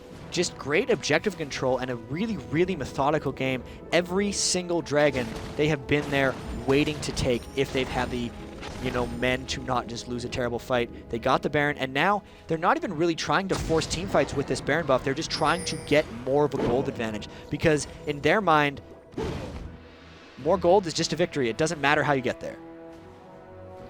Yeah, World Elite pushing into the LGN jungle. Cruzer and Nubish may have potentially seen the threat coming. It looks like Legion is going to loop around to try and defend this. World Elite is doing that 3-2 push, but here's YGTM and Messiah. A stun going out. I believe if they forced an Arcane Shift from Ezreal, World Elite going to just push down this bottom tower. We could see another. Wow, that Gragas barrel did not do that much to Messiah, so that magic resistance paying dividends already. This is a bit of a siege here. Skarner does have his flash ult, so he might try to flash initiate on some important target if he sees opportunity. He's waiting in that brush. Gragas trying to scare him out with barrels. If anything happens out of this tower siege, it's going to be an initiate from Skarner. And it looks like World Elite just trying to push out, but WildTurtle There for it those is. barrels. There's the flash ultimate onto WildTurtle. He is dropping almost immediately. A great ultimate from Nubypoohbear, but Messiah is able to get his ultimate on almost everyone, and Chawy diving in, does not care. WX is on a killing spree. Demunlul is... Wow, what an unbelievable play. Triple kill from WX, and that is going to be an ace for World Elite. In the middle of that fight, I was completely speechless. So well executed from World Elite. It all starts with an essential 4v5 because the Skarnaut was perfectly able to get the most important target and damage source away from Legion. After that, it was just gravy. They went in for a full-on dive. Messiah took as much damage as he could before blood pooling out. Just extremely well executed, and this is the first inhibitor of the game coming down to 30 minutes. World Elite in commanding control. 30 minutes into the game, as you said, first inhibitor, 50,000 gold for World Elite. A mere shadow of what had happened. Legion was in control of this match from the start, but look at the lead that that World Elite has manufactured. 11,000 gold lead. They are terrifying at this point in the game, and such a great play by Messiah to tank so much of that damage, and then Chawy just dove in, put so much damage down, and WX cleanup crew with the triple kill. He's 5-0 now with the Triforce, with the Infinity Edge, Vampiric Scepter, and Pickaxe with the Negatron Cloak to help offset that burst. And here's the really What can Legion do at this Here's point? the really unfortunate thing for Legion at this point is mid-game they were losing team fights because they did not have man cruises for Messiah. But late game, the most aggressive and threatening damage source is that 80 carry. He's been free farming the entire game. 5-0-4 is WX on Corki. They need to get resistances for both of them, but they still need enough damage. There's the right people have the farm on World Elite, as WildTurtle can't quite catch out WX with his ultimate. The right people have farm on WX, and at this point, there's not much Legion can do to build against their diversified damage sources, and it's going to be trouble. World Elite, really smart, strong item choices. World Elite able to build out that lead. That's actually the second time that WX has baited out that ultimate from WildTurtle, so he has become a pro at dodging those barrels with that Valkyrie, and he's going to use that Valkyrie to help take out this top turret. And this game at this point, with this kind of lead, World Elite is just going to try and put as much pressure as they can as that bottom lane with those super creeps just pushes and pushes and pushes. I'm a little confused by Legion, actually, because last game they were all about getting the ore items. They were the first team to an Abyssal Scepter. They were the first team to an Aegis of the Legion. This game they don't really have the Aegis or Abyssal or any of these ore items except for the Frozen Heart on York, so it's really just World Elite with the edge in that regard. They have the Aegis, they have the Reveries, they're getting the engages they want, and it's just a change in style by Legion. They got that early advantage and they just have not been able, they were never able to convert it, and now it's just completely World Elite's game to lose.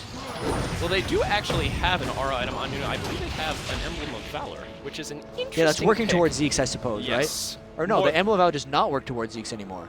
That's the old Stark's Fervor would have built right. out of an Emblem of Valor. That's just going for the Locket of the Iron Solari, actually, if he wants to get it. And they're face-checking this brush. This could be real bad for Legion. Australia is going down. Another great ultimate Oh, they got onto WildTurtle WildTurtle. again. WX taking WildTurtle out. He is dominating, and there goes the clone of WildTurtle. The Shirelli is popped to try and help the rest of Legion get out of there, but Chawy is going to dive onto Lautemortis. They're going to try and push Chawy out of there. He does have the Guardian Angel. Will they go for this dive? It looks like they're going to be doing it. The pool going out, and Chawy Nice taking bait. that cue to dash in, and WX is godlike. Cruzer, however, able to take out Messiah. That's going to be a double kill for WX, and World Elite just pushing farther and farther and farther ahead. That was a nice 3-for-1. Unfortunately, the turret barely latched onto Messiah. That was rather unfortunate. With that, though, they're probably pushing through for a second inhibitor here. York and Sona still back in base, trying to get their health back, and there is the surrender. 1-1. Let's see Game 3. This Game 3 is going to be unbelievable. World Elite has adjusted, and they really snuck that victory in. Not just the lead, but also those fights. So, all credit to Legion for having a fantastic early game and laning phase, but World Elite just manufactured an unbelievable victory. Can't wait to see what they're going to bust out for Game 3.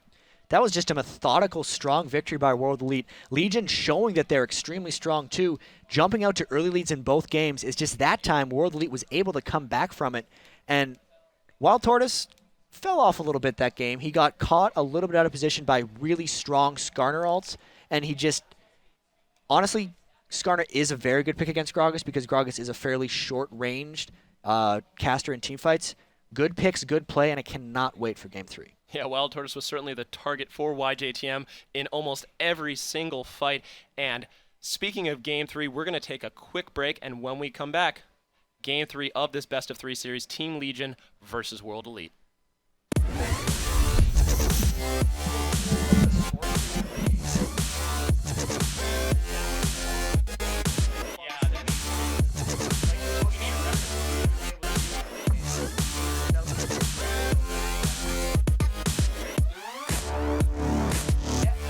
The cap. In early laning, use Mystic Shot to keep opponents from sneaking up on you in the brush. And welcome back to IPL Face-Off here live from San Francisco, California. We have Game 3 of Team Legion versus World Elite. Jaws alongside Jatt, and this has been a fantastic best-of-3 series. It's been really awesome. I'm so impressed by Team Legion, and I just realize how innately good World Elite is because it seems like Legion is blowing them out of the water, and then World Elite just is always really close and just took over late last game. So come Game 3, it's just, I really want to see the difference in it because the strangest thing is, when I heard about World Elite, I heard about them being a great, aggressive early game team who always closed out victories immediately. But the last 2 games, they've played it more of the kind of CLG EU style where they sit back and farm and then take over later. Yeah, for those of you who are just joining us in Game 1, Legion was able to pull it out after a bit of an error by World Elite. They sent their Ezreal bottom lane to try to split push, and Team Legion just steamrolled in and took the Nexus. But Game 2, Legion actually continued their impressive play. They started the game 5-1 with like a 3,000 or 5,000 gold advantage. It was pretty big. I believe it was a pretty significant lead in the laning phase, but World Elite, the best way I could say it is they manufactured a victory in that Game 2, and we are actually in Champion Select for this Game 3, so let's get right into it. Really quick picks and bans already. The Vladimir, unfortunately getting banned for Messiah, but he is going to pick up the Rise. That is what I remember him playing from the actually Riot World Invitational. I just looked up and he was about 60 minion kills ahead of Roku's Ahri, and I was rather shocked and appalled. But just he plays an extremely strong Rise, and another Gragas from WildTurtle, so not scared of picking it again despite a somewhat mediocre performance last game. Well, his performance wasn't It was actually what really he strong would in the like it to lane, be. and then the Skarner was able to pick him off in team fights. I shouldn't say he had a mediocre performance. He was doing great up until the Skarner pulls. He had some great plays, but all credit to YJTM, the World Elite jungler. Every single Skarner ultimate was dragging WildTurtle to his doom. It got to a point where Cruzer, who may be grabbing Yorick again, actually had to clone WildTurtle just to try and keep him alive for the fight. Demunlul and Lautemortis picking up Alistar and Corki. World Elite's WX was devastating on Corki as well in Game 2. And now they've just kind of swapped around. It was Corki Ez for, the other way around. Teams swapped AD carries, essentially. Ezreal coming out for World Elite. He has always been, World Elite's AD carry has always been most known for Ezreal. Even when everyone was saying Ezreal was weak, he played Ezreal. World Elite has always played Ezreal. They are very, very good with him, and they got him here. They have pretty much, I think, everything they want because Nocturne has long been known as the strongest jungler in some of the Asian regions. Ezreal's always been strong there, even before the buffs, and Messiah, in my opinion, is known for his Rise. So this is really strong-looking composition from World Elite, Jaws. It certainly is, and Messiah actually picking up Teleport as one of his Teleport summoner spells. Rise. So we could definitely see some 4-man dog piles in that bottom lane, especially if IF is going to be able to land one of those flash stuns. In Game 2, he was spot on, flashing in, stunning the target that he needed to stun, and Chawy grabbing that Jax. Chawy had one of my favorite plays of this series so far, where Messiah basically ducked, tanked a ton of damage, and Chawy just went in and completely slaughtered one of Legion's key players. So it looks to be an incredible match. Lautemortis, Westrice, and the jungle Alistar. I'm a huge fan of jungle Alistar. We saw a ton of it in Poland, and it looks like we're going to see a lot of early game aggression going into this Game 3. I can't wait. Yeah, in Game 1, Lautemortis was actually on jungle Maokai, who was very much that roaming super gank-heavy jungler. He was on Nunu in Game 2, and his early game roaming is quite good, but then later on he doesn't have the tower dive potential as someone like Maokai or even Alistar. So I like that he's back onto Alistar now, much more aggressively ganking jungler. And what they've done thus far to World Elite, which is a lot of the early ganking, they're going to be doing again with that jungle Alistar pick. Yeah, the jungle Alistar are going to offer so much early game aggression, and we've seen Lautemortis camping the brush. Anywhere there's a brush, he's probably going to camp it, especially in that laning phase. He wants to snowball the lanes, and I really like Legion's chances if they're able to get ahead and also hold their lead. But especially if what you're saying is true with Messiah on Rise, we can never count World Elite out, especially after the clinic of the long game they put on for that Game 2. They have another really safe farm strategy if it does stretch late again, though. Rise just explodes come late game. Jax sometimes even more so, and all tournament long, Fed Ezreals just get incredibly elusive and dangerous as the late game approaches. So I think we're into the game now. I cannot wait to see how World Elite comes out here because I think they have the late game. It's all on Legion to try to win early. And here we go, World Elite versus Team Legion, Game 3 of this top seed Turby best of 3 series. Chat, who do you think is going to take this one? Just based on how strongly World Elite finished that last game, I don't know how well Legion's mind is doing right now. I have to give the edge right now to World Elite because of the momentum they gained from that last game, plus how strong they are late game. A couple pings going down from Legion. They are going to be going for an invade. However, they get spotted by WX. So a couple shuffles, as we hear Mystic Shot getting armed. A couple shuffles, and Legion is just going to be backing out. Another ward by World Elite is going to see all of them walking through. So great scouting by World Elite already. Yeah, that was really smart. They got that ward down as they were seeing the Ezreal, so they knew that was a safe time to go in and place the ward. You have to be extremely careful early on against Alistar. The roaming could be still going on. Legion still grouping up, and World Elite waiting in that brush. They're going to probably walk right past him, and now they have full knowledge once again. Team Legion could be in a bit of trouble. 3 members of World Elite in that brush. Great ward from Nubish to potentially see those 3 World members. Elite's looking to fight or do something here because Taric and Ezreal are coming up from the bottom. They're going to actually look to counter out Lautemortis once he starts, and this could be really bad for Legion because both of them are backing and they could get 3v5'd in the jungle. WildTurtle, Lautemortis, and oh no, it looks like they're going to be staying. World Elite posturing around. There they go. We could potentially see something. No, it looks like they faked me out, Jatt.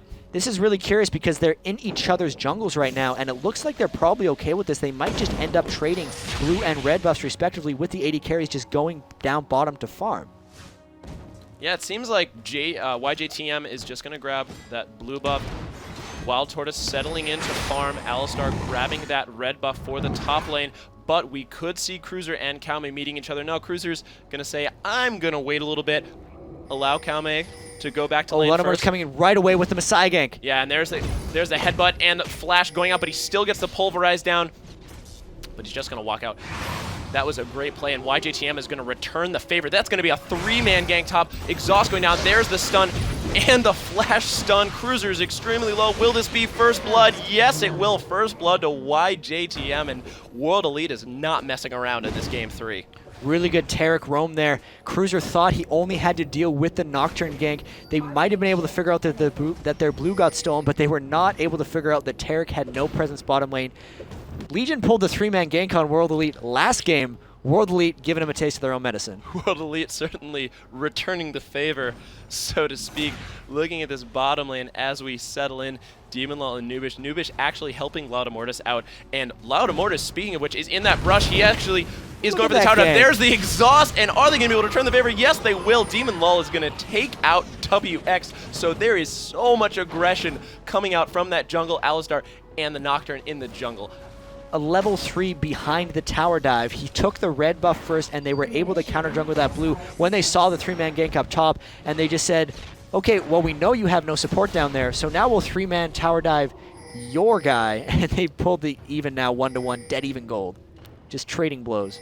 That's actually something Lautemortis did the first game, and YJTM going in, so many ganks going down. Will the fear prog? No, WildTurtle will be able to belly flop out of that Great play by WildTurtle to stop that gank, but YJTM and Lautemortis are trying to really impose themselves on these lanes.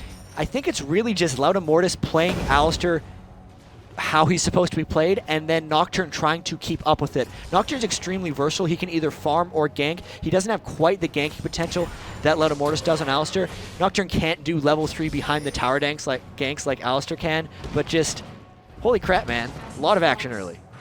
There certainly is. That's actually a move that Lautemortis pulled in game 1 when he had the Maokai. He was sitting in the Traverse, and I said, there's no way he's going to be able to go for that gank. And that's exactly what he did, and he converted the kill. So Lautemortis showing us the talent of his different ganking angles. And I think they actually saw him there, or at least they know he's in the jungle. Looks like he's coming up to try and take out Calmate. Jack's a really mobile champion. Will they be able to get him? There's the headbutt and the pulverize, the stun going down on the Lautemortis, but it looks like they're not going to want to try to continue this, potentially feeling that YJTM was their Demunlul. However, bottom lane dropping a little bit low so that Taric... Oh, because Messiah actually roamed bottom and attempted a little bit of a gank.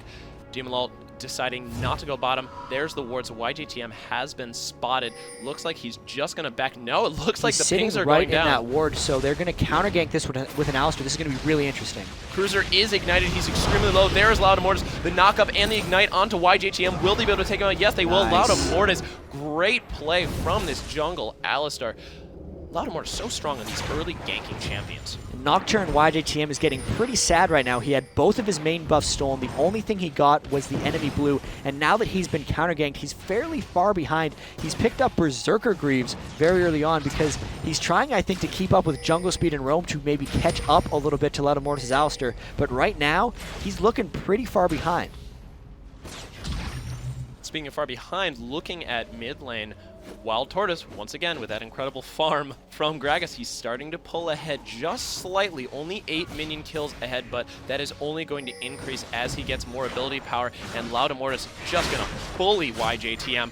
Oh, this could be bad. Headbutt and a pulverize, belly flop goes through, and Lautemortis is Nice. 2-0 already. It's just 6 minutes into this game. Great jungle Alistar. Yeah, they're just picking on YJTM at this point. Lautemortis going wherever he pleases. They're just ulting for the harass. They might think about pushing Messiah back, maybe trying to fear him off the tower dive. No, they're just going to end up backing away. Regardless, though, Lautemortis still with just boots. When he goes back to buy, he's going to come back even more dangerous. Lautemortis is indeed a very, very rich man. He has 15,000, sorry, not 15,000, that would probably be game-breaking. About 1,600 gold in his pocket, 2,000 total compared to YJTM's 473, 1,600 total. Lautemortis gonna pull ahead and really continue to impose himself. Yeah, and there's the boots mobility picked up right away. So we thought his roam was strong before. Look out for jungle Alistar now. This is what people are afraid of when they ban jungle Alistar or when they first pick him. This is what they expect. And this is deadly very early on here. World Elite needs to withstand Lautemortis' power right now if they want to get into this late game, which I think at this point should definitely be their strategy. And we definitely can't count out World Elite. Legion had a similar lead. They were able to pick up the double buffs from YJTM, and it looks like they saw them. Looks like WX is going to be able to go out. Lautemortis trying to flash. Might have forced that gank a little bit. He tried a brute force gank there. Yeah, he really tried to get that pulverize, but just out of range, and he's seen by that ward as he leaves. And they've actually put up a bunch of wards now. 4 wards on the map for World Elite, covering all the jungle exits or entrances for Lautemortis. So anywhere he goes in the river, he's going to be seen, which is kind of why that was a smart land gank. All the river was warded. That was really the only way he could get in for a gank. It almost worked if Taric didn't time his flash just perfectly. So he's going to continue roaming around. Now they might try a bit of a blue buff invade. He knows he's so much farther ahead than Nocturne that if they meet, Nocturne's not even really a person, and they're going to be able to 2v1 this blue. Lautemortis putting a great ward down to give himself a little bit of extra vision. WildTurtle roaming as well. Lautemortis starting up this blue buff. WildTurtle is going to help him out. Instead of getting his own blue buff, he's just going to take World Elites, but IF and YJTM. A fight here, 4v4. Definitely. Demunlul and Nubish are there. WX chunking Nubish down extremely low, and Lautemortis is going to smite and pick up that blue buff. Meanwhile, top lane, there's a snare, and WildTurtle is in a heap of trouble. He is going to drop almost instantly. YJTM getting the kill, Lautemortis getting exhausted. WX getting exhausted, as well as Demunlul cleanses to get out of there. All in all, a great steal by Legion, but World Elite made them pay. Yeah, that was Legion had the steal and were backing off, and then they were just on a different page from the rest of their team because WildTurtle saw a chance to catch 4 members of World Elite in his barrel and his ult and thought, hey, if I do this, we're going to win the team fight, which would have been right if they were on the same page. But they just had a miscommunication there, and he essentially went in alone and ended up just giving up his life. WildTurtle trying something a little bit wild, but it just didn't pan out. Wild. A little too wild. Messiah, 51 minion kills, 2 WildTurtle 55. So holding strong on farm. WildTurtle not able to snowball that farm lead like he was able to do in game 2. Looking at the bottom lane, as Lautemortis and WildTurtle pick up their own blue buff in addition to World Elites. WX 67 minion kills to Demunlul's 60. So a lot of these lanes are settling in, getting the farm, and this is what World Elite did last game. Let's see if they're going to be able to do it, or if Legion's going to be able to continue to aggress and build out their lead. They only, despite all of they're those 5-man ganks, forcing a dragon here. Yeah, despite those ganks, they only have a 100 gold lead. 3 kills to 2, no towers down yet, and World Elite, with this dragon, if it's uncontested, could start to pull ahead. Yorick's actually coming down. They're going to probably look to harass this, and there could be a 5v5 that breaks out here. And the barrel is sitting there waiting. WildTurtle waiting for the right moment. There is Lautemortis, headbutt pulverized. YGTM actually spell shielding the barrel. And World Elite wants nothing to do with this, but Ignite going down. Great flash from Chawy, but he does get slowed. Fantastic barrel, he jumps back to try and do it, but WildTurtle too much for the Jacks. And Legion's going to turn this dragon around, take it in their favor. That was a really quick reaction by Cruzer, actually, to make it down to the dragon. Jax went back there from base, but they sensed something was up. The last time that happened, they were really not quite sure what to do with the roam. This time they reacted immediately, decided in those situations, Cruzer either has to push top lane to take a tower or come down immediately to stop the dragon. They made the right call there because they got the kill and the dragon. They not only got the dragon, but they are going to be going for a dive. Lautemortis so aggressive on this Alistar, and despite the minion wave being cleared, they are not going to poking actually at the tower take a little bit. Yeah, a little bit of poke. Lautemortis pretty low at this point, but he looks like the rest of Team Legion's going to go bot lane as Demunlul tries to 1v2 this Taric Ezreal combination. Stun going down, but Demunlul really strong right now. Ezreal's super low, and Legion looking to take full advantage of it and continue to build this lead. There's the belly flop, and IF in a heap of trouble. There's the knockup, and he is very, very dead. WX flashing out. Looks like he's going to be able to get out of there. Legion's going to disengage because the rest of World Elite is hot on their tail. With Jax jumping in, gets the stun. There's the Nocturne ultimate. He is going to be diving onto Corgi. Corgi's going to get out. Calme picking up Lautemortis. So bit of a good turnaround from World Elite. And I just heard that we are live on the main stage, so hello everybody. Hello! Welcome to a game of League of Legends. And for those of you just joining us, this is a winner's bracket game between Legion and World Elite, the first team to actually qualify for the Chinese World Champion or the World Finals in Los Angeles. And man, third game of this incredibly close series, and we have another super close game here, Jaws. This series has been back and forth from the get-go. Team Legion taking game 1 in commanding fashion. Bit of a mental error by World Elite, sending an Ezreal bottom lane to try and split push, and Legion took full advantage, but World Elite manufactured and put on a clinic on how to draw a game out and win it in the late game. Legion was ahead about 5-1 in game 2, and World Elite came back to win it. Game 3 has just been all over the place. World Elite pulling out a dragon and Legion engaging so well and taking that dragon. So now they have the lead 13 minutes in, 16,500 gold to 15,100 gold, 5 kills to 3. Incredible series so far. Yeah, and really, we'll see if this is a bit of a repeat of last game because we're looking at World Elite's AD carry here. He's got 93 minion kills. He's up 23 on Demunlul already. This happened last game. He got a little bit out of control, and Messiah just kind of ended up taking over. So even though they're down in objectives and down in global gold thus far, they're really good at farming, and it seems like they might have another one of those slow comebacks to get back in it. It's on Legion to push them out and do more ganks like this. And here comes Lautemortis. He's been doing this all game. He is under the tower. The ultimate goes. There's the knock-up and the double knock-up. Lautemortis getting exhausted, but IF flashing out with the heal, able to get out of there alive. Lautemortis with a sliver of health. How did he survive that? Oracles. How did he survive that? Multiple tower hits there with the Oracles. Extremely reckless and aggressive play. Able to come out of that without negative consequences, but that was really close to being a disaster. And that's exactly what we've been seeing from Team Legion. They are reckless, they are aggressive, and they are a whole lot of fun to watch. They definitely are. That was about the third or fourth time Lautemortis is coming behind that bottom tower. This time World Elite actually looking to do something tricky. The Nocturne ult almost up again. Pretty much every time that Nocturne ult's up, they're going to try to force something with it. 2-2 Nocturne, really good comeback considering how bad YGTM was shut down by Lautemortis early game.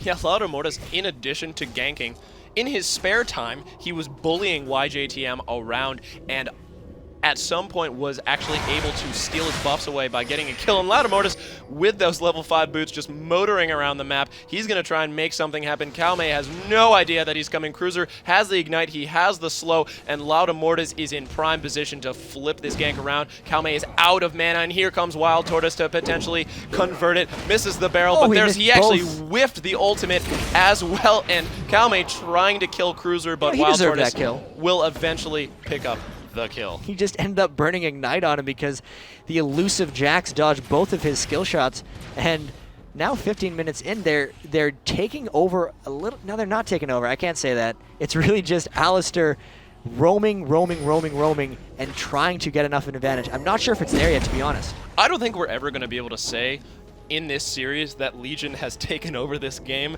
especially with how good World Elite is at farming. And if Game 2 is any indication, we may see some late game fights, and this one may definitely come down to the wire. Taking a look at the item builds here, actually a Manamune this time on Cruzer. Last time we saw the Orc, it was a Frozen Heart and full tank, so he's going for a bit more damage. That might have to do with them having the super tanky Alistair in those team fights. Overall, though, no one's really completed any large items yet. They're all still kind of ramping up and building into those big things. Looks like Cork and Ezreal both going for Trinity Forces, and Jax maybe going for Trinity Force as well. Yeah, Jax actually forcing Cruzer to burn his ultimate. And Jax is just such a scary champion when he gets Nocturne ult is up here. YJTM could go for something if IF is able to land the stun. That will be the Q for Nocturne. There's the stun onto Demunlul, and there's the ultimate onto him. He cleanses and flashes out. Unbelievable ultimate from nubypoohbear. Does miss the knock-up onto Ezreal, but 4 members of World Elite are there to help out, and they're going to drop Demunlul extremely fast. Messiah in hot pursuit of Lautemortis, but he's just going to give him a little love tap and back off. Top lane, Chawy and Cruzer are just wailing on each other. Chawy coming out of the bad end of that. Cruzer with that Yorick has so much sustain.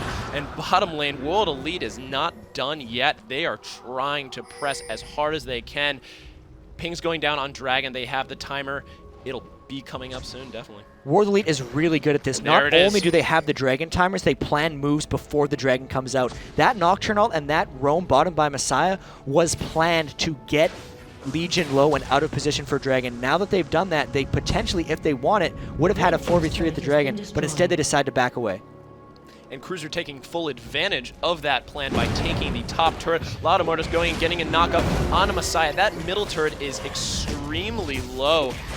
I was going to say, if they were going to go for that tower, they're going to go for that Dragon. We saw in the SGS versus Curse game, the mid player from SGS stealing Dragon with a Gragas ultimate. So WildTurtle was in prime position to potentially do that, but that is something you have to keep in mind when you do a Dragon against a Gragas, because when he puts his barrel down, he can sit that there and detonate it at the exact same time as his ultimate, which oftentimes can do more damage than Smite to the Dragon. So just having a Gragas in the game means taking slightly contested Dragons is a questionable activity. Looks like Legion is going to take down this Dragon. Yeah, and they should get it because World Elite seems out of position a little bit, and that's going to be a clean pick for Legion, I think. WX and IF coming in to try and put a little bit of pressure down, but Cruzer is there to zone them. Cruzer jumping on top of WX. The Ignite going down. Lautemortis having to pop his ultimate.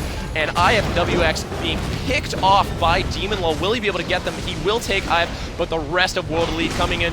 YJTM getting the fear down, but he will get dropped by Noobish. Actually, Calme in a whole heap of trouble, but he will try to take WildTurtle down. One more leap strike, and that is going to be it. Messiah actually getting York, but before getting dropped by Demunlul, and Calme taking WildTurtle out. Overall, great fight for Team Legion. Yeah, 3v2 and the Dragon, and this fight is going to continue. Noobish getting jumped onto, and that was a great flank by Calme and WX because Legion thought they thought the fight was over. World Elite knew it wasn't. In this series, the entire time, these fights have been topsy-turvy, back and forth, 2v3s, and then the rest of the team comes in, they try to make something happen, and then the rest of the opposing team will come in, and you just never know when these fights are going to end. And WX is now going to take the bottom turret. So 19 minutes, 30 seconds in, 27,000 gold to 24,000 gold in favor of Team Legion. They have 2 towers to 1, 9 kills to 7, but World Elite, I will never say they are behind because they will probably find a way to bring it back even. For everything Legion has done to try to take advantage of the snub of this game, World Elite has stood steady and are not falling that far behind. I worry for Legion that they have not pulled far enough ahead for when Ryze, Jax, and Ezreal start hitting their big items. They have Rod of Ages and Tear of the Goddess. Those are both going to be stacking up as the time moves on. Trinity Force on Ezreal, he's got the big item. Jax has not quite reached Trinity Force, but when he does, I think Legion's actually going to be in a lot of trouble.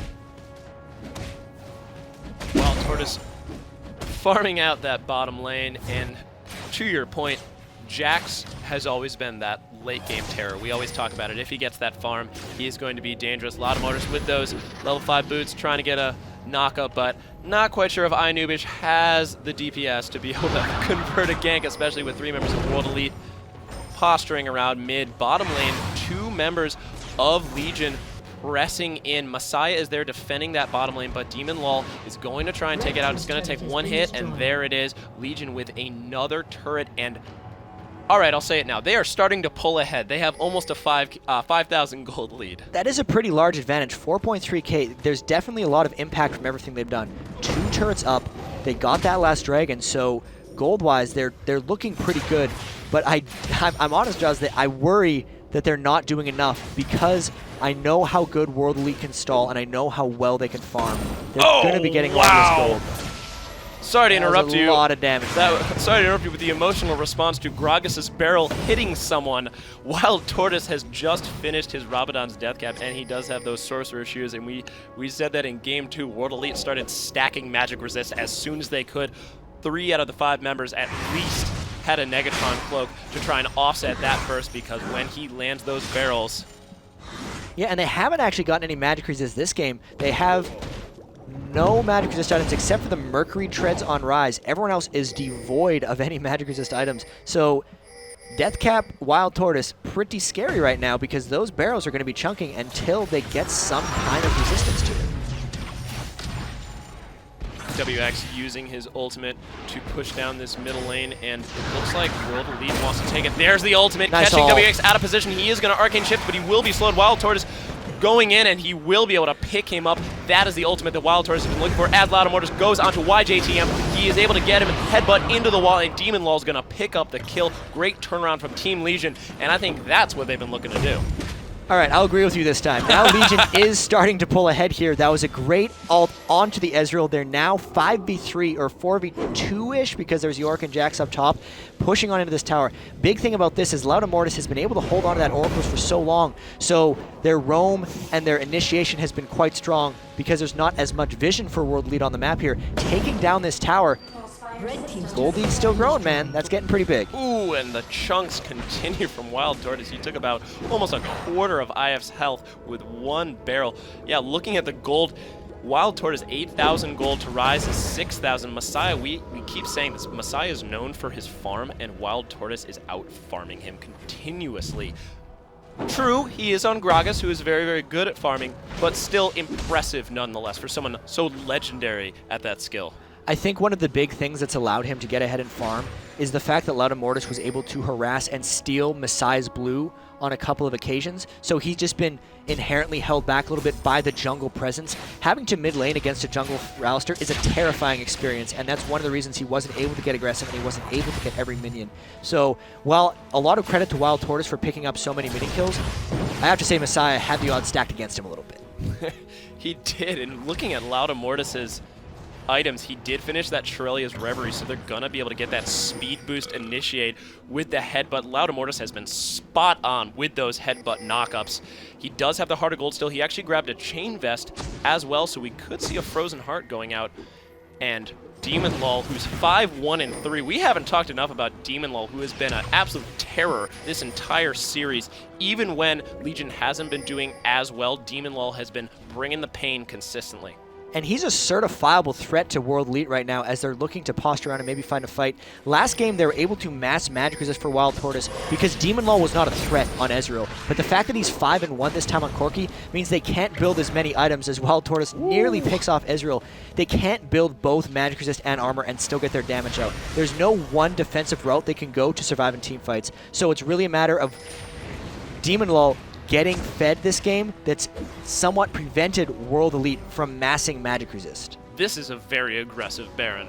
We saw WX getting chunked down. There's the ultimate. Chawy definitely wants to engage on this. There's Nocturne jumping right onto Demunlul. Demunlul Valkyrie's out. Great set from Inubish to reset the fight. YJTM is going to go down, but Chawy is going to be able to take down WildTurtle, and Chawy is still dealing a ton of damage. He's in the middle of the fight. Lautemortis is going to be able to shut him down. That's going to be a 2-for-1 exchange in favor of Team Legion, and they are still trying to chase down this World Elite team. Honestly, Janna played incredible in that team fight. That was just amazing ultimates, amazing tornadoes. I was thinking, oh man, they're just going to chase him down with Ryze and Ezra, just finish him off. Nope, back again. They get close. Oh, there's a tornado.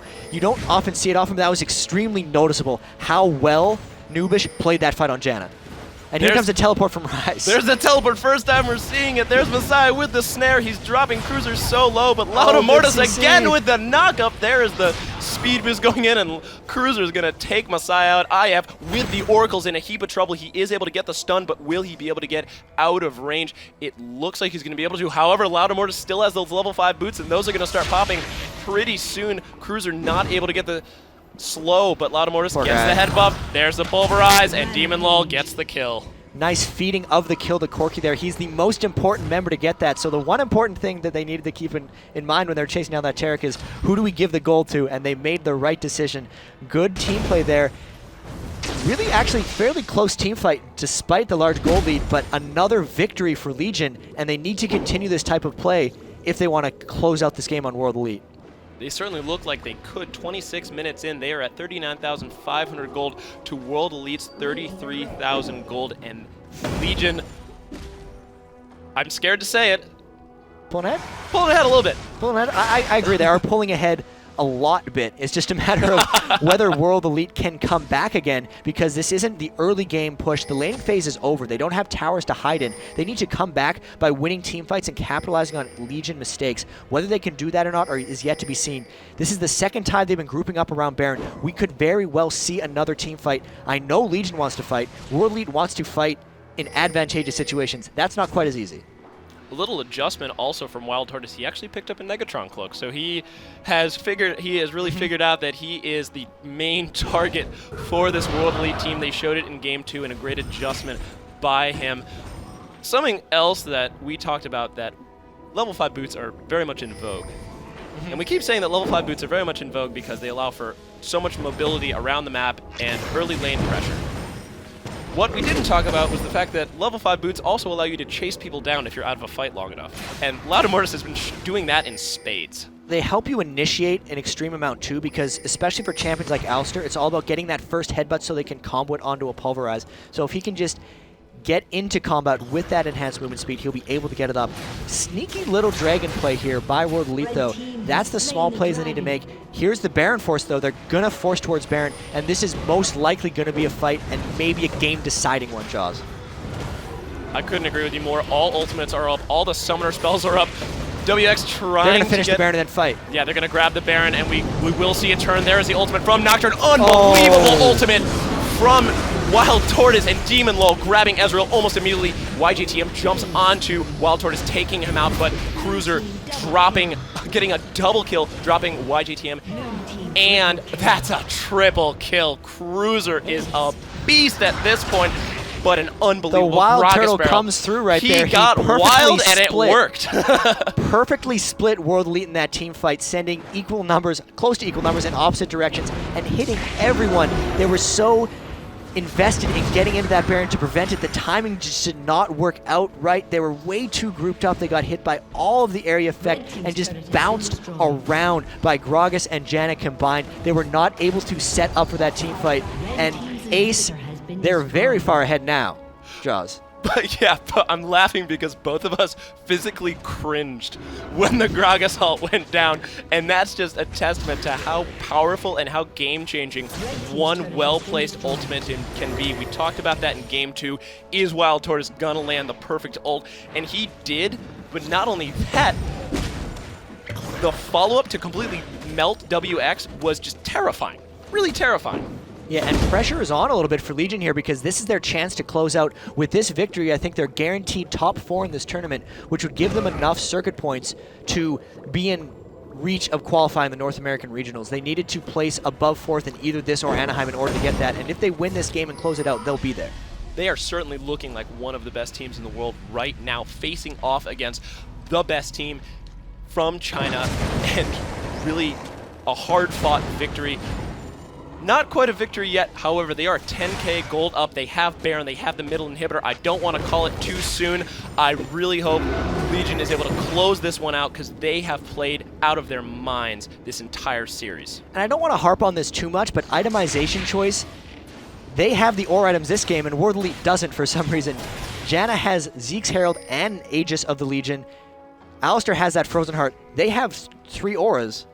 World Elite has 0, so it's giving them an added edge on top of their golden level advantage, and the Baron buff is just even more. They're going to be looking to get very aggressive, as Lautemortis is about 3 miles ahead of the rest of his team. It looks like Legion, Lautemortis just going to 1v5 the enemy team as WildTurtle goes in, trying to get an ultimate. He doesn't feel like he has a good shot, just using the barrel to clear those waves. Legion's so good at minion wave clearing, and with this Baron buff, they are going to be able to siege down this bottom inhibitor. I don't really know what World Elite is going to be able to do to win World a fight. Elite kind of has to fight them on this tower, but it just drops so fast that they're not able to. Now that they're down 2 towers, they kind of need to fight them now, but if they do, they'll lose, so they're probably going to have to turtle being down 2 inhibitors, or just fight right now. And there's Lautemortis, and YJTM counter-initiating, going in. Another great ultimate from Nubish, and pushing Calme out of position. No kills yet, but Calme is dropped immediately by WildTurtle, and Legion is just steamrolling the rest of this game. Demunlul taking out IF. YJTM goes down from WildTurtle. That's going to be a double kill for him. WX opting out, and that is going to be the series for Team Legion. 2-1. Well played by both teams. At this point, yeah, there's the Zonias from WildTurtle. A little victory Zonias, so to speak. Wow, what a series. I'm really speechless at this point. I really am. Really impressive play there by Legion. The early aggression from Lautemortis' Alistair was really what took over that game. It gave them the edge, and then they were able to close it out. Really smart team fightings. Baron fight, Gragas ult, Legion victory.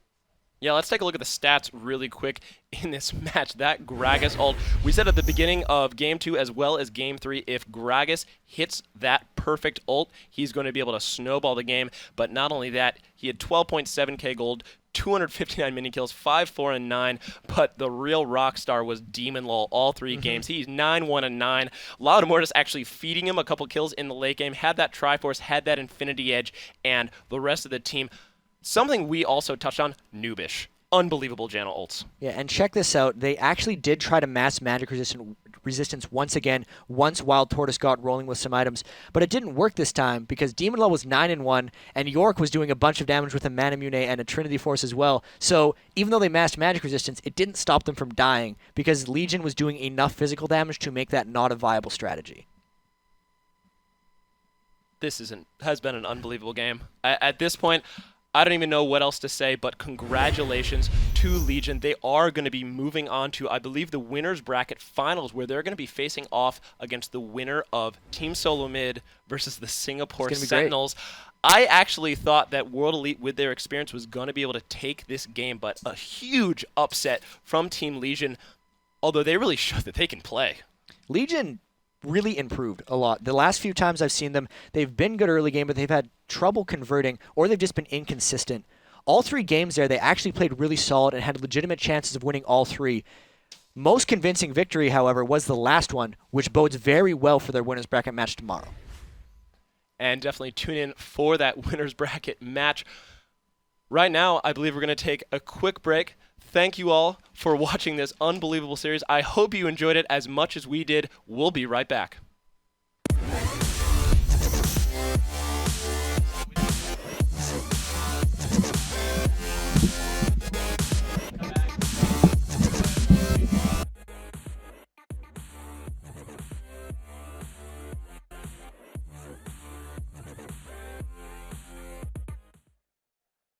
This week on In the League, serious business.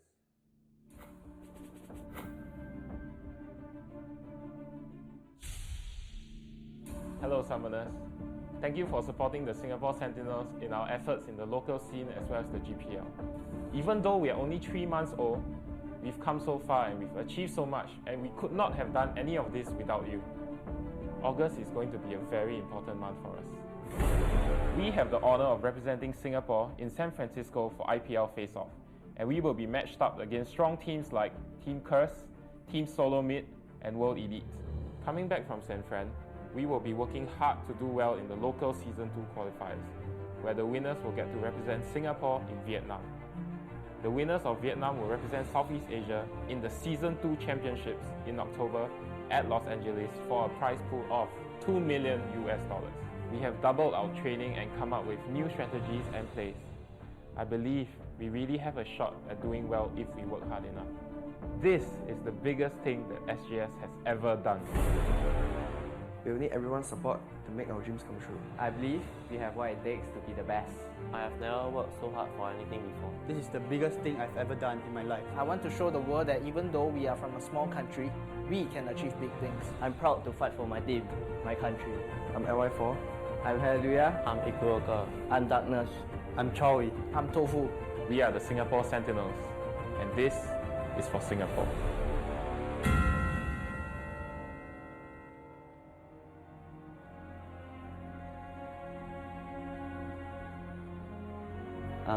Jason， 我对于你的表现非常的满意，也感觉到非常的骄傲。希望你能够再接再厉，为我们、为大家、为国争光，继续加油。 I'm so proud of all of you for getting into IPL Face-Off, and I really hope all of you will do well there and have fun. I love you guys. Hope you can make it this time round for Singapore. 好好比赛，照顾你自己，第几名又不要紧，尽力就好。I love you. This is the first National Day that you are not home with us. Though Mom and Dad missed you, we know that you are out there for a mission to win LL for Singapore. Go for it, son, and you will have our support. Josh, we are behind you all the way. 加油 Mom loves you. Marvin, 我们在家里一定支持你的，你一定成功的。 We support you whatever you do. Mom and me are very proud of you. We wish you all the best. We want you to do your best. Go for victories all the way with your teammates. We are behind you.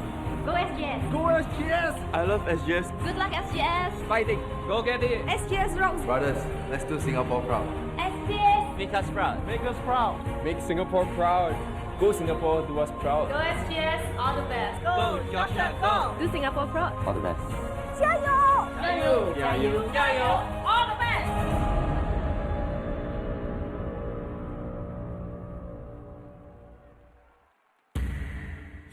Send SGS your support in the comments below and keep their spirits high.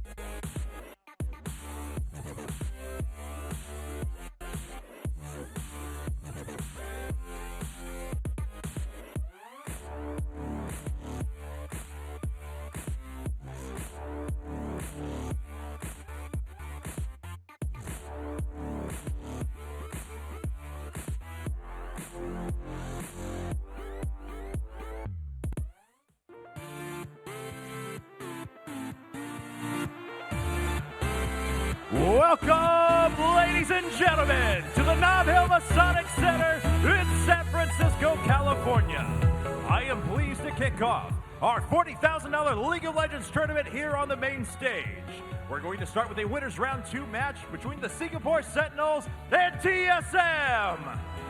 Take a trip to my house, my house, my house. Take a trip to my house, my house. I'd now like to welcome to the stage our casters for this match, HatPerson and Red Baron.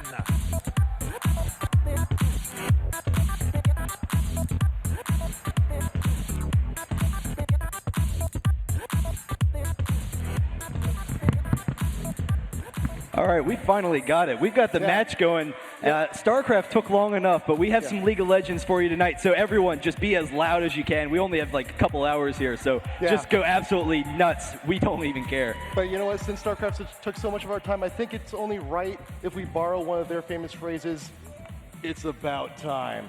It is. What is that even a phrase from? I haven't heard that. That was from the launch trailer, remember? All right, well, regardless, Yeah. TSM versus Singapore Sentinels, it's going to be an insane match. Guys, once again, these headsets, we haven't introduced them yet. This is like our first match of the day, basically. IPL Face-Off San Francisco, we're finally here. These headsets, you can't hear anything. We've been testing them out. They're fantastic. It's really incredible. So just be as loud as you can be, and they'll be good. So it'll be fun. But you know what? That video, that Singapore Sentinels video, man, I haven't really seen the whole thing yet. I saw that for the first time, and you know what? We need more videos like that. We gotta get that. We gotta get stuff going like that for the American teams, man. We got to. We have to. Oh, definitely. No. It's. I mean, how can you not be rooting for SGS right? Oh, well, that's right, because they're playing TSM. So it really depends. No, it's a very split crowd. I've been talking to a lot of people, and you know what?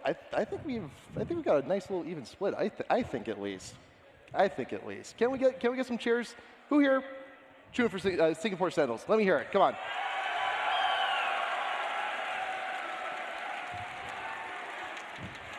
And now we got to test it out. TSM.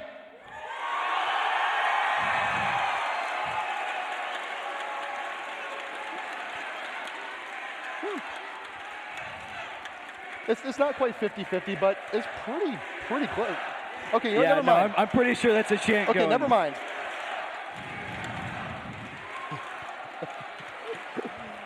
And there have been some absolutely fantastic matches throughout the day. We haven't been able to check out the Singapore Sentinels or TSM matches. Saw a little bit of Game 2 with TSM with that comeback. Reginald's TF finally pulling through. And really, the SGS matches, everything that I've heard from them has looked fantastic. But then again, I was also looking at some of the pick bands for when Sentinels went over for Curse.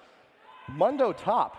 No, yeah, absolutely Mundo insane. top. And I heard he absolutely stomped that match. And the big thing with Mundo is his early game damage is phenomenal. The cleave, the E, I think people really underestimate that. But then having a full heal with the ultimate to be able to exchange damage, it's really going to be exciting to see how these teams play. And HaRleLuYaR in the jungle, that's always going to be an exciting match. Yeah, but you know what? There's been a lot of exciting matches already happening today. I mean, World Elite and Legion.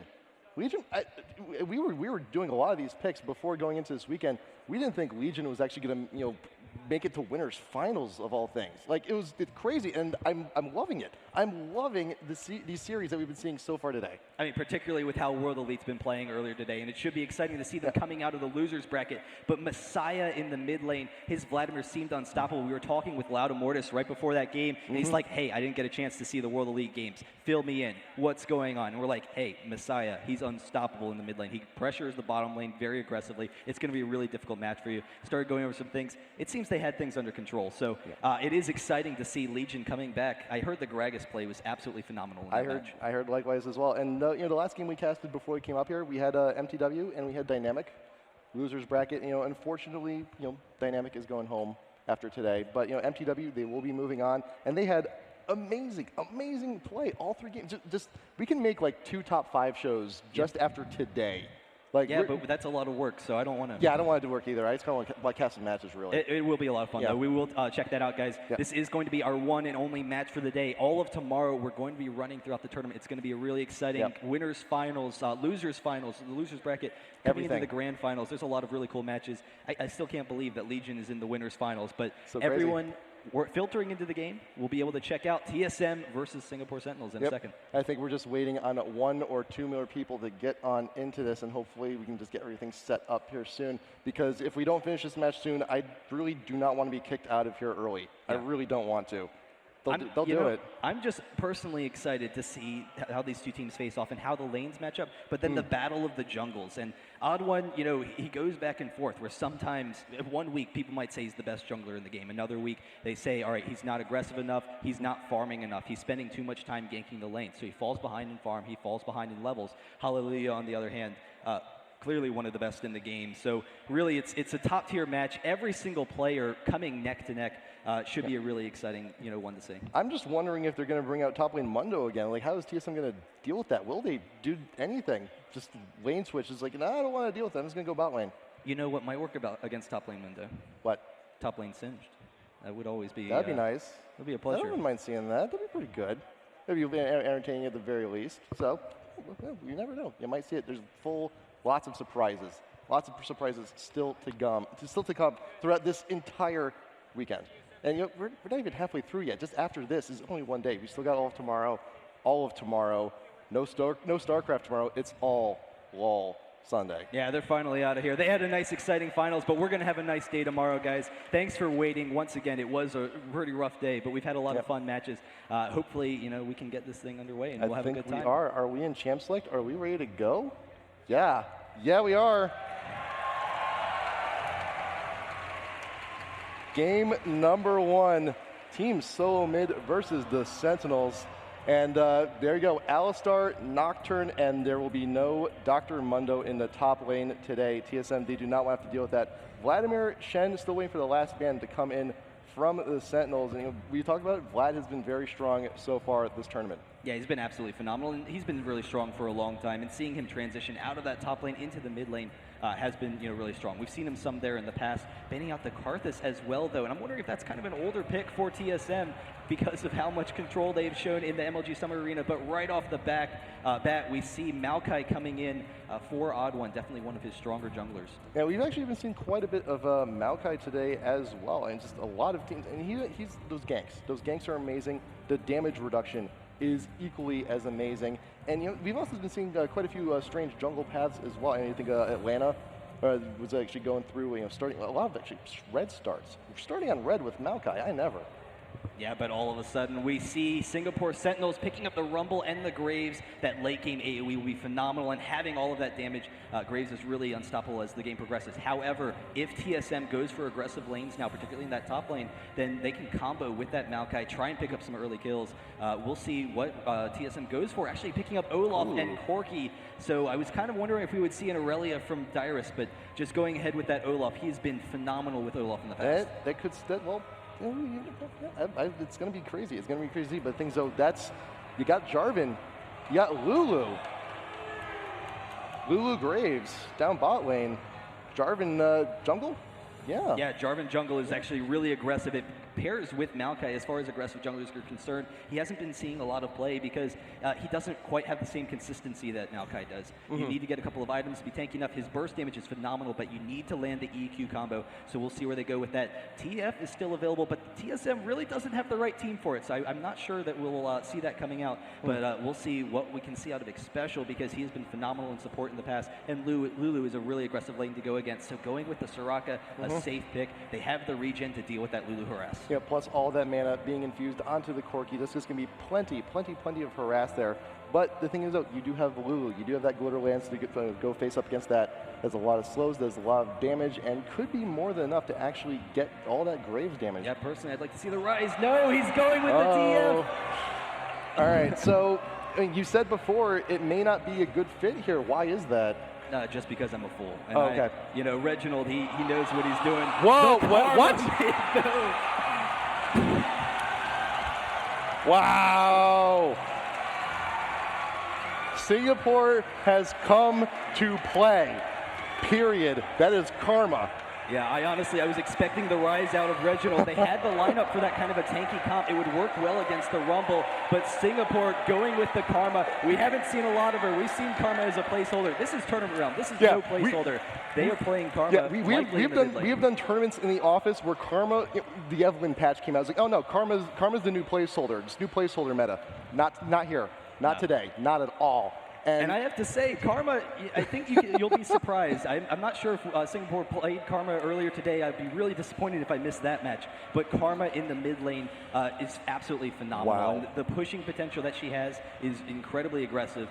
Works very well to counter out that TF, since TF has that aggressive pushing. But we'll see how much aggression TSM can get, and if they can combo those Maokai ganks with those Reginald ultimates. All right, so for some people there who may be a little bit unfamiliar, give us like a quick rundown of Karma real quick before we get on in. Oh, never mind.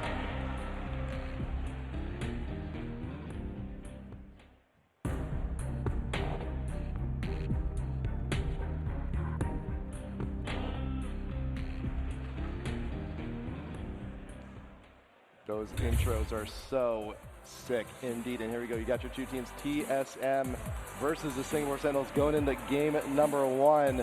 And you know what? Champ select, Karma in the mid. We have some fantastic, I was muting myself for a second, we have some fantastic teams here, so please just yell the entire match. I will absolutely enjoy that. You guys will have a better time. It's going to be fantastic. So as I said before, while we're going into this game, real quick, let's get the rundown on AP mid Karma. Yeah, Karma actually has really great AoE clearing capabilities. Also, her harass exchange can be very strong. It's kind of a weird pick, though, because she's very similar to an AP Lulu or an Orianna, but without some of their strengths. She doesn't have the range that Orianna has. She doesn't have the burst shields that a Lulu has. But in team fights, if you can get Karma absolutely farmed, she can easily clear waves, but then she provides you with great burst potential and also a lot of survivability. So Lulu and Karma combined, that's a lot of shields. Like, that's not countered by ignites. Those are just going to be burst shields. So Singapore Sentinels, they're looking to just not die in these team fights with those shields. Lulu and Karma both have shields they can throw down. Rumble, built-in shield. Jarvan, shield, stacking. All of them. That is huge. That's going to be crazy. You're just going to make someone invincible and just go straight on in.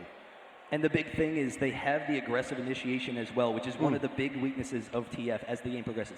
TF is kind of a weird dichotomy with how he can progress, because late game he can be absolutely phenomenal. His poke damage and his constant spam harass, along with those persistent stuns, the low cooldown stuns, can be really devastating. However, if you can get the advantage on him, if you can engage hard on TF, he's just going to die instantly, and then you instantly win the team fight. That's what Singapore Sentinels has. We are going into the game, there though. He is. Here we go, TSM versus Singapore Sentinels. Regionals. If you are just joining us right now, your eyes do not deceive you. That will be AP Karma there in the mid. But TSM, Singapore, they're moving on out. They want to see what they can get here. It looks like the Sentinels will be going for the point defense here. Just want to make sure they defend their own jungle, make sure that if they're invaded, they do know about it. But TSM, OddOne going to be throwing that sapling there just to get a little bit of vision out there. And you also have Reggie, NKX out there in the mid. Equivocal is there as well. Just want to make sure that no one does anything tricky, try to get into the side brushes there on the river. And as we start off real quick, I actually would like to give a shout out. Garen, Mr. Riot Like Hey is helping us out with the stream. He's going to be doing the camera control for us today.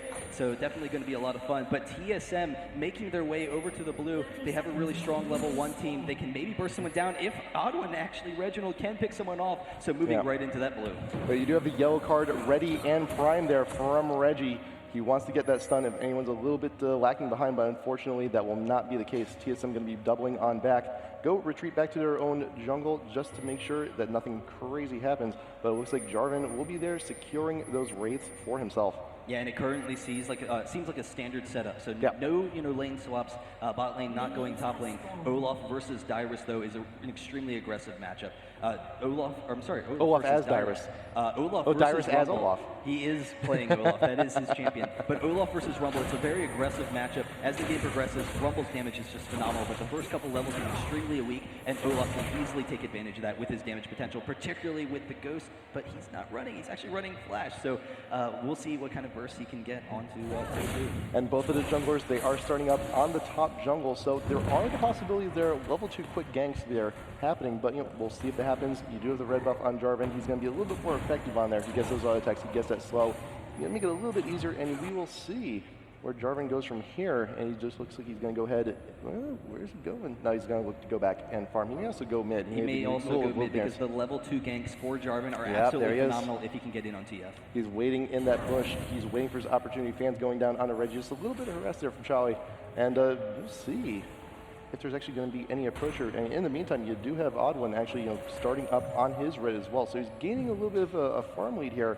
The longer Jarvan stays here, waiting for an opportunity in mid, the more farm he's missing out, but he waits. The wraiths have respawned. He's actually just going to sit around here. I don't even think he's going to attempt the blue. Yeah, he's going to make his way over there eventually, but we'll see if he actually might transition over to the top lane because Rumble is very weak early on. Usually can't succeed with ganks unless you get a couple of levels on Rumble. So if by going now, Rumble is actually going to hit level 2. That gives him a little bit more follow-up potential, but no, he is going to transition down over to his blue. So we'll see if that leads to an aggressive gank down bottom. In the meantime, Knocke has gone back. He gets a ward. He has some boots. He's looking for some ganks. We'll see if he can get off any nice pressure. The ward that TSM placed over by Sentinels blue has spotted the Jarvan. So you do know that there's friendly pings coming from Singapore. They know that the bot lane did try to move around. They want to make an attempt, but they should know right now. Singapore should know that the blue is not safe. Here comes Lulu, going to help out just a little bit. But see, you do see Soraka leading the charge here with Corki. They may actually make something happen down there. They know the blue's in the bush. They have the ward in there. They have the perfect vision they need, but this is 4 members of the Sentinels there helping the jungle, making sure you secure the buff, and make sure you don't get vid. Here you go. You got Karma actually meeting back up with TF there in the mid. Not a whole I think they're going for the dive down top. Rumble, he is kind of caught out. Dyrus can't quite get that axe, so they will have to back off. But the big thing is bot lane, they stalled out Jarvan, so he's not able to get the pressure that he needs to top. Rumble is falling behind every second, but HaRleLuYaR coming into the mid lane, coming up right behind Reginald. He's waiting for his moment, waiting for Reggie just to push out just a little bit. He's drinking that health potion, but here comes the Jarvan. Here comes the pop-up. The nice flash out will be just fine. But here comes the yellow card too. Wild card's just a little bit harassed, but but hey, you know what? Summer spell wasted. That is a successful gank. Yeah, and ToFu is being pressured incessantly in that top lane. Knocke, he does have to worry about that tower dive, but Olaf is a little bit low on mana, so Dyrus kind of needs to get his way back into the base, come back with some items, but we'll be able to push up the lane a little bit more. And so far, Chawy has been doing a fantastic job in the mid lane. He's been able to push into TF, put on a lot of pressure there. But OddOne is he's thinking about it. He's thinking about making an appearance here. He could have gone in for that twisted advance down on the mid, but the thing is, though, Reggie could not really follow up a whole lot with it. He is very low on mana. He's struggling just to get those blue cards, just burst to try and recover, and Dyrus out there. He's thrown off those screams. Pop-up coming on in. ToFu there trying to pop up with damage. Here comes the exhausted. Will that be it? That was the first blood going down to ToFu. He wants to follow it up. He can't quite get the twisted advance into the brush, but ToFu very low. OddOne, if he gets vision, he might be able to finish it off, but cannot engage on them. So really aggressive play from Singapore Sentinels, already throwing down Dyrus behind. And the big thing is he needed that flash so he can escape from those aggressive ganks, but with the exhaust, they had the follow-up. They're able to pick up the kill. Easy done, easy, well done, and there you go. And Jarvan will go back to the jungle, just take a little bit more experience in gold before he goes back. He's still got some time. He's got some great amount of gold, and we just go ahead and go back, shop whenever he feels it necessary. OddOne gonna cover for Dyrus down top lane, waiting for his return. Gonna try and also see if he can't push the lane, but look at Chawy there in the mid. Reggie has just been pushed this entire time. Yeah, and he's going to be fine with that. TF can counter push pretty effectively, but we'll have to see that. In the meantime, the OddOne up top lane, Dyrus chasing down ToFu. If he gets one more cleave, he will have it, and actually one more attack should be able to pick up the kill. And there's the exchange, TSM Dyrus. Little bit of revenge there in the top lane, but hey, you know what? You still lost the first blood though, so there's a little bit of a gold advantage you're missing out on. But you know what? It's fine. You do have ToFu. He did go back. He just buy whatever. He's actually going for those magic pen boots. And you look at Jarvan right into the bush, bypassing that ward. Chaox is in a little bit of trouble, and he does not have the red buff available, but he does have that Lulu speed buff to try and get a little bit harassed. But he's just going to back off. He just wants to scare him a little bit. Yeah, not quite able to get the engage there. So far, though, TSM, they have been winning the bottom lane. Really effective harass, along with that Soraka sustain, and actually Xpecial going with the Star Call early on. And so Graves, he's one of the best pushers in the game. He can control waves very easily, but by Xpecial going with that Star Call, he's been able to force them back into the turret, deny some of that farm from Graves. Yeah, it's not all too uncommon to see from Soraka's. 49-25 for Chaox right now. That is huge. That is absolutely huge. And just as the game goes on, it's only going to widen. You're not going to see a whole lot of damage on that turret because you want to see them keep the AD and support down bot. You want to deny them longer. Yeah, and in the meantime, Reginald has been pretty comfortable in that mid lane. Chawy does have a slight advantage in the farm, but Reginald's farming fine. Once he hits 6, which is just about now, he can start looking for those ganks. Jarvan moving his way actually over towards the blue, so there might be a sort of engage here. No, just dropping a ward, backing off. TF's going to be able to pick up that blue. But you do notice Reggie actually bought himself a heart of gold. He's not going for the Doran's rings. He's not getting for looking towards the Sheen or anything like that. He got a heart of gold. Yeah, and we've seen that in the past from a number of TFs. The big thing is it allows him to farm a little bit safer. He doesn't have to worry about instantly dying to those Jarvan ganks along with that karma pressure, because the instant burst is just phenomenal. Jarvan gets in there, they have the shield to follow it up. OddOne sitting up in the top lane. I think for the most part he's trying to counter out if SGS is trying for a gank, but we'll see if they can force a fight here on Rumble. Yep, ToFu does not have the vision of the tree, but he's waiting for that engage. The shield goes down. The axe going to slow him just a little bit, but OddOne, I'm not sure if he can close the gap here. No, will not get that axe.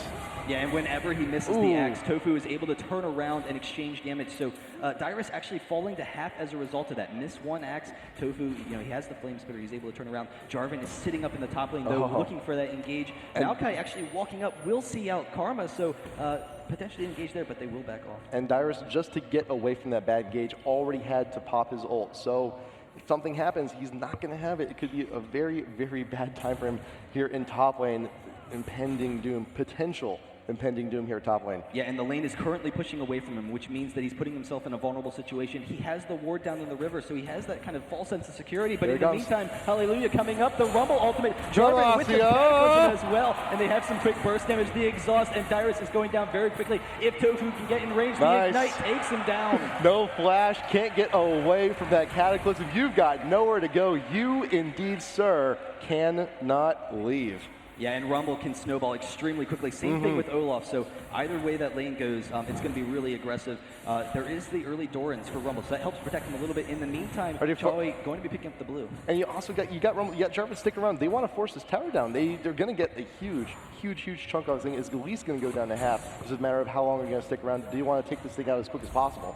Yeah, and actually TF coming into the top lane, wants to stall out that push, won't allow them to continue. And the big thing is if they can take down those turrets very aggressively early on, then that's actually a big weakness for TF. If you lose, fall behind on the map control, then you're not going to be able to get off your ultimates. You're really teamfight dependent. And right now, Singapore Sentinels, they have actually a fantastic teamfight team for the mid game. And with Reggie leaving to go take care of top lane, Chawy He's taking the opportunity. He's looking to push mid lane, but you do have Maokai, you do have Olaf here, looking to just go ahead and push that lane back, trying to deny a farm, and try and make sure things do indeed return to normal. Make sure that the mid tower is just a little bit more safer.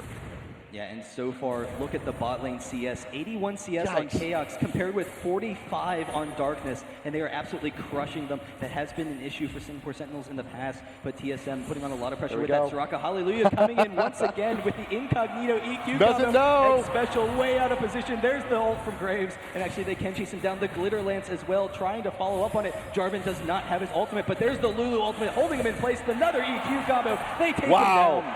There's no way you can escape from that. Just it's too much. And Chawy actually also catching out Reginald as he's making his way back into the mid. Has a gold card ready, but Karma's already left. Yeah, and Karma will be very safe there, but having that blue buff, she can constantly force TF into the turret. And the big thing here is one of TF's big weaknesses, not only hard initiation, but also if you push him into the tower, he doesn't have opportunities to leave the lane. Because if he does, he's going to fall behind on golden experience, but you're going to be able to get some damage onto that turret. So Karma, the constant pushing, it actually works very well to counter out TF. Reginald's been forced to sit there. In the meantime, a kill down bottom, OddOne jumping on Equivocal. They are able to pick that up. So really nice exchange. Jarvan actually coming in to try and steal some minions here. He might be coming in behind Reginald. He's going in for this. He wants to get that kill onto Reggie. Here comes the standard, but no, nice flash out of the way. It did come back off, but you do have the minions here ready to absorb all those turret shots. And Reggie, he needs a little help defending this. Here comes the OddOne. He's looking to see if he can get a Twisted Advance down, but unfortunately everyone's already left. But you do have those move 5 boots on OddOne. He needs to be a lot of places here just to try and counteract all this presence coming in from Jarvan. And every single time Singapore Sentinels pressures a lane, even though they're not necessarily even with farm, Karma is definitely doing a fantastic job in the mid lane, 20 CS ahead of Reginald. But every single time they pressure a lane, you see Jarvan start to push down the tower, and they get a little bit of, a bit by bit, a couple ticks of damage so that slowly they can wear down these turrets very quickly. Mid and top are both going to drop, but in the meantime, TF coming into the top lane, he doesn't really know what's going on, but he can come over to his blue. It won't be up for another 15 seconds, but Jarvan is up there as well. And you know, this is the position right now that Olaf is in top lane, because you've talked about the snowball there. On to Rumble. Once he gets going, it's very hard to stop. And you see, it's very hard for Dyrus to even farm here. And here comes the TF ult, though. Yellow card prime getting the stun down on the 2. Will Dyrus be able to connect all this damage? He does pop the ult. He's trying to get that true damage in, but Reggie will actually the first one go down. ToFu, we get out of here. Yes, you will. Dyrus cannot get out of the Cataclysm. You do have the 1v1 situation going down here, but you have the OddOne coming in for the Twisted Advance. Will you be able to connect Jarvan? Can you get that kill? Olaf in the bush. Will he be able to? No, the poke from the spear. But here comes Chawy looking to defend. OddOne has no choice but to fall back.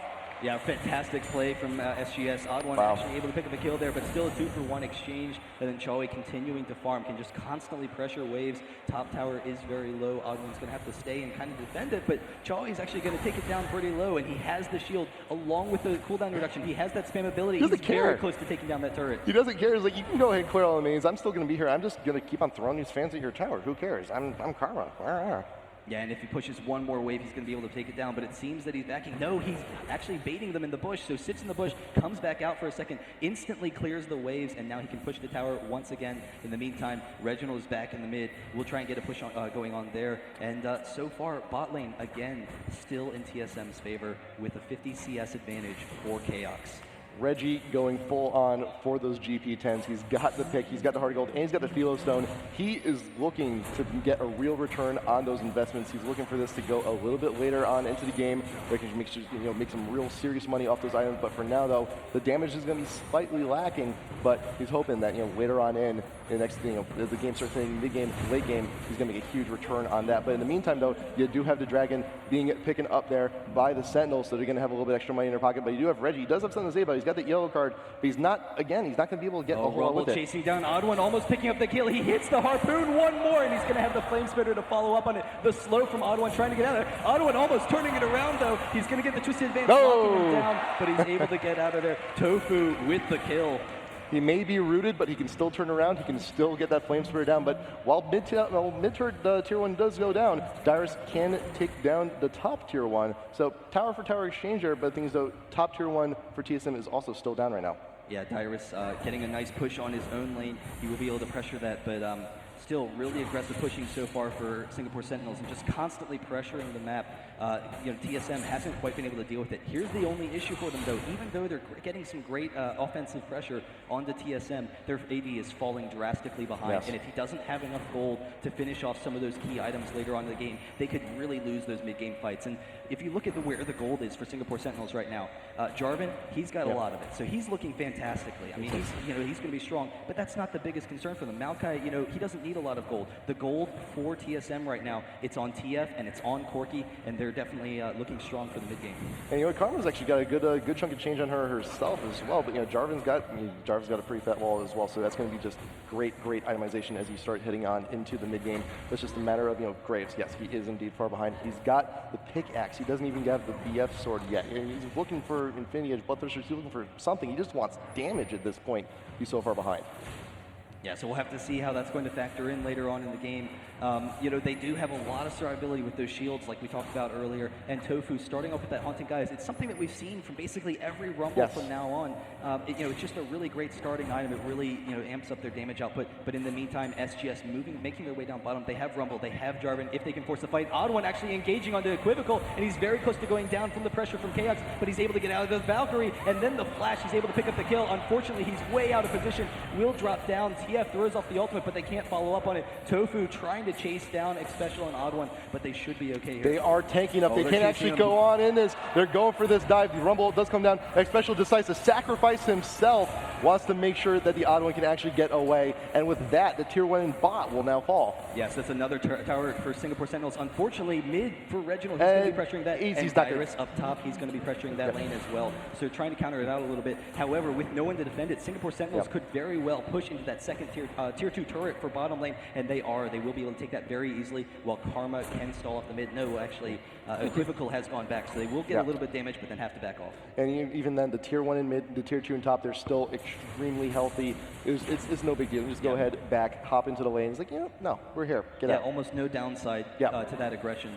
It does allow Dyrus and Reginald to get a little bit more farm. Dyrus actually going for a very offensive build. And he started off with the Dorans for that lane matchup against Rumble. It gave him a little bit more kill potential, gave him a little bit more survivability so he can match up 1v1. But it's kind of different because we've seen a lot of support Rumble builds in the past with the Philosopher's Stone, with the Heart of Gold. And so he's not going to have quite as much gold coming in the game, but he's going to be incredibly tanky with that Hex Drinker. Next to be transitioned into some nice survivability items. He's going to be really difficult to deal with. HaRleLuYaR's coming up next for the Rumble soon. And look at Karma too. We got the cooldown boots, and we also have the Abyssal. So those abilities, and also remember, cooldown, I believe, also does on her ultimate as well. Does it make it come up a little bit quicker? Yeah, I believe it does. So that's definitely huge. She really scales well with cooldown reduction, and that's one of the big things. Karma's actually abilities, when you have her ult proc on her E and on her Q, they're actually both really strong abilities. The issue is she's kind of a 2-ability kit. Her W and her ultimate, when you don't consider her ultimate as part of her other abilities, are kind of lackluster. But even so, it's some nice burst damage,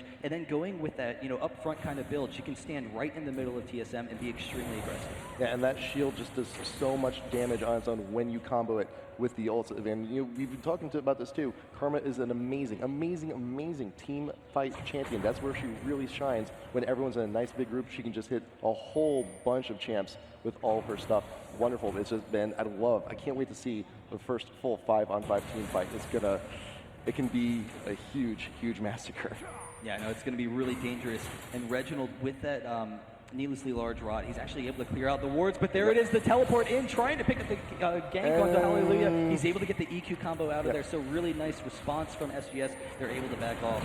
And Darkness, he's looking to 1v1 Chaox, but I don't think he's going to see a whole lot of scissors. Does pop the cleanse, trying to get away. Flash is burned as well. Here comes the ult, almost gets it. Minions can only do so much though. Oh, I thought he had it, but Darkness has to back off. That would have been a huge boon to take down Chaox. In the meantime, the rest of Singapore Sentinels, they're all kind of grouped up mid, and so without the ADs, they should have a slight advantage with their 2K gold lead and the fact that a lot of the gold for TSM, it's more weighted onto their AD. So we'll see how they decide to pressure this. Dragon will be up shortly if they decide to go for that, but Chawy just continuing that relentless farm, 184 CS, compared with Reginald's 134. So even though Reginald has been doing a really nice job in that mid lane, and Chawy is just pulling ahead. He's been pushing this entire game, but you have the great wave clearing capabilities to do it. Those fans you saw, he's maxing those things out first in order to make sure that he can go ahead and just push Reggie to tower, and when he goes away, which he inevitably will when he goes in for those ganks, that just gives Chawy so much time to just free farm in the mid. Yeah, and he's actually kind of baiting out Dyrus here for a Come second. on. Stutter stepping, taunting him, trying to get him to come in, but they will transition over to the Dragon. So they push off the waves. Chaox getting some nice damage, but he will have to watch out. If they get a hard engage onto him, that could be devastating for TSM. You do have the Oracles there onto Equivocal, but OddOne, you try getting the saplings down, and look at Singapore Sentinels there round the bend right through the Bear Pit. The missile gun, dude, they're gonna find them out. They know they're there, and Chawy right out in front. Fearless, there's the hook. Jarvan coming on in, looking for the pop-up. Demacia going down, and Rumble ult, the combo along with it. You do have the Malky ult right out in front. Equivocal taking quite a bit, but ToFu managed to get that first kill down on the case. Dyrus is a little bit weak. He's right in the middle of the team. Lulu is very low as well, and Reggie, ToFu, take him out straight on up. OddOne is separated from Xpecial though, and nice flash over the wall. We'll get the safety. That is 3 for free. And Singapore Sentinels, they can just go ahead and get this dragon for free as well. Yeah, and the big thing with that last fight is they're almost unkillable from TSM's perspective. TSM has more of a poking kind of team with that TF. They need to burst people down, single target burst. But with all of those shields, they just can't get quite the damage. Yeah. And the hard engage from Singapore Sentinels, they're able to chase them down. Jarvan forcing the fight in fantastic manner versus both Corki and TF. So they're able to get that. They grab the dragon. It is now a 5k gold lead for Singapore Sentinels, and they can continue pressuring them. And you also see Karma now with all that gold, bought the needlessly large rod. How much, you know what, I'm curious, how much damage does Karma actually do with those abilities now? I'm a little curious here. But we got the wave, that's doing quite a bit. That's doing like 800. 400. It's crazy. Yeah, no, it's an insane amount. And it's the fact that it's a lot of damage, but also providing that utility with the shield, so it will keep them alive. Getting that max cooldown reduction, also that spam ability with that blue buff is definitely huge. So he can just constantly spam off in fights. And the big thing is that constant push, it puts a lot of pressure on TSM, where they can't pressure towers, they can't pressure mid, they can't pressure bot, and they can't force ganks around the map because they're always pushed back into their own base. I like the item build that we're seeing here on the HaRleLuYaR. Warmogs, straight up. You got 2 GP10s, and you see him, he's charging right there, right in front of all these fights with those shields in tow. You just can't take him out when he has so much health on him. His effective HP, when you consider Lulu and Karma combined with that Warmogs, it's like 5,000 HP. So it really is going to be almost impossible to take him down coming on later into these fights. He's just going to be able to dive right onto him. So TSM, they need to get off some effective kiting. They need to be able to focus him down, but the issue is he's just going to be too tanky to do it. So we'll see how they can transition out of this. They can get some pushing going, and actually TF coming down to the bottom lane. Corki is waiting as well if Reginald can get this engage on Chawy. His ult is not quite up yet, though. It's just still a few more seconds away, and the opportunity is a little bit lost there. But here's the thing, too. Reggie, he's working for that death cap. He's not quite there yet. He's just a few kills short. But remember, though, he's been buying all those GP10s. He's been waiting for those investments to return on. But here's the thing, though. Sentinels, they do have the goldie here. They're almost about 5k up. And the push is just never ending. Chawy right there, out in front, throwing the fans at the tower. Doesn't have a care in the world. Dyrus, you can go ahead and try and engage all you want. Because you do have TF coming right in, who's going to yellow card, wants to get the darkness down immediately, and Chawy is being focused as well, but you do have Jarvan with the ult, and Karma is somehow still alive. You got the Lulu ult on her, but the double kill coming down from Chaox. ToFu, though, with the ult, there is a 2-kill advantage. It is a 5v3. Singapore Sentinels, though, they can't really do a whole lot. A lot of TSM is very low, but one rumble can only do so much. Incredible play by TSM, and I can't believe that Reginald didn't die. I was like, what are you doing, you madman, diving right into the middle of the team. I can't believe Chawy lived. lived. Heals, and that's the big thing. Chawy, they're near unkillable with the Karma. Karma, as you get weaker and weaker, you get more and more ability power, so those shields are just so powerful. It can be very difficult. Another great thing about their comp right now, having all of these shields, Singapore Sentinels can easily push in and poke down the towers, as we've seen, because any time that TF or TSM are going to try and harass them down, they throw on the Lulu shield, they throw on the Karma shield, and all of a sudden they can just tank the tower. They don't have to worry about any of that damage. Then they can back off, reset. But in that case, TSM actually forcing a hard engage with Reginald. We'll see if he's going to be doing that more often if we see his Zonias out of him. Yeah, considering that last fight, you do see Chawy, you do have that chain vest. Zonia's going to be coming in pretty soon. And it's got a little bit of an edge up on having a whole bunch of shields on you. I meant Reginald. I want to see Reginald dive into the middle of the team, then bait them out, and then throw off a Zonia. Well, he did buy the death cap though, so he's a little bit committed there. But Chawy, not somebody he knows. I'm going to be focused. I need to be safe in these team fights. Just don't use the Hourglass is an amazing, amazing tool. And you saw how low Chawy got in that last fight.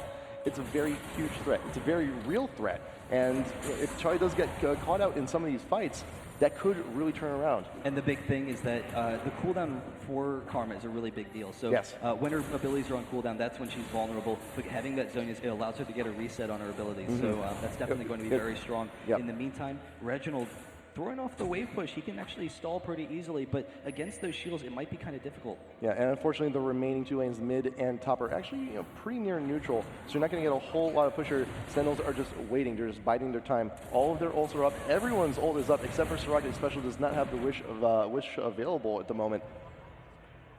Yeah, and it should be pretty interesting to see how TSM can pressure a fight, because they have some great tanks in Olaf and in Maokai, so they can force that engage. They have a lot of that damage reduction, so the AoE from Maokai is going to be fantastic against SGS's team, but we'll have to see SGS backing off for a second, so giving TSM actually a moment's respite, then they can continue that push.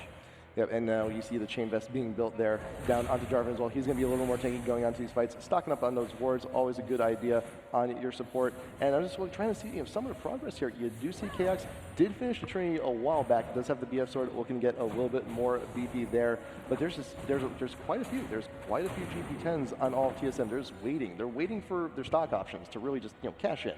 Yeah, but Corki going with that Trinity Force, that gives them a lot of burst damage. So TSM, they have fantastic single target burst. They are pushing up into the mid lane, and so it's holding SGS in place. SGS can't get off the push that they want because TSM, they're holding them in place. Rumble is still up top though, so we'll see if they force a fight here. And that's what happened last time too. ToFu was not really a big part of that last fight either. He came in a little bit late to the party, throws down the note, and he's like, "Hey guys, I'm here. What do you want me to do?" And everyone from TSM, they were weak, but they were scattered and they were away. Yeah, so they will back off. The big thing for TSM is keeping TF alive, and that's been one of Reginald's issues. He's been a fantastic mid player in a lot of respects. He's one of the most aggressive mids in the game. HaRleLuYaR getting some damage onto Xpecial, throwing off the Baron targets. He's going to be okay. Which by the way, if you do see someone in the pit, that is a fantastic way. Just tell them to. GTFO. But one of the issues that Reginald's faced in the past, even though he's been one of the strongest, most aggressive mids in the game, he also has kind of weak positioning at times. He puts himself out of position in fights. He's looking to get those kills. In the meantime, TF, he's going to be split pushing while SGS is going for that dragon, and the rest of TSM, they're actually transitioning to the top. They're going to base race here, or at least for a couple of turrets. I hope it's not a base race. Well, not a full base race, but SGS, they're able to take down the turret. This is going to be the tier 2 turret. They might even get the base turret here. Yeah, Reggie just trying to throw down as many cards as you can. OddOne and Xpecial are also there to help. You do also see Dyrus, I believe he's stealing the red there, and Chaox right there in mid. But yep, Sentinels, they grab the dragon, they move on in, they know they have to defend this push, they know have to push it away, but yeah, that is a little tower for a dragon though. Yeah, but there's no one here to defend the mid lane, yeah. so Chaox, 2 towers can for get that dragon. turret down pretty easily, and that's definitely in TSM's advantage. So really manipulating the map in a nice way there. They're able to, wait until SGS is out of position. Yeah, we'll get a little bit of a golf clap. I enjoy it, that's perfect. But TSM backing off, they do want to keep an eye on the Baron, because even though, SGS, they have great shields, so they're not going to go low to Baron. They're going to be able to maintain their HP very easily. And then Darkness, now that he has that Infinity Edge, he's going to have the damage as well to follow up on it. Yep, and Dragon is a huge objective for Singapore Sentinels. I was talking to the team a little bit earlier, and like, you know how many dragons we've dropped? None. I don't think they've actually missed a dragon. I don't think they've actually given up a dragon this entire tournament so far.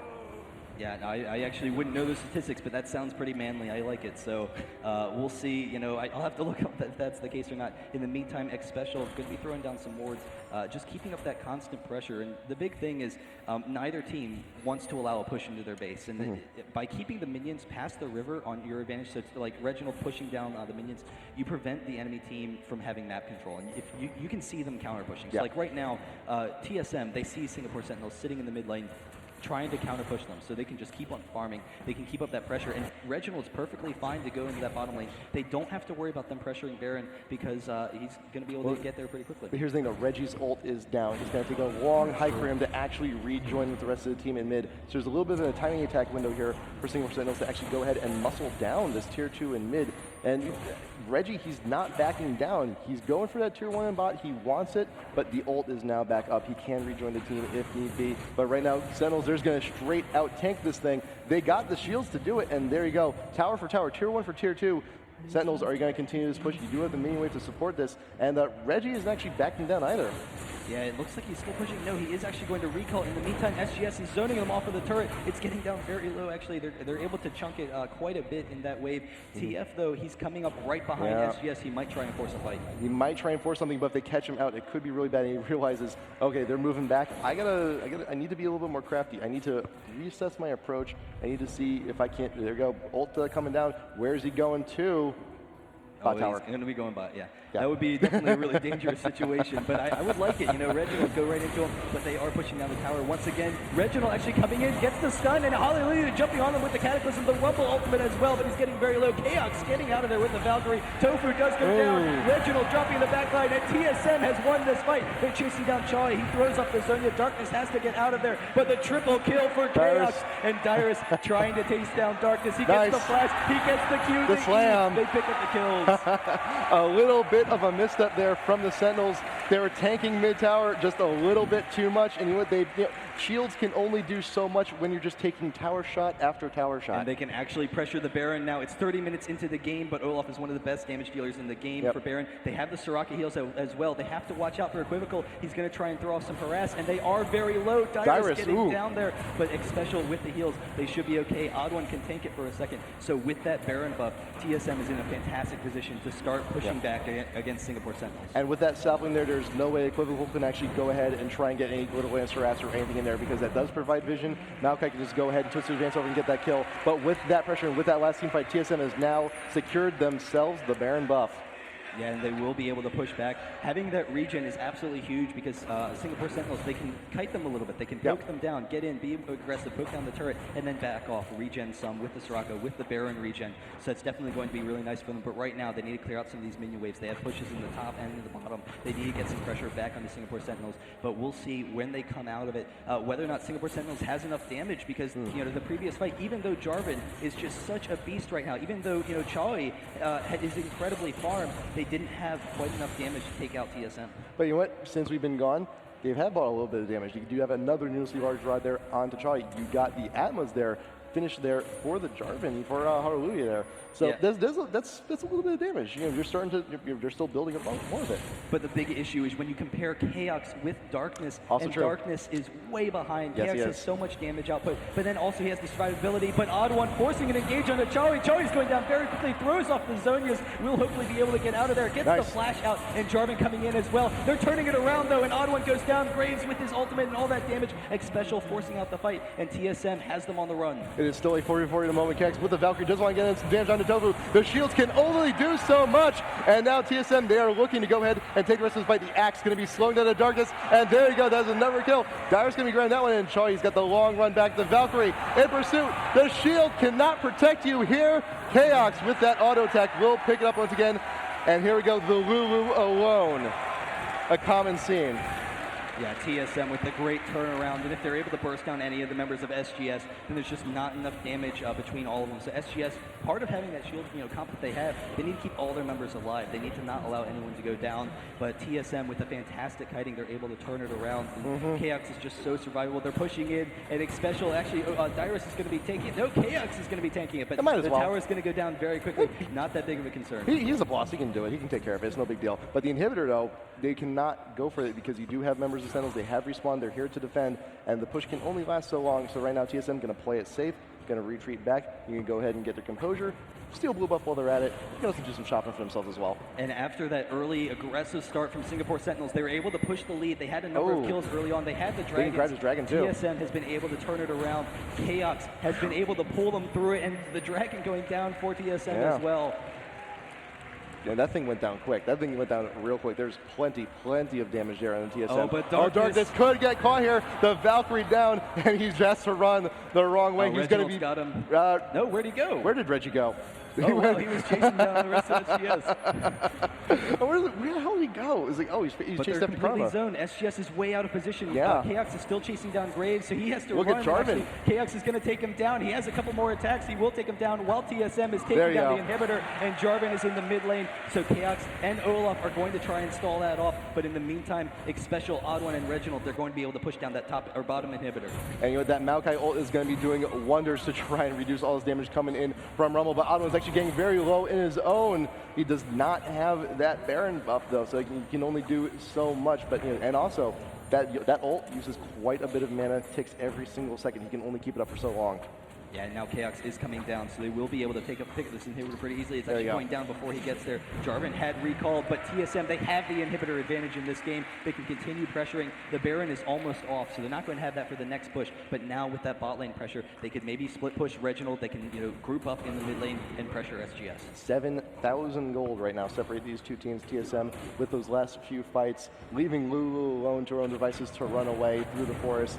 Doing a pretty good job, and you know the shield comp for a while was working really well for the Sentinels, but as the damage accrued, as you get all of this burst coming in, it can only do so much.